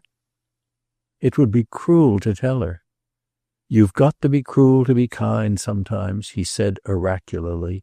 "Why, the man may be married, may be anything. A taxi driver. Doesn't that in itself show that he's hiding from something?" She sat, a small, obese figure made larger by her furs, and stared at him with troubled eyes. "I don't know, Wally," she said helplessly. "In a way it might be better to tell her. She could put him out of her mind then. But I hate to do it. It's like stabbing a baby." He understood her and nodded. When, after taking a turn or two about the room, he again stopped in front of her, his angry flush had subsided. "It's the devil of a mess," he commented. "I suppose the square thing to do is to tell Dr. David and let him decide. I've got too much at stake to be a judge of what to do." He went upstairs soon after that, leaving her still in her chair, swathed in furs, her round, anxious face bent forward in thought. He had rarely seen her so troubled, so uncertain of her next move, and he surmised, knowing her, that her emotions were a complex of anxiety for himself with Elizabeth, of pity for David, and of the memory of Dick Livingstone's haggard face. She sat alone for some time, and then went reluctantly up the stairs to her bedroom. She felt, like Wally, that she had too much at stake to decide easily what to do. In the end, she decided to ask Dr. Reynolds's advice, and in the morning she proceeded to do it. Reynolds was interested, even a little excited, she thought, but he thought it better not to tell David. He would himself go to Harrison Miller with it. "You say he knew you?" he inquired, watching her. "I suppose there is no doubt of that?" "Certainly not. He's known me for years, and he asked about David." "I see." He fell into profound thought, while she sat in her chair a trifle annoyed with him. He was wondering how all this would affect him and his prospects, and through them his right to marry. He had walked into a good thing, and into a very considerable content. "I see," he repeated, and got up. "I'll tell Miller, and we'll get to work. We are all very grateful to you, Mrs. Sayre." As a result of that visit, Harrison Miller and Bassett went that night to Chicago. They left it to Dr. Reynolds' medical judgment whether David should be told or not, and Reynolds himself did not know. In the end, he passed the shuttle the next evening to Claire Rossiter. "Something's troubling you," she said. "You're not a bit like yourself, old dear." He looked at her. To him, she was all that was fine and good and sane of judgment. "I've got something to settle," he said. "I was wondering, while you were singing, dear, whether you could help me out." "When I sing, you're supposed to listen. Well, what is it?" She perched herself on the arm of his chair and ran her fingers over his hair. She was very fond of him, and she meant to be a good wife. If she ever thought of Dick Livingstone now, it was in connection with her own reckless confession to Elizabeth. She had hated Elizabeth ever since. "I'll take a hypothetical case. If you guess, you needn't say. Of course, it's a great secret." She listened, nodding now and then. He used no names. He said nothing of any crime. "The point is this," he finished. "Is it better to believe the man is dead, or to know that he is alive but has cut himself off?" There's no mistake about the recognition? Somebody from the village saw him in Chicago within a day or two and talked to him. She had the whole picture in a moment. She knew that Mrs. Sayre had been in Chicago, that she had seen Dick there and talked to him. She turned the matter over in her mind, shrewdly calculating, planning her small revenge on Elizabeth even as she talked. "I'd wait," she advised him. "He may come back with them, and in that case David will know soon enough. Or he may refuse to, and that would kill him. He'd rather think him dead than that." She slept quietly that night and spent rather more time than usual in dressing that morning. Then she took her way to the Wheeler house. She saw in what she was doing no particularly culpable thing. She had no great revenge in mind. All that she intended was an evening of the score between them. "He preferred you to me when you knew I cared, but he has deserted you." And perhaps, too, a small present jealousy, for she was to live in the old brick Livingstone house, or in one like it, while all the village expected ultimately to see Elizabeth installed in the house on the hill. She kept her message to the end of her visit, and delivered her blow standing. "I have something I ought to tell you, Elizabeth, but I don't know how you'll take it." "Maybe it's something I won't want to hear." "I'll tell you if you won't say where you heard it." But Elizabeth made a small, impatient gesture. "I don't like secrets, Claire. I can't keep them, for one thing. You'd better not tell me." Claire was nearly balked of her revenge, but not entirely. "All right," she said, and prepared to depart. "I won't. But you might just find out from your friend Mrs. Sayre who it was she saw in Chicago this week." It was in this manner, bit by bit, and each bit trivial, that the case against Dick was built up for Elizabeth.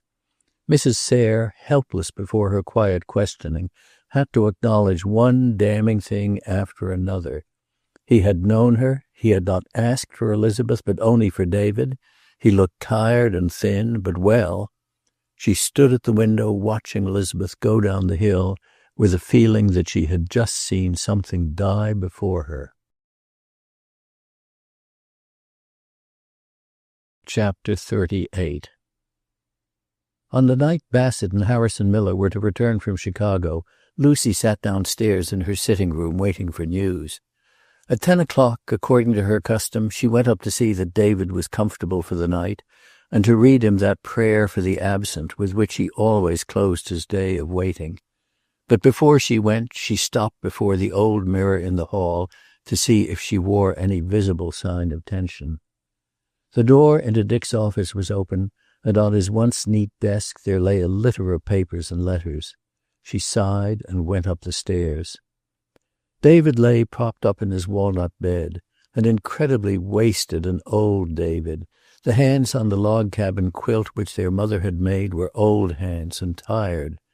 Sometimes Lucy, with a frightened gasp, would fear that David's waiting now was not all for Dick, that he was waiting for peace. There had been something new in David lately. She thought it was fear. Always he had been so sure of himself. He had made his experiment in a man's soul, and whatever the result, he had been ready to face his Creator with it. But he had lost courage. He had tampered with the things that were to be, and not he, but Dick, was paying for that awful audacity. Once, picking up his prayer book to read evening prayer, as was her custom now, it had opened at a verse marked with an uneven line. "I will arise and go to my father, and will say unto him, Father, I have sinned against heaven and before thee, and am no more worthy to be called thy son." That had frightened her. David's eyes followed her about the room. "I've got an idea you're keeping something from me, Lucy." "I? Why should I do that?" "Then where's Harrison?" he demanded querulously. She told him one of the few white lies of her life when she said, "He hasn't been well. He'll be over tomorrow." She sat down and picked up the prayer book, only to find him lifting himself in the bed and listening. "Somebody closed the hall door, Lucy. If it's Reynolds, I want to see him." She got up and went to the head of the stairs. The light was low in the hall beneath, and she saw a man standing there. But she still wore her reading glasses, and she saw at first hardly more than a figure. "Is that you, Dr. Reynolds?" she asked in her high old voice. Then she put her hand to her throat and stood rigid, staring down. For the man had whipped off his cap and stood with his arms wide, looking up. Holding to the stair rail, her knees trembling under her, Lucy went down, and not until Dick's arms were around her was she sure that it was Dick and not his shabby, weary ghost. She clung to him, tears streaming down her face, still in that cautious silence which governed them both. She held him off and looked at him, and then strained herself to him again, as though this sense of unreality were too strong, and only the contact of his rough clothing made him real to her. It was not until they were in her sitting room with the door closed that either of them dared to speak, or perhaps could speak. Even then she kept hold of him. "Dick," she said, "Dick." And that over and over. "How is he?" was able to ask finally. "He has been very ill. I began to think, Dick, I'm afraid to tell him. I'm afraid he'll die of joy." He winced at that. There could not be much joy in the farewell that was coming. Winced and almost staggered. He had walked all the way from the city and had had no food that day. "We'll have to break it to him very gently," he said, "and he mustn't see me like this. If you can find some of my clothes and Reynolds's razor, I'll—" He caught suddenly to the back of a chair and held on to it. "I haven't taken time to eat much today," he said, smiling at her. "I guess I need food, Aunt Lucy." For the first time then she saw his clothes, his shabbiness and his pallor, and perhaps she guessed the truth. She got up, her face twitching, and pushed him into a chair. "You sit here," she said, "and leave the door closed. The nurse is out for a walk, and she'll be in soon. I'll bring some milk and cookies now and start the fire. I've got some chops in the house." When she came back almost immediately, with the familiar tray and the familiar food, he was sitting where she had left him. He had spent the entire time, had she known it, in impressing on his mind the familiar details of the room to carry away with him. She stood beside him, a hand on his shoulder, to see that he drank the milk slowly. "I've got the fire going," she said, "and I'll run up now and get your clothes. I had put them away." Her voice broke a little. "You see, you can change in your laboratory, Richard, can't you? If you go upstairs, he'll hear you." He reached up and caught her hand. That touch, too, of the nearest to a mother's hand that he had known, he meant to carry away with him. He could not speak. She bustled away into her bright kitchen first, and then with happy stealth to the storeroom. Her very heart was singing within her. She neither thought nor reasoned. Dick was back, and all would be well. If she had any subconscious anxieties, they were quieted, also subconsciously, by confidence in the men who were fighting his battle for him, by Walter Wheeler and Bassett and Harrison Miller. That Dick himself would present any difficulty lay beyond her worst fears. She had been out of the room only 20 minutes when she returned to David and prepared to break her great news. At first she thought he was asleep. He was lying back with his eyes closed and his hands crossed on the prayer book. But he looked up at her and was instantly roused to full attention by her face. "You've had some news," he said. "Yes, David, there's a little news. Don't count too much on it. Don't sit up. David, I have heard something that makes me think he is alive and well." He made a desperate effort and controlled himself. "Where is he?" She sat down beside him and took his hand between hers. "David," she said slowly, "God has been very good to us. I want to tell you something, and I want you to prepare yourself. We have heard from Dick. He is all right. He loves us as he always did. And he is downstairs, David." He lay very still and without speaking. She was frightened at first, afraid to go on with her further news. But suddenly David sat up in bed and in a full, firm voice began the Te Deum Laudamus. "We praise thee, O God, we acknowledge thee to be the Lord. All the earth doth worship thee, the Father everlasting." He repeated it in its entirety. At the end, however, his voice broke. "O Lord, in thee have I trusted. I doubted him, Lucy," he said. Dick, waiting at the foot of the stairs, heard that triumphant paean of thanksgiving and praise, and closed his eyes. It was a few minutes later that Lucy came down the stairs again. "You heard him?" she asked. "Oh, Dick, he had frightened me. It was more than a question of himself and you. He was making it one of himself and God."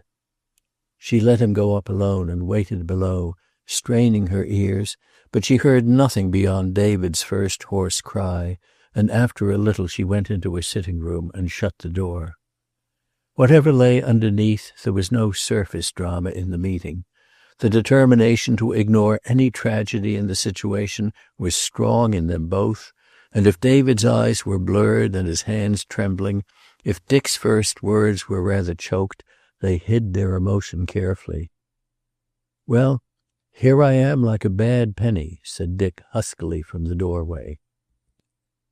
"And a long time you've been about it," grumbled David, "you young rascal." He held out his hand, and Dick crushed it between both of his. He was startled at the change in David. For a moment he could only stand there, holding his hand and trying to keep his apprehension out of his face. "Sit down," David said awkwardly, and blew his nose with a terrific blast. "I've been laid up for a while, but I'm all right now. I'll fool them all yet," he boasted, out of his happiness and content. "Business has been going to the dogs, Dick. Reynolds is a fool." "Of course you'll fool them." There was still a band around Dick's throat. It hurt him to look at David, so thin and feeble, so sunken from his former portliness. And David saw his eyes and knew. "I've dropped a little flesh, eh, Dick?" he inquired. "Old Bulge is gone, you see. The nurse makes up the bed when I'm in it, flat as when I'm out." Suddenly his composure broke. He was a feeble and apprehensive old man, shaken with the tearless sobbing of weakness and age. Dick put an arm across his shoulders, and they sat without speech until David was quiet again. "I'm a crying old woman, Dick," David said at last. "That's what comes of never feeling a pair of pants on your legs and being coddled like a baby." He sat up and stared around him ferociously. "They sprinkled violet water on my pillows, Dick. Can you beat that?" Warned by Lucy, the nurse went to her room and did not disturb them. But she sat for a time in her rocking chair before she changed into the nightgown and kimono in which she slept on the couch in David's room. She knew the story, and her kindly heart ached within her. What good would it do after all, this homecoming? Dick could not stay. It was even dangerous. Reynolds had confided to her that he suspected a watch on the house by the police, and that the mail was being opened. What good was it? Across the hall she could hear Lucy moving briskly about in Dick's room, changing the bedding, throwing up the windows, opening and closing bureau drawers. After a time Lucy tapped at her door, and she opened it. "I put a cake of scented soap among your handkerchiefs," she said rather breathlessly. "Will you let me have it for Dr. Dick's room?" She got the soap and gave it to her. "He is going to stay, then?" "Certainly he is going to stay," Lucy said, surprised. "This is his home. Where else should he go?" But David knew. He lay, listening with avid interest to Dick's story, asking a question now and then, nodding over Dick's halting attempt to reconstruct the period of his confusion, but all the time one part of him, a keen and relentless inner voice, was saying, "Look at him well, hold him close, listen to his voice, because this hour is yours, and perhaps only this hour." "Then the Sayre woman doesn't know about your coming?" he asked when Dick had finished. "Still, she mustn't talk about having seen you. I'll send Reynolds up in the morning." He was eager to hear of what had occurred in the long interval between them, and good, bad, and indifferent, Dick told him. But he limited himself to events, and did not touch on his mental battles, and David saw and noted it. The real story, he knew, lay there, but it was not time for it. After a while he raised himself in his bed. "Call Lucy, Dick." When she had come, a strangely younger Lucy, her withered cheeks flushed with exercise and excitement, he said, "Bring me the copy of the statement I made to Harrison Miller, Lucy."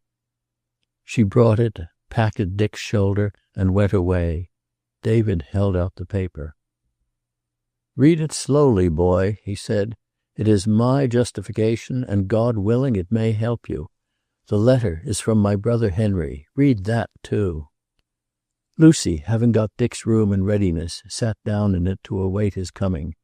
Downstairs in the warming oven was his supper. His bed, with the best blankets, was turned down and ready. His dressing gown and slippers were in their old accustomed place. She drew a long breath. Below, Dr. Reynolds came in quietly and stood listening. The house was very still, and he decided that his news, which was after all no news, could wait. He went into the office and got out a sheet of notepaper with his name at the top and began his nightly letter to Claire Rossiter. "My darling," it commenced. Above, David lay in his bed, and Dick read the papers in his hand. And as he read them, David watched him. Not once since Dick's entrance had he mentioned Elizabeth. David lay still and pondered that. There was something wrong about it. This was Dick, their own Dick, no shadowy ghost of the past, but Dick himself. True, an older Dick, strangely haggard and with gray running in the brown of his hair, but still Dick. The Dick whose eyes had lighted at the sight of a girl, who had shamelessly persisted in holding her hand at that last dinner, who had almost idolatrously loved her. And he had not mentioned her name. When he had finished the reading, Dick sat for a moment with the papers in his hand, thinking. "I see," he said finally. "Of course it's possible. Good God, if I could only think it." "It's the answer," David said stubbornly. "He was prowling around and fired through the window. Donaldson made the statement at the inquest that someone had been seen on the place, and that he notified you that night after dinner. He'd put guards around the place." "It gives me a fighting chance, anyhow." Dick got up and threw back his shoulders. "That's all I want, a chance to fight. I know this. I hated Lucas. He was a poor thing, and you know what he did to me. But I never thought of killing him. That wouldn't have helped matters. It was too late." "What about that?" David asked, not looking at him. When Dick did not immediately reply, David glanced at him to find his face set and pained.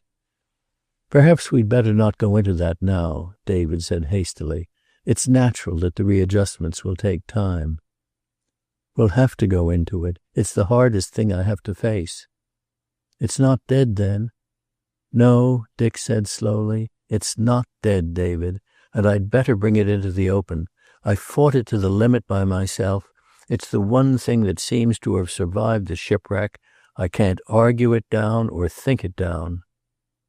"Maybe if you see Elizabeth—" "I'd break her heart, that's all." He tried to make David understand.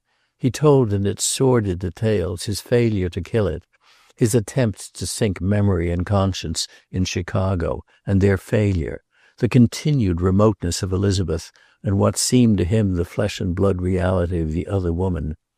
That she was yesterday, and Elizabeth was long ago. "I can't argue it down," he finished. "I've tried to, desperately. I think it's a wicked thing in a way. And God knows all she ever got out of it was suffering. She must loathe the thought of me." David was compelled to let it rest there. He found that Dick was doggedly determined to see Beverly Carlyle. After that, he didn't know. No man wanted to surrender himself for trial unless he was sure himself of whether he was innocent or guilty. If there was a reasonable doubt, but what did it matter one way or another? His place was gone as he'd made it, gone if he was cleared, gone if he was convicted. "I can't come back, David. They wouldn't have me." After a silence, he asked, "How much is known here? What does Elizabeth know?" "The town knows nothing. She knows a part of it. She cares a great deal, Dick. It's a tragedy for her." "Shall you tell her I have been here?" "Not unless you intend to see her." But Dick shook his head. "Even if other things were the same, I haven't a right to see her until I've got a clean slate." "That's sheer evasion," David said, almost with irritation. "Yes," Dick acknowledged gravely, "it is sheer evasion." "What about the police?" he inquired after a silence. "I was registered at Narada. I suppose they traced me." "Yes, the house was watched for a while. I understand they've given it up now." In response to questions about his own condition, David was almost querulous. He was all right. He would get well if they'd let him and stop coddling him. He would get up now in spite of them. He was good for one more fight before he died, and he intended to make it in a court if necessary. "They can't prove it, Dick," he said triumphantly. "I've been over it every day for months. There is no case. There never was a case, for that matter. They're a lot of pin-headed fools, and we'll show them up, boy. We'll show them up." But for all his excitement, fatigue was telling on him. Lucy tapped at the door and came in. "You'd better have your supper before it spoils," she said, "and David needs a rest. Dr. Reynolds is in the office. I haven't told him yet." The two men exchanged glances. "Time for that later," David said. "I can't keep him out of my office, but I can out of my family affairs for an hour or so." So it happened that Dick followed Lucy down the back stairs and ate his meal stealthily in the kitchen. "I don't like you to eat here," she protested. "I've eaten in worse places," he said, smiling at her, "and sometimes not at all." He was immediately sorry for that, for the tears came to her eyes. He broke as gently as he could the news that he could not stay, but it was a great blow to her. Her sagging chin quivered piteously, and it took all the cheerfulness he could summon and all the promises of return he could make to soften the shock. "You haven't even seen Elizabeth," she said at last. "That will have to wait until things are cleared up, Aunt Lucy." "Won't you write her something then, Richard? She looks like a ghost these days." Her eyes were on him, puzzled and wistful. He met them gravely. "I haven't the right to see her or to write to her." And the finality in his tone closed the discussion, that and something very close to despair in his face. For all his earlier hunger he ate very little, and soon after he tiptoed up the stairs again to David's room. When he came down to the kitchen later on, he found her still there, at the table where he had left her, her arms across it and her face buried in them. On a chair was the suitcase she had hastily packed for him, and a roll of bills lay on the table. "You must take it," she insisted. "It breaks my heart to think. Dick, I have the feeling that I am seeing you for the last time." Then, for fear she had hurt him, she forced a determined smile. "Don't pay any attention to me. David will tell you that I have said over and over that I'd never see you again, and here you are." He was going. He had said goodbye to David and was going at once.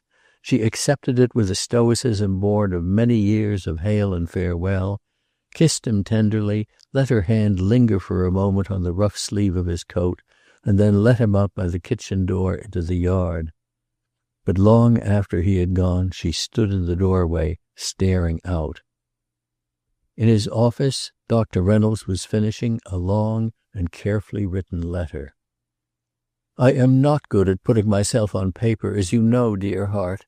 But this I do know. I do not believe that real love dies. We may bury it so deep that it seems to be entirely dead, but some day it sends up a shoot, and it either lives, or the business of killing it has to be begun all over again. So when we quarrel, I always know."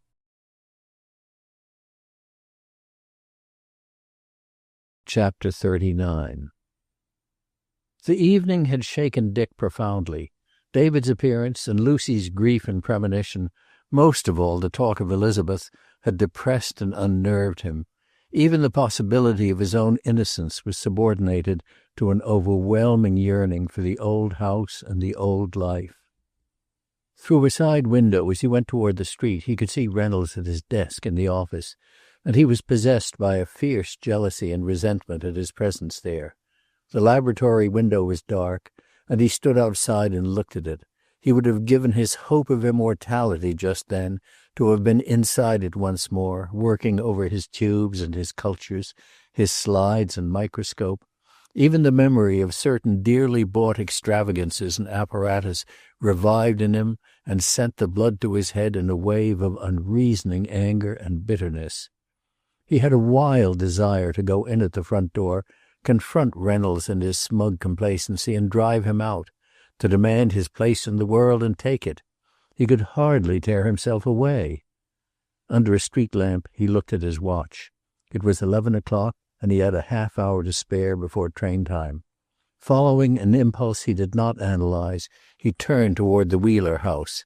Just so, months ago, had he turned in that direction, but with this difference, that then he went with a sort of hurried expectancy, and that now he loitered on the way. Yet that it somehow drew him, he knew. Not with the yearning he had felt toward the old brick house, but with the poignancy of a long-past happiness. He did not love, but he remembered. Yet for a man who did not love, he was oddly angry at the sight of two young figures on the doorstep. Their clear voices came to him across the quiet street, vibrant and full of youth. It was the Sayre boy and Elizabeth. He half stopped and looked across. They were quite oblivious of him, intent and self-absorbed. As he had viewed Reynolds' unconscious figure with jealous dislike, so he viewed Wallace Sayre.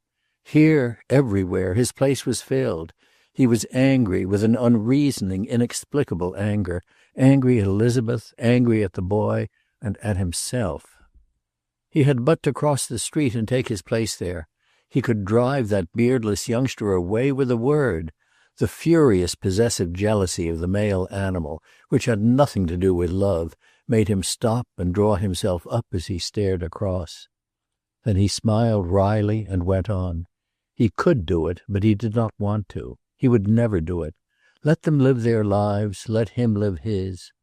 But he knew that there, across the street, so near that he might have raised his voice and summoned her, he was leaving the best thing that had come into his life, the one fine and good thing outside of David and Lucy. That against its loss he had nothing but an infatuation that had ruined 3 lives already and was not yet finished. He stopped and, turning, looked back. He saw the girl bend down and put a hand on Wally Sayre's shoulder, and the boy's face upturned and looking into hers.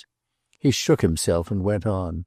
After all, that was best. He felt no anger now. She deserved better than to be used to help a man work out his salvation. She deserved youth and joyousness and the forgetfulness that comes with time. She was already forgetting. He smiled again as he went on up the street, but his hands, as he buttoned his overcoat, were shaking. It was shortly after that he met the rector, Mr. Oglethorpe. He passed him quickly, but he was conscious that the clergyman had stopped and was staring after him. Half an hour later, sitting in the empty smoker of the train, he wondered if he had not missed something there. Perhaps the church could have helped him, a good man's simple belief in right and wrong. He was wandering in a gray no-man's land, without faith or compass. David had given him the location of Bassett's apartment house, and he found it quickly. He was in a state of nervous irritability by that time, for the sense of being a fugitive was constantly stressed in the familiar streets by the danger of recognition. It was in vain that he argued with himself that only the police were interested in his movements, and the casual roundsman not at all. He found himself shying away from them like a nervous horse. But if he expected any surprise from Bassett, he was disappointed. He greeted him as if he had seen him yesterday, and explained his lack of amazement in his first words. "Dr. Livingstone telephoned me. Sit down, man, and let me look at you. You've given me more trouble than any human being on earth." "Sorry," Dick said awkwardly. "I seem to have a faculty of involving other people in my difficulties." "Want a drink?" "No, thanks. I'll smoke if you have any tobacco. I've been afraid to risk a shop." Bassett talked cheerfully as he found cigarettes and matches. "The old boy had a different ring to his voice tonight. He was going down pretty fast, Livingstone, was giving up the fight, but I fancy you've given him a new grip on the earth." When they were seated, however, a sort of awkwardness developed. To Dick, Bassett had been more or less a shadowy memory, clouded over with the details and miseries of the flight. And Bassett found Dick greatly altered. He was older than he remembered him.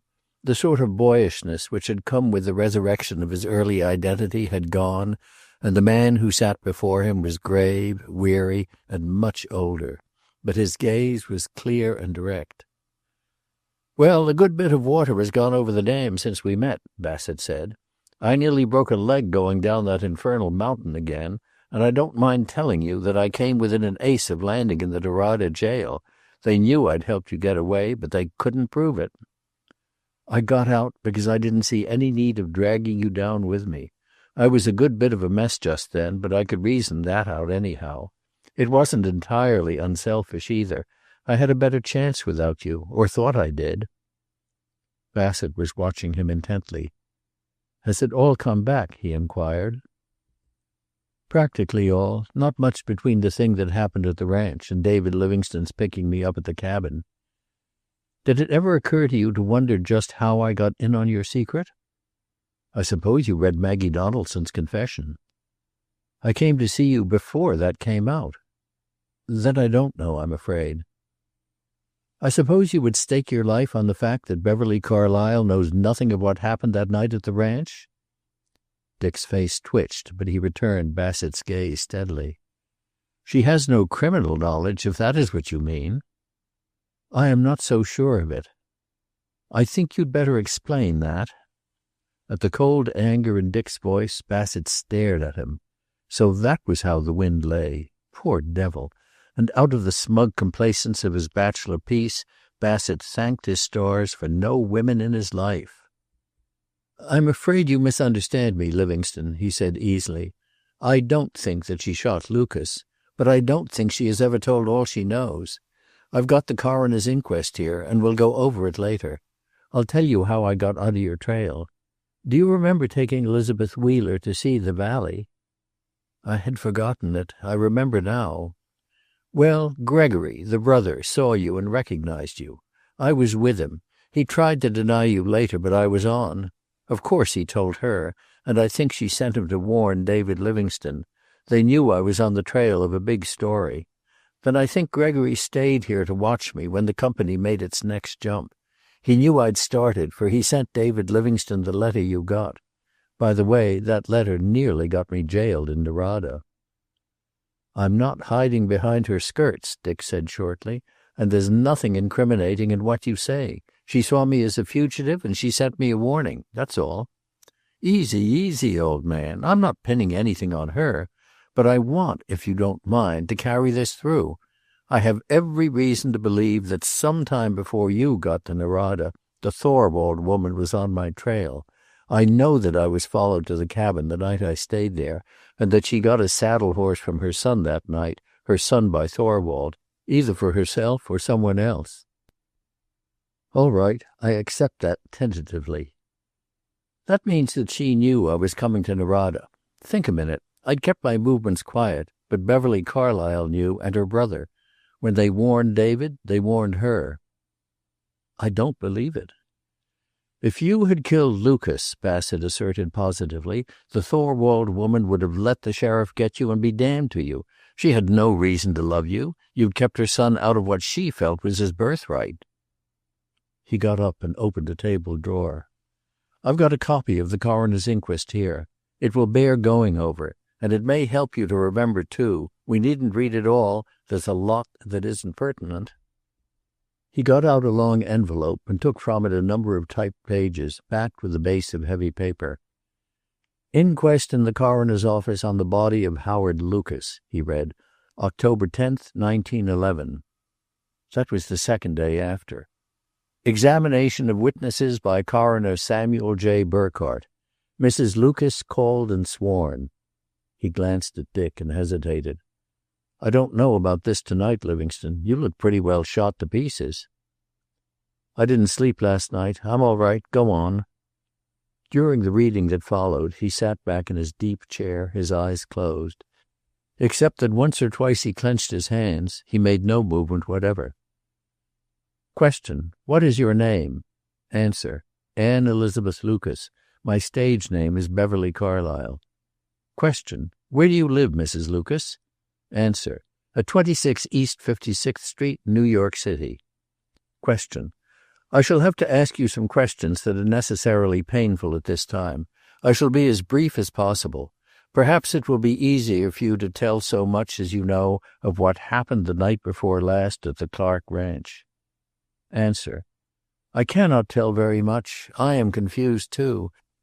I was given a sleeping powder last night. I can only say that I heard a shot and thought at first that it was fired from outside. I ran down the stairs and back to the billiard room. As I entered the room, Mr. Donaldson came in through a window. My husband was lying on the floor. That is all. Question. Where was Judson Clark? Answer. He was leaning on the roulette table, staring at my husband. Question. Did you see him leave the room? Answer. No, I was on my knees beside Mr. Lucas. I think when I got up he was gone. I didn't notice. Question. Did you see a revolver? Answer. No, I didn't look for one. Question. Now I shall ask you one more question, and that is all. Had there been any quarrel between Mr. Lucas and Mr. Clark that evening in your presence? Answer. No, but I had quarreled with them both.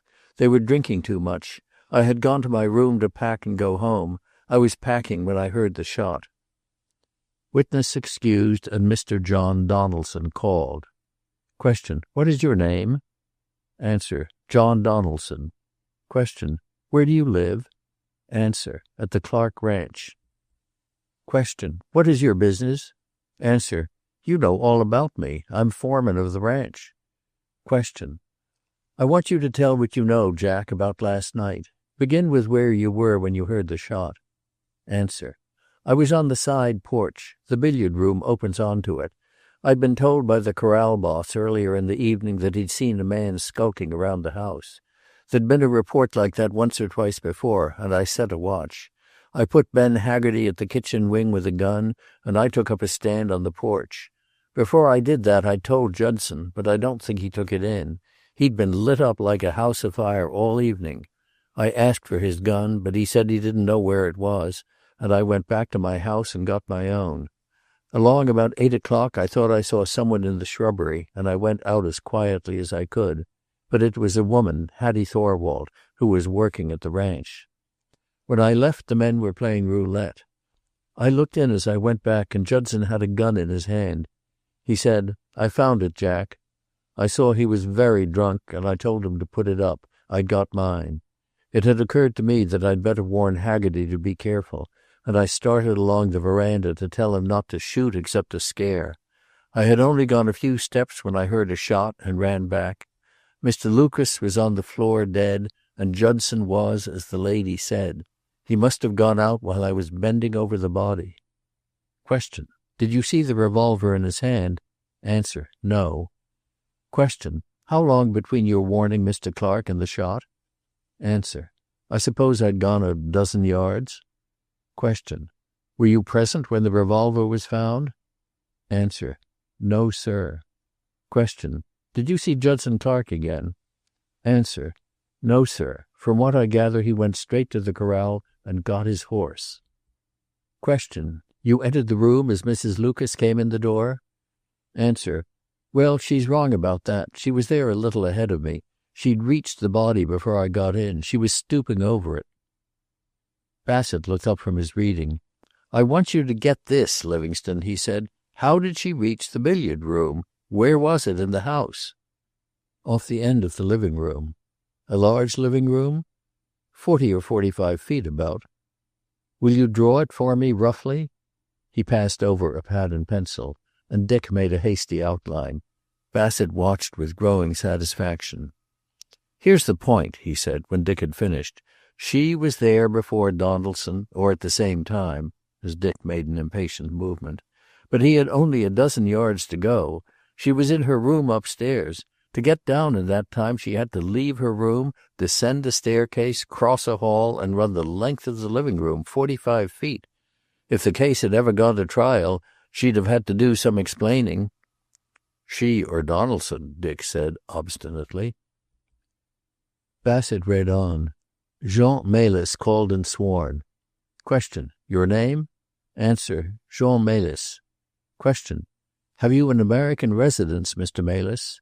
Answer. Only where I am employed. I am now living at the Clark Ranch. Question. What is your business? Answer. I am Mr. Clark's valet.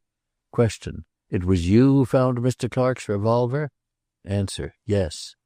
Question. Tell about how and where you found it. Answer. I made a search early in the evening. I will not hide from you that I meant to conceal it if I discovered it, A man who is drunk is not guilty of what he does. I did not find it. I went back that night when the people had gone and found it beneath the carved wood box by the fireplace.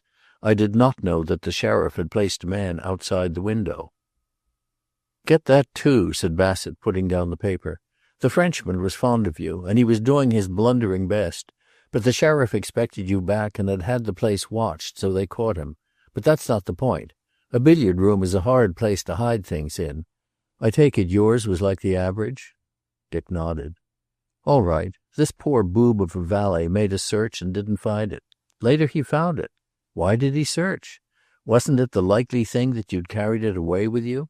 Do you suppose for a moment that with Donaldson and the woman in the room you hid it there and then went back and stood behind the roulette table, leaning on it with both hands and staring? Not at all. Listen to this. Question. You recognize this revolver as the one you found? Answer. Yes. Question. You are familiar with it? Yes, it is Mr. Clark's. Question. You made the second search because you had not examined the wood box earlier? Answer. No, I had examined the wood box. I had a theory that... Question. The jury cannot listen to any theories. This is an inquiry into facts. I'm going to find Malis, the reporter said thoughtfully as he folded up the papers. The fact is, I mailed an advertisement to the New York papers today. I want to get that theory of his. It's the servants in the house who know what's going on. I've got an idea that he stumbled onto something. He searched for the revolver and it wasn't there. He went back and it was. All that conflicting evidence, and against it, what? That you'd run away? But he saw that Dick was very tired and even a little indifferent. He would be glad to know that his hands were clean, but against the intimation that Beverly Clark had known more than she had disclosed, he presented a dogged front of opposition. After a time, Bassett put the papers away and essayed more general conversation, and there he found himself met halfway and more. He began to get Dick as a man for the first time and as a strong man. He watched his quiet, lined face and surmised behind it depths of tenderness and gentleness. No wonder the little Wheeler girl had worshipped him.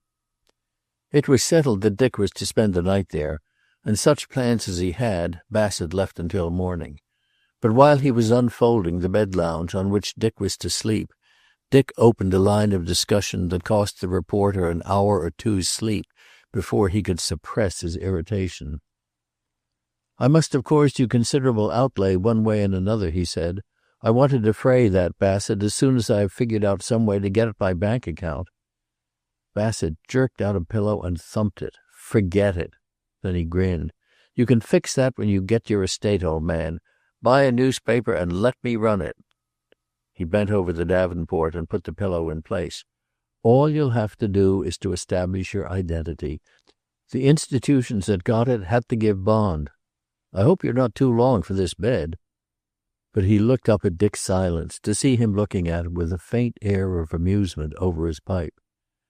They're going to keep the money, Bassett. Bassett straightened and stared at him. Don't be a damned fool, he protested. It's your money.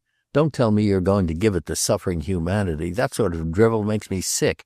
Take it. Give it away if you like, but for God's sake, don't shirk your job. Dick got up and took a turn or two around the room. Then, after an old habit, he went to the window and stood looking out, but seeing nothing. It's not that, Bassett. I'm afraid of the accursed thing. I might talk a lot of rot about wanting to work with my hands. I wouldn't if I didn't have to, any more than the next fellow. I might fool myself, too, with thinking I could work better without any money worries. But I've got to remember this. It took work to make a man of me before, and it will take work to keep me going the way I intend to go if I get my freedom. Sometime during the night, Bassett saw that the light was still burning by the Davenport, and went in. Dick was asleep with a volume of Whitman open on his chest, and Bassett saw what he had been reading. You broken resolutions, you racking angers, you short-lived ennui, think not you shall finally triumph. My real self has yet to come forth. It shall march forth overmastering, till all lie beneath me. It shall stand up, the soldier of unquestioned victory. Bassett took the book away and stood rereading the paragraph. For the first time he sensed the struggle going on at that time behind Dick's quiet face, and he wondered. Unquestioned victory, eh? That was a pretty large order. Chapter 40. Leslie Ward had found the autumn extremely tedious. His old passion for Nina now and then flamed up in him, but her occasional coquetries no longer deceived him. They had their source only in her vanity. She exacted his embraces only as a tribute to her own charm, her youth, her fresh young body. And Nina, out of her setting of gaiety, of a thumping piano, of chattering, giggling crowds, of dancing and bridge and theater boxes, was a queen dethroned. She did not read or think. She spent the leisure of her morning period in long hours before her mirror, fussing with her hair, in trimming and retrimming hats, or in the fastidious care of her hands and body. He was ashamed sometimes of his pitilessly clear analysis of her. She was not discontented, save at the enforced somberness of their lives. She had found in marriage what she wanted, a good house, daintily served, a man to respond to her attractions as a woman, and to provide for her needs as a wife, dignity and an established place in the world, liberty and privilege. But she was restless. She chafed at the quiet evenings they spent at home, and resented the reading in which he took refuge from her uneasy fidgeting.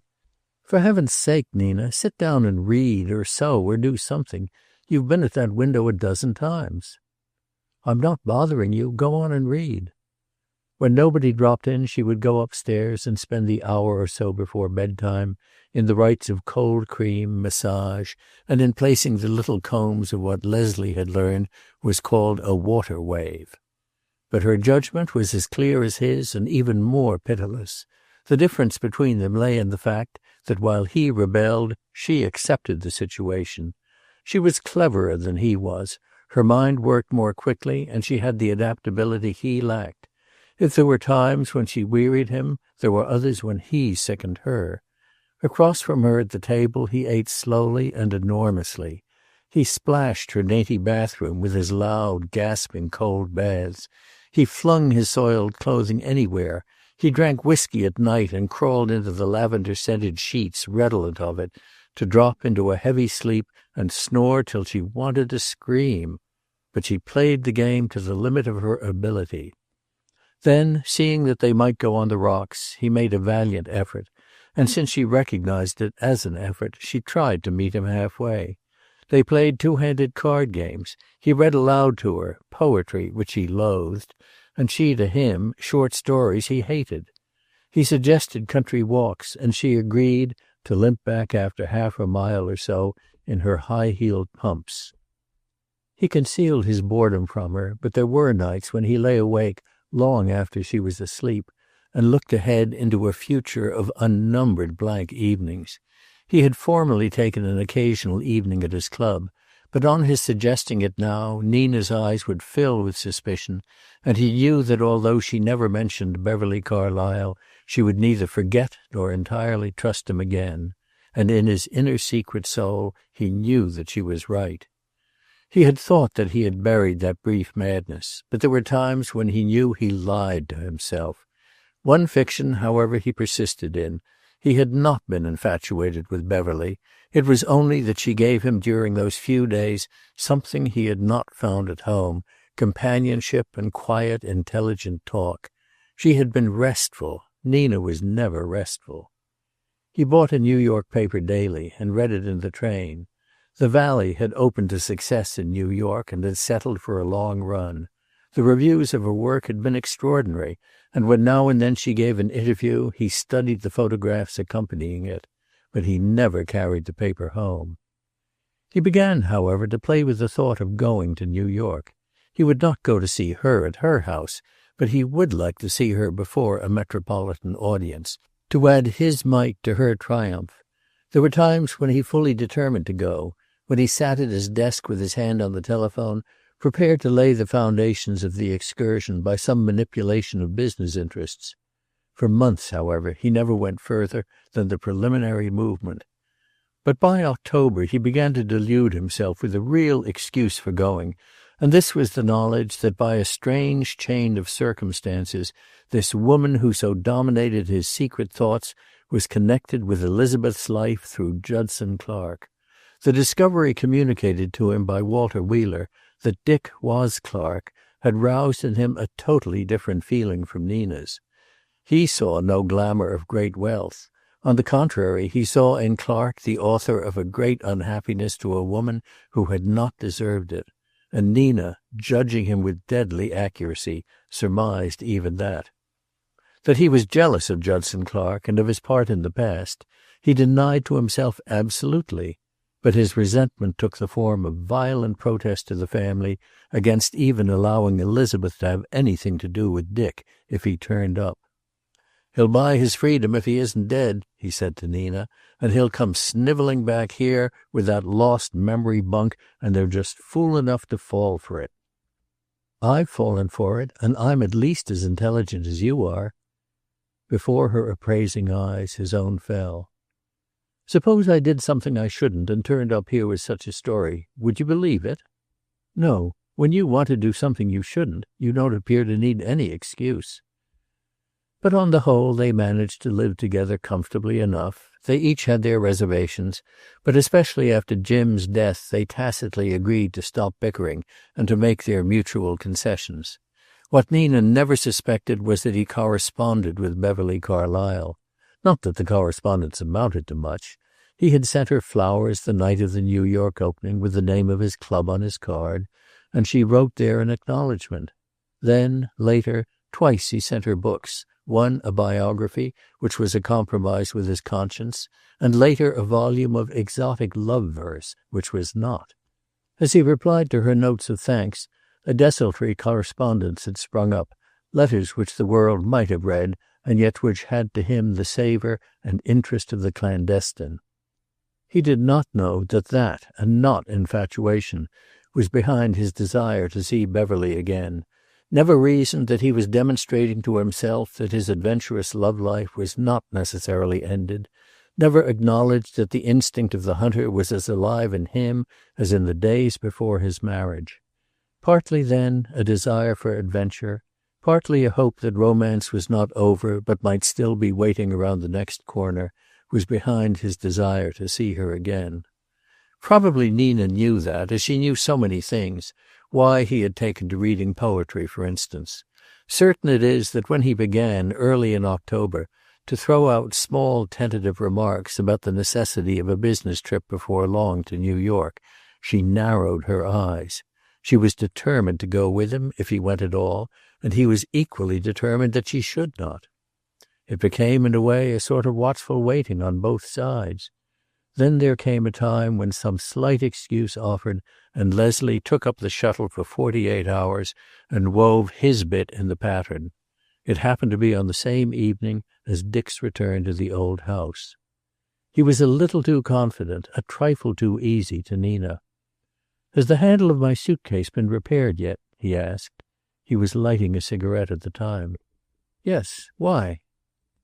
"I'll have to run over to New York tomorrow. I wanted Joe to go alone, but he thinks he needs me." Joe was his partner. "Oh, so Joe's going?"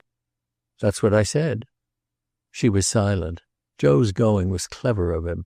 It gave authenticity to his business, and it kept her at home. "How long shall you be gone?" "Only a day or two." He could not entirely keep the relief out of his voice. It had been easy, incredibly easy. He might have done it a month ago. And he had told the truth. Joe was going. "I'll pack tonight and take my suitcase in with me in the morning." "If you'll get your things out, I'll pack them." She was still thinking, but her tone was indifferent. "You won't want your dress clothes, of course." "I'd better have a dinner suit." She looked at him then with a half-contemptuous smile. "Yes," she said slowly, "I suppose you will. You'll be going to the theater." He glanced away. "Possibly, but we'll be rushing to get through. There's a lot to do. Amazing how business piles up when you find you're going anywhere. There won't be much time to play." She sat before the mirror in her small dressing room that night, ostensibly preparing for bed, but actually taking stock of her situation. She had done all she could, had been faithful and loyal, had made his home attractive, had catered to his tastes and tried to like his friends, had met his needs and responded to them. And now this. She was bewildered and frightened. How did women hold their husbands? She found him in bed and unmistakably asleep when she went into the bedroom. Manlike, having got his way, he was not troubled by doubts or introspection. It was done. He was lying on his back with his mouth open. She felt a sudden and violent repugnance to getting into the bed beside him. Sometime in the night he would turn over and, throwing his arm about her, hold her close in his sleep, and it would be purely automatic, the mechanical result of habit. She lay on the edge of the bed and thought things over. He had his good qualities. He was kind and affectionate to her family. He had been wonderful when Jim died, and he loved Elizabeth dearly. He was generous and open-handed. He was handsome, too, in a big, heavy way. She began to find excuses for him. Men were always a childlike prey to some women. They were vain, and especially they were sex-vain. Good-looking men were a target for every sort of advance. She transferred her loathing of him to the woman she suspected of luring him away from her, and lay for hours hating her. She saw Leslie off in the morning with a perfunctory good-bye, while cold anger and suspicion seethed in her. And later she put on her hat and went home to lay the situation before her mother. Mrs. Wheeler was out, however, and she found only Elizabeth sewing by her window. Nina threw her hat on the bed and sat down dispiritedly. "I suppose there's no news?" she asked. Nina watched her. She was out of patience with Elizabeth, exasperated with the world.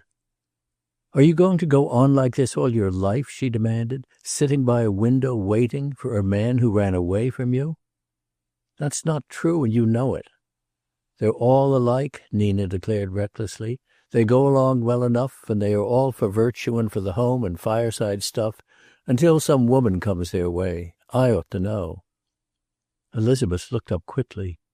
"Why, Nina," she said, "you don't mean—" "He went to New York this morning. He pretended to be going on business, but he's actually gone to see that actress. He's been mad about her for months." "I don't believe it." "Oh, wake up," Nina said impatiently. "The world isn't made up of good, kind, virtuous people. It's rotten, and men are all alike. Dick Livingstone and Les and all the rest, tarred with the same stick. As long as there are women like this Carlyle creature, they'll fall for them. And you and I can sit at home and chew our nails and plan to keep them by us, and we can't do it."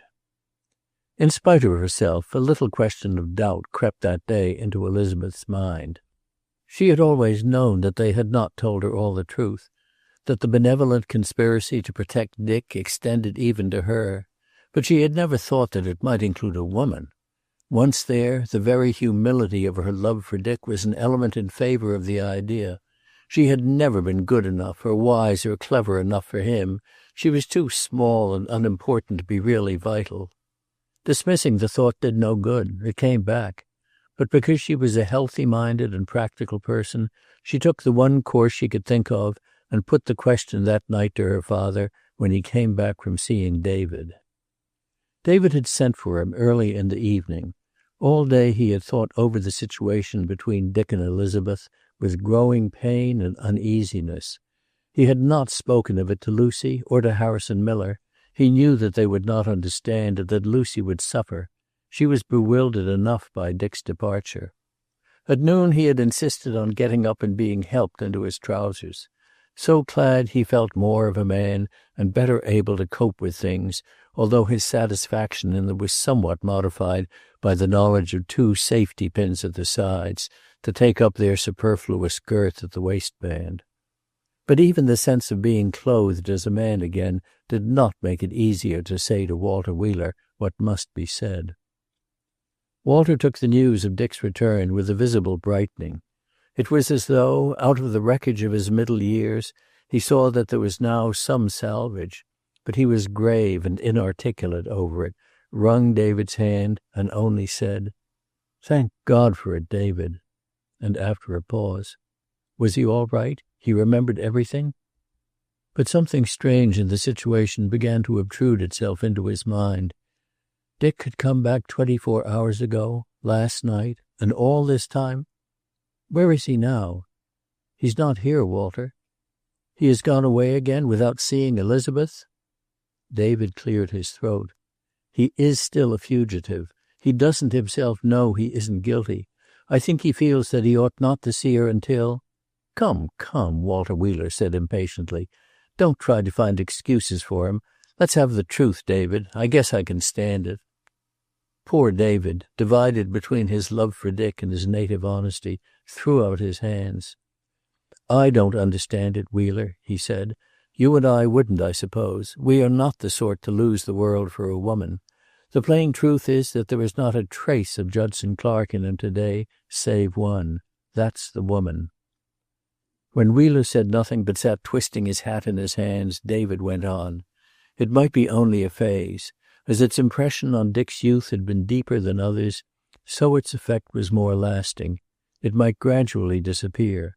He was confident, indeed, that it would. He had been reading on the subject all day. Walter Wheeler hardly heard him. He was facing the incredible fact and struggling with his own problem. After a time he got up, shook hands with David and went home, the dog at his heels. During the evening that followed he made his resolution not to tell her, never to let her suspect the truth. But he began to wonder if she had heard something, for he found her eyes on him more than once, and when Margaret had gone up to bed she came over and sat on the arm of his chair. She said an odd thing then, and one that made it impossible to lie to her later. I come to you a good bit as I would go to God if he were a person, she said. I have got to know something, and you can tell me. He put his arm around her and held her close. Go ahead, honey. Daddy, do you realize that I am a woman now? I try to, but it seems about 6 months since I was feeding you hot water for colic. She sat still for a moment, stroking his hair and being very careful not to spoil his neat parting. You have never told me all about Dick, Daddy. You have always kept something back. That's true, isn't it? There were details, he said uncomfortably. It wasn't necessary. Here's what I want to know. If he has gone back to the time, wouldn't he go back to caring for the people he loved then? Then suddenly her childish appeal ceased, and she slid from the chair and stood before him. I must know, Father. I can bear it. The thing you have been keeping from me was another woman, wasn't it? It was so long ago, he temporized. Think of it, Elizabeth, a boy of 21 or so. Then there was? I believe so at one time, but I know positively that he hadn't seen or heard from her in 10 years. What sort of woman? I wouldn't think about it, honey. It's all so long ago. Did she live in Wyoming? She was an actress, he said, hard driven by her persistence. Do you know her name? Only her stage name, honey. But you know she was an actress. He sighed. All right, dear, he said, I'll tell you all I know. She was an actress and she married another man. That's all there is to it. She's not young now. She must be 30 now if she's living, he added as an afterthought. It was some time before she spoke again. I suppose she was beautiful, she said slowly. I don't know. Most of them aren't off the stage. Anyhow, what does it matter now? Only that I know he has gone back to her, and you know it too. He heard her going quietly out of the room. Long after, he closed the house and went cautiously upstairs. She was waiting for him in the doorway of her room, in her nightgown. I know it all now, she said steadily. It was because of her he shot the other man, wasn't it? She saw her answer in his startled face and closed her door quickly. He stood outside and then he tapped lightly. Let me in, honey, he said. I want to finish it. You've got a wrong idea about it. When she did not answer, he tried the door, but it was locked. He turned and went downstairs again. When he came home the next afternoon, Margaret met him in the hall. She knows it, Walter. Knows what? Knows he was back here and didn't see her. Annie blurted it out. She got it from the Oglethorpe's laundress. Mr. Oglethorpe saw him on the street. It took him some time to drag a coherent story from her. Annie had told Elizabeth in her room, and then had told Margaret. She had gone to Elizabeth at once to see what she could do, but Elizabeth had been in her closet digging among her clothes. She had got out her best frock and put it on, while her mother sat on the bed, not even daring to broach the matter in her mind, and had gone out. There was a sort of cold determination in her that frightened Margaret. She had laughed a good bit, for one thing. "She's terribly proud," she finished. "She'll do something reckless, I'm sure. It wouldn't surprise me to see her come back engaged to Wally Sayre. I think that's where she went." But apparently she had not, or if she had, she said nothing about it. From that time on they saw a change in her. She was as loving as ever, but she affected a sort of painful brightness that was a little hard, as though she had clad herself in armor against further suffering. Chapter 41. For months Beverly Carlyle had remained a remote and semi-mysterious figure. She had been in some hearts and in many minds, but to most of them she was a name only. She had been the motive behind events she never heard of, the quiet center in a tornado of emotions that circled about without touching her. On the whole, she found her life, with the settling down of the piece to a successful run, one of prosperous monotony. She had reopened and was living in the 56th Street house, keeping a simple establishment of cook, butler, and maid, and in the early fall she added a town car and a driver. After that she drove out every afternoon except on matinee days, almost always alone, but sometimes with a young girl in the company. She was very lonely. The kaleidoscope that is theatrical New York had altered since she left it. Only one or two of her former friends remained, and she found them uninteresting and narrow with the narrowness of their own absorbing world. She had forgotten that the theater was like an island, cut off from the rest of the world, having its own politics, its own society divided by caste, almost its own religion. Out of its insularity it made occasional excursions to dinners and weekends, even into marriage now and then with an outlander, but almost always it went back, eager for its home of dressing-room and footlights, of stage entrances up dirty alleys, of doorkeepers and managers, and parts and costumes. Occasionally she had callers, men she had met or who brought to see her. She saw them over a tea table, judged them remorselessly, and eliminated gradually all but one or two. She watched her dignity and her reputation with the care of an ambitious woman trying to live down the past, and she succeeded measurably well. Now and then a critic spoke of her as a second Maude Adams, and those notices she kept and treasured. But she was always uneasy. Never since the night he had seen Judson Clark in the theater had they rung up without her brother having carefully combed the house with his eyes. She knew her limitations. They would have to ring down if she ever saw him over the footlights. And the season had brought its incidents to connect her with the past. One night Gregory had come back and told her Jean Mélis was in the balcony. The valet was older and heavier, but he had recognized him. "Did he see you?" was her first question. "Yes, what about it? He never saw me but once, and that was at night and out of doors." "Sometimes I think I can't stand it, Fred. The eternal suspense, the waiting for something to happen." "If anything was going to happen, it would have happened months ago. Bassett has given it up, and Judd's dead. Even Wilkins knows that." She turned on him angrily. "You haven't a heart, have you? You're glad he's dead." "Not at all. As long as he kept under cover, he was all right. But if he is, I don't see why you should fool yourself into thinking you're sorry. It's the best solution to a number of things." "What do you suppose brought Jean Mélis here?" "What? To see the best play in New York. Besides, why not allow the man a healthy curiosity? He was pretty closely connected with a hectic part of your life, my dear. Now buck up, and for the Lord's sake forget the Frenchman. He's nothing."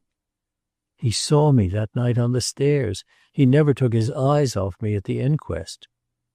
She gave, however, an excellent performance that night, and nothing more was heard of the valet. There were other alarms, all of them without foundation.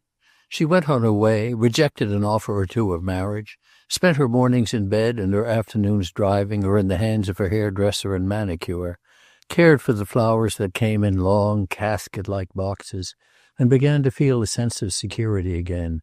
She did not intend to marry or to become interested in any one man.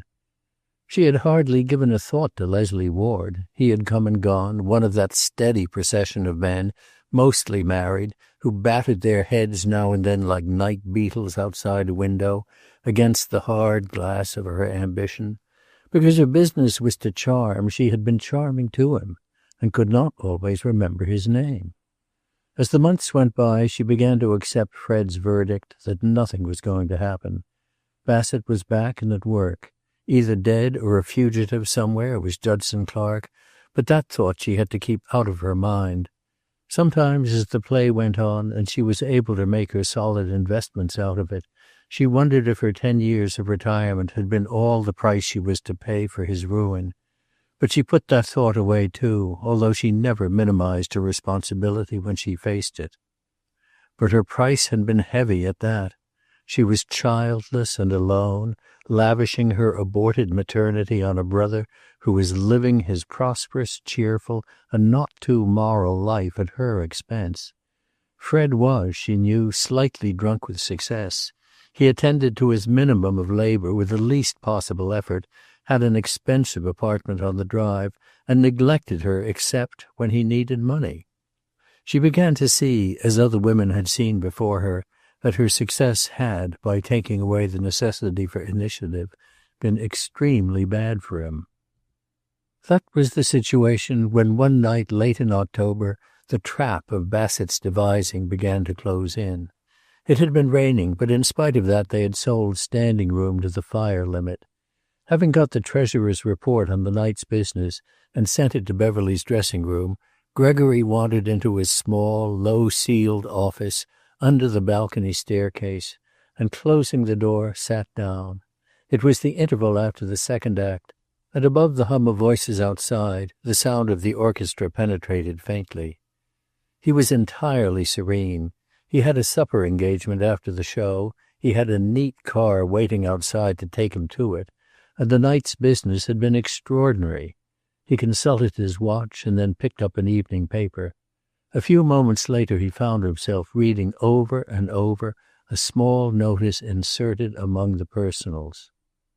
Personal: Jean Melis, who was in Norada, Wyoming, during the early fall of 1911, please communicate with L22, this office. The orchestra was still playing outside. The silly, giggling crowds were moving back to their seats, and somewhere Jean Melis, or the friends of Jean Melis, who would tell him of it, were reading that message. He got his hat and went out, forgetful of the neat car at the curb, of the supper engagement, of the night's business, and wandered down the street through the rain. But his first uneasiness passed quickly. He saw Bassett in the affair, and probably Clark himself, still living and tardily determined to clear his name. But if the worst came to the worst, what could they do? They could go only so far, and then they would have to quit. It would be better, however, if they did not see Melis. Much better. There was no use involving a simple situation, and Bev could be kept out of it altogether until it was over. Ashamed of his panic, he went back to the theater, got a railway schedule, and looked up trains. He should have done it long before, he recognized, have gone to Bassett in the spring. But how could he have known then that Bassett was going to make a life work of the case? He had only one uncertainty. Suppose that Bassett had learned about Clifton Hines. By the time the curtain rang down on the last act, he was his dapper, debonair self again, made his supper engagement, danced half the night, and even dozed a little on the way home. But he slept badly and was up early, struggling with the necessity for keeping Jean Melis out of the way. He wondered through what formalities L22, for instance, would have to go in order to secure a letter addressed to him. Whether he had to present a card, or whether he walked in, demanded his mail, and went away. That thought brought another with it. Wasn't it probable that Bassett was in New York and would call for his mail himself? He determined finally to take the chance, claim to be L22, and if Melis had seen the advertisement and replied, get the letter. It would be easy to square it with the valet by saying that he had recognized him in the theater and that Miss Carlyle wished to send him a box.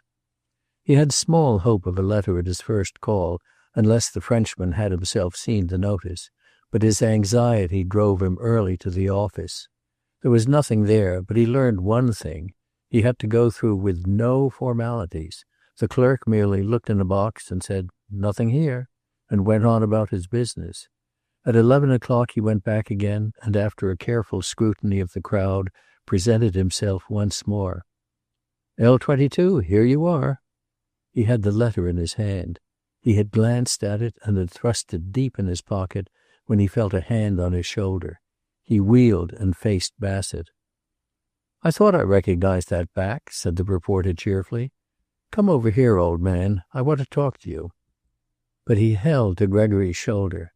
In a corner, Bassett dropped the friendliness he had assumed for the clerk's benefit and faced him with a cold anger. "I'll have that letter now, Gregory," he said, "and I've got a damn good notion to lodge an information against you." "I don't know what you're talking about." "Forget it. I was behind you when you asked for that letter. Give it here. I want to show you something." Suddenly, with the letter in his hand, Bassett laughed and then tore it open. There was only a sheet of blank paper inside.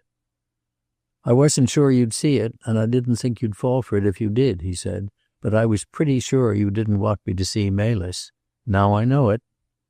"Well, I didn't," Gregory said sullenly. "Just the same, I expect to see him. The day's early yet, and that's not a common name. But I'll take darn good care you don't get any more letters from here." "What do you think Melis can tell you that you don't know?" "I'll explain that to you some day," Bassett said cheerfully. "Some day when you are in a more receptive mood than you are now. The point at this moment seems to me to be, what does Melis know that you don't want me to know? I suppose you don't intend to tell me." "Not here. You may believe it or not, Bassett, but I was going to your town tonight to see you." "Well," Bassett said skeptically, "I've got your word for it, and I've got nothing to do all day but to listen to you." To his proposition that they go to his hotel, Gregory assented sullenly, and they moved out to find a taxicab. On the pavement, however, he held back. "I've got a right to know something," he said, "considering what he's done to me and mine. Clark's alive, I suppose?" "He's alive, all right." "Then I'll trade you, Bassett. I'll come over with what I know if you'll tell me one thing. What sent him into hiding for 10 years and makes him turn up now yelling for help?" Bassett reflected. The offer of a statement from Gregory was valuable, but on the other hand he was anxious not to influence his narrative. And Gregory saw his uncertainty. He planted himself firmly on the pavement. "How about it?" he demanded. "I'll tell you this much, Gregory. He never meant to bring the thing up again. In a way, it's me you're up against, not Clark. And you can be pretty sure I know what I'm doing. I've got Clark, and I've got the report of the coroner's inquest, and I'll get Melis. I'm going to get to the bottom of this if I have to dig a hole that buries me." In a taxicab, Gregory sat tense and erect, gnawing at his blonde mustache. After a time he said, "What are you after in all this? The story, I suppose, and the money. I dare say you're not doing it for love." Bassett surveyed him appraisingly. "You wouldn't understand my motives if I told you. As a matter of fact, he doesn't want the money." Gregory sneered. "Don't kid yourself," he said. "However, as a matter of fact, I don't think he'll take it. It might cost too much. Where is he? Shooting pills again?" "You'll see him in about 5 minutes." If the news was a surprise, Gregory gave no evidence of it, except a comment. "You're a capable person, aren't you? I bet you could tune a piano if you were put to it." He carried the situation well, the reporter had to admit. The only evidence he gave of strain was that the hands with which he lighted a cigarette were unsteady. He surveyed the obscure hotel at which the cab stopped with a sneering smile and settled his collar as he looked it over. "Not advertising to the world that you're in town, I see." "We'll do that just as soon as we're ready. Don't worry." The laugh he gave at that struck unpleasantly on Bassett's ears. But inside the building he lost some of his jauntiness. "Queer place to find Judson Clark," he said once. And again. You'd better watch him when I go in. He may bite me." To which Bassett grimly returned, "He's probably rather particular what he bites." He was uneasily conscious that Gregory, while nervous and tense, was carrying the situation with a certain assurance. If he was acting, it was very good acting, and that opinion was strengthened when he threw open the door and Gregory advanced into the room. "Well, Clark," he said coolly, "I guess you didn't expect to see me, did you?" He made no offer to shake hands as Dick turned from the window, nor did Dick make any overtures. But there was no enmity at first in either face. Gregory was easy and assured, Dick grave and, Bassett thought, slightly impatient. From that night in his apartment the reporter had realized that he was constantly fighting a sort of passive resistance in Dick, a determination not at any cost to involve Beverly. Behind that, too, he felt that still another battle was going on, one at which he could only guess, but which made Dick somber at times and grimly quiet always. "I meant to look you up," was his reply to Gregory's nonchalant greeting. "Well, your friend here did that for you," Gregory said, and smiled across at Bassett. "He has his own methods, and I'll say they're effectual." He took off his overcoat and flung it on the bed, and threw a swift, appraising glance at Dick. It was on Dick that he was banking, not on Bassett. He hated and feared Bassett. He hated Dick, but he was not afraid of him. He lighted a cigarette and faced Dick with a malicious smile. "So here we are again, Judd," he said. "But with this change, that now it's you who are the respectable member of the community, and I'm well, we'll call it the butterfly." There was unmistakable insult in his tone, and Dick caught it. "Then I take it you're still living off your sister?" The contempt in Dick's voice whipped the color to Gregory's face and clenched his fist. But he relaxed in a moment and laughed. "Don't worry, Bassett," he said, his eyes on Dick. "We haven't any reason to like each other, but he's bigger than I am. I won't hit him." Then he hardened his voice. "But I'll remind you, Clark, that personally I don't give a goddamn whether you swing or not. Also that I can keep my mouth shut, walk out of here, and have you in quad in the next hour if I decide to." "But you won't," Bassett said smoothly. "You won't, any more than you did it last spring, when you sent that little letter of yours to David Livingstone." "No, you're right. I won't. But if I tell you what I came here to say, Bassett, get this straight. It's not because I'm afraid of you, or of him. Donaldson's dead. What value would Melis's testimony have after 10 years if you put him on the stand? It's not that. It's because you'll put your blundering foot into it and ruin Bev's career unless I tell you the truth." It was to Bassett then that he told his story, he and Bassett sitting, Dick standing with his elbow on the mantelpiece, tall and weary and almost detached. "I've got to make my own position plain in this," he said. "I didn't like Clark, and I kept her away from marrying him. There was one time before she met Lucas when she almost did it. I was away when she decided on that fool trip to the Clark ranch. We couldn't get a New York theater until November, and she had some time, so they went. I've got her story of what happened there. You can check it up with what you know." He turned to Dick for a moment. "You were drinking pretty hard that night, but you may remember this. She had quarreled with Lucas at dinner that night and with you. That's true, isn't it?" "Yes." "She went to her room and began to pack her things. Then she thought it over, and she decided to try to persuade Lucas to go too. Things had begun all right, but they were getting strained and unpleasant. She went down the stairs, and Melis saw her, the valet. The living room was dark, but there was a light coming through the billiard room door, and against it she saw the figure of a man in the doorway.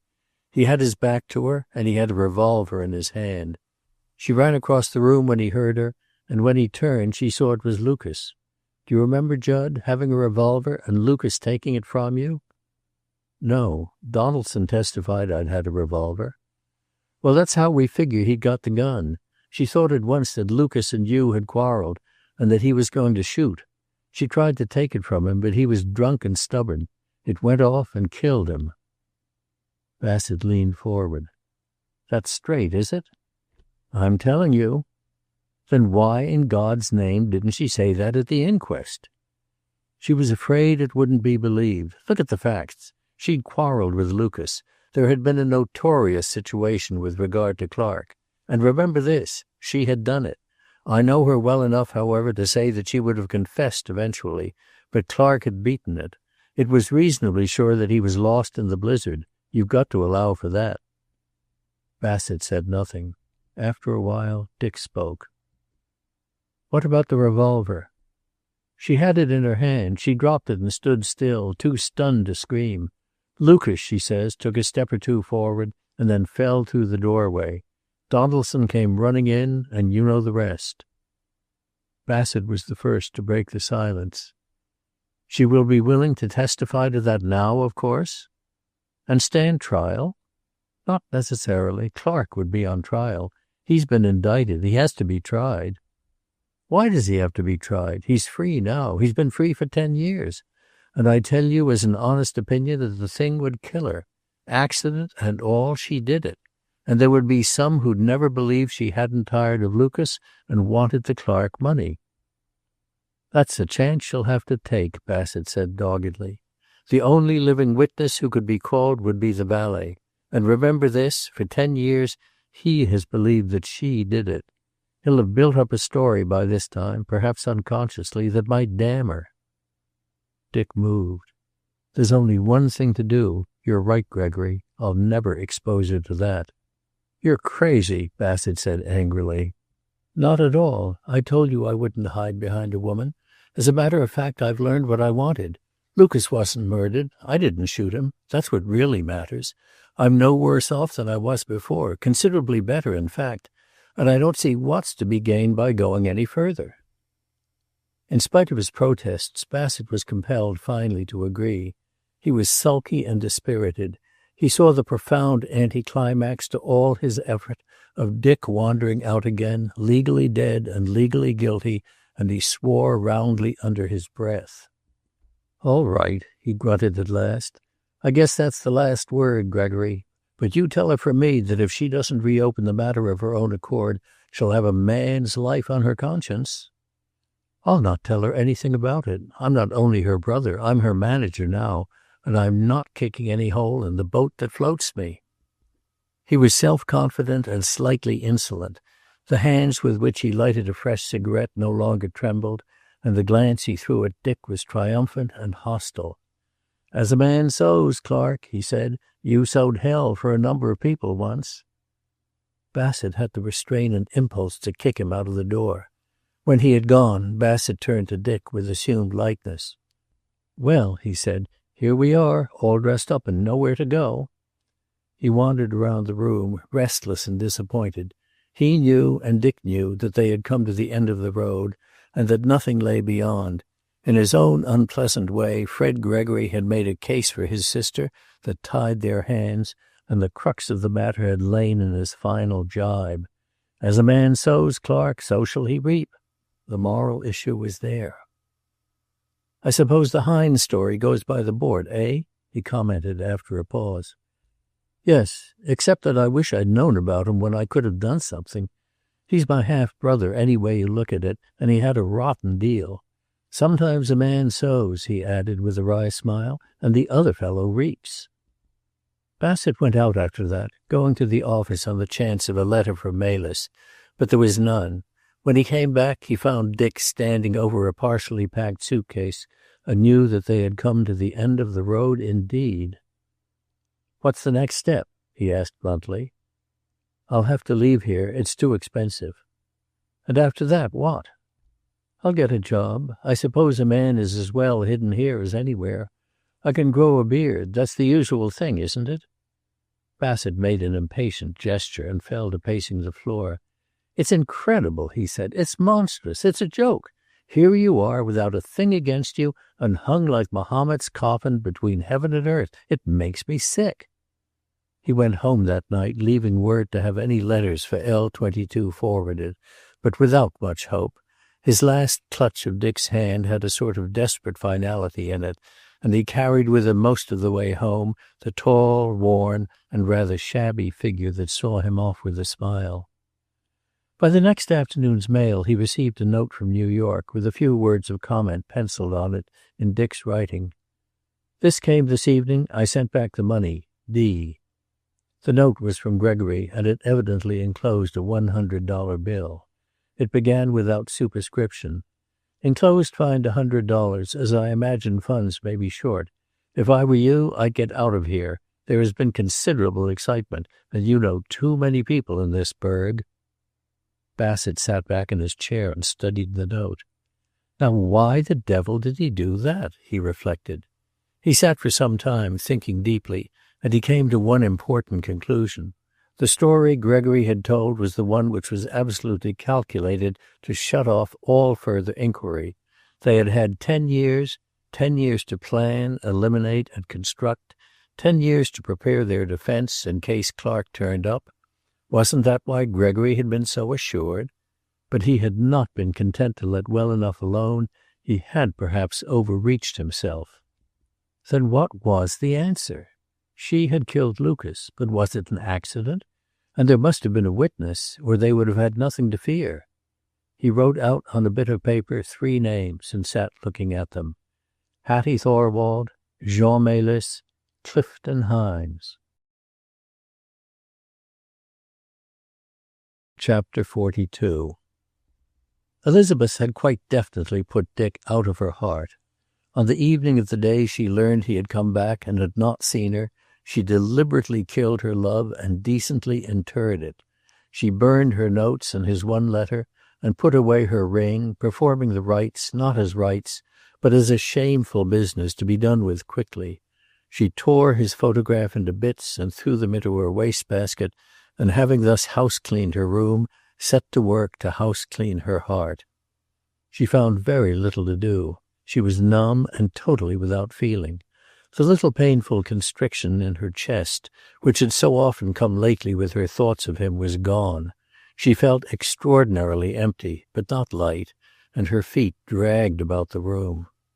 She felt no sense of Dick's unworthiness, but simply that she was up against something she could not fight and no longer wanted to fight. She was beaten, but the strange thing was that she did not care. Only she would not be pitied. As the days went on, she resented the pity that had kept her in ignorance for so long and had let her wear her heart on her sleeve. And she even wondered sometimes whether the story of Dick's loss of memory had not been false, evolved out of that pity and the desire to save her pain. David sent for her, but she wrote him a little note, formal and restrained. She would come in a day or two, but now she must get her bearings. He was to know that she was not angry and felt it all for the best, and she was, very lovingly, his Elizabeth. She knew now that she would eventually marry Wally Sayre, if only to get away from pity. He would have to know the truth about her, that she did not love anyone, not even her father and her mother. She pretended to care for fear of hurting them, but she was actually frozen quite hard. She did not believe in love. It was a terrible thing to be avoided by anyone who wanted to get along, and this avoiding was really quite simple. One simply stopped feeling. On the Sunday after she had come to this comfortable knowledge, she sat in the church as usual, in the choir stalls, and suddenly she hated the church. She hated the way the larynx of Henry Wallace, the tenor, stuck out like a crab-apple over his low collar. She hated the fat double chin of the bass. She hated the talk about love and the certain rewards of virtue, and the faces of the congregation, smug and sure of salvation. She went to the choir master after the service to hand in her resignation, and did not, because it had occurred to her that it might look, to use Nina's word, as though she were crushed. Crushed, that was funny. Wally Sayre was waiting for her outside, and she went up with him to lunch, and afterwards they played golf. They had rather an amusing game, and once she had to sit down on a bunker and laugh until she was weak while he fought his way out of a pit. Crushed indeed. So the weaving went on, almost completed now, with Wally Sayre biding his time but fairly sure of the result, with Jean Melis happening on a 2-days-old paper and reading over and over a notice addressed to him, with Leslie Ward, neither better nor worse than his kind, seeking adventure in a bypath which was East 56th Street, and with Dick wandering the streets of New York after twilight, and standing once with his coat collar turned up against the rain outside of the Metropolitan Club, where the great painting of his father hung over a mantelpiece. Now that he was near Beverly, Dick hesitated to see her. He felt no resentment at her long silence, nor at his exile which had resulted from it. He made excuses for her, recognized his own contribution to the catastrophe, knew, too, that nothing was to be gained by seeing her again, but he determined finally to see her once more, and then to go away, leaving her to peace and to success. She would know now that she had nothing to fear from him. All he wanted was to satisfy the hunger that was in him by seeing her, and then to go away. Curiously, that hunger to see her had been in abeyance while Bassett was with him. It was only when he was alone again that it came up, and although he knew that, he was unconscious of another fact, that every word, every picture of her on the great boardings which walled in every empty lot, everything, indeed, which brought her into the reality of the present, loosened by so much her hold on him out of the past. When he finally went to the 56th Street house, it was on impulse. He had meant to pass it, but he found himself stopping, and half angrily made his determination. He would follow the cursed thing through now and get it over. Perhaps he had discounted it too much in advance, waited too long, hoped too much. Perhaps it was simply that that last phase was already passing, but he felt no thrill, no expectancy, as he rang the bell and was admitted to the familiar hall. It was peopled with ghosts for him. Upstairs, in the drawing-room that extended across the front of the house, she had told him of her engagement to Howard Lucas. Later on, coming back from Europe, he had gone back there to find Lucas installed in the house, his cigars on the table, his photographs on the piano, his books scattered about. And Lucas himself, smiling, handsome, and triumphant on the hearthrug, dressed for dinner except for a brocaded dressing gown, putting his hand familiarly on Beverly's shoulder and calling her old girl. He wandered into the small room to the right of the hall, where in other days he had waited to be taken upstairs, and stood looking out the window. He heard someone, a caller, come down, get into his overcoat in the hall and go out, but he was not interested. He did not know that Leslie Ward had stood outside the door for a minute, had seen and recognized him, and had then slammed out. He was quite steady as the butler preceded him up the stairs. He even noticed certain changes in the house, the door at the landing converted into an arch, leaded glass in the dining-room windows beyond it. But he caught a glimpse of himself in a mirror and saw himself a shabby contrast to the former days. He faced her, still with that unexpected composure, and he saw her very little changed. Even the movement with which she came toward him with both hands was familiar. "Judge," she said, "oh, my dear." He saw that she was profoundly moved, and suddenly he was sorry for her. Sorry for the years behind them both, for the burden she had carried, for the tears in her eyes. "Dear old Bev," he said. She put her head against his shoulder and cried unrestrainedly, and he held her there, saying small, gentle, soothing things, smoothing her hair, but all the time he knew that life had been playing him another trick. He felt a great tenderness for her and profound pity, but he did not love her or want her.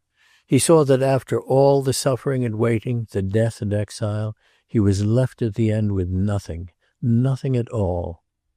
When she was restored to a sort of tense composure, he found to his discomfort that, womanlike, she intended to abase herself thoroughly and completely. She implored his forgiveness for his long exile, gazing at him humbly, and when he said in a matter-of-fact tone that he had been happy, giving him a look which showed that she thought he was lying to save her unhappiness.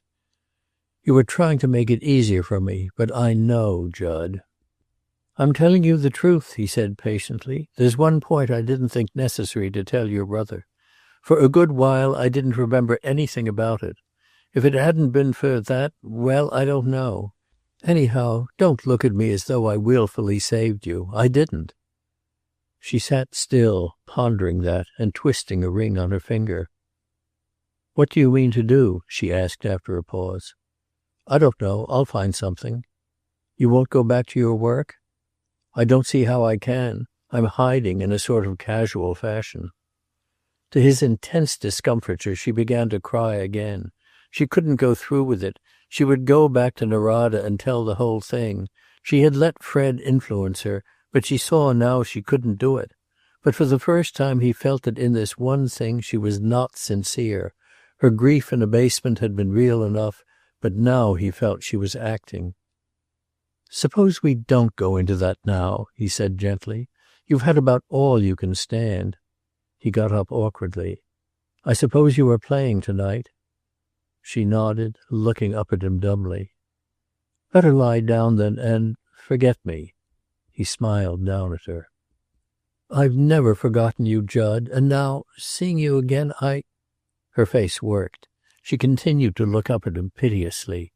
The appalling truth came to him then, and that part of him which had remained detached and aloof, watching, almost smiled at the irony. She cared for him. Out of her memory she had built up something to care for, something no more himself than she was the woman of his dreams, but with this difference, that she was clinging, woman fashion, to the thing she had built, and he had watched it crumble before his eyes. "Will you promise to go and rest?" "Yes, if you say so." She was acquiescent and humble. Her eyes were soft, faithful, childlike.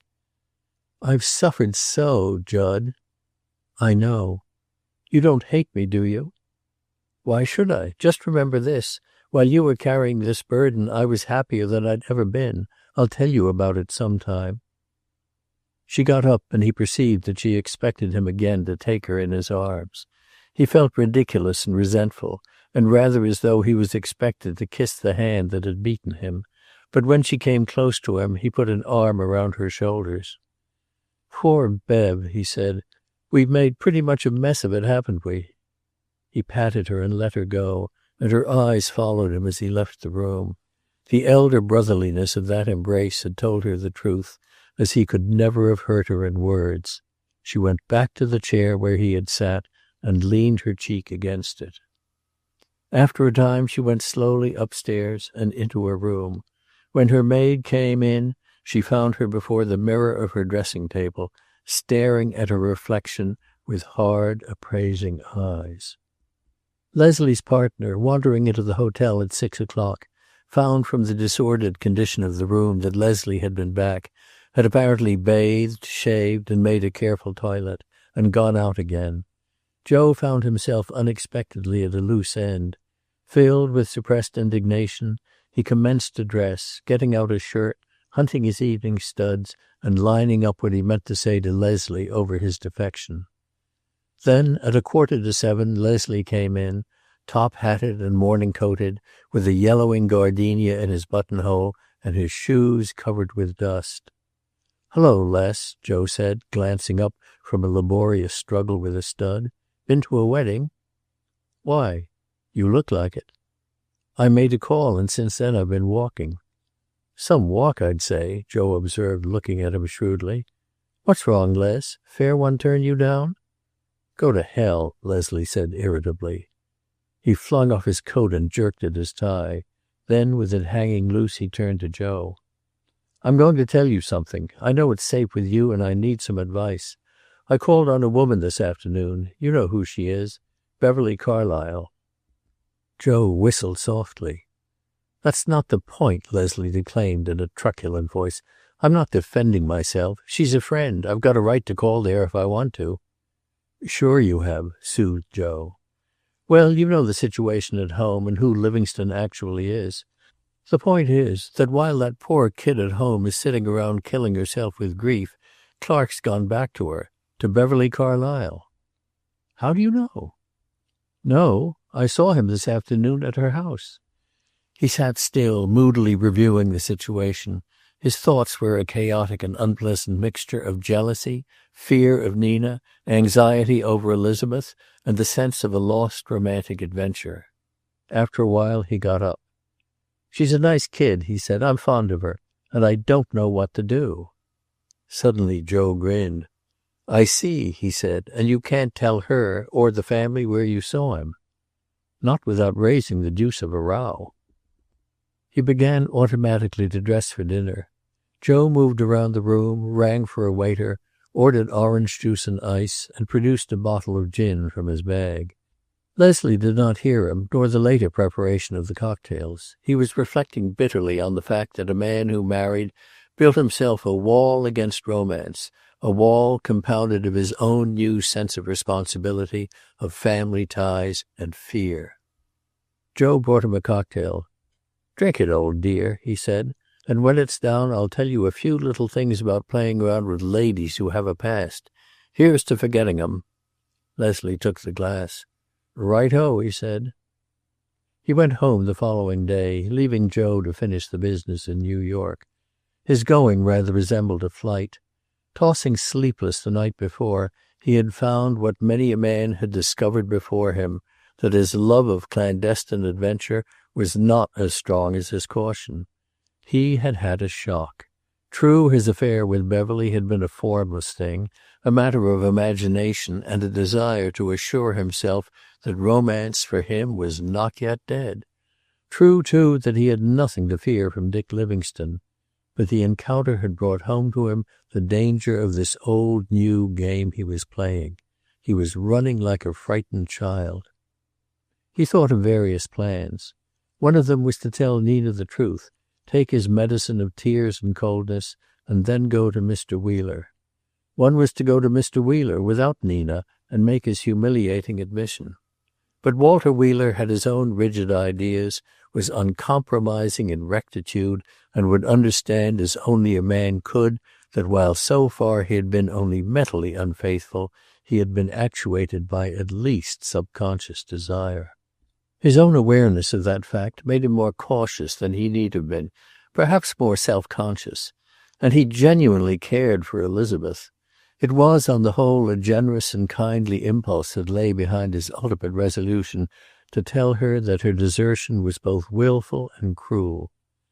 Yet when the time came, he found it hard to tell her.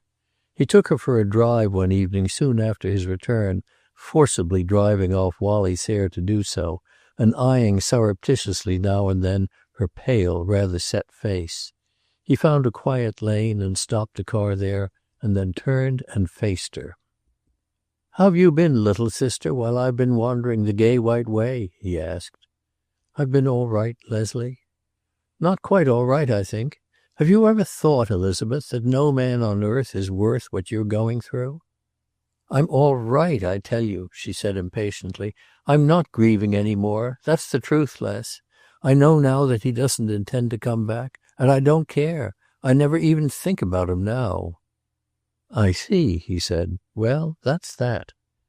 But he had not counted on her intuition, and was startled to hear her say, "Well, go on." "What do you mean, go on?" "You brought me out here to tell me something." "Not at all. I simply—" "Where is he? You've seen him." He tried to meet her eyes, failed, cursed himself for a fool. "He's alive and well, Elizabeth. I saw him in New York." It was a full minute before she spoke again, and then her lips were stiff and her voice strained. "Has he gone back to her? To the actress he used to care for?" He hesitated, but he knew he would have to go on. "I'm going to tell you something, Elizabeth. It's not very creditable to me, but I'll have to trust you. I don't want to see you wasting your life. You've got plenty of courage and a lot of spirit, and you've got to forget him."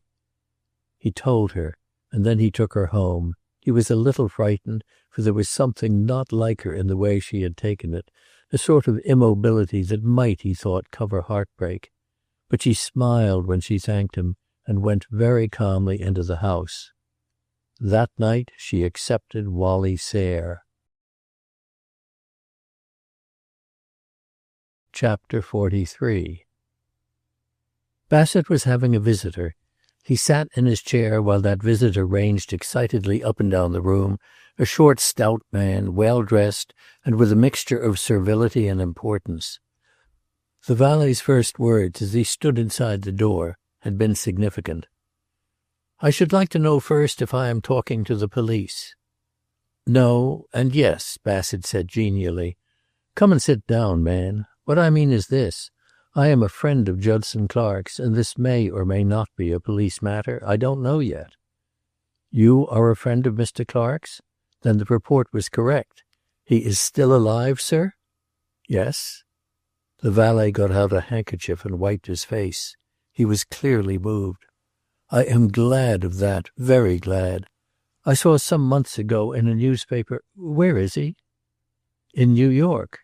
Now, Mellis, I've an idea that you know something about the crime Judson Clark was accused of. You intimated that at the inquest." "Mrs. Lucas killed him." "So she says," Bassett said easily. The valet jumped and stared. "She admits it as the result of an accident. She also admits hiding the revolver where you found it." "Then you do not need me." "I'm not so sure of that." The valet was puzzled. "I want you to think back, Mellis. You saw her go down the stairs sometime before the shot. Later you were confident she had hidden the revolver, and you made a second search for it. Why? You hadn't heard her testimony at the inquest then. Clark had run away. Why didn't you think Clark had done it?" "Because I thought she was having an affair with another man. I have always thought she did." Bassett nodded. "I thought so. What made you think that?" "I'll tell you. She went west without a maid, and Mr. Clark got a Swedish woman from a ranch near to look after her, a woman named Thorwald. She lived at her own place and came over every day. One night, after Mrs. Thorwald had started home, I came across her down the road near the irrigator's house, and there was a man with her. They didn't hear me behind them, and he was giving her a note for someone in the house." "Why not for one of the servants?" "That's what I thought then, sir. It wasn't my business. But I saw the same man later on, hanging about the place at night, and once I saw her with him, Mrs. Lucas, I mean. That was in the early evening. The gentlemen were out riding, and I'd gone with one of the maids to a hill to watch the moon rise. They were on some rocks below, in the canyon." "Did you see him?" "I think it was the same man, if that's what you mean. I knew something queer was going on after that, and I watched her. She went out at night more than once. Then I told Donaldson there was somebody hanging around the place, and he set a watch." "Fine. Now we'll go to the night Lucas was shot. Was the Thorwald woman there?" "She had started home." "Leaving Mrs. Lucas packing alone?" "Yes. I hadn't thought of that. The Thorwald woman heard the shot and came back. I remember that because she fainted upstairs, and I had to carry her to her bed." "I see. Now about the revolver." "I located it the first time I looked for it. Donaldson and the others had searched the billiard room, so I tried the big room. It was under a chair. I left it there and concealed myself in the room. She, Mrs. Lucas, came down late that night and hunted for it. Then she hid it where I got it later." "I wish I knew, Mellis, why you didn't bring those facts out at the inquest." "You must remember this, sir. I had been with Mr. Clark for a long time. I knew the situation, and I thought that he had gone away that night to throw suspicion from her to himself. I was not certain what to do. I would have told it all in court, but it never came to trial." Bassett was satisfied and fairly content. After the Frenchman's departure he sat for some time, making careful notes and studying them. Supposing the man Mellis had seen to be Clifton Hines, a good many things would be cleared up. Some new element he had to have if Gregory's story were to be disproved, some new and different motive. Suppose, for instance— He got up and paced the floor, back and forward and back. There was just one possibility and just one way of verifying it. He sat down and wrote out a long telegram, and then got his hat and carried it to the telegraph office himself. He had made his last throw. He received a reply the following day, and in a state of exhilaration bordering on madness, packed his bag, and as he packed it, addressed it after the fashion of lonely men the world over. "Just one more trip, friend Cowhide," he said, "and then you and I are going to settle down again to work. But it's some trip, old arm breaker." He put in his pajamas and handkerchiefs, his clean socks and collars, and then he got his revolver from a drawer and added it. Just 24 hours later, he knocked at Dick's door in a boarding house on West 9th Street, found it unlocked, and went in. Dick was asleep, and Bassett stood looking down at him with an odd sort of paternal affection. Finally, he bent down and touched his shoulder. "Wake up, old top," he said. "Wake up. I have some news for you." Chapter 44. To Dick, the last day or two had been nightmares of loneliness. He threw caution to the winds and walked hour after hour, only to find that the street crowds, people who had left a home or were going to one, depressed him and emphasized his isolation. He had deliberately put away from him the anchor that had been Elizabeth, and had followed a treacherous memory, and now he was adrift. He told himself that he did not want much, only peace, work, and a place. But he had not had one of them. He was homesick for David, for Lucy, and with a tightening of the heart he admitted it, for Elizabeth. And he had no home. He thought of Reynolds, bent over the desk in his office. He saw the quiet tree-shaded streets of the town, and Reynolds passing from house to house in the little town, doing his work, usurping his place in the confidence and friendship of the people. He saw the very children named for him asking, "Who was I named for, Mother?" He saw David and Lucy gone and the old house abandoned, or perhaps echoing to the laughter of Reynolds's children. He had moments when he wondered what would happen if he took Beverly at her word. Suppose she made her confession, reopened the thing to fill the papers with great headlines. "Judson Clark not guilty, a strange story." He saw himself going back to the curious glances of the town, never to be to them the same as before, to face them and look them down, to hear whispers behind his back, to feel himself watched and judged on that far past of his. Suppose even that it could be kept out of the papers, Wilkins amiable and acquiescent, Beverly's confession hidden in the ruck of legal documents, and he stealing back to go on as best he could, covering his absence with lies and taking up his work again. But even that uneasy road was closed to him.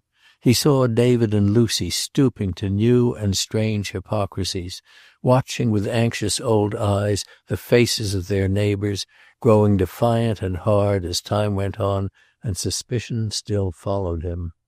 And there was Elizabeth. He tried not to think of her, save as of some fine and tender thing he had once brushed as he passed by. Even if she still cared for him, he could, even less than David and Lucy, ask her to walk the uneasy road with him. She was young. She would forget him and marry Wallace Sayre. She would have luxury and gaiety and the things that belong to youth. He was not particularly bitter about that. He knew now that he had given her real love, something very different from that early madness of his, but he knew it too late. He looked up at Bassett and then sat up. "What sort of news?" he asked, his voice still thick with sleep. "Get up and put some cold water on your head. I want you to get this." He obeyed, but without enthusiasm. Some new clue, some hope revived only to die again. What did it matter? But he stopped by Bassett and put a hand on his shoulder. "Why do you do it?" he asked. "Why don't you let me go to the devil in my own way?" "I started this, and by heaven I've finished it," was Bassett's exultant reply. He sat down and produced a bundle of papers. "I'm going to read you something," he said. "And when I'm through, you're going to put your clothes on, and we'll go to the Biltmore. The Biltmore, do you get it?" Then he began to read. "I, the undersigned, being of sound mind, do hereby make the following statement. I make the statement of my own free will, and swear before Almighty God that it is the truth. I am an illegitimate son of Elihu Clark. My mother, Harriet Burgess, has since married and is now known as Hattie Thorwald. She will confirm the statements herein contained. I was adopted by a woman named Hines of the city of Omaha, whose name I took. Some years later this woman married and had a daughter, of whom I shall speak later. I attended preparatory school in the East and was sent during vacations to a tutoring school owned by Mr. Henry Livingstone. When I went to college, Mr. Livingstone bought a ranch at Dry River, Wyoming, and I spent some time there now and then. I learned that I was being supported and sent to college from funds furnished by a firm of New York lawyers, and that aroused my suspicion. I knew that Mrs. Hines was not my mother. I finally learned that I was the son of Elihu Clark and Harriet Burgess. I felt that I should have some part of the estate, and I developed a hatred of Judson Clark, whom I knew. I made one attempt to get money from him by mail, threatening to expose his father's story, but I did not succeed. I visited my mother, Hattie Thorwald, and threatened to kill Clark. I also threatened Henry Livingstone, and his death came during a dispute over the matter, but I did not kill him. He fell down and hit his head. He had a weak heart. My foster sister had gone on the stage, and Clark was infatuated with her. I saw him a number of times, but he did not connect me with the letter I had sent. My foster sister's stage name is Beverly Carlisle. She married Howard Lucas, and they visited the Clark Ranch at Norada, Wyoming, in the fall of 1911. I saw my sister there several times, and as she knew the way I felt, she was frightened. My mother, Hattie Thorwald, was a sort of maid to her, and together they tried to get me to go away. Bassett looked up. Up to that point, he said, I wrote it myself before I saw him. There was a note of triumph in his voice. The rest is his. On the night Lucas was killed, I was to go away. Bev had agreed to give me some money, for the piece had quit in June, and I was hard up. She was going to borrow it from Judd Clark, and that set me crazy. I felt it ought to be mine, or a part of it anyhow. I was to meet my mother in the grounds, but I missed her, and I went to the house. I wasn't responsible for what I did. I was crazy, I guess. I saw Donaldson on the side porch, and beyond him were Lucas and Clark playing roulette. It made me wild. I couldn't have played roulette that night for pennies. I went around the house and in the front door. What I meant to do was to walk into that room and tell Clark who I was. He knew me, and all I meant to do was to call Bev down, and Mother, and make him sit up and take notice. I hadn't a gun on me. I swear I wasn't thinking of killing him then. I hated him like poison, but that was all. But I went into the living room, and I heard Clark say he'd lost $1,000. Maybe you don't get that. $1,000 thrown around like that, and me living on what Bev could borrow from him. That sent me wild. Lucas took a gun from him just after that and said he was going to put it in the other room. He did it, too. He put it on a table and started back. I got it and pointed it at Clark. I'd have shot him, too, but Bev came into the room. I want to exonerate Bev. She has been better than most sisters to me, and she has lied to try to save me. She came up behind me and grabbed my arm. Lucas had heard her, and he turned. I must have closed my hand on the trigger, for it went off and hit him. I was in the living room when Donaldson ran in. I hid there until they were all gathered around Lucas and had quit running in, and then I got away. I saw my mother in the grounds later. I told her where the revolver was and that they'd better put it in the billiard room. I was afraid they'd suspect Bev. I have read the above statement, and it is correct. I was legally adopted by Mrs. Alice Ford Hines of Omaha, and used that signature. I generally use the name of Frederick Gregory, which I took when I was on the stage for a short time. Signed, Clifton Hines. Bassett folded up the papers and put them in the envelope. I got that, he said, at the point of a gun, my friend. And our friend Hines departed for the Mexican border on the evening train. I don't mind saying that I saw him off. He held out for a getaway, and I guess it's just as well. He glanced at Dick, lying still and rigid on the bed. And now, he said, I think a little drink won't do us any harm. Dick refused to drink. He was endeavoring to comprehend the situation, to realize that Gregory, who had faced him with such sneering hate a day or so before, was his half-brother. Poor devil, he said at last. I wish to God I'd known. He was right, you know. No wonder. Sometime later he roused from deep study and looked at Bassett. How did you get the connection? I saw Malis and learned that Hines was in it somehow. He was the connecting link between Beverly Carlyle and the Thorwald woman. But I couldn't connect him with Beverly herself except by a chance. I wired a man I knew in Omaha, and he turned up the second marriage and a daughter known on the stage as Beverly Carlyle." Bassett was in high spirits. He moved about the room immensely pleased with himself, slightly boastful. "Some little stroke, Dick," he said. "What price Mr. Judson Clark tonight, eh? It will be worth $1 million to see Wilkins's face when he reads that thing." "There's no mention of me as Livingstone in it, is there?" "It wasn't necessary to go into that. I didn't know. Look here," he exploded. "You're not going to be a damned fool, are you?" "I'm not going to revive Judson Clark, Bassett. I don't owe him anything. Let him die a decent death and stay dead." "Oh, piffle," Bassett groaned. "Don't start that all over again. Don't pull any Enoch Arden stuff on me, looking in at a lighted window and wandering off to drive a taxicab." Suddenly Dick laughed. Bassett watched him, puzzled and angry, with a sort of savage tenderness. "You're crazy," he said morosely. "Darned if I understand you. Here I've got everything fixed as slick as a whistle, and it took work, believe me. And now you say you're going to chuck the whole thing." "Not at all," Dick replied, with a new ring in his voice. "You're right. I've been 10 sorts of a fool, but I know now what I'm going to do. Take up your paper, old friend, and for my sake go out and clear Judd Clark. Put up a headstone to him if you like, a good one. I'll buy it." "And what will you be doing in the meantime?" Dick stretched and threw out his arms. "Me," he said. "What should I be doing, old man? I'm going home."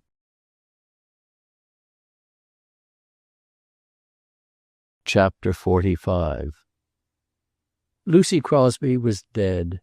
One moment she was of the quick, moving about the house, glancing in at David, having Minnie in the kitchen pin and unpin her veil, and the next she was still and infinitely mysterious on her white bed. She had fallen outside the door of David's room and lay there, her arms still full of fresh bath towels, and a fixed and intense look in her eyes, as though outside the door she had come face to face with a messenger who bore surprising news. Dr. Reynolds, running up the stairs, found her there dead, and closed the door into David's room. But David knew before they told him. He waited until they had placed her on her bed, had closed her eyes and drawn a white coverlet over her, and then he went in alone and sat down beside her and put a hand over her chilling one. "If you are still here, Lucy," he said, "and have not yet gone on, I want you to carry this with you. We are all right here. Everybody is all right. You are not to worry." After a time he went back to his room and got his prayer book. He could hear Harrison Miller's voice soothing Minnie in the lower hall, and Reynolds at the telephone. He went back into the quiet chamber and, opening the prayer book, began to read aloud. "Now is Christ risen from the dead and become the first fruits of them that slept." His voice tightened. He put his head down on the side of the bed. He was very docile that day. He moved obediently from his room for the awful aftermath of a death, for the sweeping and dusting and clean curtains, and sat in Dick's room, not reading, not even praying, a lonely yet indomitable old figure. When his friends came, elderly men who creaked in and tried to reduce their robust voices to a decorous whisper, he shook hands with them and made brief, courteous replies. Then he lapsed into silence. They felt shut off and uncomfortable and creaked out again. Only once did he seem shaken. That was when Elizabeth came swiftly in and put her arms around him as he sat. He held her close to him, saying nothing for a long time. Then he drew a deep breath. "I was feeling mighty lonely, my dear," he said. He was the better for her visit. He insisted on dressing that evening and on being helped down the stairs. The town, which had seemed inimical for so long, appeared to him suddenly to be holding out friendly hands. More than friendly hands, loving, tender hands, offering service and affection and old-time friendship. It moved about sedately in dark clothes and came down the stairs red-eyed and using pocket handkerchiefs, and it surrounded him with love and loving kindness. When they had all gone, Harrison Miller helped him up the stairs to where his tidy bed stood ready, and the nurse had placed his hot milk on a stand. But Harrison did not go at once. "What about a word to Dick, David?" he inquired awkwardly. "I've called up Bassett, but he's away, and I don't know that Dick ought to come back anyhow. If the police are on the job at all, they'll be on the lookout now. They'll know he may try to come."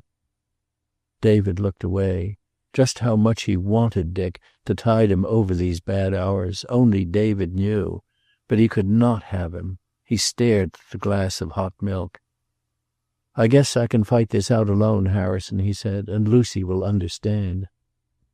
He did not sleep much that night. Once or twice he got up and tiptoed across the hall into Lucy's room and looked at her. She was as white as her pillow and quite serene. Her hands, always a little rough and twisted with service, were smooth and rested. "You know why he can't come, Lucy," he said once. "It doesn't mean that he doesn't care. You have to remember that." His sublime faith that she heard and understood, not the Lucy on the bed, but the Lucy who had not yet gone on to the blessed company of heaven, carried him back to his bed, comforted and reassured. He was up and about his room early. The odor of baking muffins and frying ham came up the stairwell, and the sound of Mike vigorously polishing the floor in the hall. Mixed with the odor of cooking and of floor wax was the scent of flowers from Lucy's room, and Mrs. Sayre's machine stopped at the door while the chauffeur delivered a great mass of roses. David went carefully down the stairs and into his office, and there, at his long deserted desk, commenced a letter to Dick. He was sitting there when Dick came up the street. The thought that he was going home had upheld Dick through the days that followed Bassett's departure for the West. He knew that it would be a fight, that not easily does a man step out of life and into it again, but after his days of inaction he stood ready to fight. For David, for Lucy, and, if it was not too late, for Elizabeth. When Bassett's wire came from Narada, all clear, he set out for Haverly, more nearly happy than for months. The very rhythm of the train sang, "Going home, going home." At the Haverly station the agent stopped, stared at him, and then nodded gravely. There was something restrained in his greeting, like the voices in the old house the night before, and Dick felt a chill of apprehension. He never thought of Lucy, but David. The flowers and ribbon at the door were his first intimation, and still it was David he thought of. He went cold and bitter, standing on the freshly washed pavement, staring at them. It was all too late. David, David. He went into the house slowly, and the heavy scent of flowers greeted him. The hall was empty, and automatically he pushed open the door to David's office and went in. David was at the desk writing. David was alive. Thank God and thank God, David was alive. "David," he said brokenly, "dear old David," and was suddenly shaken with dry, terrible sobbing. There was a great deal to do, and Dick was grateful for it. But first, like David, he went in and sat by Lucy's bed alone and talked to her. Not aloud, as David did, but still with that same queer conviction that she heard. He told her he was free and that she need not worry about David, that he was there now to look after him, and he asked her, if she could, to help him with Elizabeth. Then he kissed her and went out. He met Elizabeth that day. She had come to the house, and after her custom now went up, unwarned, to David's room. She found David there, and Harrison Miller, and, it was a moment before she realized it, Dick by the mantel. He was greatly changed, she saw that. But she had no feeling of pity, nor even of undue surprise. She felt nothing at all. It gave her a curious, almost hard little sense of triumph to see that he had gone pale. She marched up to him and held out her hand, mindful of the eyes on her.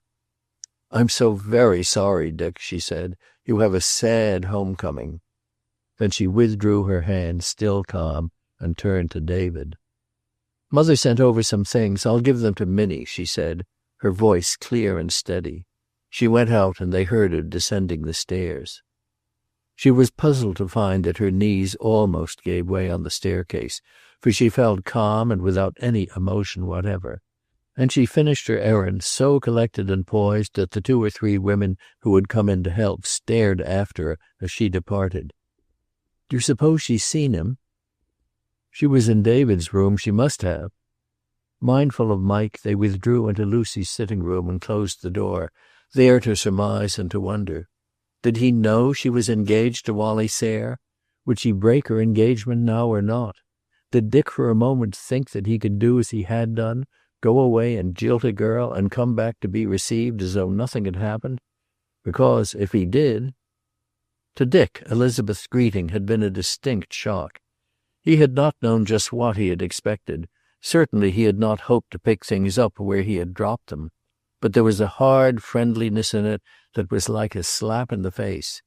He had meant at least to fight to win back with her, but he saw now that there would not even be a fight. She was not angry or hurt. The barrier was more hopeless than that. David, watching him, waited until Harrison had gone out, and then went directly to the subject.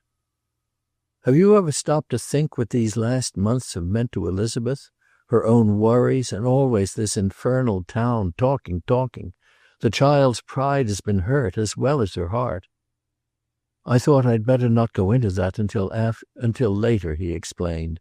"The other thing was wrong. I knew it the moment I saw Beverly, and I didn't go back again. What was the use? But you saw her face, David. I think she doesn't even care enough to hate me." "She's cared enough to engage herself to Wallace Sayre." After one astounded glance, Dick laughed bitterly. "That looks as though she cared," he said. He had gone very white. After a time, as David sat silent and thoughtful, he said, "After all, what right had I to expect anything else? When you think that a few days ago I was actually shaken at the thought of seeing another woman, you can hardly blame her." "She waited a long time." Later, Dick made what was a difficult confession under the circumstances. "I know now. I think I knew all along, but the other thing was like that craving for liquor I told you about. I know now that she has always been the one woman. You'll understand that, perhaps, but she wouldn't. I would crawl on my knees to make her believe it, but it's too late. Everything's too late," he added. Before the hour for the services, he went in again and sat by Lucy's bed. But she, who had given him wise counsel so many times before, lay in her majestic peace, surrounded by flowers and infinitely removed. Yet she gave him something of her own peace. Once more, as on the night she had stood at the kitchen door and watched him disappear in the darkness, there came the tug of the old familiar things, the home sense. Not only David now, but the house. The faded carpet on the stairs, the old self-rocker Lucy had loved, the creaking faucets in the bathroom, Mike and Minnie, the laboratory, united in their shabby strength, they were home to him. They had come back, never to be lost again. Home. Then little by little they carried their claim further. They were not only home, they were the setting of a dream, long forgotten but now vivid in his mind, and a refuge from the dreary present. That dream had seen Elizabeth enshrined among the old familiar things. The old house was to be a sanctuary for her and for him. From it and from her in the dream he was to go out in the morning. To it and to her he was going to come home at night after he had done a man's work. The dream faded. Before him rose the face of the morning, impassive and cool, her eyes not hostile but indifferent. She had taken herself out of his life, had turned her youth to youth and forgotten him. He understood and accepted it. He saw himself as he must have looked to her, old and worn, scarred from the last months, infinitely changed. And she was young. Heavens, how young she was! Lucy was buried the next afternoon. It was raining, and the quiet procession followed Dick and the others who carried her light body under grotesquely bobbing umbrellas. Then he and David and Minnie and Mike went back to the house, quiet with that strange emptiness that follows a death, the unconscious listening for a voice that will not speak again, for a familiar footfall. David had not gone upstairs. He sat in Lucy's sitting room in his old frock coat and black tie, with a knitted afghan across his knees. His throat looked withered in his loose collar, and there, for the first time, they discussed the future. "You're giving up a great deal, Dick," David said. "I'm proud of you, and like you, I think the money's best where it is. But this is a prejudiced town, and they think you've treated Elizabeth badly. If you don't intend to tell the story—" "Never," Dick announced firmly. "Judson Clark is dead." He smiled at David with something of his old humor. "I told Bassett to put up a monument if he wanted to. But you're right about one thing. They're not ready to take me back.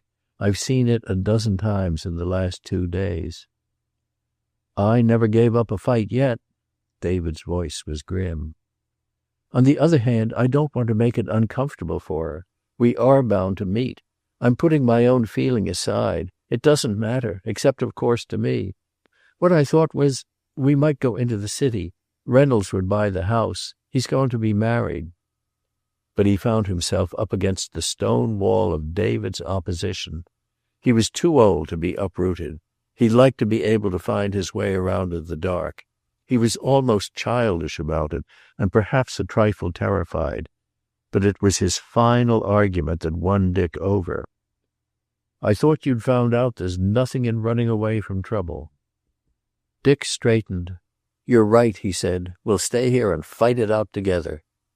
He helped David up the stairs to where the nurse stood waiting, and then went on into his own bedroom. He surveyed it for the first time since his return with a sense of permanency and intimacy. Here, from now on, was to center his life. From this bed he would rise in the morning to go back to it at night. From this room he would go out to fight for place again, and for the old faith in him, for confiding eyes and the clasp of friendly hands. He sat down by the window and with the feeling of dismissing them forever retraced slowly and painfully the last few months. The night on the mountains, and Bassett asleep by the fire. The man from the cabin caught under the tree, with his face looking up, strangely twisted, from among the branches. Dawn in the alfalfa field and the long night tramp. The boy who had recognized him in Chicago. David in his old walnut bed, shriveled and dauntless, and his own going out into the night with Lucy in the kitchen doorway. Elizabeth and Wallace Sayre on the veranda, and himself across the street under the trees. Beverly and the illumination of his freedom from the old bonds. Gregory, glib and debonair, telling his lying story, and later on flying to safety. His half-brother. All that, and now this quiet room with David asleep beyond the wall, and Minnie moving heavily in the kitchen below, setting her bread to rise.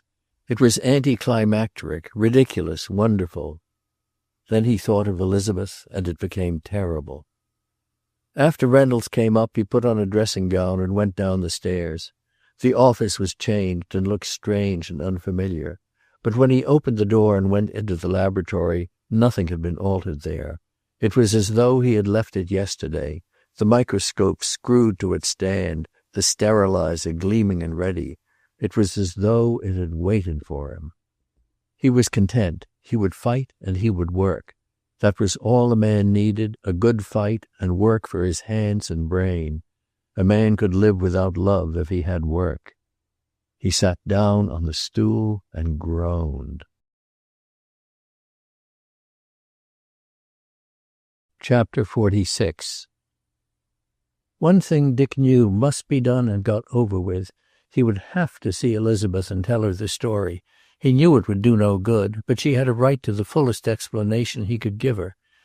She did not love him, but it was intolerable that she should hate him. He meant, however, to make no case for himself.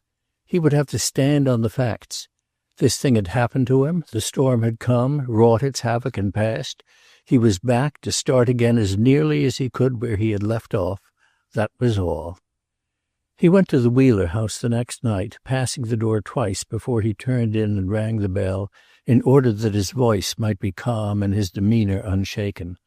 But the fact that Mickey, waiting on the porch, knew him and broke into yelps of happiness and ecstatic wriggling almost lost him his self-control. Walter Wheeler opened the door and admitted him.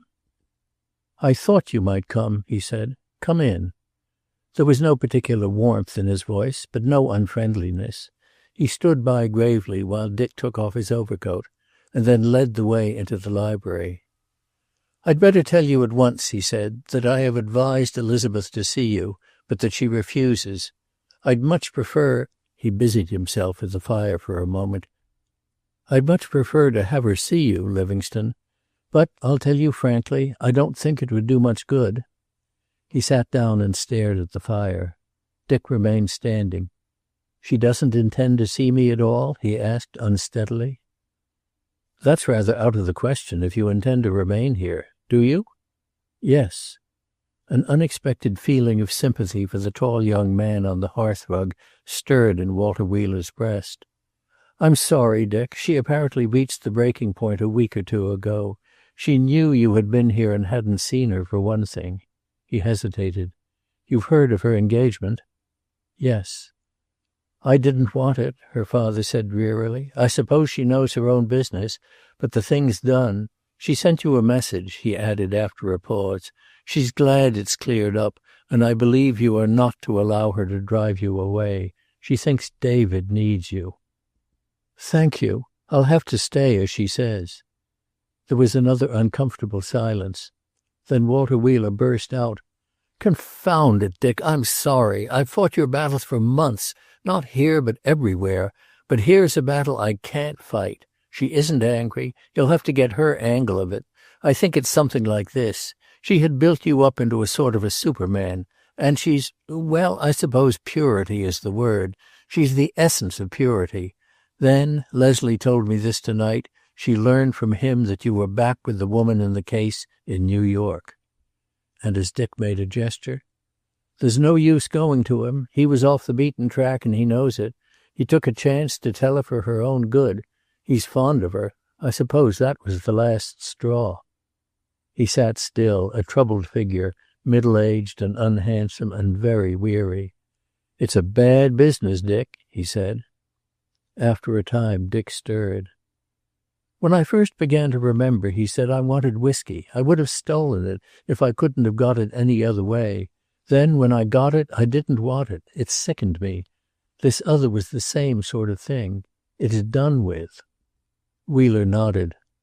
"I understand, but she wouldn't, Dick." "No, I don't suppose she would."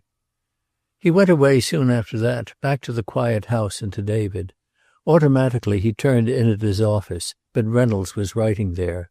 He went slowly up the stairs. Anne Sayre was frankly puzzled during the next few days. She had had a week or so of serenity and anticipation, and although things were not quite as she would have had them, Elizabeth too impassive, and even Wally rather restrained in his happiness, she was satisfied. But Dick Livingstone's return had somehow changed everything. It had changed Wally, too. He was suddenly a man, and not, she suspected, a very happy man. He came back one day, for instance, to say that he had taken a partnership in a brokerage office, and gave as his reason that he was sick of playing round. She rather thought it was to take his mind off something. A few days after the funeral she sent for Dr. Reynolds. "I caught cold at the cemetery," she said, when he had arrived and was seated opposite her in her boudoir. "I really did," she protested as she caught his eye. "I suppose everybody is sending for you to have a chance to talk." "Just about." "You can't blame us. Particularly you can't blame me. I've got to know something, Doctor. Is he going to stay?" "I think so. Yes." "Isn't he going to explain anything? He can't expect just to walk back into his practice after all these months, and the talk that's been going on, and do nothing about it." "I don't see what his going away has to do with it. He's a good doctor and a hard worker. When I'm gone—" "You're going, are you?" "Yes. I may live here and have an office in the city. I don't care for general practice. There's no future in it. I may take a special course in nose and throat." But she was not interested in his plans. "I want to know something, and only you can tell me. I'm not curious like the rest. I think I have a right to know. Has he seen Elizabeth Wheeler yet? Talked to her, I mean?" "I don't know. I'm inclined to think not," he added cautiously. "You mean that he hasn't?" Look here, Mrs. Sayre, you've confided in me, and I know it's important to you. I don't know a thing. I'm to stay on until the end of the week, and then he intends to take hold. I'm in and out, see him at meals, and we've had a little desultory talk. There is no trouble between the two families. Mr. Wheeler comes and goes. If you ask me, I think Livingstone has simply accepted the situation as he found it. He isn't going to explain anything? He'll have to, I think, if he expects to practice here. There have been all sorts of stories. I don't know, Mrs. Sayre. How is Dr. David? She asked after a pause. Better. It wouldn't surprise me now to see him mend rapidly. He met Elizabeth on his way down the hill, a strange, bright-eyed Elizabeth, carrying her head high and a bit too jauntily, and with a sort of hot defiance in her eyes. He drove on thoughtfully. All this turmoil and trouble, anxiety and fear, and all that was left a crushed and tragic figure of a girl, and two men in an old house preparing to fight that one of them might regain the place he had lost. It would be a fight. Reynolds saw the village already divided into two camps, a small militant minority aligned with Dick and David, and a waiting, not particularly hostile, but intensely curious majority who would demand certain things before Dick's reinstatement in their confidence. Elizabeth Wheeler was an unconscious party to the division. It was, in a way, her battle they were fighting, and Elizabeth had gone over to the enemy. Late that afternoon, Anne Sayre had her first real talk with Wally since Dick's return. She led him out onto the terrace, her shoulders militant and her head high, and faced him there. "I can see you are not going to talk to me," she said, "so I'll talk to you. Has Dick Livingstone's return made any change between Elizabeth and you?" "No." "She's just the same to you? You must tell me, Wallace. I've been building so much." She realized the change in him then more fully than ever, for he faced her squarely and without evasion. "There's no change in her, Mother, but I think you and I will both have to get used to this. She's not in love with me. She doesn't pretend to be." "Don't tell me it's still that man." "I don't know." He took a turn or two about the terrace. "I don't think it is, Mother. I don't think she cares for anybody that way, certainly not for me. And that's the trouble." He faced her again. "If marrying me isn't going to make her happy, I won't hold her to it. You'll have to support me in that, Mother. I'm a pretty weak sister sometimes." That appeal touched her as nothing had done for a long time. "I'll help all I can if the need comes," she said, and turned and went heavily into the house. Chapter 47. David was satisfied. The great love of his life had been given to Dick, and now Dick was his again. He grieved for Lucy, but he knew that the parting was not for long, and that from whatever high place she looked down she would know that. He was satisfied. He looked on his work and found it good. There was no trace of weakness nor of vacillation in the man who sat across from him at the table or slammed in and out of the house after his old fashion. But he was not content. At first it was enough to have Dick there, to stop in the doorway of his room and see him within, occupied with the prosaic business of getting into his clothes or out of them, now and then to put a hand on his shoulder, to hear him fussing in the laboratory again, and to be called to examine divers and sundry smears to which Dick attached impressive importance and more impressive names. But behind Dick's surface cheerfulness he knew that he was eating his heart out. And there was nothing to be done, nothing. Secretly David watched the papers for the announcement of Elizabeth's engagement, and each day drew a breath of relief when it did not come. And he had done another thing secretly, too. He did not tell Dick when her ring came back. Annie had brought the box without a letter, and the incredible cruelty of the thing made David furious. He stamped into his office and locked it in a drawer with the definite intention of saving Dick that one additional pang at a time when he already had enough to bear. For things were going very badly. The fight was on. It was a battle without action. Each side was dug in and entrenched and waiting. It was an engagement where the principals met occasionally on the neutral ground of the streets, bowed to each other, and passed on. The town was sorry for David and still fond of him, but it resented his stiff-necked attitude. It said, in effect, that when he ceased to make Dick's enemies his, it was willing to be friends. But it said also to each other and behind its hands that Dick's absence was discreditable, or it would be explained, and that he had behaved abominably to Elizabeth. It would be hanged if it would be friends with him. It looked away, but it watched. Dick knew that when he passed by on the streets, it peered at him from behind its curtains and whispered behind his back. Now and then he saw, on his evening walks, that line of cars drawn up before houses he had known and frequented, which indicated a party, but he was never asked. He never told David. It was only when the taboo touched David that Dick was resentful, and then he was inclined to question the wisdom of his return. It hurt him, for instance, to see David give up his church and reading morning prayer alone at home on Sunday mornings, and to see his grim silence when some of his old friends were mentioned. Yet on the surface things were much as they had been. David rose early, and as he improved in health, read his morning paper in his office while he waited for breakfast. Dr. Reynolds had gone, and the desk in Dick's office was back where it belonged. In the mornings Mike oiled the car in the stable and washed it, his old pipe clutched in his teeth, while from the kitchen came the sounds of pans and dishes and the odor of frying sausages. And Dick splashed in the shower and shaved by the mirror with the cracked glass in the bathroom, but he did not sing. The house was very quiet. Now and then the front door opened and a patient came in, but there was no longer the crowded waiting room, the incessant jangle of the telephone, the odor of pungent drugs and antiseptics. When, shortly before Christmas, Dick looked at the books containing the last quarter's accounts, he began to wonder how long they could fight their losing battle. He did not mind for himself, but it was unthinkable that David should do without, one by one, the small luxuries of his old age, his cigars, his long and now errandless rambles behind Nettie.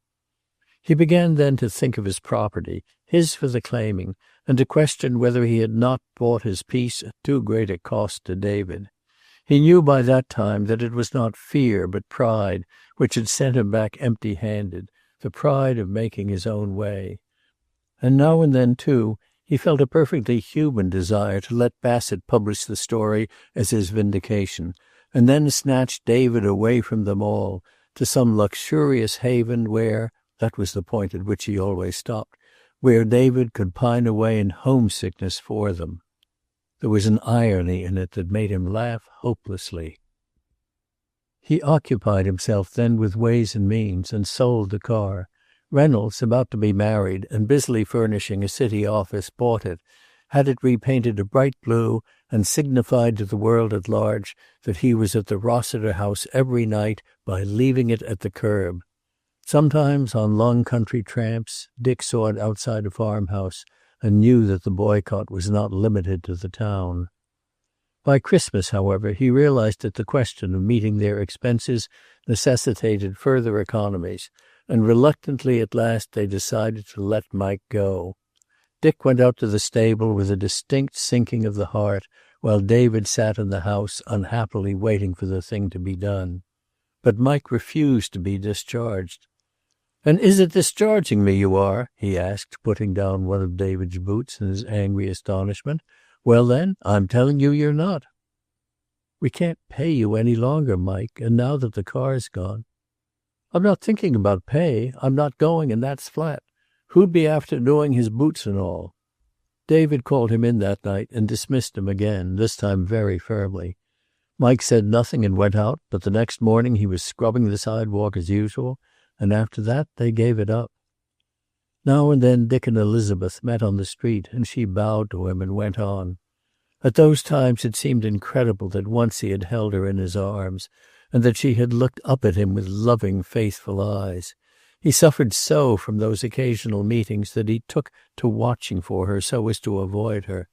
Sometimes he wished she would marry Wallace quickly, so that he would be obliged to accept what now he knew he had not accepted at all. He had occasional spells of violent anger at her and of resentment, but they died when he checked up, one after the other, the inevitable series of events that had led to the catastrophe. But it was all nonsense to say that love never died. She had loved him, and there was never anything so dead as that love of hers. He had been saved one thing, however. He had never seen her with Wally Sayre. Then one day in the country, while he trudged afoot to make one of his rare professional visits, they went past together in Wally's bright roadster. The sheer shock of it sent him against a fence, staring after them with an anger that shook him. Late in November, Elizabeth went away for a visit, and it gave him a breathing spell. But the strain was telling on him, and Bassett, stopping on his way to dinner at the Wheelers', told him so bluntly. "You look pretty rotten," he said. "It's no time to go to pieces now when you put up your fight and won it." "I'm all right. I haven't been sleeping, that's all." "How about the business? People coming to their senses?" "Not very fast," Dick admitted. "Of course it's a little soon." After dinner at the Wheelers', when Walter Wheeler had gone to a vestry meeting, Bassett delivered himself to Margaret of a highly indignant harangue on the situation in general. "That's how I see it," he finished. "He's done a fine thing, a finer thing by a damned sight than I'd do or any of this town. He's given up money enough to pay the national debt, or nearly. If he'd come back with it as Judson Clark, they wouldn't have cared a hang for the past. They'd have licked his boots. It makes me sick." He turned on her. "You too, I think, Mrs. Wheeler. I'm not attacking you on that score. It's human nature. But it's the truth." "Perhaps. I don't know."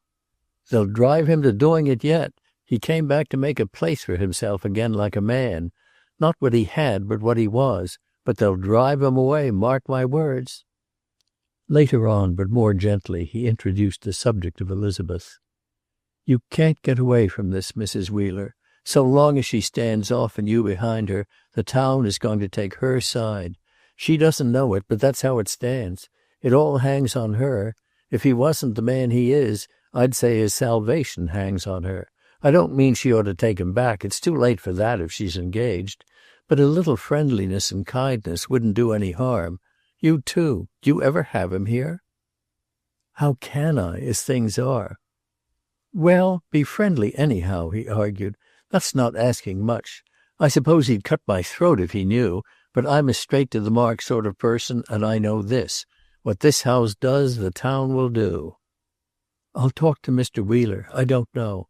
I'll say this, Mr. Bassett. I won't make her unhappy. She has borne a great deal, and sometimes I think her life is spoiled. She is very different." "If she is suffering, isn't it possible she cares for him?" But Margaret did not think so. She was so very calm. She was so calm that sometimes it was alarming. "He gave her a ring, and the other day I found it, tossed into a drawer full of odds and ends. I haven't seen it lately. She may have sent it back." Elizabeth came home shortly before Christmas, undeniably glad to be back, and very gentle with them all. She set to work almost immediately on the gifts, wrapping them and tying them with methodical exactness, sticking a tiny sprig of holly through the ribbon bow, and writing cards with neatness and care. She hung up wreaths and decorated the house, and when she was through with her work she went to her room and sat with her hands folded, not thinking. She did not think any more. Wally had sent her a flexible diamond bracelet as a Christmas gift, and it lay on her table in its box. She was very grateful, but she had not put it on. On the morning before Christmas, Nina came in, her arms full of packages and her eyes shining and a little frightened. She had some news for them. She hadn't been so keen about it at first, but Leslie was like a madman. He was so pleased that he was ordering her that sable cape she had wanted so. He was like a different man. And it would be July. Elizabeth kissed her. It seemed very unreal, like everything else. She wondered why Leslie should be so excited, or her mother crying. She wondered if there was something strange about her, that it should seem so small and unimportant. But then, what was important? That one got up in the morning and ate at intervals and went to bed at night? That children came and had to be fed and washed and tended, and cried a great deal and were sick now and then? She wished she could feel something, could think it vital whether Nina should choose pink or blue for her layette, and how far she should walk each day, and if the chauffeur drove the car carefully enough. She wished she cared whether it was going to rain tomorrow or not, or whether someone was coming or not coming, and she wished terribly that she could care for Wally, or get over the feeling that she had saved her pride at a cost to him she would not contemplate. After a time she went upstairs and put on the bracelet, and late in the afternoon she went out and bought some wool to make an afghan. It eased her conscience toward Nina. She commenced it that evening while she waited for Wally, and she wondered if sometime she would be making an afghan for a coming child of her own, her and Wallace Sayres. Suddenly she knew she would never marry him. She faced the future with all that it implied, and she knew she could not do it. It was horrible that she had even contemplated it. It would be terrible to tell Wally, but not as terrible as the other thing. She saw herself then with the same clearness with which she had judged Dick. She, too, leaving her havoc of wrecked lives behind her. She, too, going along her headstrong way, raising hopes not to be fulfilled and passing on. She, too. That evening, Christmas Eve, she told Wally she would not marry him. Told him very gently, and just after an attempt of his to embrace her. She would not let him do it. "I don't know what's come over you," he said morosely, "but I'll let you alone if that's the way you feel." "I'm sorry, Wally. It makes me shiver." In a way he was prepared for it, but nevertheless he begged for time, for a less unequivocal rejection. But he found her, for the first time, impatient with his pleadings. "I don't want to go over and over it, Wally. I'll take the blame. I should have done it long ago." She was gentle, almost tender with him, but when he said she had spoiled his life for him, she smiled faintly.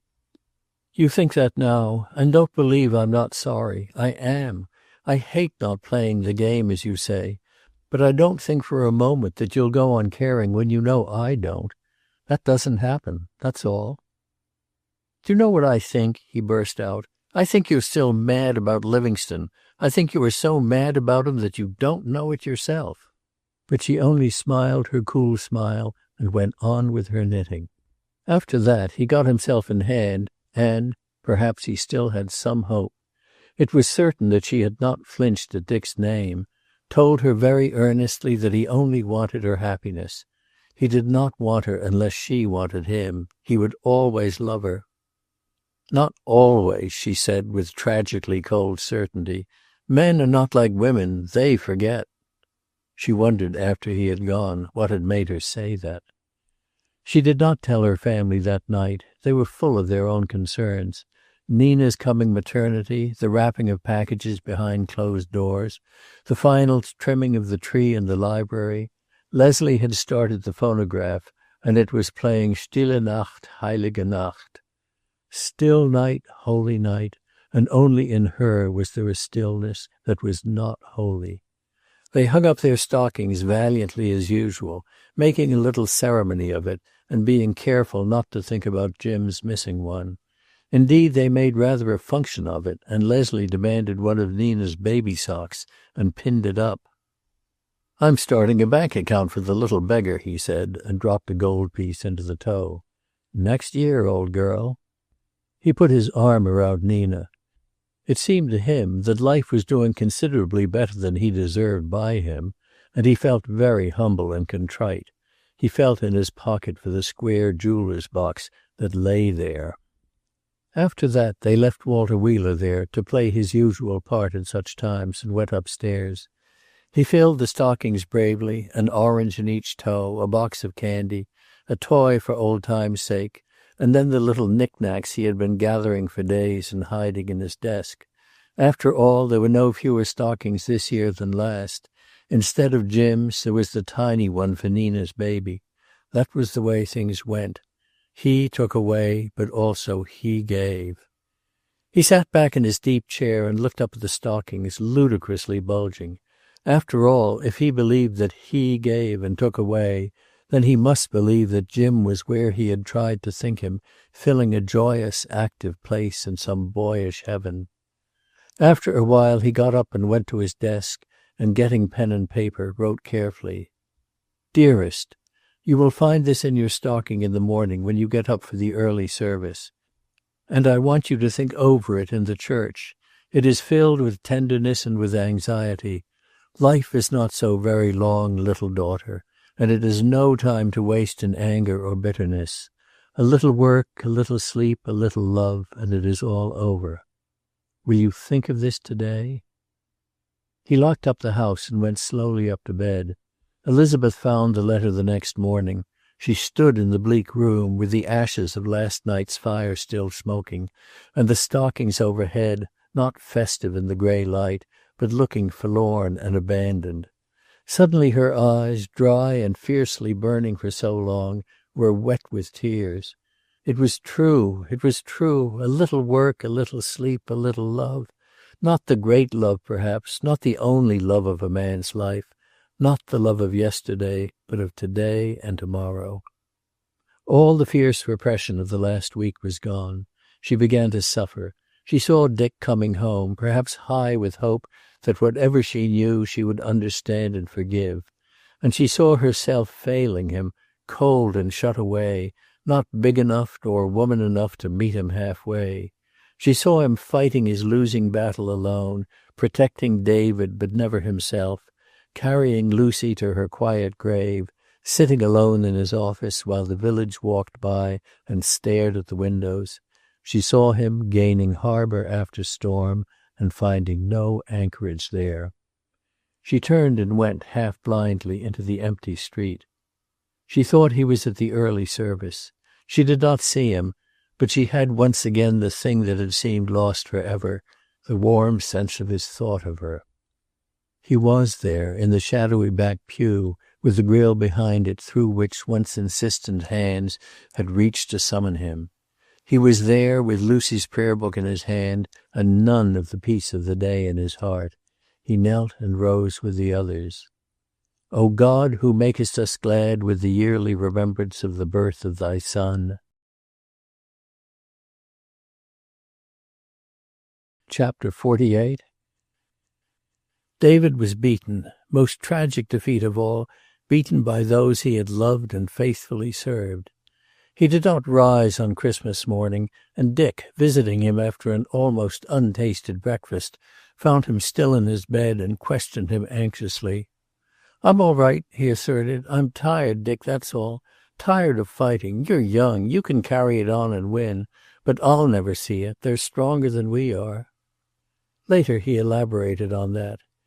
He had kept the faith. He had run with courage the race that was set before him. He had stayed up at night and fought for them, but he couldn't fight against them. Dick went downstairs again and, shutting himself in his office, fell to pacing the floor. David was right. The thing was breaking him.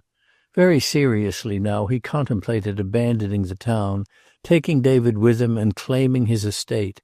They could travel then. He could get consultants in Europe. There were baths there and treatments. The doorbell rang. He heard Minnie's voice in the hall, not too friendly, and her tap at the door. "Someone in the waiting room," she called.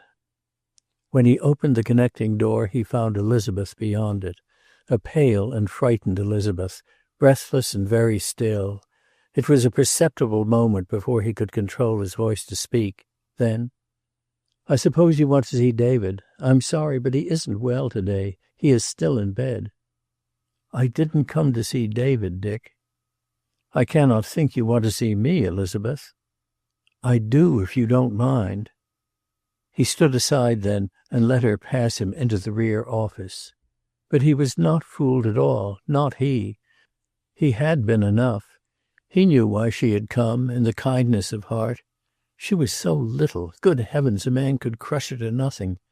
She had come because she was sorry for him, and she had brought forgiveness. It was like her. It was fine. It was damnable. His voice hardened for fear it might be soft. "Is this a professional visit or a Christmas call, Elizabeth? Or perhaps I shouldn't call you that." "A Christmas call?" "You know what I mean. The day of peace. The day. What do you think I'm made of, Elizabeth? To have you here, gentle and good and kind." He got up and stood over her, tall and almost threatening. You've been to church and you've been thinking things over, I know. I was there. I heard it all. Peace on earth, goodwill to men. Bosh! Peace when there is no peace. Goodwill! I don't want your peace and goodwill." She looked up at him timidly. "You don't want to be friends, then?" "No, 1,000 times no," he said violently. Then, more gently, "I'm making a fool of myself. I want your peace and goodwill, Elizabeth. God knows I need them." "You frighten me, Dick," she said slowly. "I didn't come to bring forgiveness, if that is what you mean. I came—" "Don't tell me you came to ask it. That would be more than I can bear." "Will you listen to me for a moment, Dick? I am not good at explaining things, and I'm nervous. I suppose you can see that." She tried to smile at him. "A little work, a sleep, a little love. That's life, isn't it?" He was watching her intently. "Work and trouble and a long sleep at the end, for which let us be duly thankful. That's life, too. Love? Not everyone gets love." Hopelessness and despair overwhelmed her. He was making it hard for her, impossible. She could not go on. "I did not come with peace," she said tremulously, "but if you don't want it—" She rose. "I must say this, though, before I go. I blame myself. I don't blame you. You are wrong if you think I came to forgive you." She was stumbling toward the door. "Elizabeth, what did bring you?" She turned to him with her hand on the doorknob. "I came because I wanted to see you again." He strode after her and, catching her by the arm, turned her till he faced her. "And why did you want to see me again? You can't still care for me. You know the story. You know I was here and didn't see you. You've seen Leslie Ward. You know my past. What you don't know—" He looked down into her eyes. "A little work, a little sleep, a little love," he repeated. "What did you mean by that?" "Just that," she said simply. "Only not a little love, Dick. Maybe you don't want me now. I don't know. I have suffered so much that I'm not sure of anything." "Want you," he said, "more than anything on this earth." Bassett was at his desk at the office. It was late, and the night editor, seeing him reading the early edition, his feet on his desk, carried over his coffee and doughnuts and joined him. "Sometime," he said, "I'm going to get that Clark story out of you. If it wasn't you who turned up the confession, I'll eat it." Bassett yawned. "Have it your own way," he said indifferently. "You were shielding somebody, weren't you? No? What's the answer?" Bassett made no reply. He picked up the paper and pointed to an item with the end of his pencil. "Seen this?" The night editor read it with bewilderment. He glanced up. "What's that got to do with the Clark case?" "Nothing. Nice people, though. Know them both." When the night editor walked away, rather affronted, Bassett took up the paper and reread the paragraph. "Mr. and Mrs. Walter Wheeler of Haverly announced the engagement of their daughter Elizabeth to Dr. Richard Livingstone." He sat for a long time staring at it. End of The Breaking Point by Mary Roberts Rinehart.